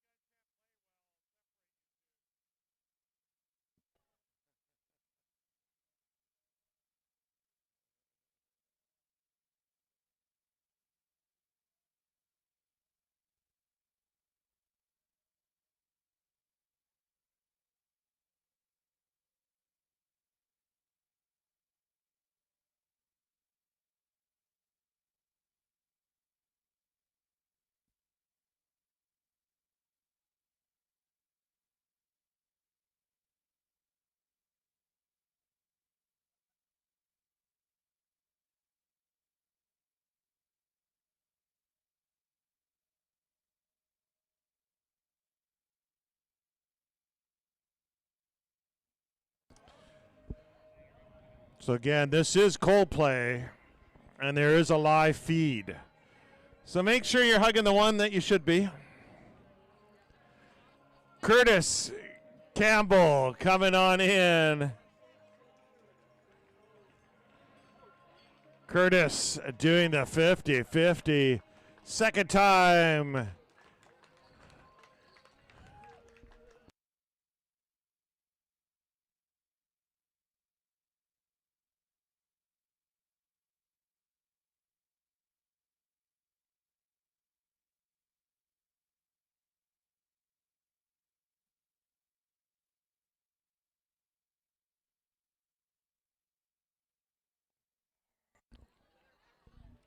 Barbecue's open for all the racers and volunteers. Beer garden's open for anyone who needs to buy a beer. From Saskatoon, this is our second Saskatoonian into the line, Sydney Duchek. And to the finish.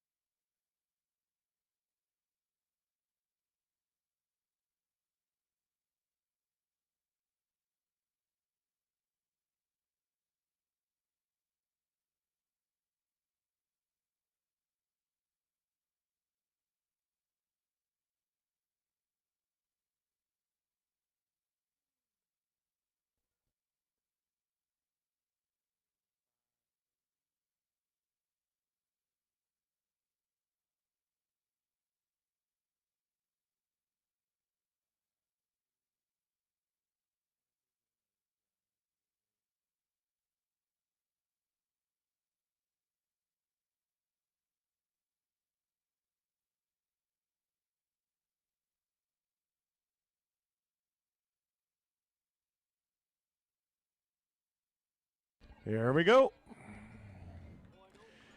Coming in, it's Mr. Richards. And to the finish line, Simon Richards from Vancouver doing his second 50-50.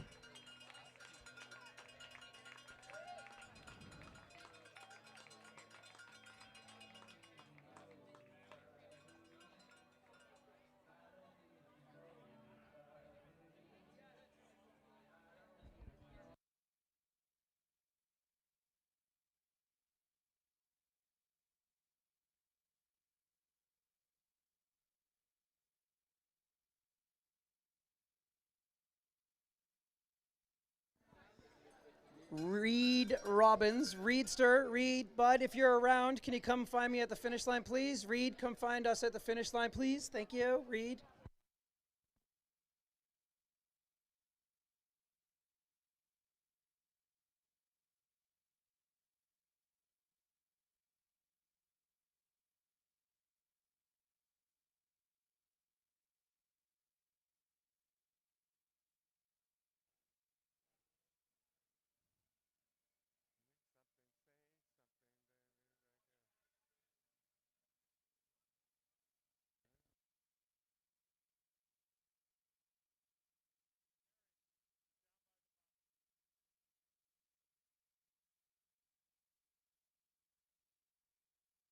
Here comes another runner. From North Vancouver, 50-50, third time, Stuart Wilkinson cruising on into the finish line.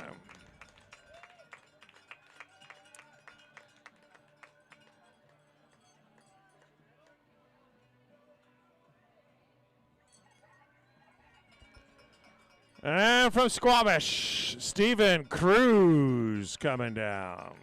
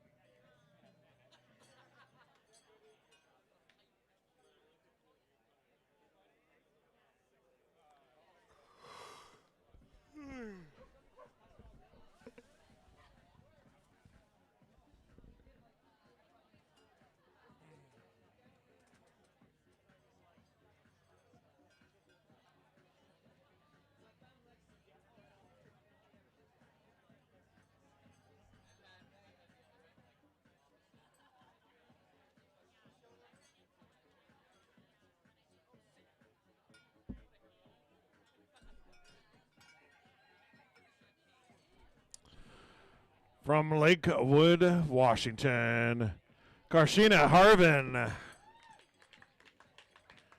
in to the finish line, going for the very first 50-50.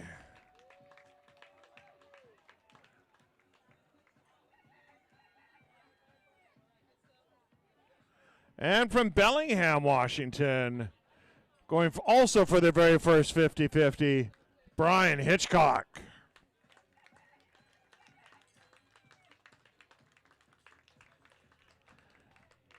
And from Squamish, Rob Leone coming in, putting 50 miles under their shoes.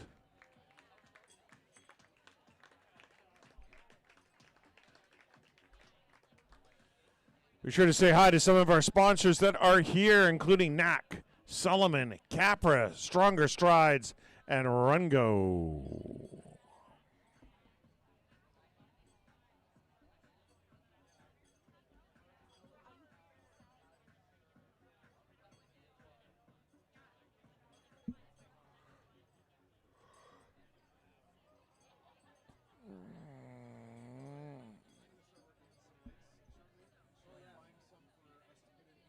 No, I got lights.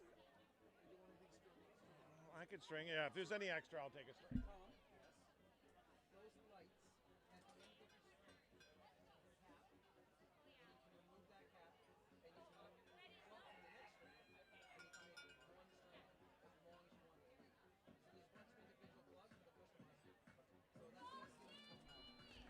Jamie Cartwright into the finish line for Squamish 50.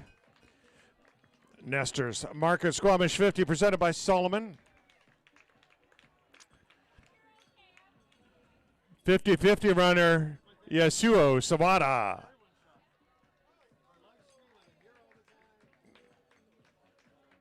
You should have your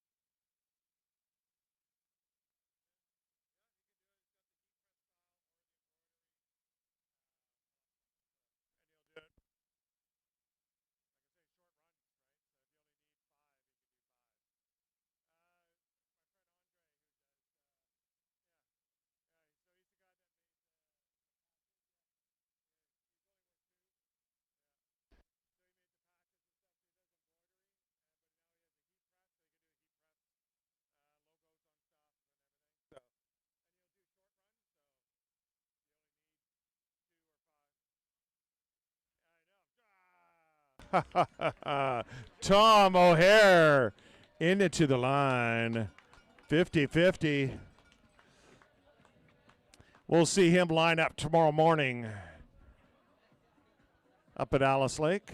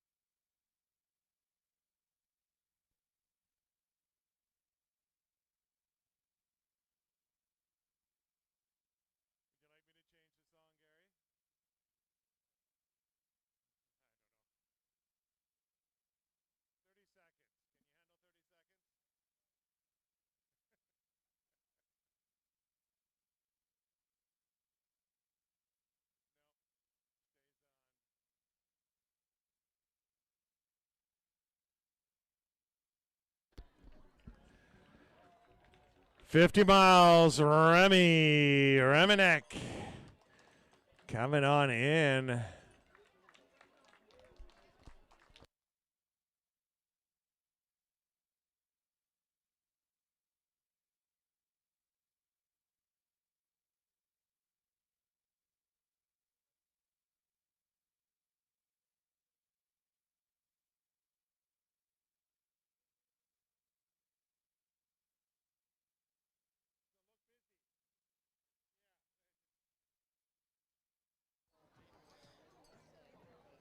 Allie Voss to the principal's office, please. Allie Voss. 50-50's Nicholas Duke coming in.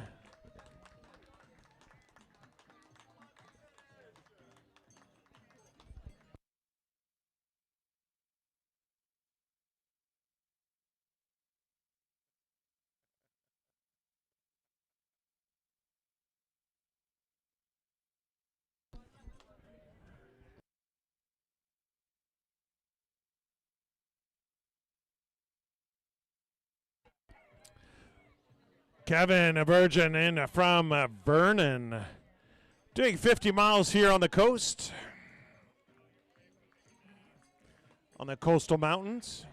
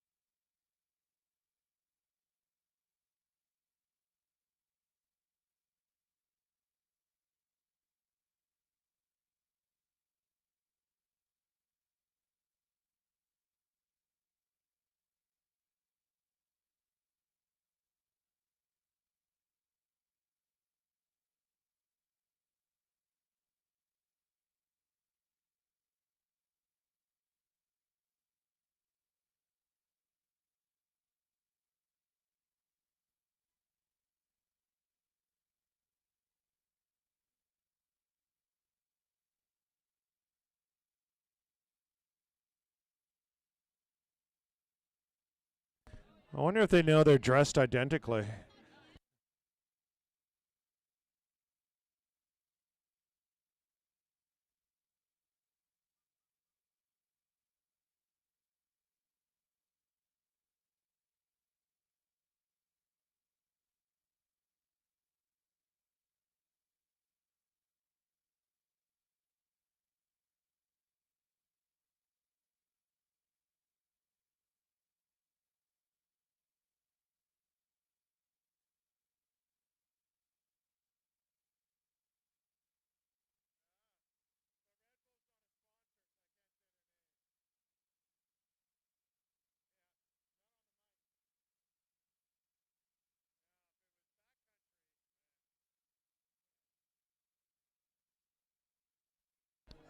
The beer garden's open if anyone wants to pop in and hang out. We have some backcountry beers. We have some athletic brewing, which every racer gets a free one. And some other styles of alcohol that you can purchase.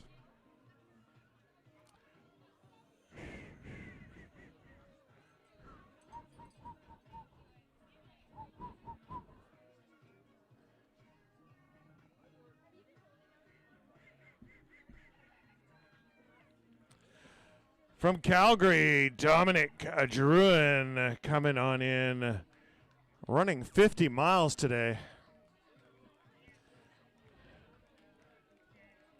Watch out for the banana.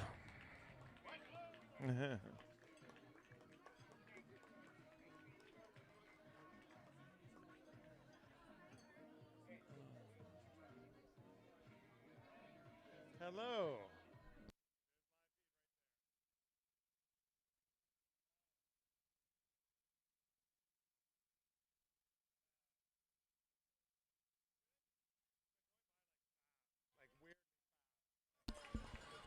Manuel Deschamps Gomez tackled by a child and into the finish line.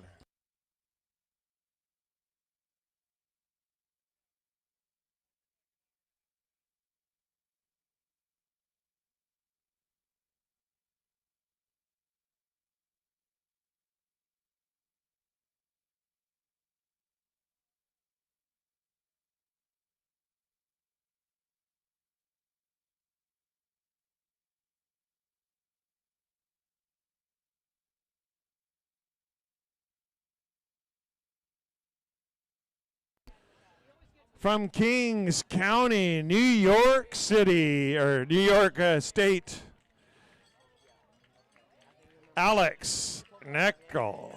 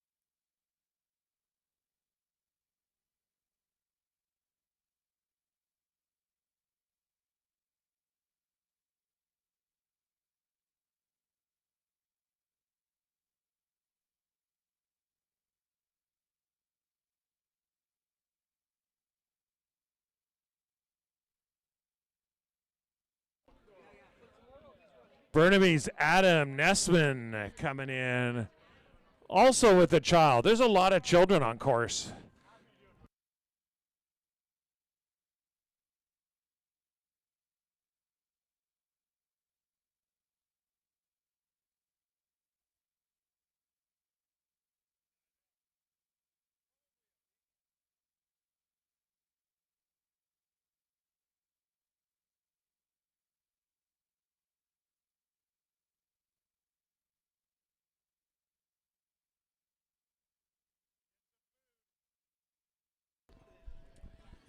Barbecue's going.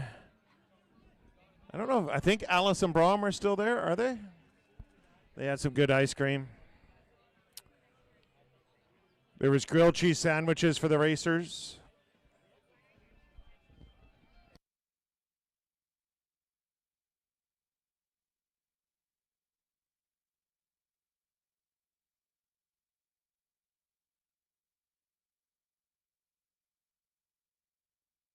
There, another runner's coming.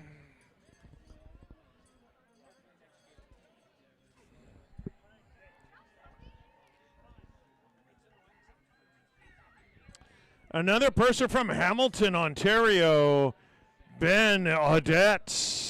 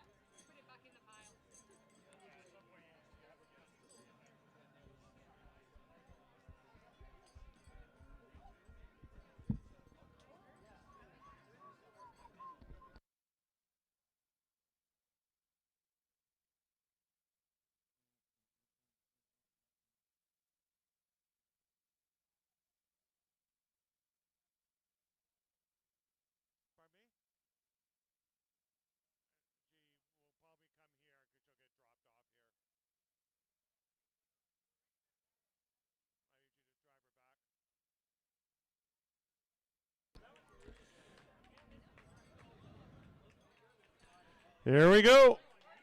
All the way from Chilliwack, Linda Barton. That's how she registers herself.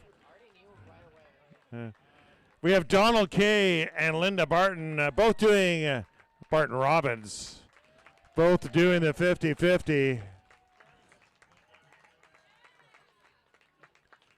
And now we got two from Edmonton, both named Sean. Sean Dunn, Sean Part from Edmonton, doing the 50-50. And from Vancouver, doing the 50-mile, Masi Anzea.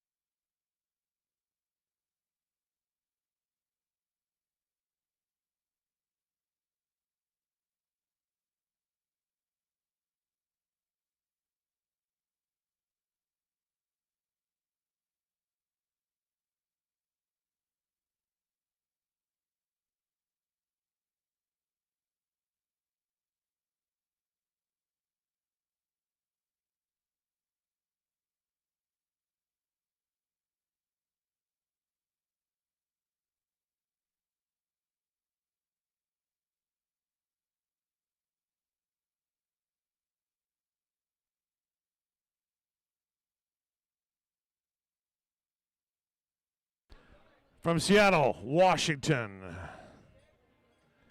Eric Fussell.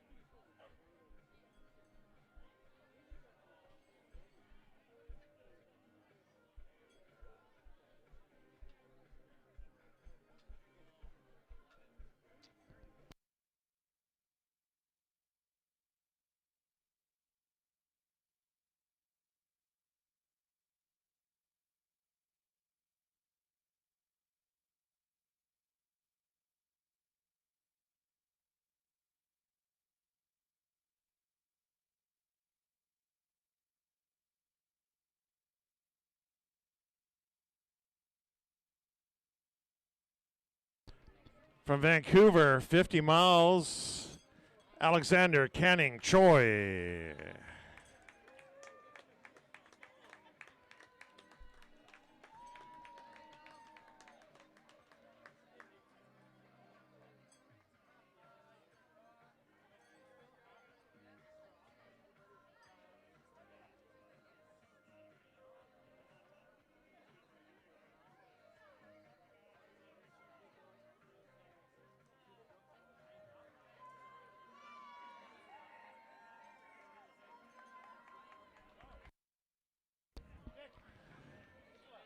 From Penticton, Sash Soden.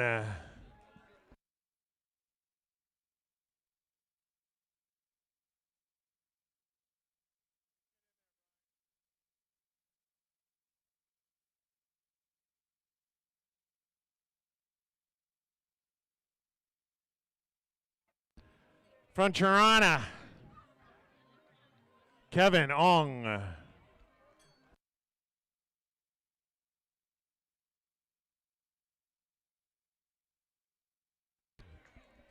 From Butte, Montana, Alyssa Hashley.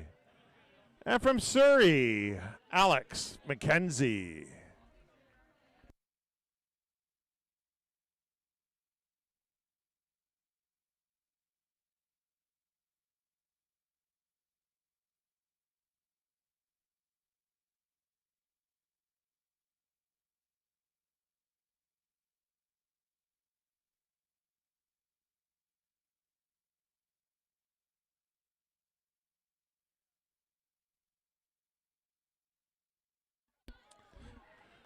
Alyssa will be lining up for the 50-50 tomorrow.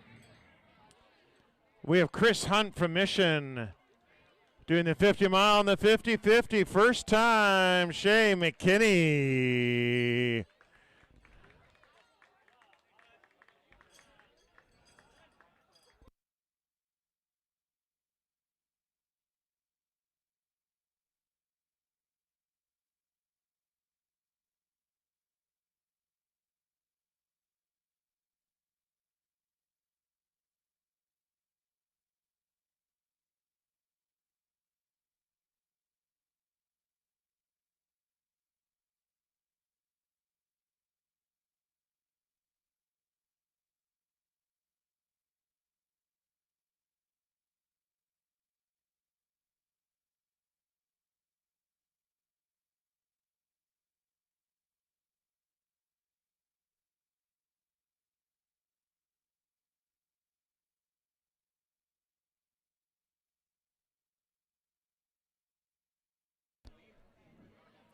From Alberta, Serena Kelly.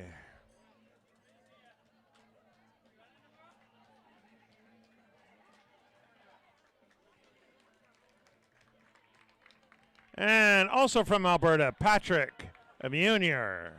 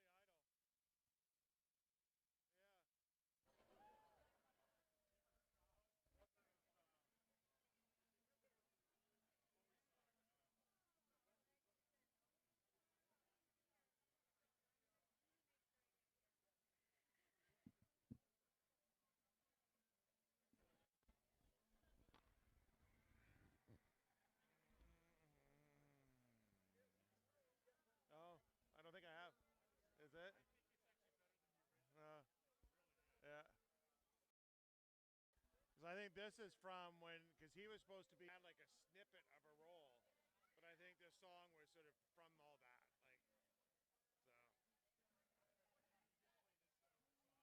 Oh yeah, yeah. From Chilliwack, Michael Durrett.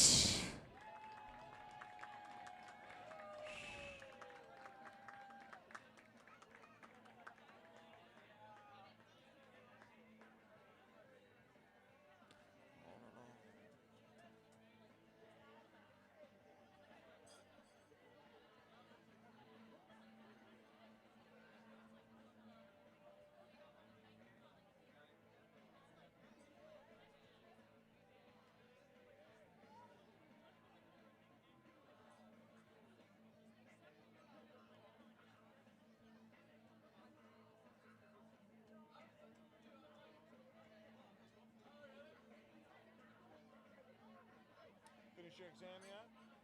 Chapter 1. Can you drive a boat yet? I mean, in Mexico I've driven boats and I didn't need a license. I know. I've been doing it since I was a teenager. But, Just in Canada, you need a license for everything. Well, It's crazy. it's because everyone kept crashing. Yeah, well. And you Mexico too, but. Yeah. Yeah, there's another 30 million of you, so it's. Doesn't matter. Yeah. One less. Make no difference.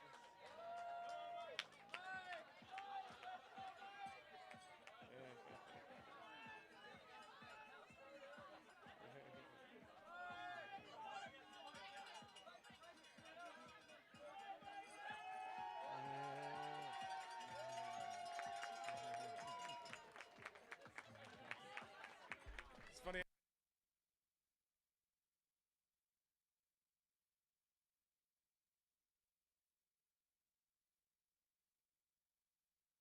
Like you said, it's just like that weird temperature where it's Here's Oliver finishing up 50-50. This is the very first 50-50 for Oliver. And we'll see him tomorrow.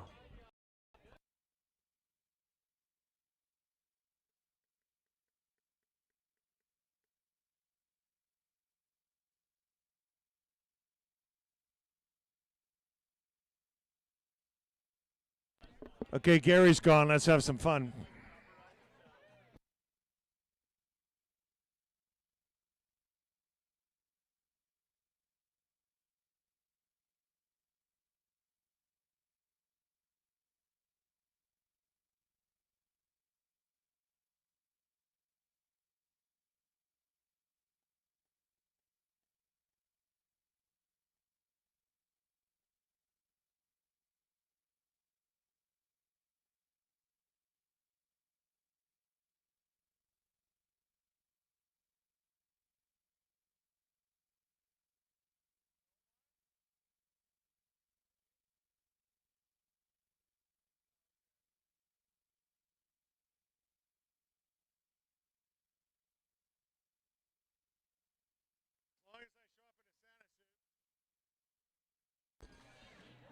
There we go from Ottawa, Michael.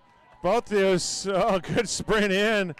And from Beaujour, Manitoba, Ellen Gorter. Ellen doing the 50-50 for the first time.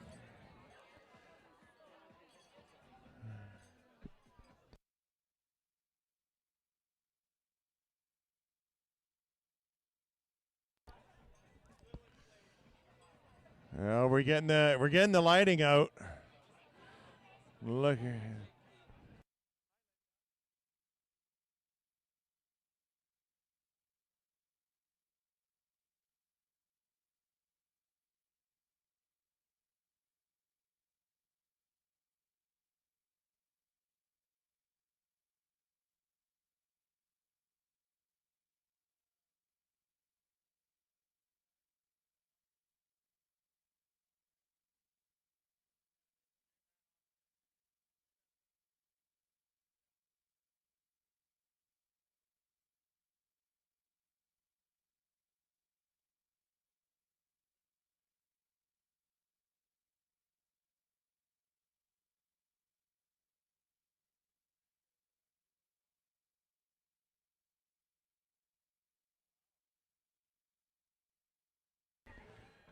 Oh, someone else from Calgary. Jacob Harris from Vancouver. Joseph Roque. Come on, Joseph. And Jacob. Both of these are doing the 50-50 for the first time. And this finish line has been brought to you by the letter J.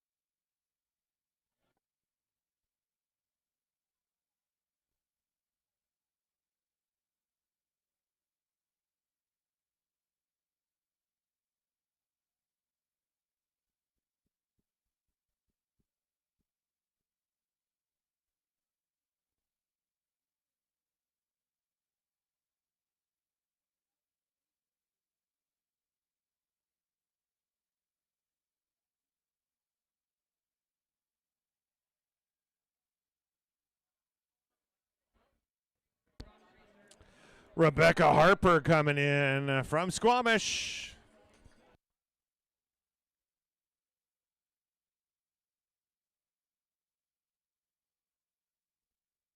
More children being brought in.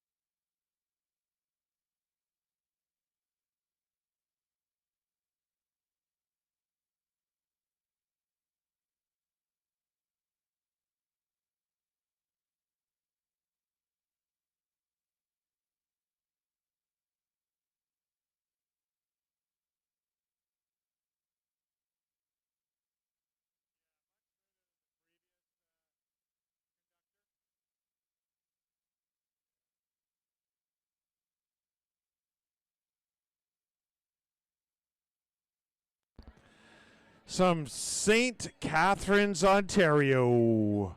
Ryan Vandekamp into the finish line. 50 miles, Squamish 50. Squamish, it all lines up.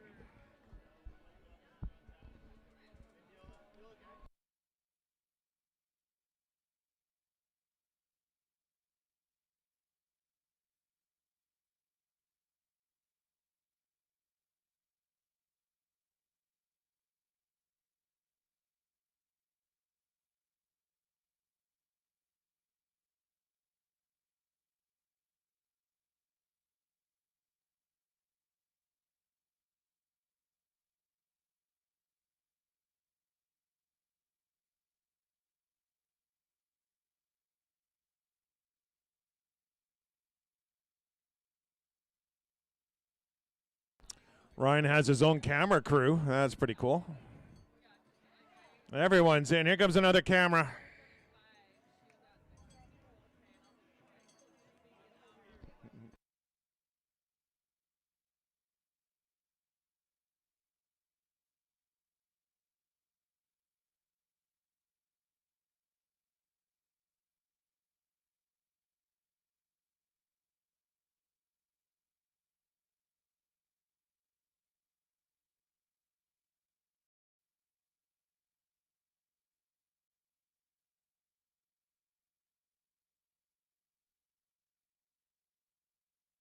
Derek Tremblay coming in from Surrey, 50 miles into the day.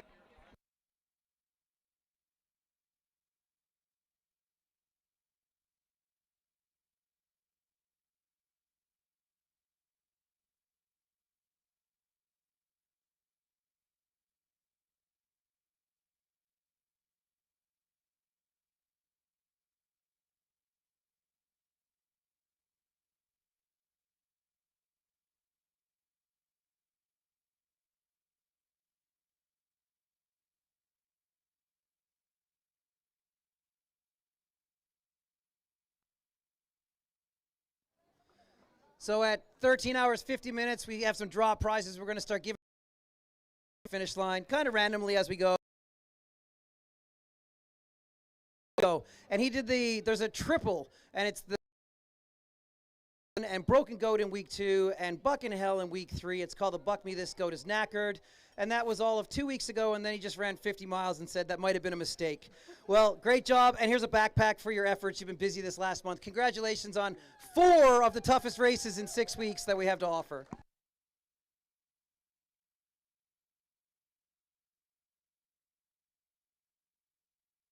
There's a lot of happy dogs in there.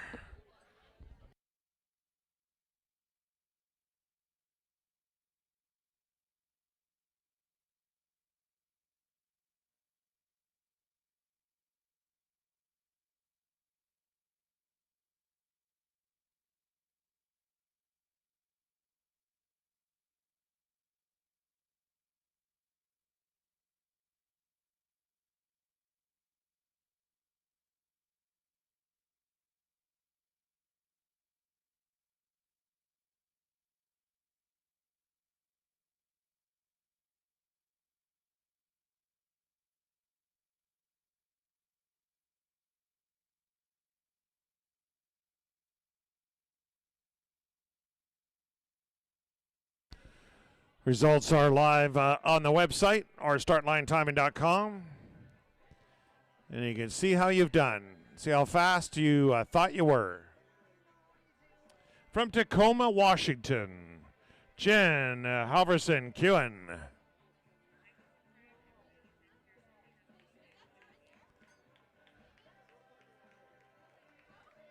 Coming in with a pacer.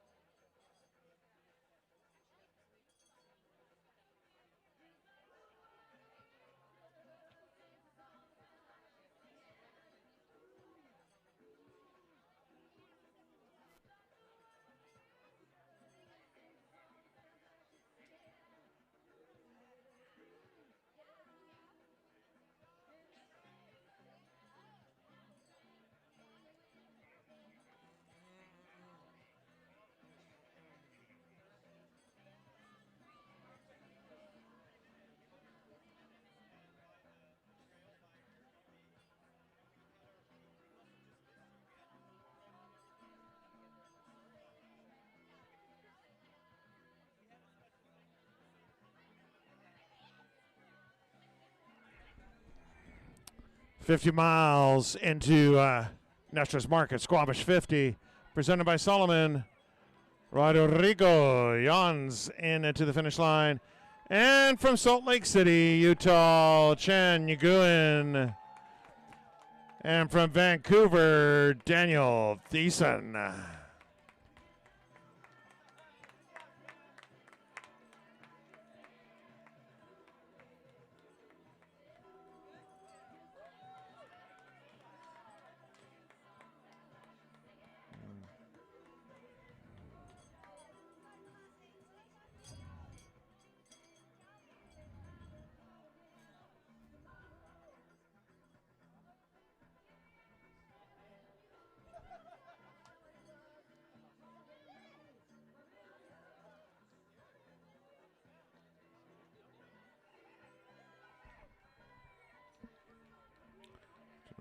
Ostronosova. Karina Ostronosova coming on in.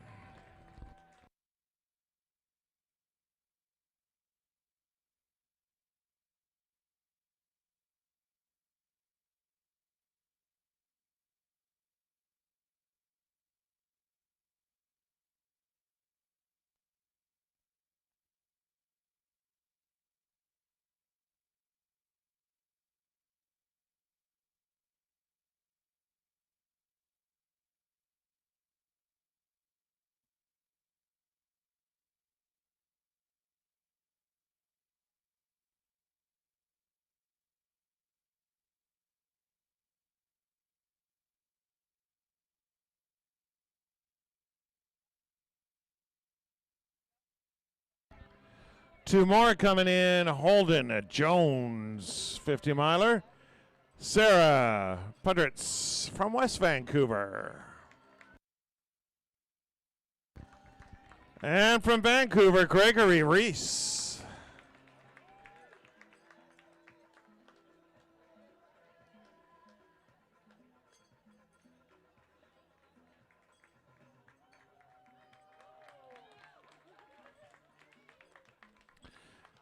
Gregory's doing the 50-50. We'll see him tomorrow morning.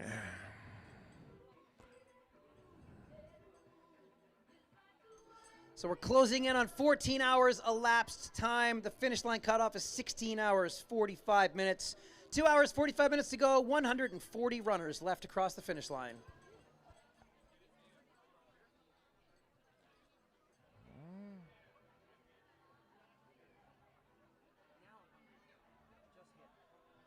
Sorry, what?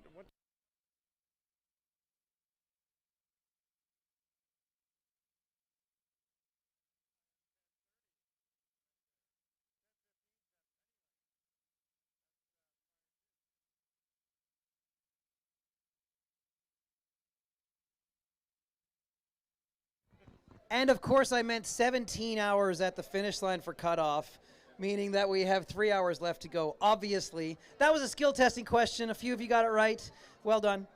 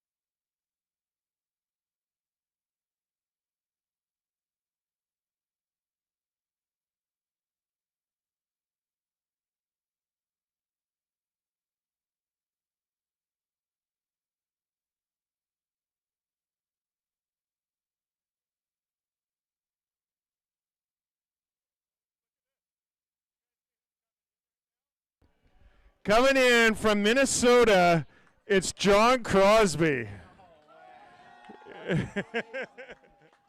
Okay, not all of them. There we go.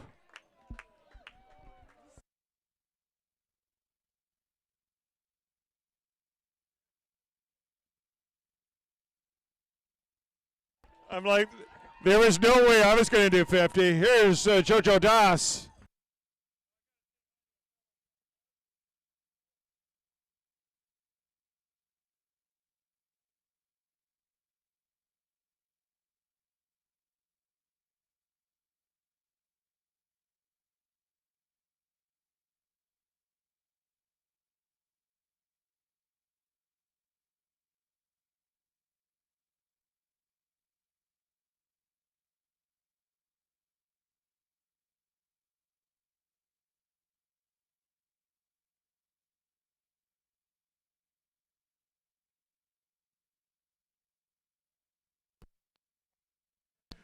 Brooke Hulk to the finish line.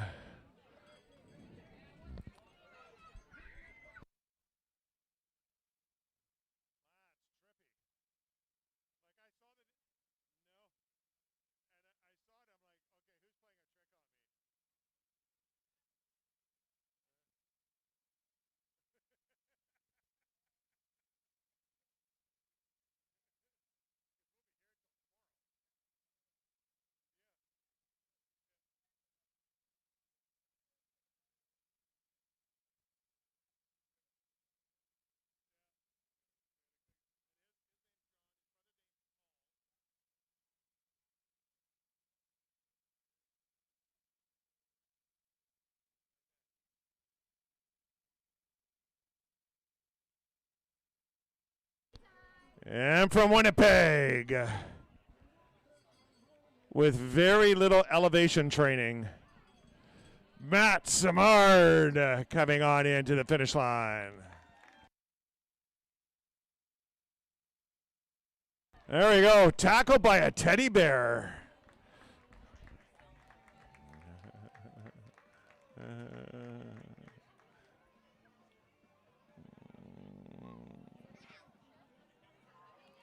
Oh, there's the other one, all ready to go.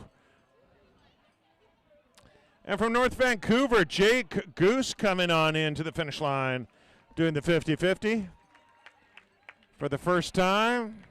And from Langley, Bernie Bettenbeck.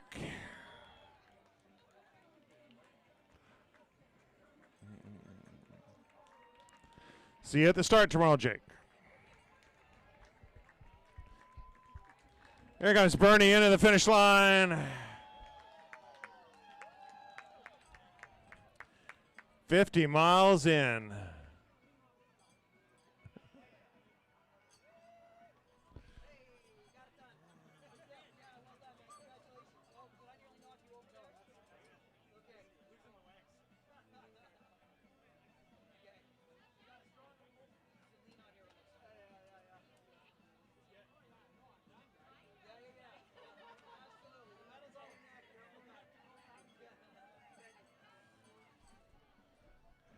Here goes Regan McKinney from Edmonton with a very excited fan. Zuh.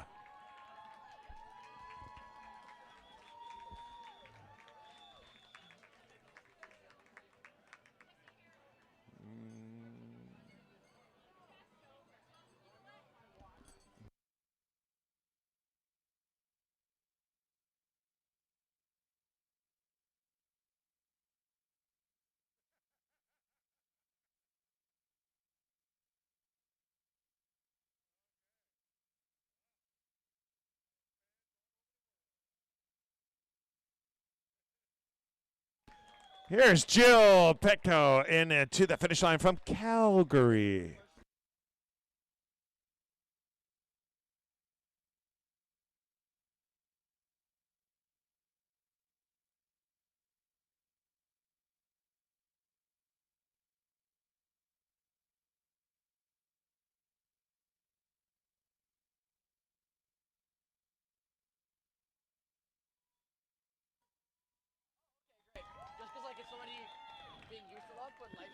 Cheryl Voigt coming in from Squamish.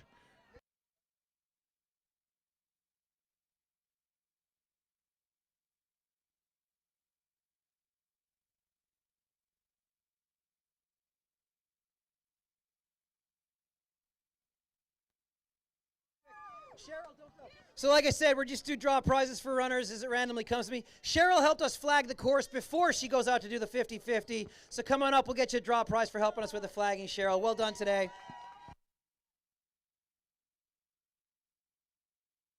$50 a capper right there for your efforts.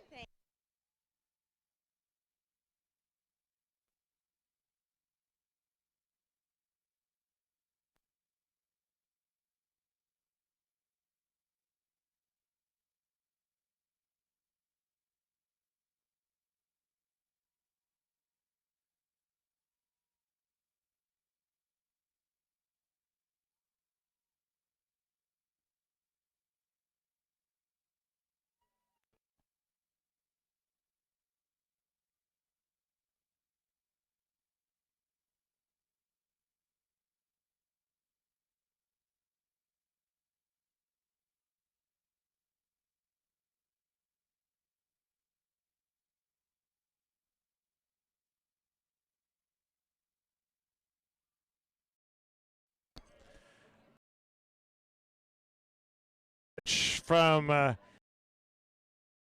James Palfreman from Lyon, and Aaron Berghofer from Vancouver, all into the finish line.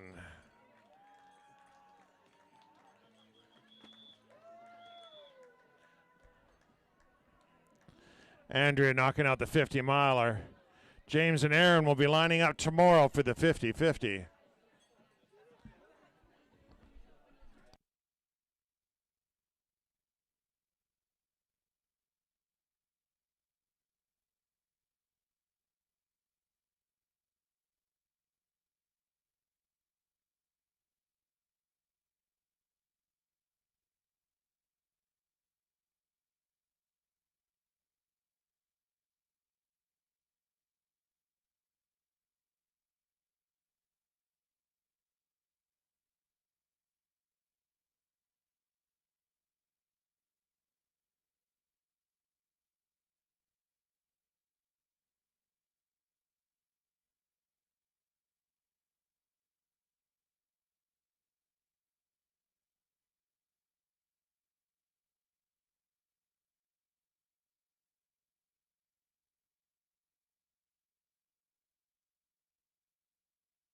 John Kelly coming on in.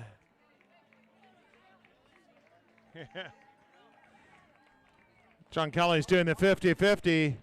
Chloe Grieve coming in for the 50-miler, under 19. And doing the 50-50, Jed Grieve from Qualicum Beach.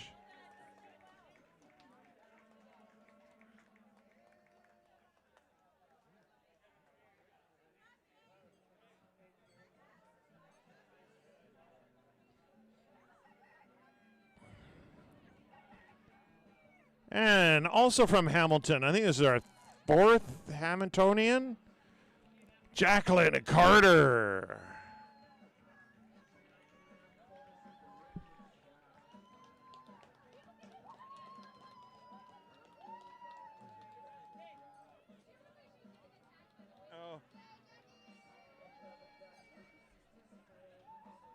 All right, next up for the draw prize finishers, we had Daddy-Daughter Day out on the trails with your daughter's first ever 50-mile finish today. Well done, Chloe. Congratulations. We're going to get you a draw prize off the table for your efforts here today. All right.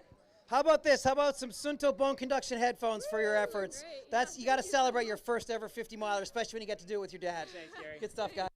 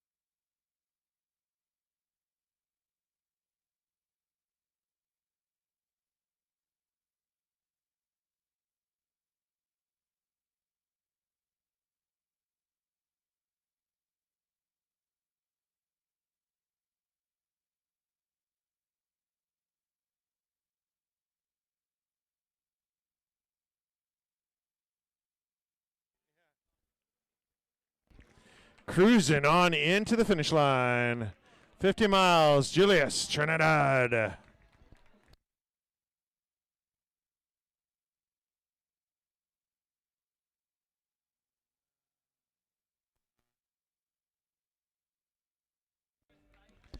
And Michael, my children from Calgary, also in across the line.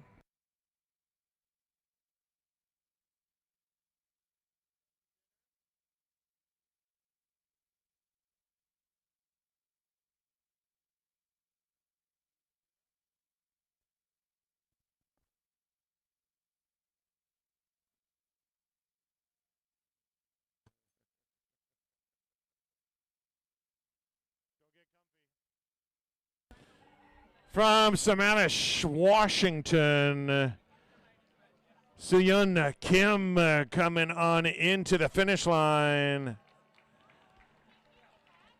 50 miles later.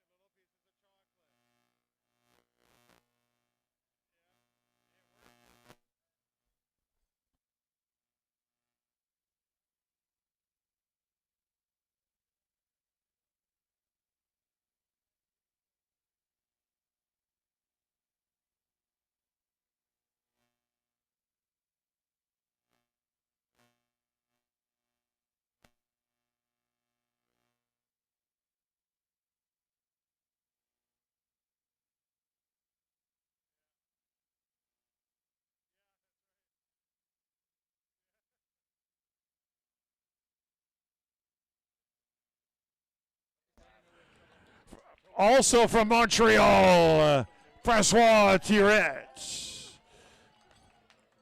We've had a pretty good contingent from Montreal, from Saskatoon, from Hamilton.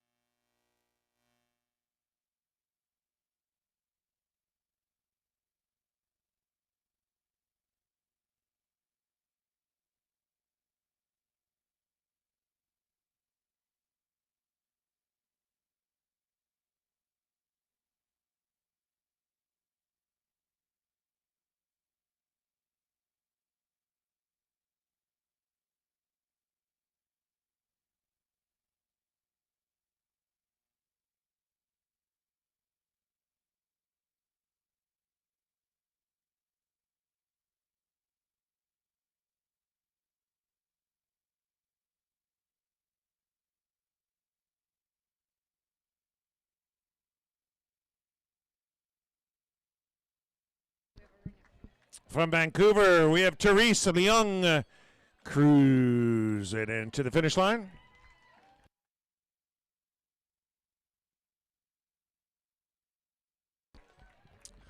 50-50, first time doing the 50-50.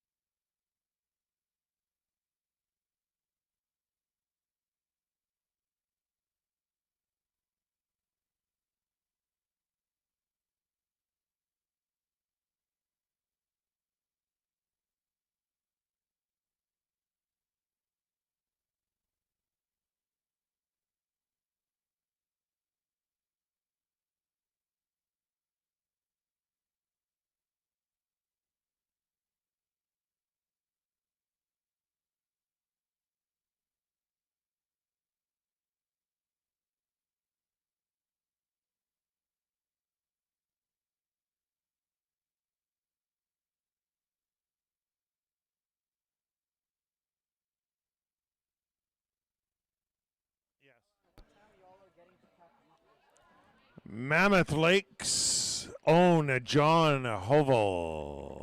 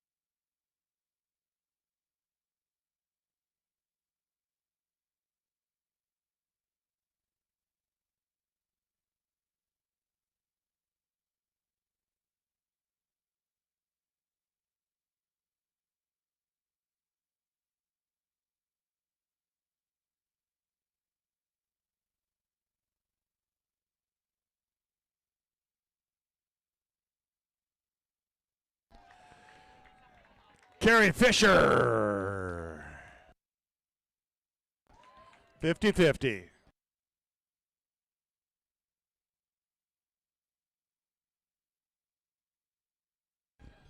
Winnipeg, Sarah Milnes coming in doing the 50-miler.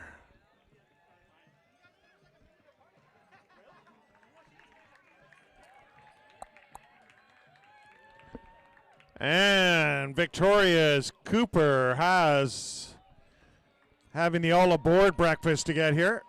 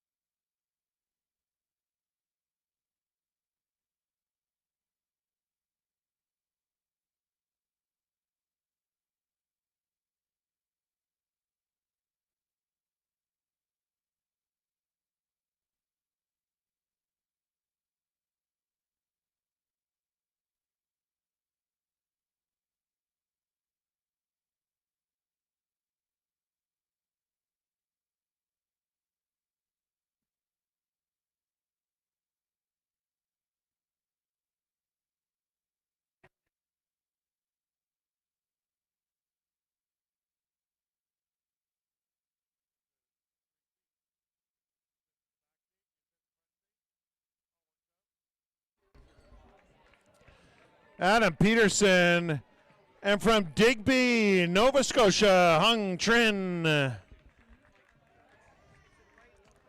There's Adam in from Vancouver doing the 50-miler. Hung coming in from Digby, Nova Scotia.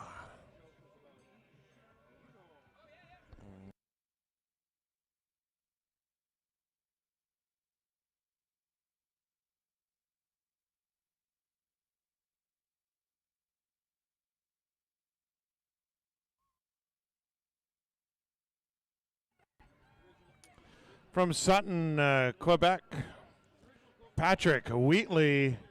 From Kamloops, British Columbia, Joseph Wedwicki.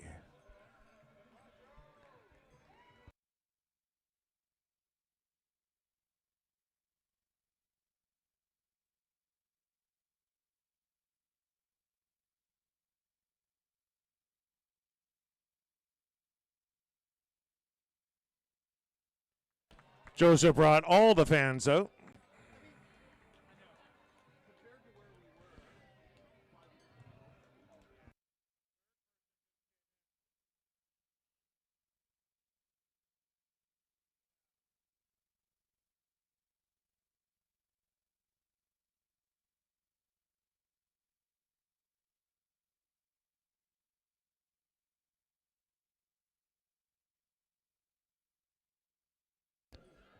There's Sylvan Morgan coming in, the brightest runner we've seen out there.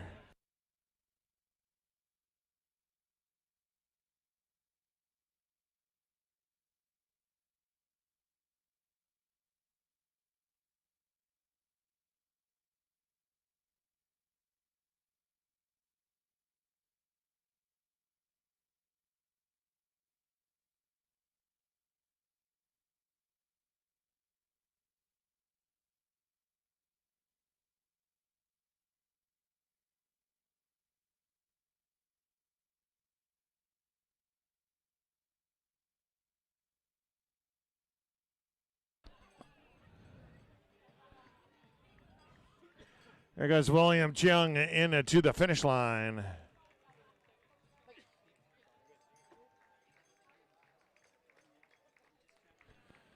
William just finished 50 miles.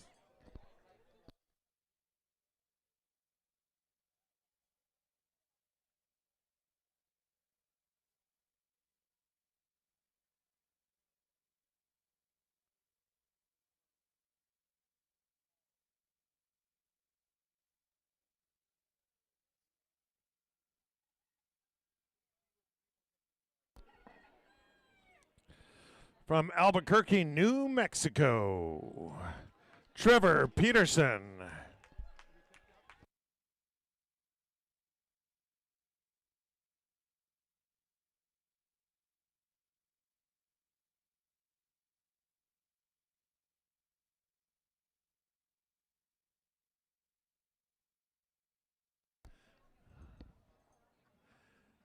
Trevor Peterson's doing the 50-50 and will be lining up tomorrow at Alice Lake.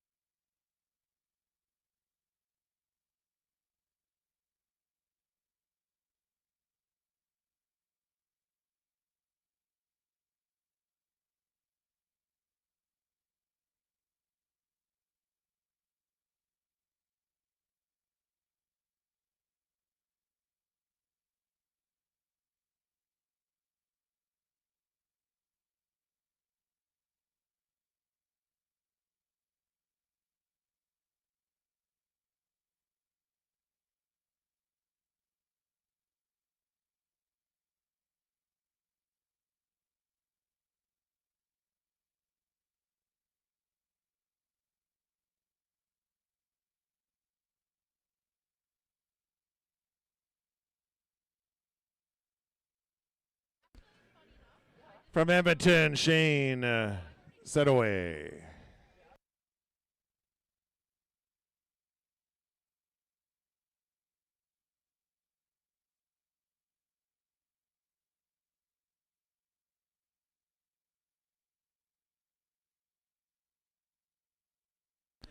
Rick David coming in from Chilliwack.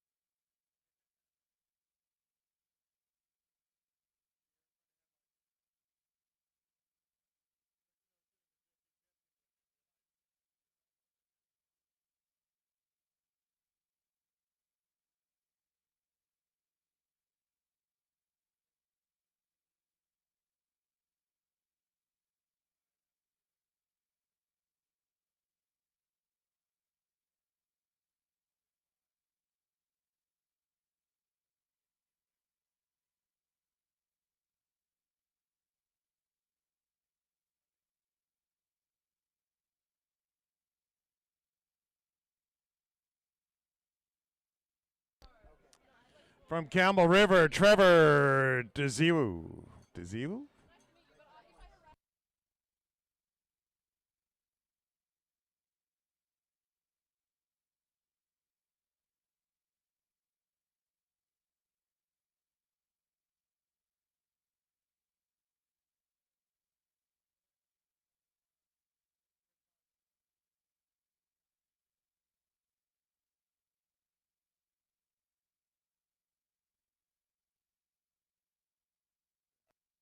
Luke McDonald.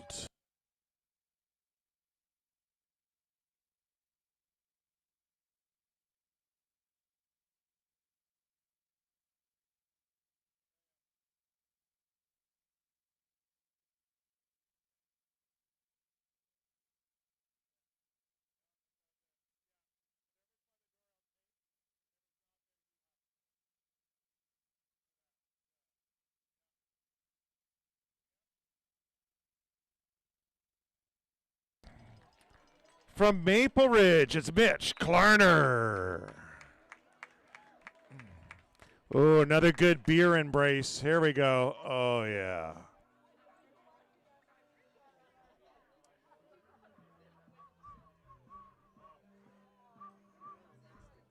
I know, Velcro. We have to cut it down the middle.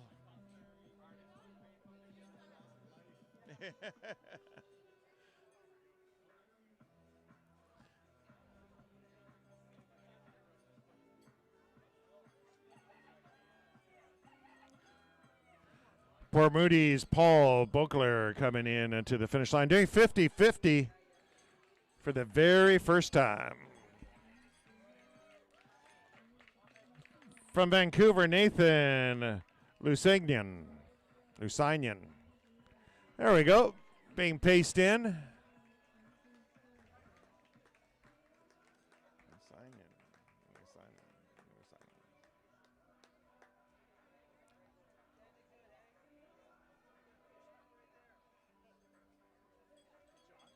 Yes.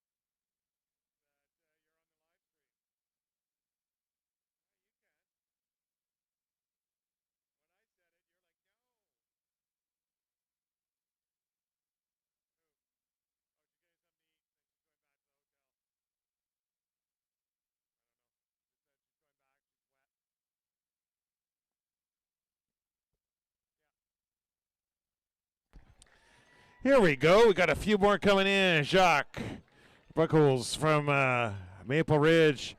Catherine Fa from Calgary.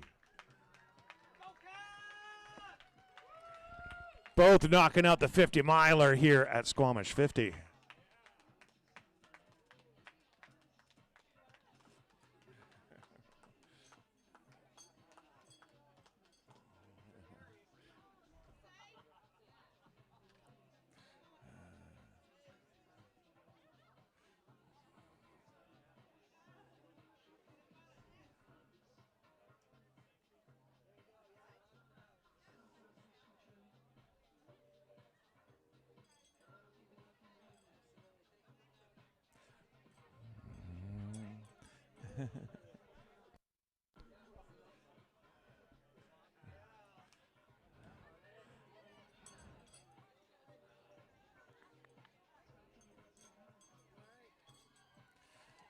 I think we need to start looking again. Here's a gaggle of people coming this way. Christopher Kuno from Burnaby.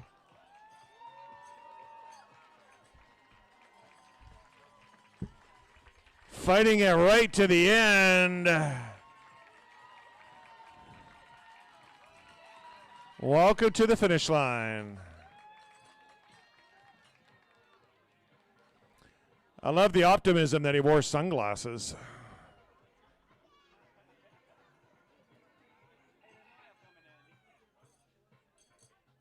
And from Surrey, Etienne Garceau coming on in.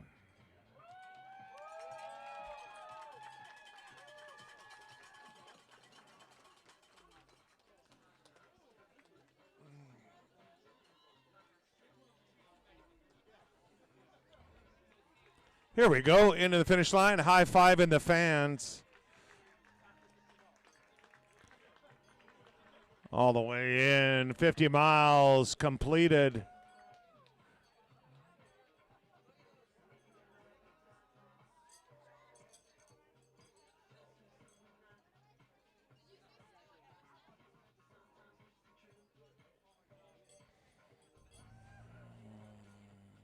There you go. Get your funk on.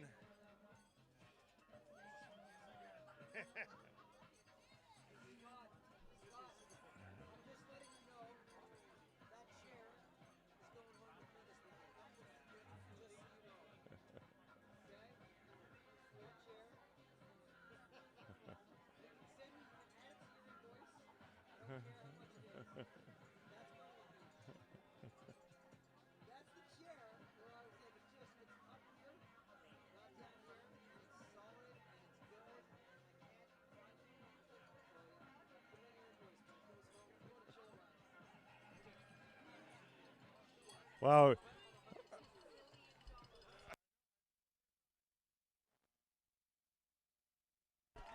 Here we go. From Victoria, Charlene Waldner. From Milton, Ontario, Parvinder Sakdeva.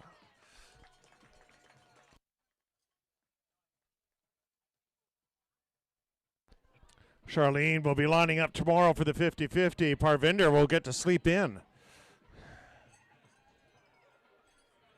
From Edmonton, Alberta, Mark Jones coming in.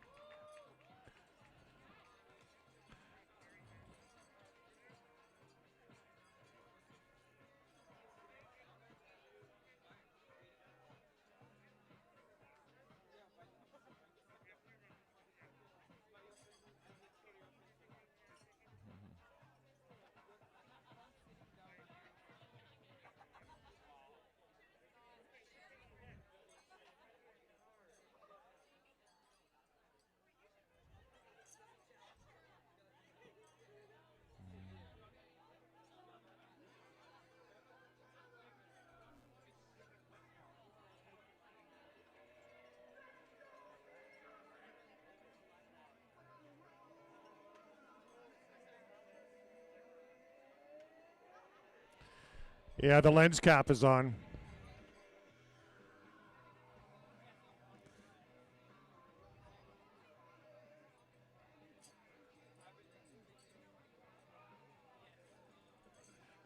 Runner, honey.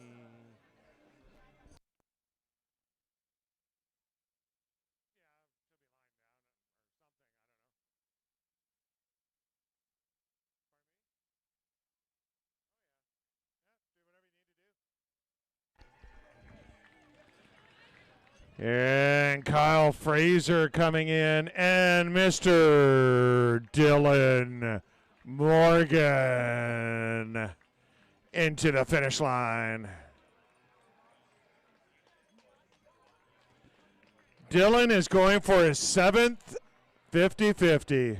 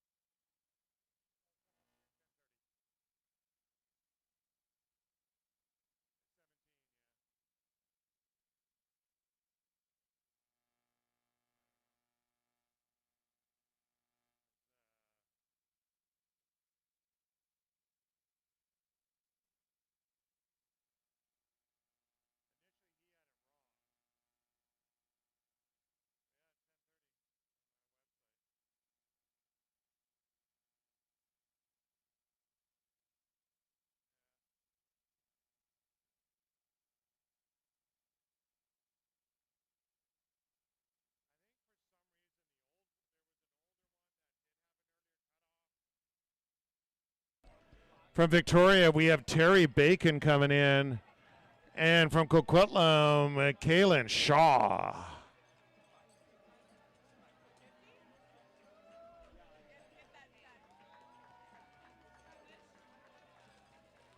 Right to the very end. Good job, sure. You know, just having a good day at the park.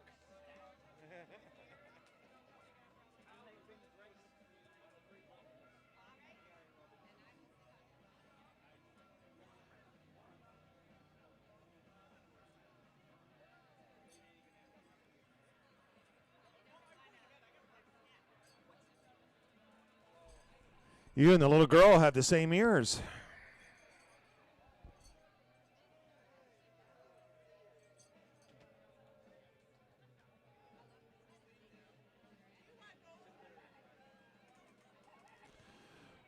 Justin Petco coming in to the finish line area.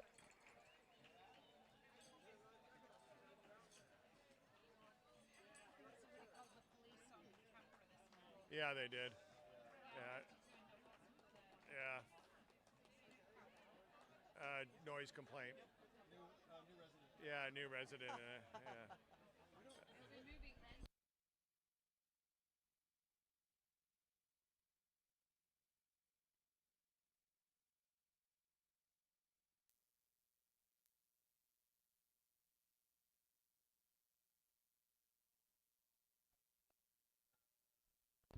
Tom, are you okay, Tom?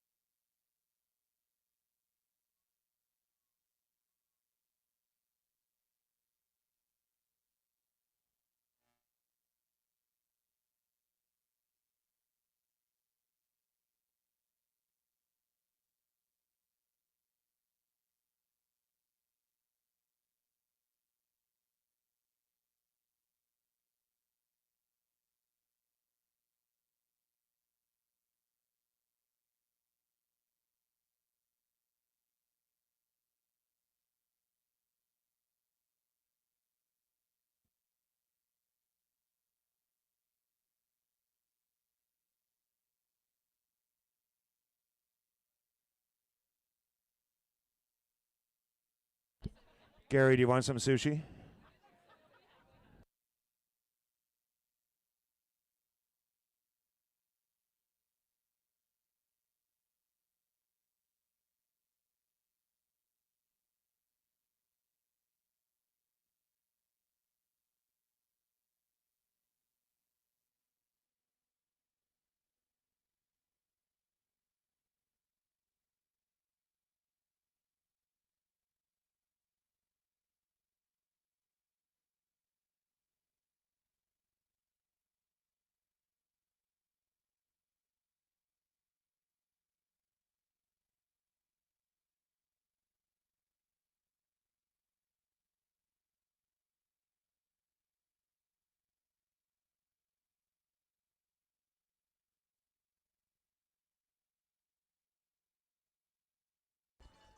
Jason Brown coming into the finish line here at Nestor's Market. Squamish 50, presented by good friends at Solomon.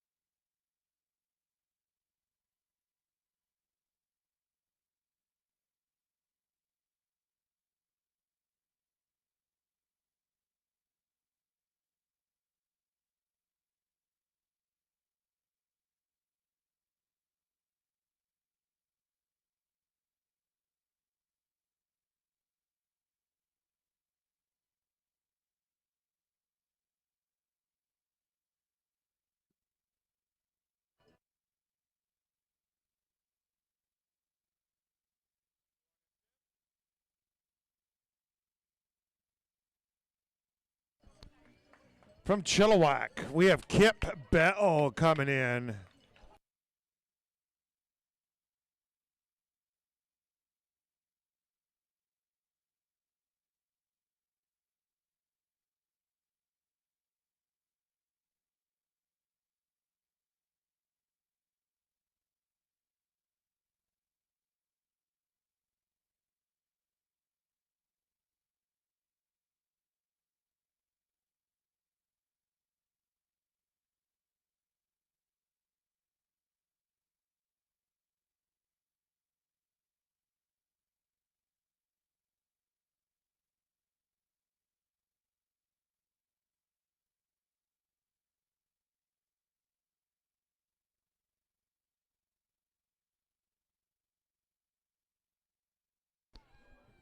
From Athabasca, Alberta, Corey Cook coming into the finish line here at Squamish 50. Corey knocking out. Oh, look at that. High fives. And then right behind Corey, we have Deacon Thornbury from Vancouver and Patrick Gochi from Toronto coming in together. Both doing the 50-50. And Corey's doing the 50-50, so we'll see all three of them at the start line tomorrow.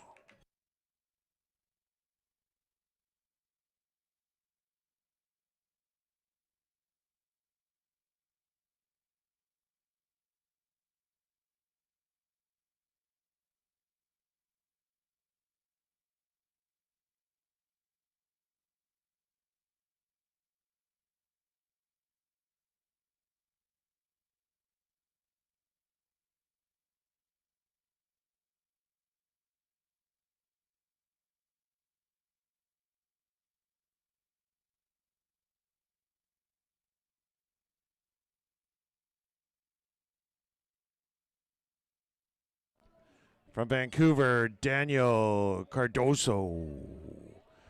Cruising on into the finish line here, keeping it under the 15-hour mark.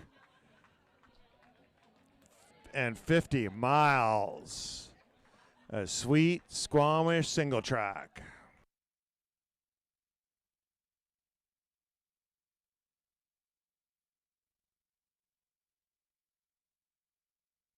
Washrooms are closed. Go around behind the building. All the porta potties are there. See? I'm more than just an announcer.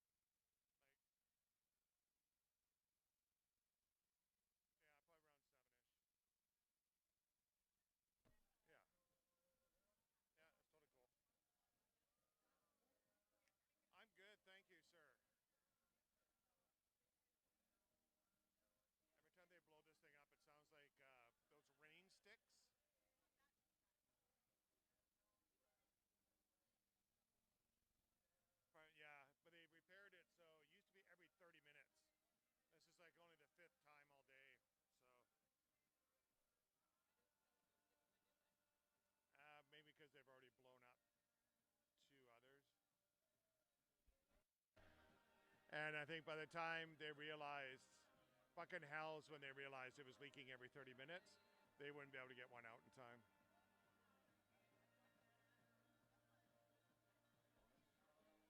Good job, JP.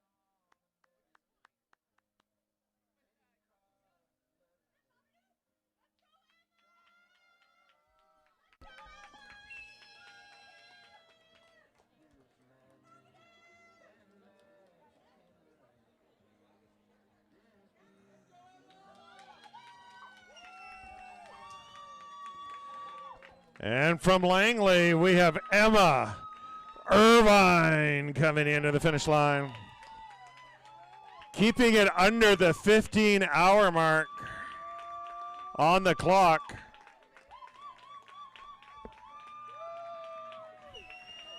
All smiles at the finish line.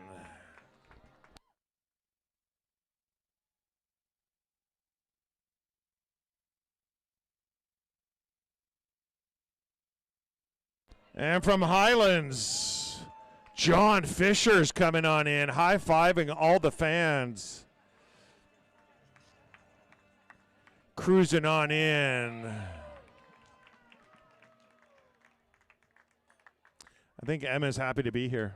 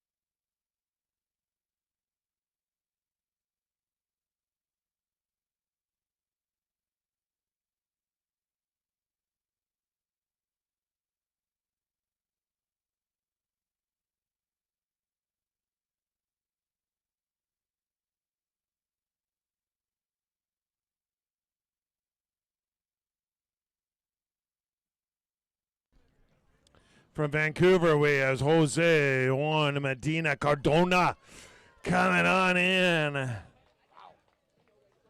50 miles of sweet running here in Squamish. And now you can eat whatever you want.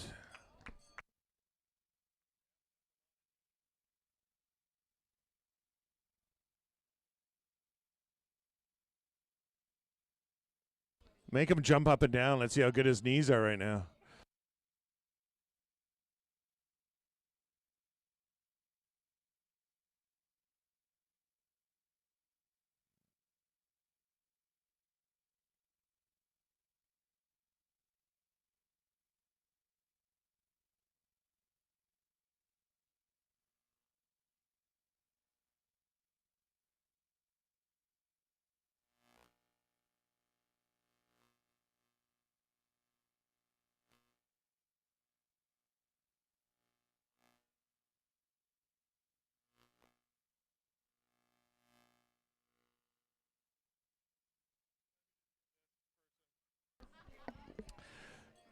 Sebastian Enkel in to the finish line.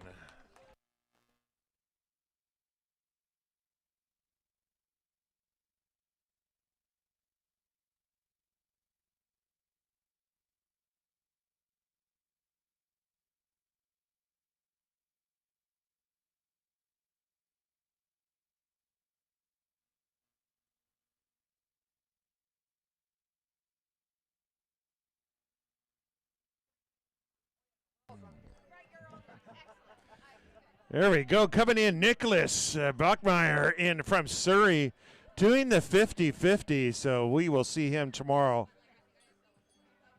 Oh, such a cute little tiny glass.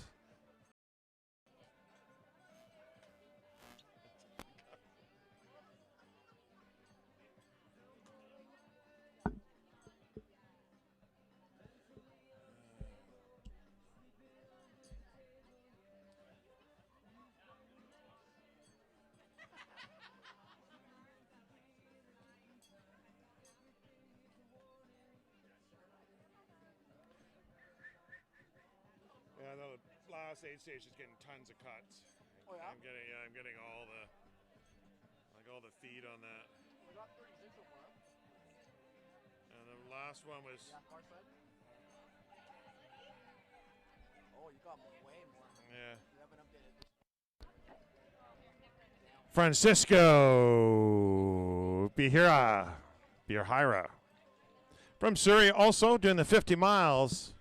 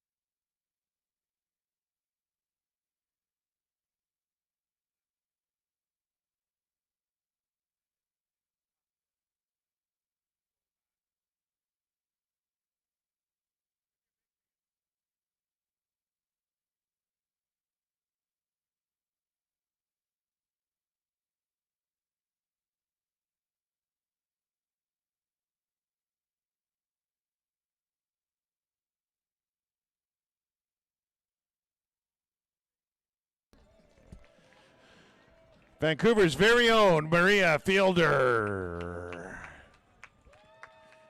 There we go, our first headlamp finisher.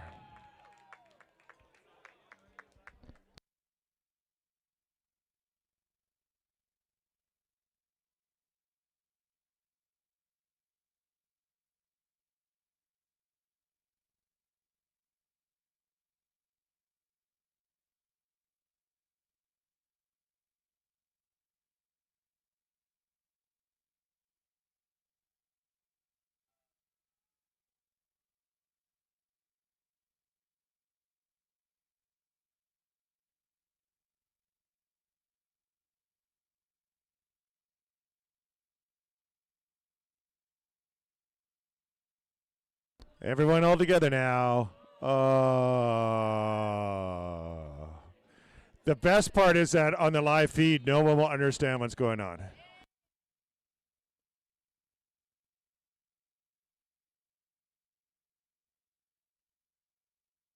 Just a reminder to everyone to pick up the drop bags. Any that are you left for the finish line in other areas. Oh, look at that Capra gift card from our great friends here in Squamish.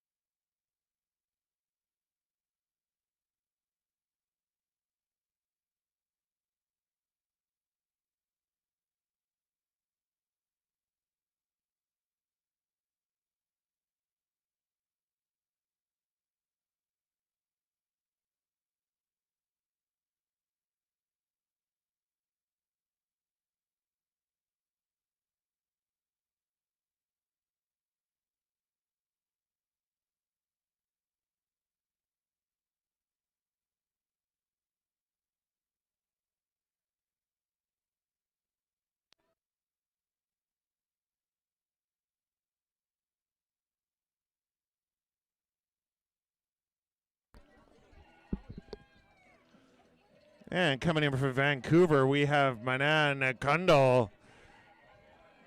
And from Arlington, Washington, Richard Medow.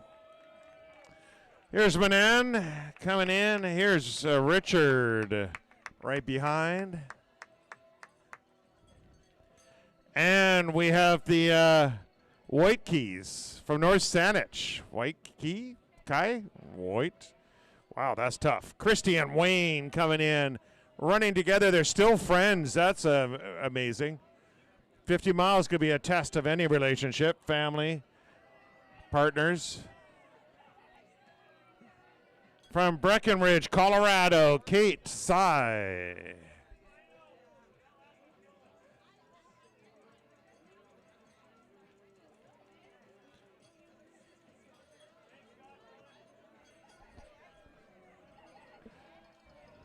Oh, they're coming in now. Lindsay Urbani, Brody Shapansky, full sprint in.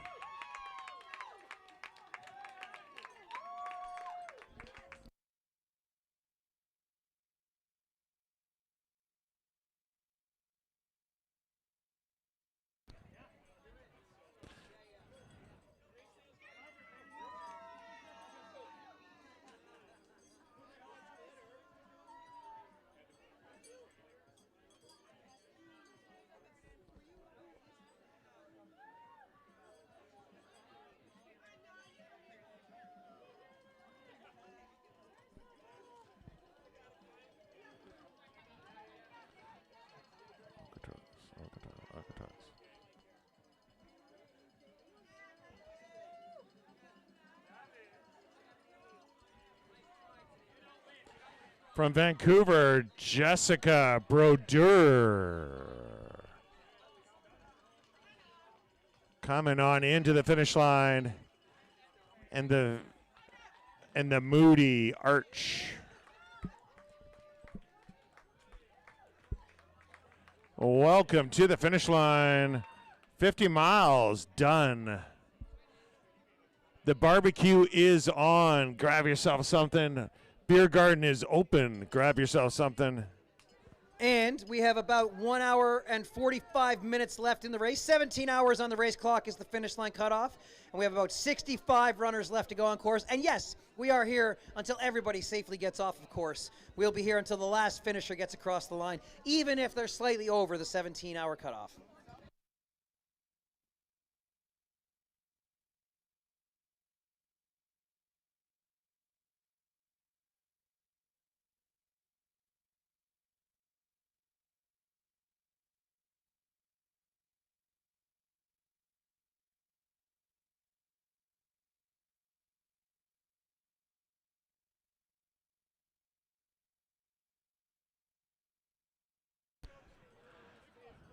Starts getting squirrely. That make me nuts.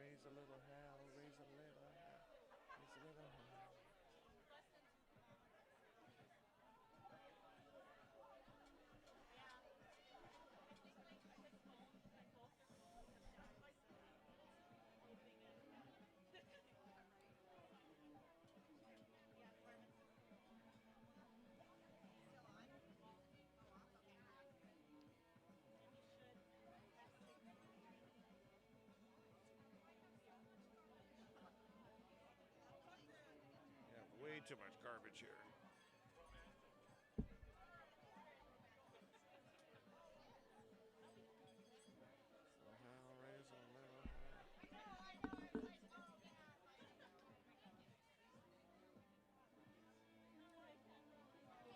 Hello, long time no see. It's been a while. I've seen you in person, I mean on text, but not in person.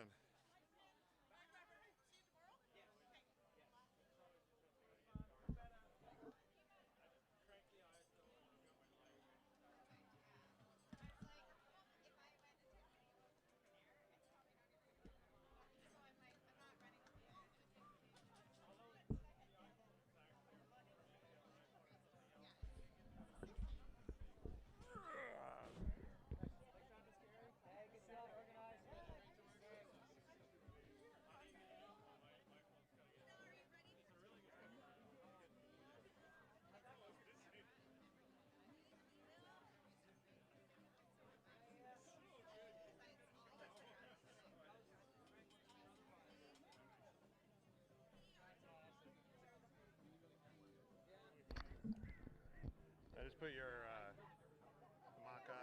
matcha cup over there. Assume you were done with it. Trying to clean up some of the stuff.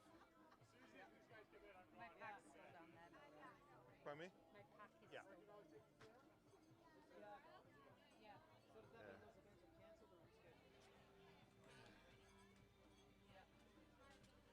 Might as well jump.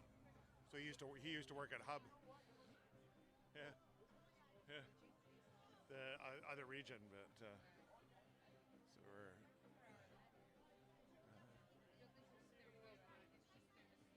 yeah.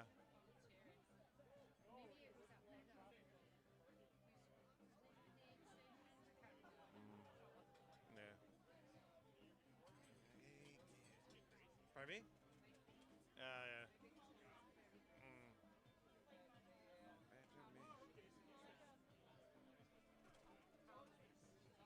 Oh.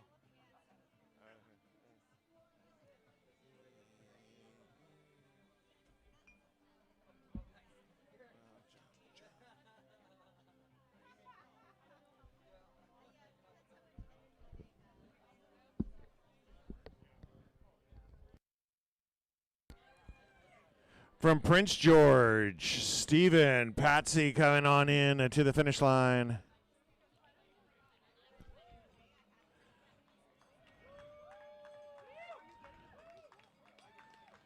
Coming down the line, having a royal good time. There's Stephen. He's doing the 50-50. And right behind, Sonny Luck coming in from Vancouver, taking care of 50 miles today.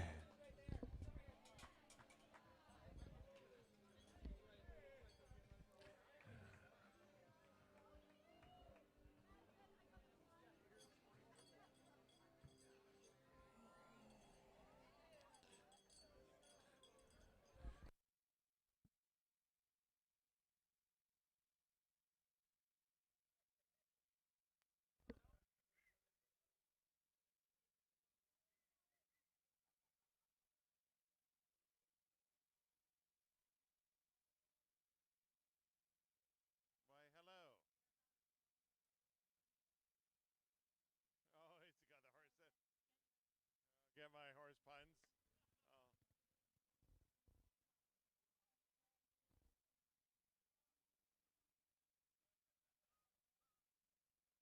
Oh yeah, Wing, you look fantastic.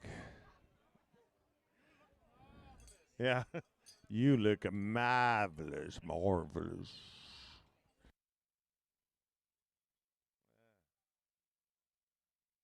So do you, Scott.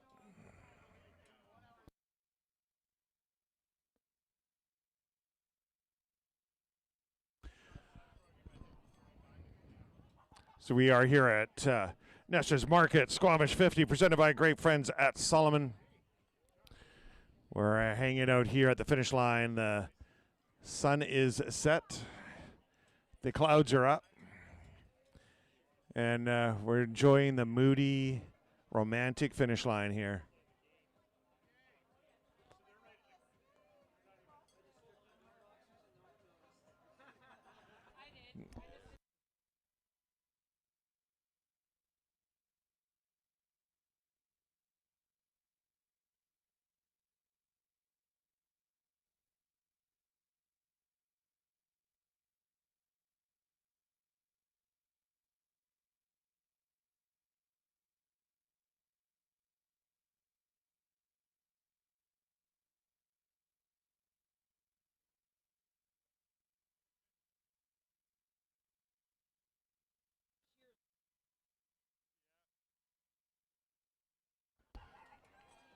There we go, coming in from Vancouver, 50 miles. Chris Caron.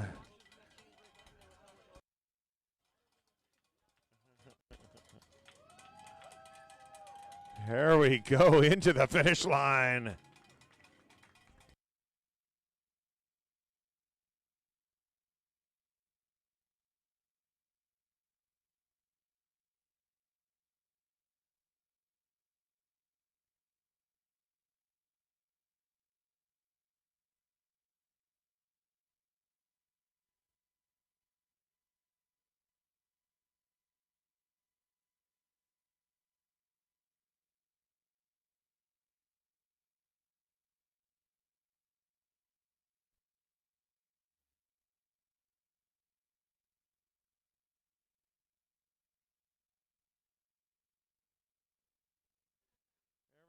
From Astoria, New York, our second New Yorkian. Oh, and third, Astoria and Brooklyn, Julia Sepulveda. Well, there we go.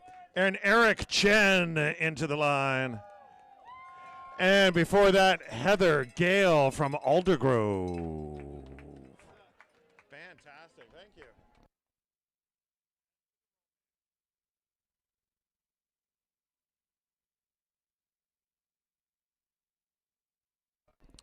Tony Gordon coming on into the finish line. All the way from Calgary.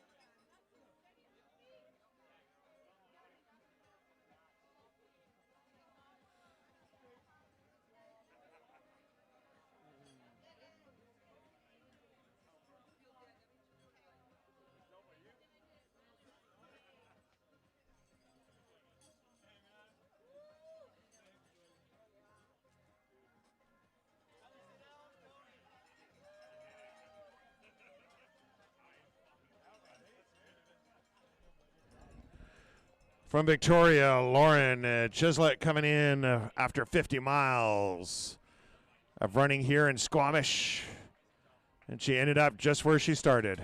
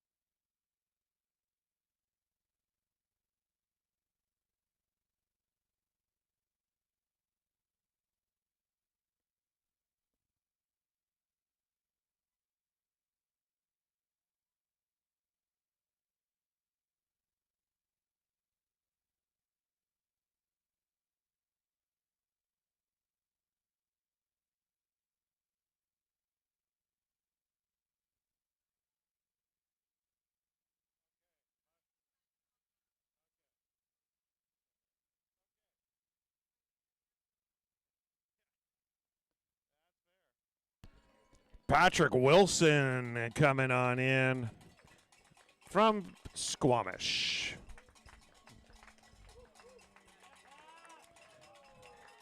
Patrick's doing the 50-50, so he gets to line up again in just a few hours.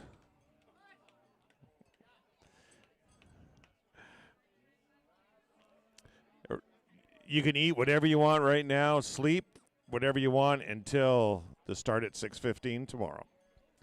Just so you guys know, last call to the beer garden. If that is your thing, last call to the beer garden.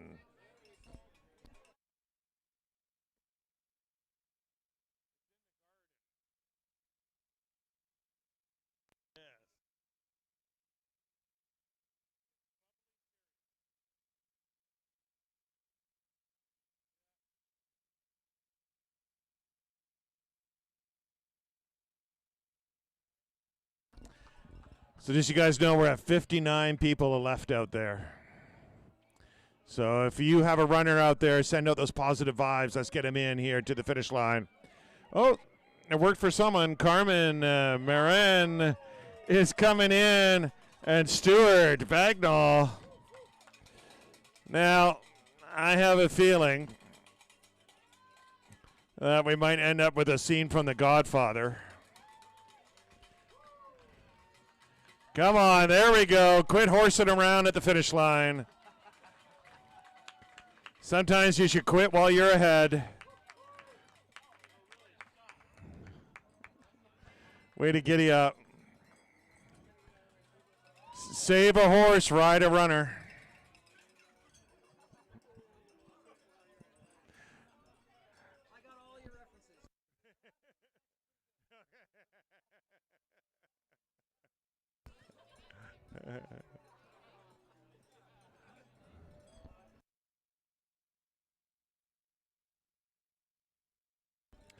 So Carmen and Stuart will be doing this again tomorrow. Oh, okay. Besides my name coming across a couple hours ago, this is probably my favorite name coming in. David Lynch. Coming on down the finish line.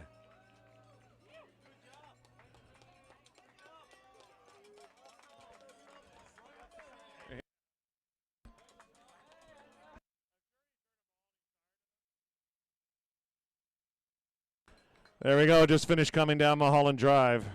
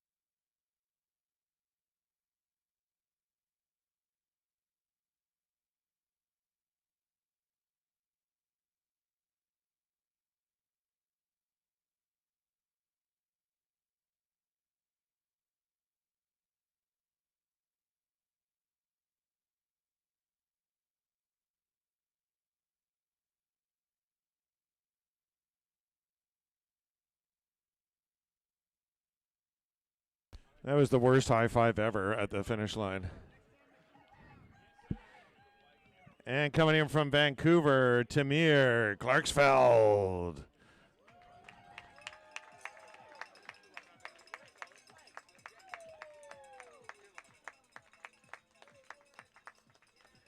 And right behind from Langford, BC, Christopher Woolsey.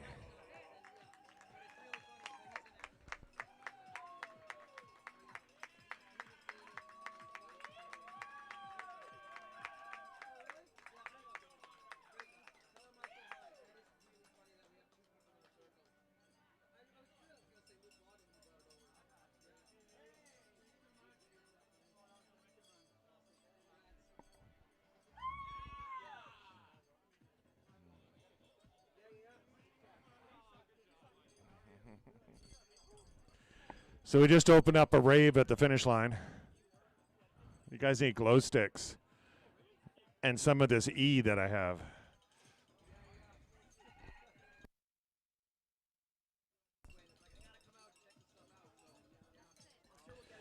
Coming in from Vancouver, Marion Pognonek.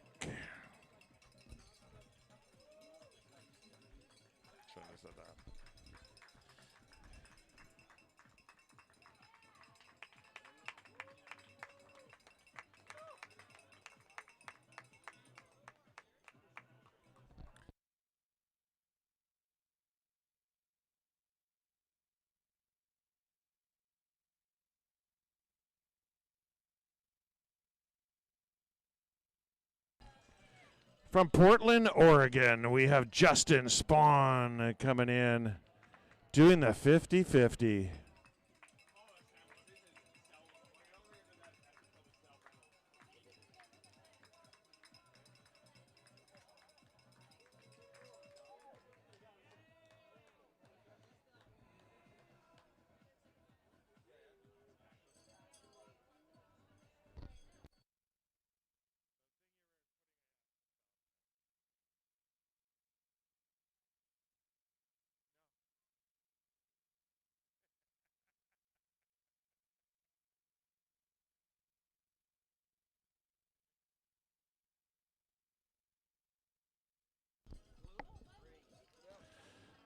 From St. Anne, Manitoba, Natalie Sala.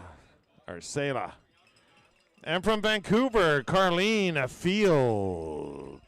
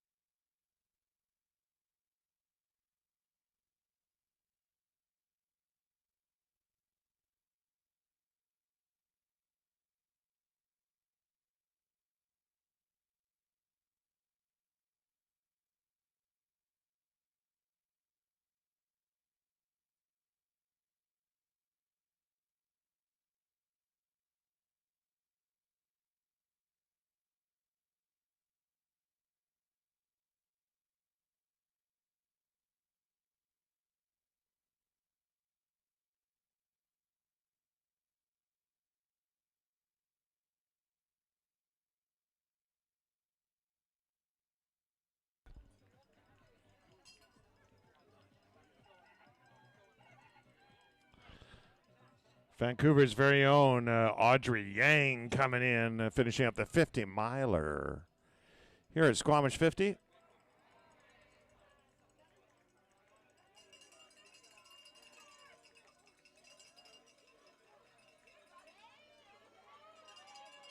Here comes Audrey.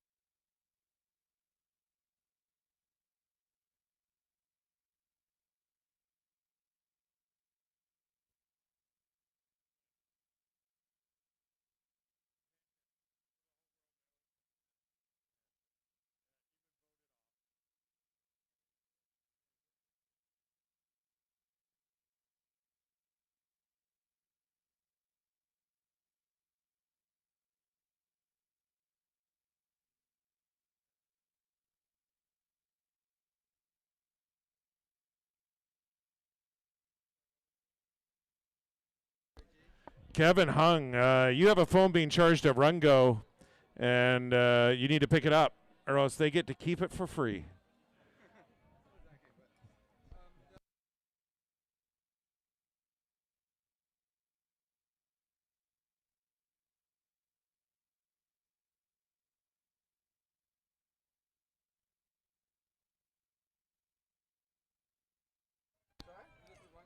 There we go, coming in.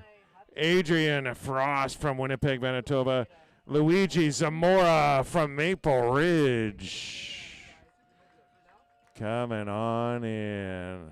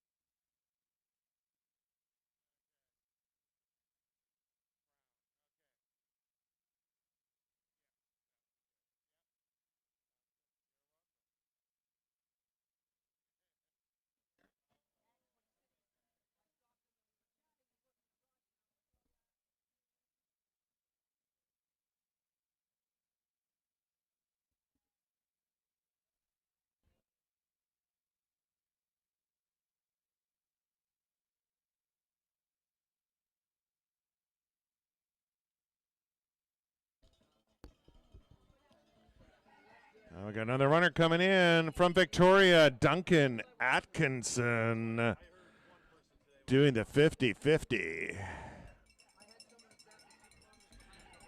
And from Milwaukee, Wisconsin, Amy Ballesteri.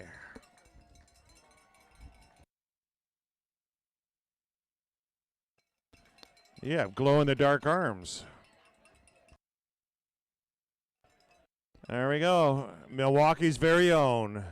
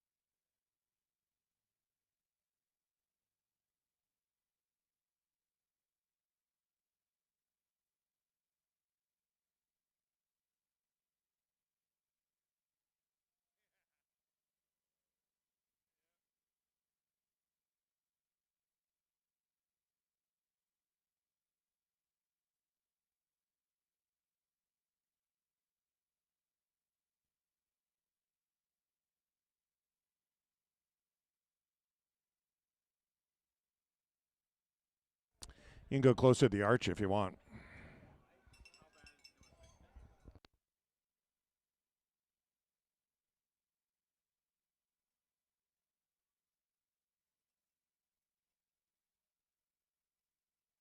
I drive it in my Subaru. It's totally fine. Yeah, there's a couple of drainage ditches. Oh yeah.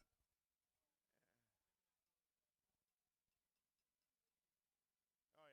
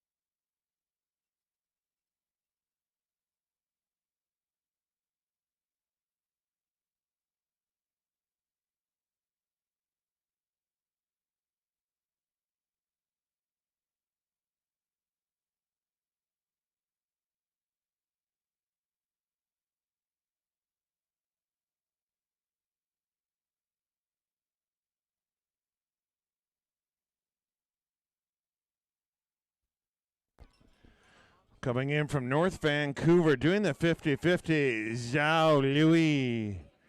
From Vancouver, also doing the 50-50, Dandy Lopez.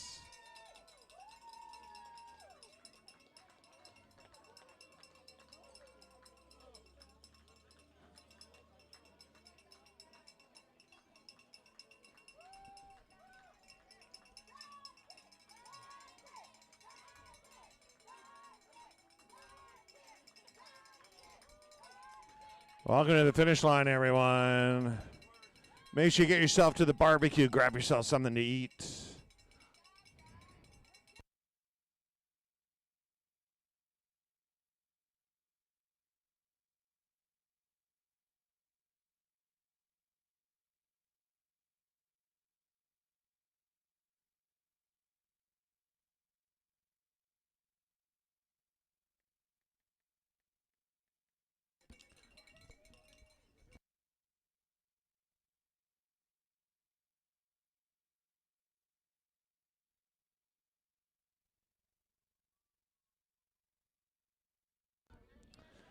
Hey, everyone. Ryan Watts coming from London, Great Britain, as opposed to just the average Briton.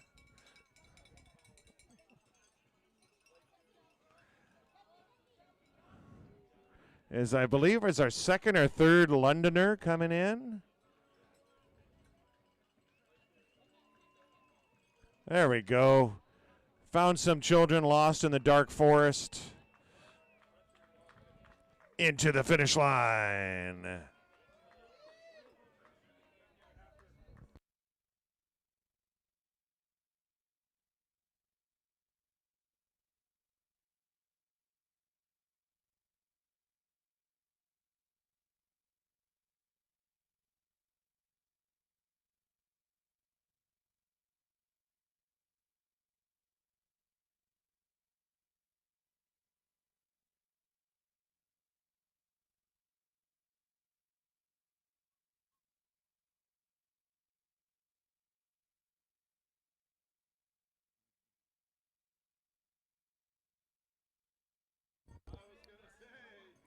One of the markers just gave you your badge or your medal, so.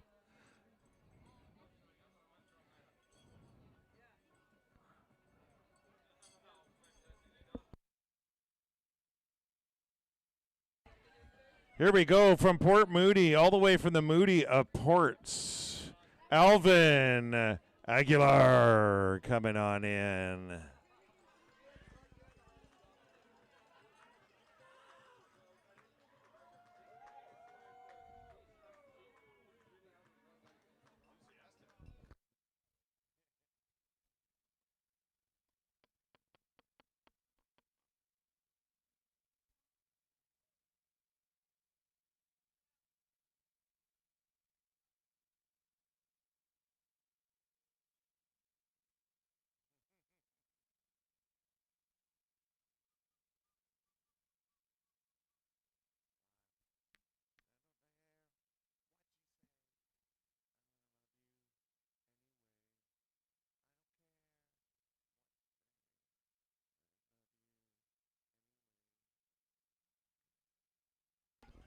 And coming in from Vancouver, Yaiden Lou.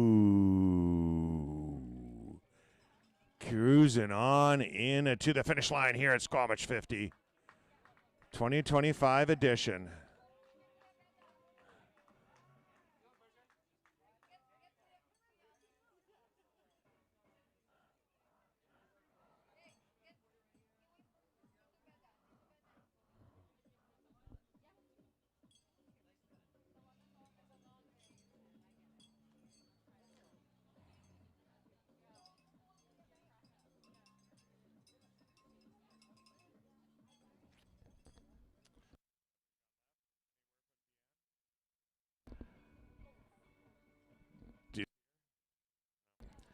Deanne McDoom, if you hear me, come on down to the finish line.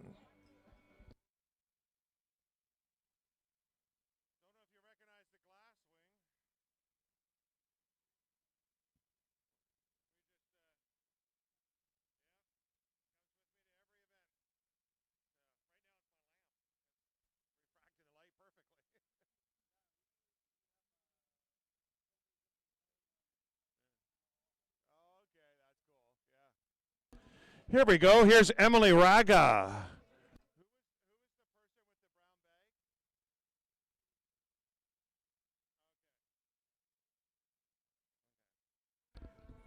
Here's Emily in from Kelowna.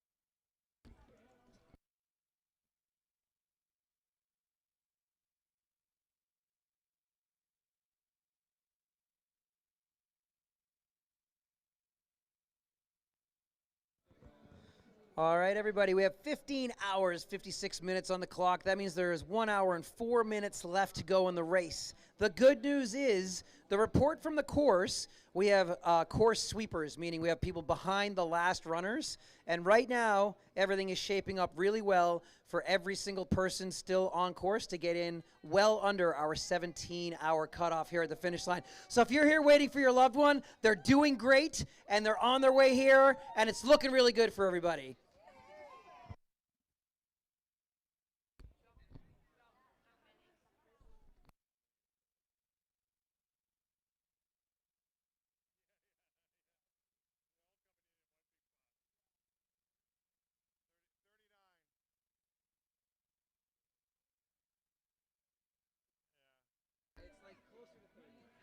Okay, we got some more coming in.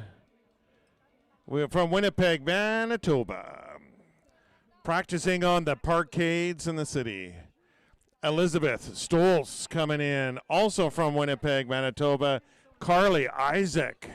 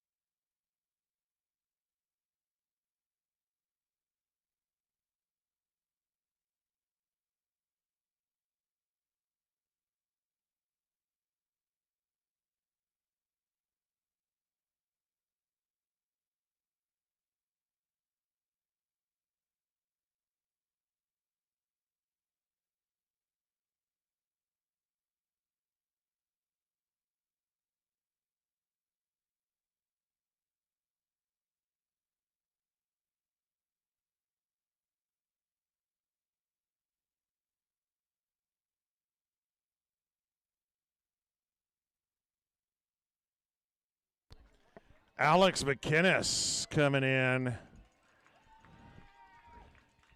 from North Vancouver.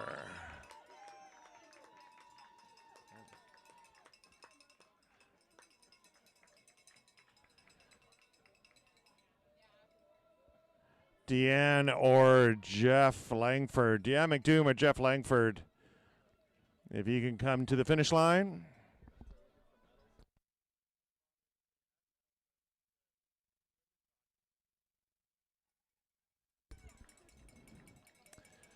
Keith Prairie, Allison Whelan, and Michael Chow all coming in.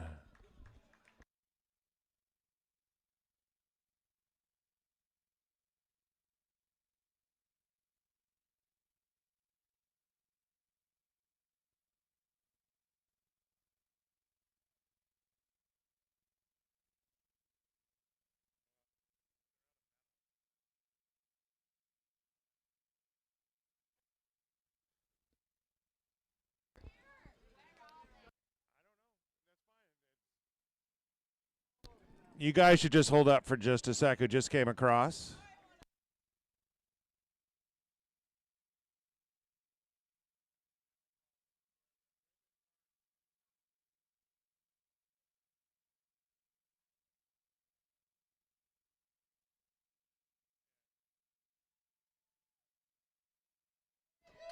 Any free race crew, anyone's free. We need about 5 minutes of help at the finish line real quick, please. If your race crew, come to the finish line to help out real quick, please, and thank you.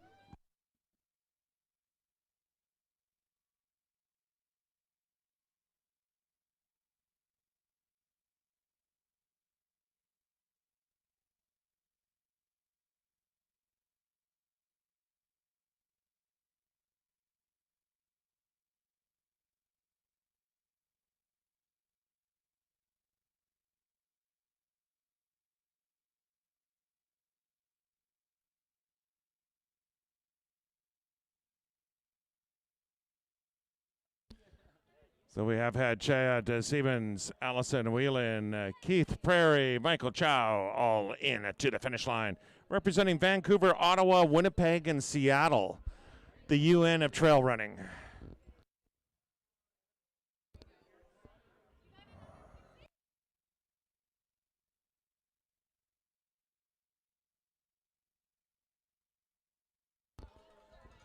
Okay, we got some more coming in.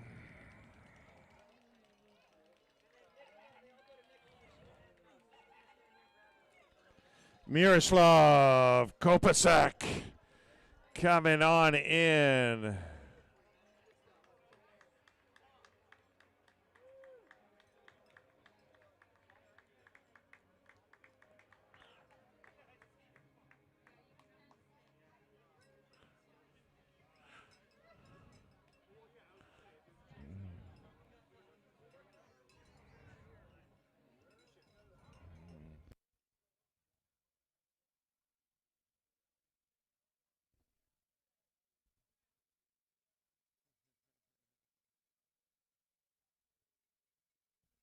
Glad you kissed her and not me, but good job, sir.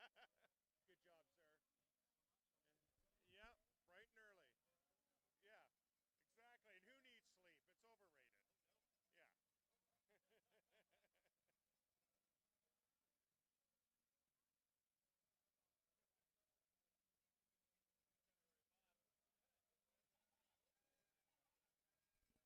We've got two more coming, three more coming in. Errol Payuma, Rolando Isma, and Scott Robinson from New York, where they do not make paste pecani sauce. Oh, happy dog.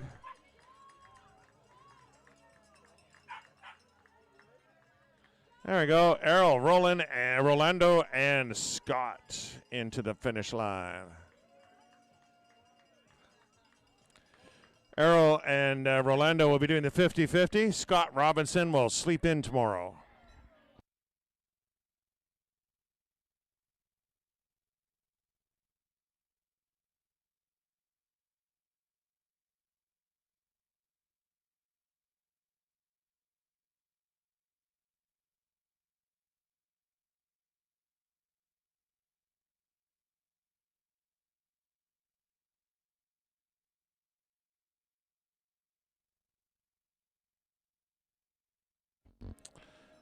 There we go from Australia. Joanne McLaughlin coming on in to the finish line from Balmoral, Queensland.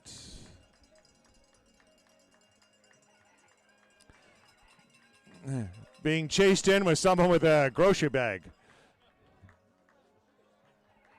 There we go. From Campbell River, we have Trevor Mihalik and Christine Foster.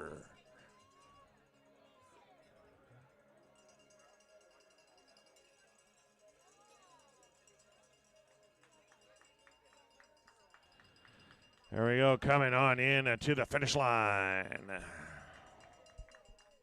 They had the all aboard breakfast coming on over.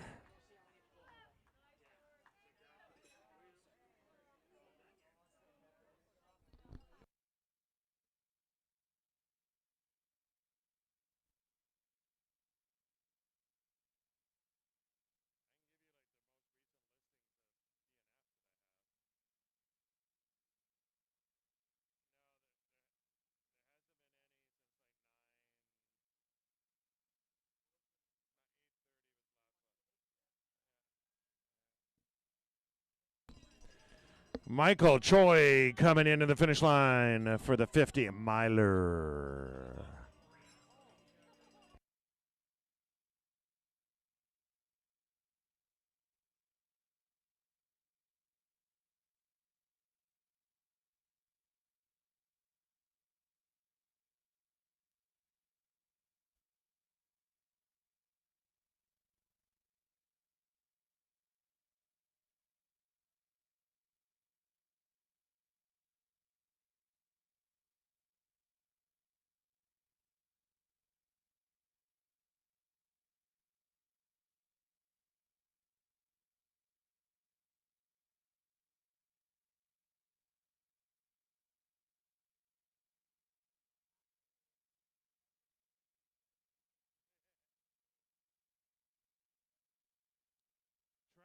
Oh, Travis Evans in from Langley.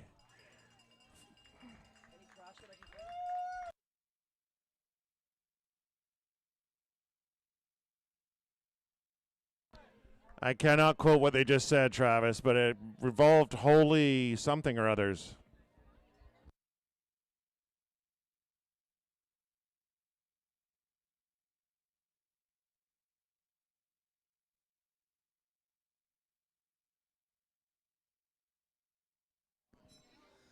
Okay, everybody, an update from the course. All runners remaining on course are within 3 kilometers of the finish line right now. That might take 30 minutes or so for the last runners, but within about 30 to 40 minutes max, we're going to see the final runners across the finish line here today. No one even close to the cutoff at the 17-hour mark tonight, which is great.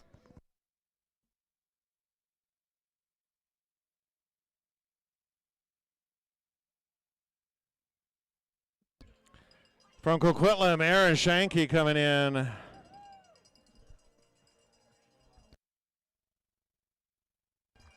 From Bowen Island, Allie Wallace.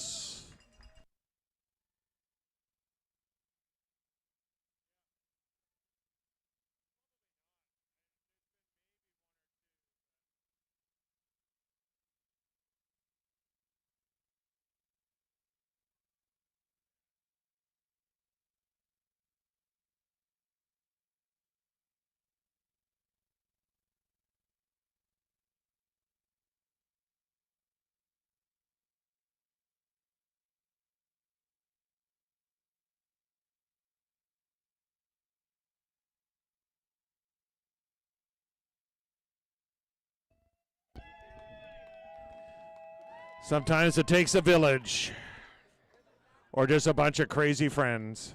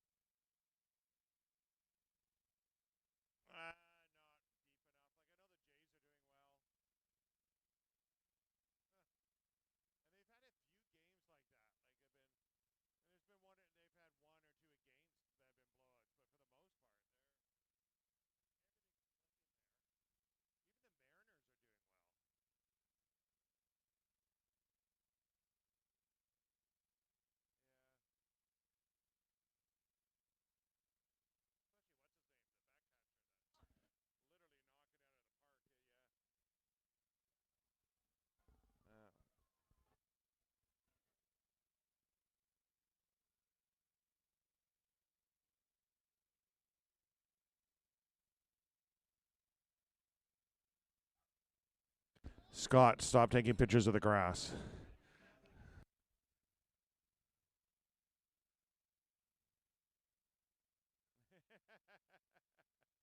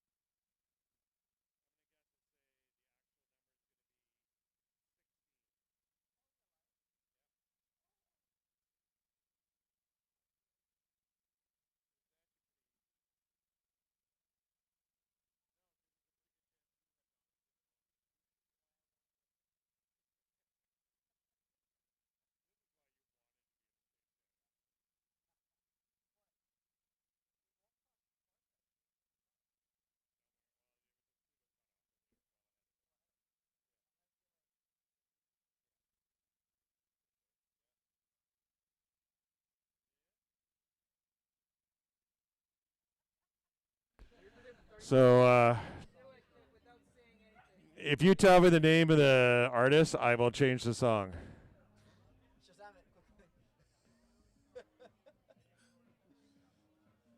And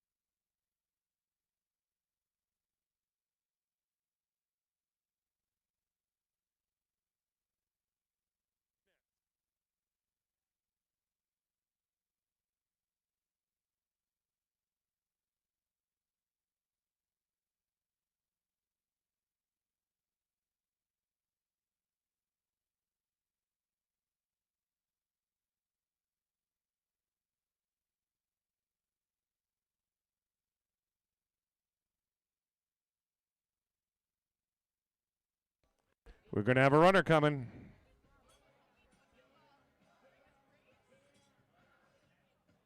I think.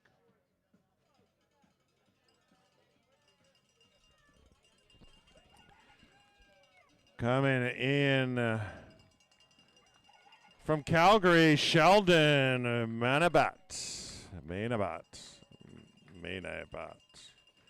Sheldon coming on in from Calgary, Alberta.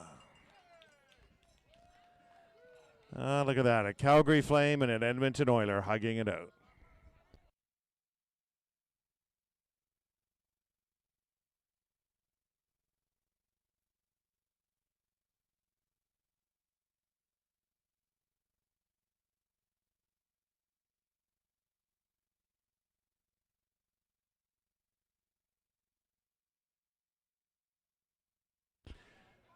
We still have the barbecue going for all the racers coming in.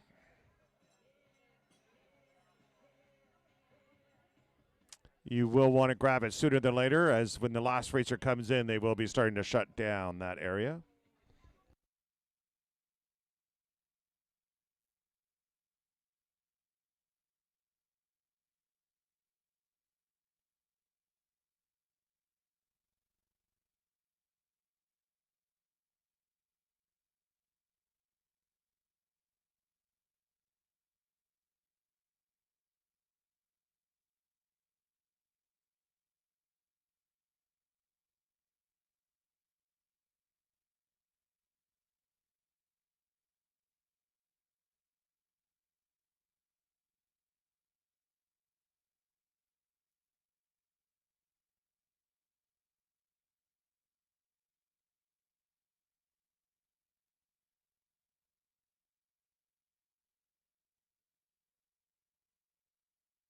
Just a reminder, if you had drop bags, they are here at the finish just down by the pavilion. You do want to pick those up and take them home and cuddle with them.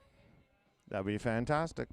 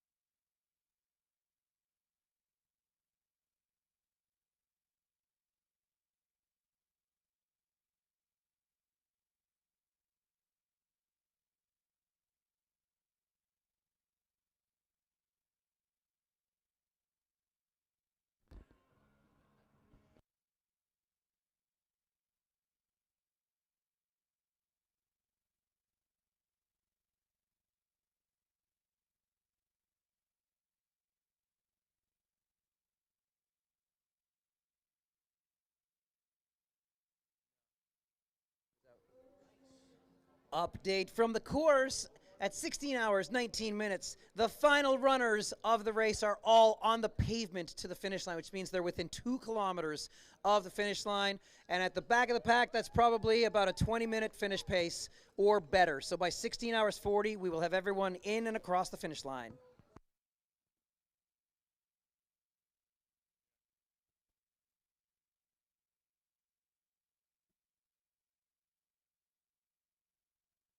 There we go. We're going to have a runner come in any moment now. Just entering the park. Yeah, see, I have a feeling you haven't been given all the drop list, like a complete drop list. Yeah. Here we go from Nelson, British Columbia, Bailey Artram. From Cold Lake, Alberta, Nicole Kilkowitz. From Fairbanks, Alaska, John Scherzer.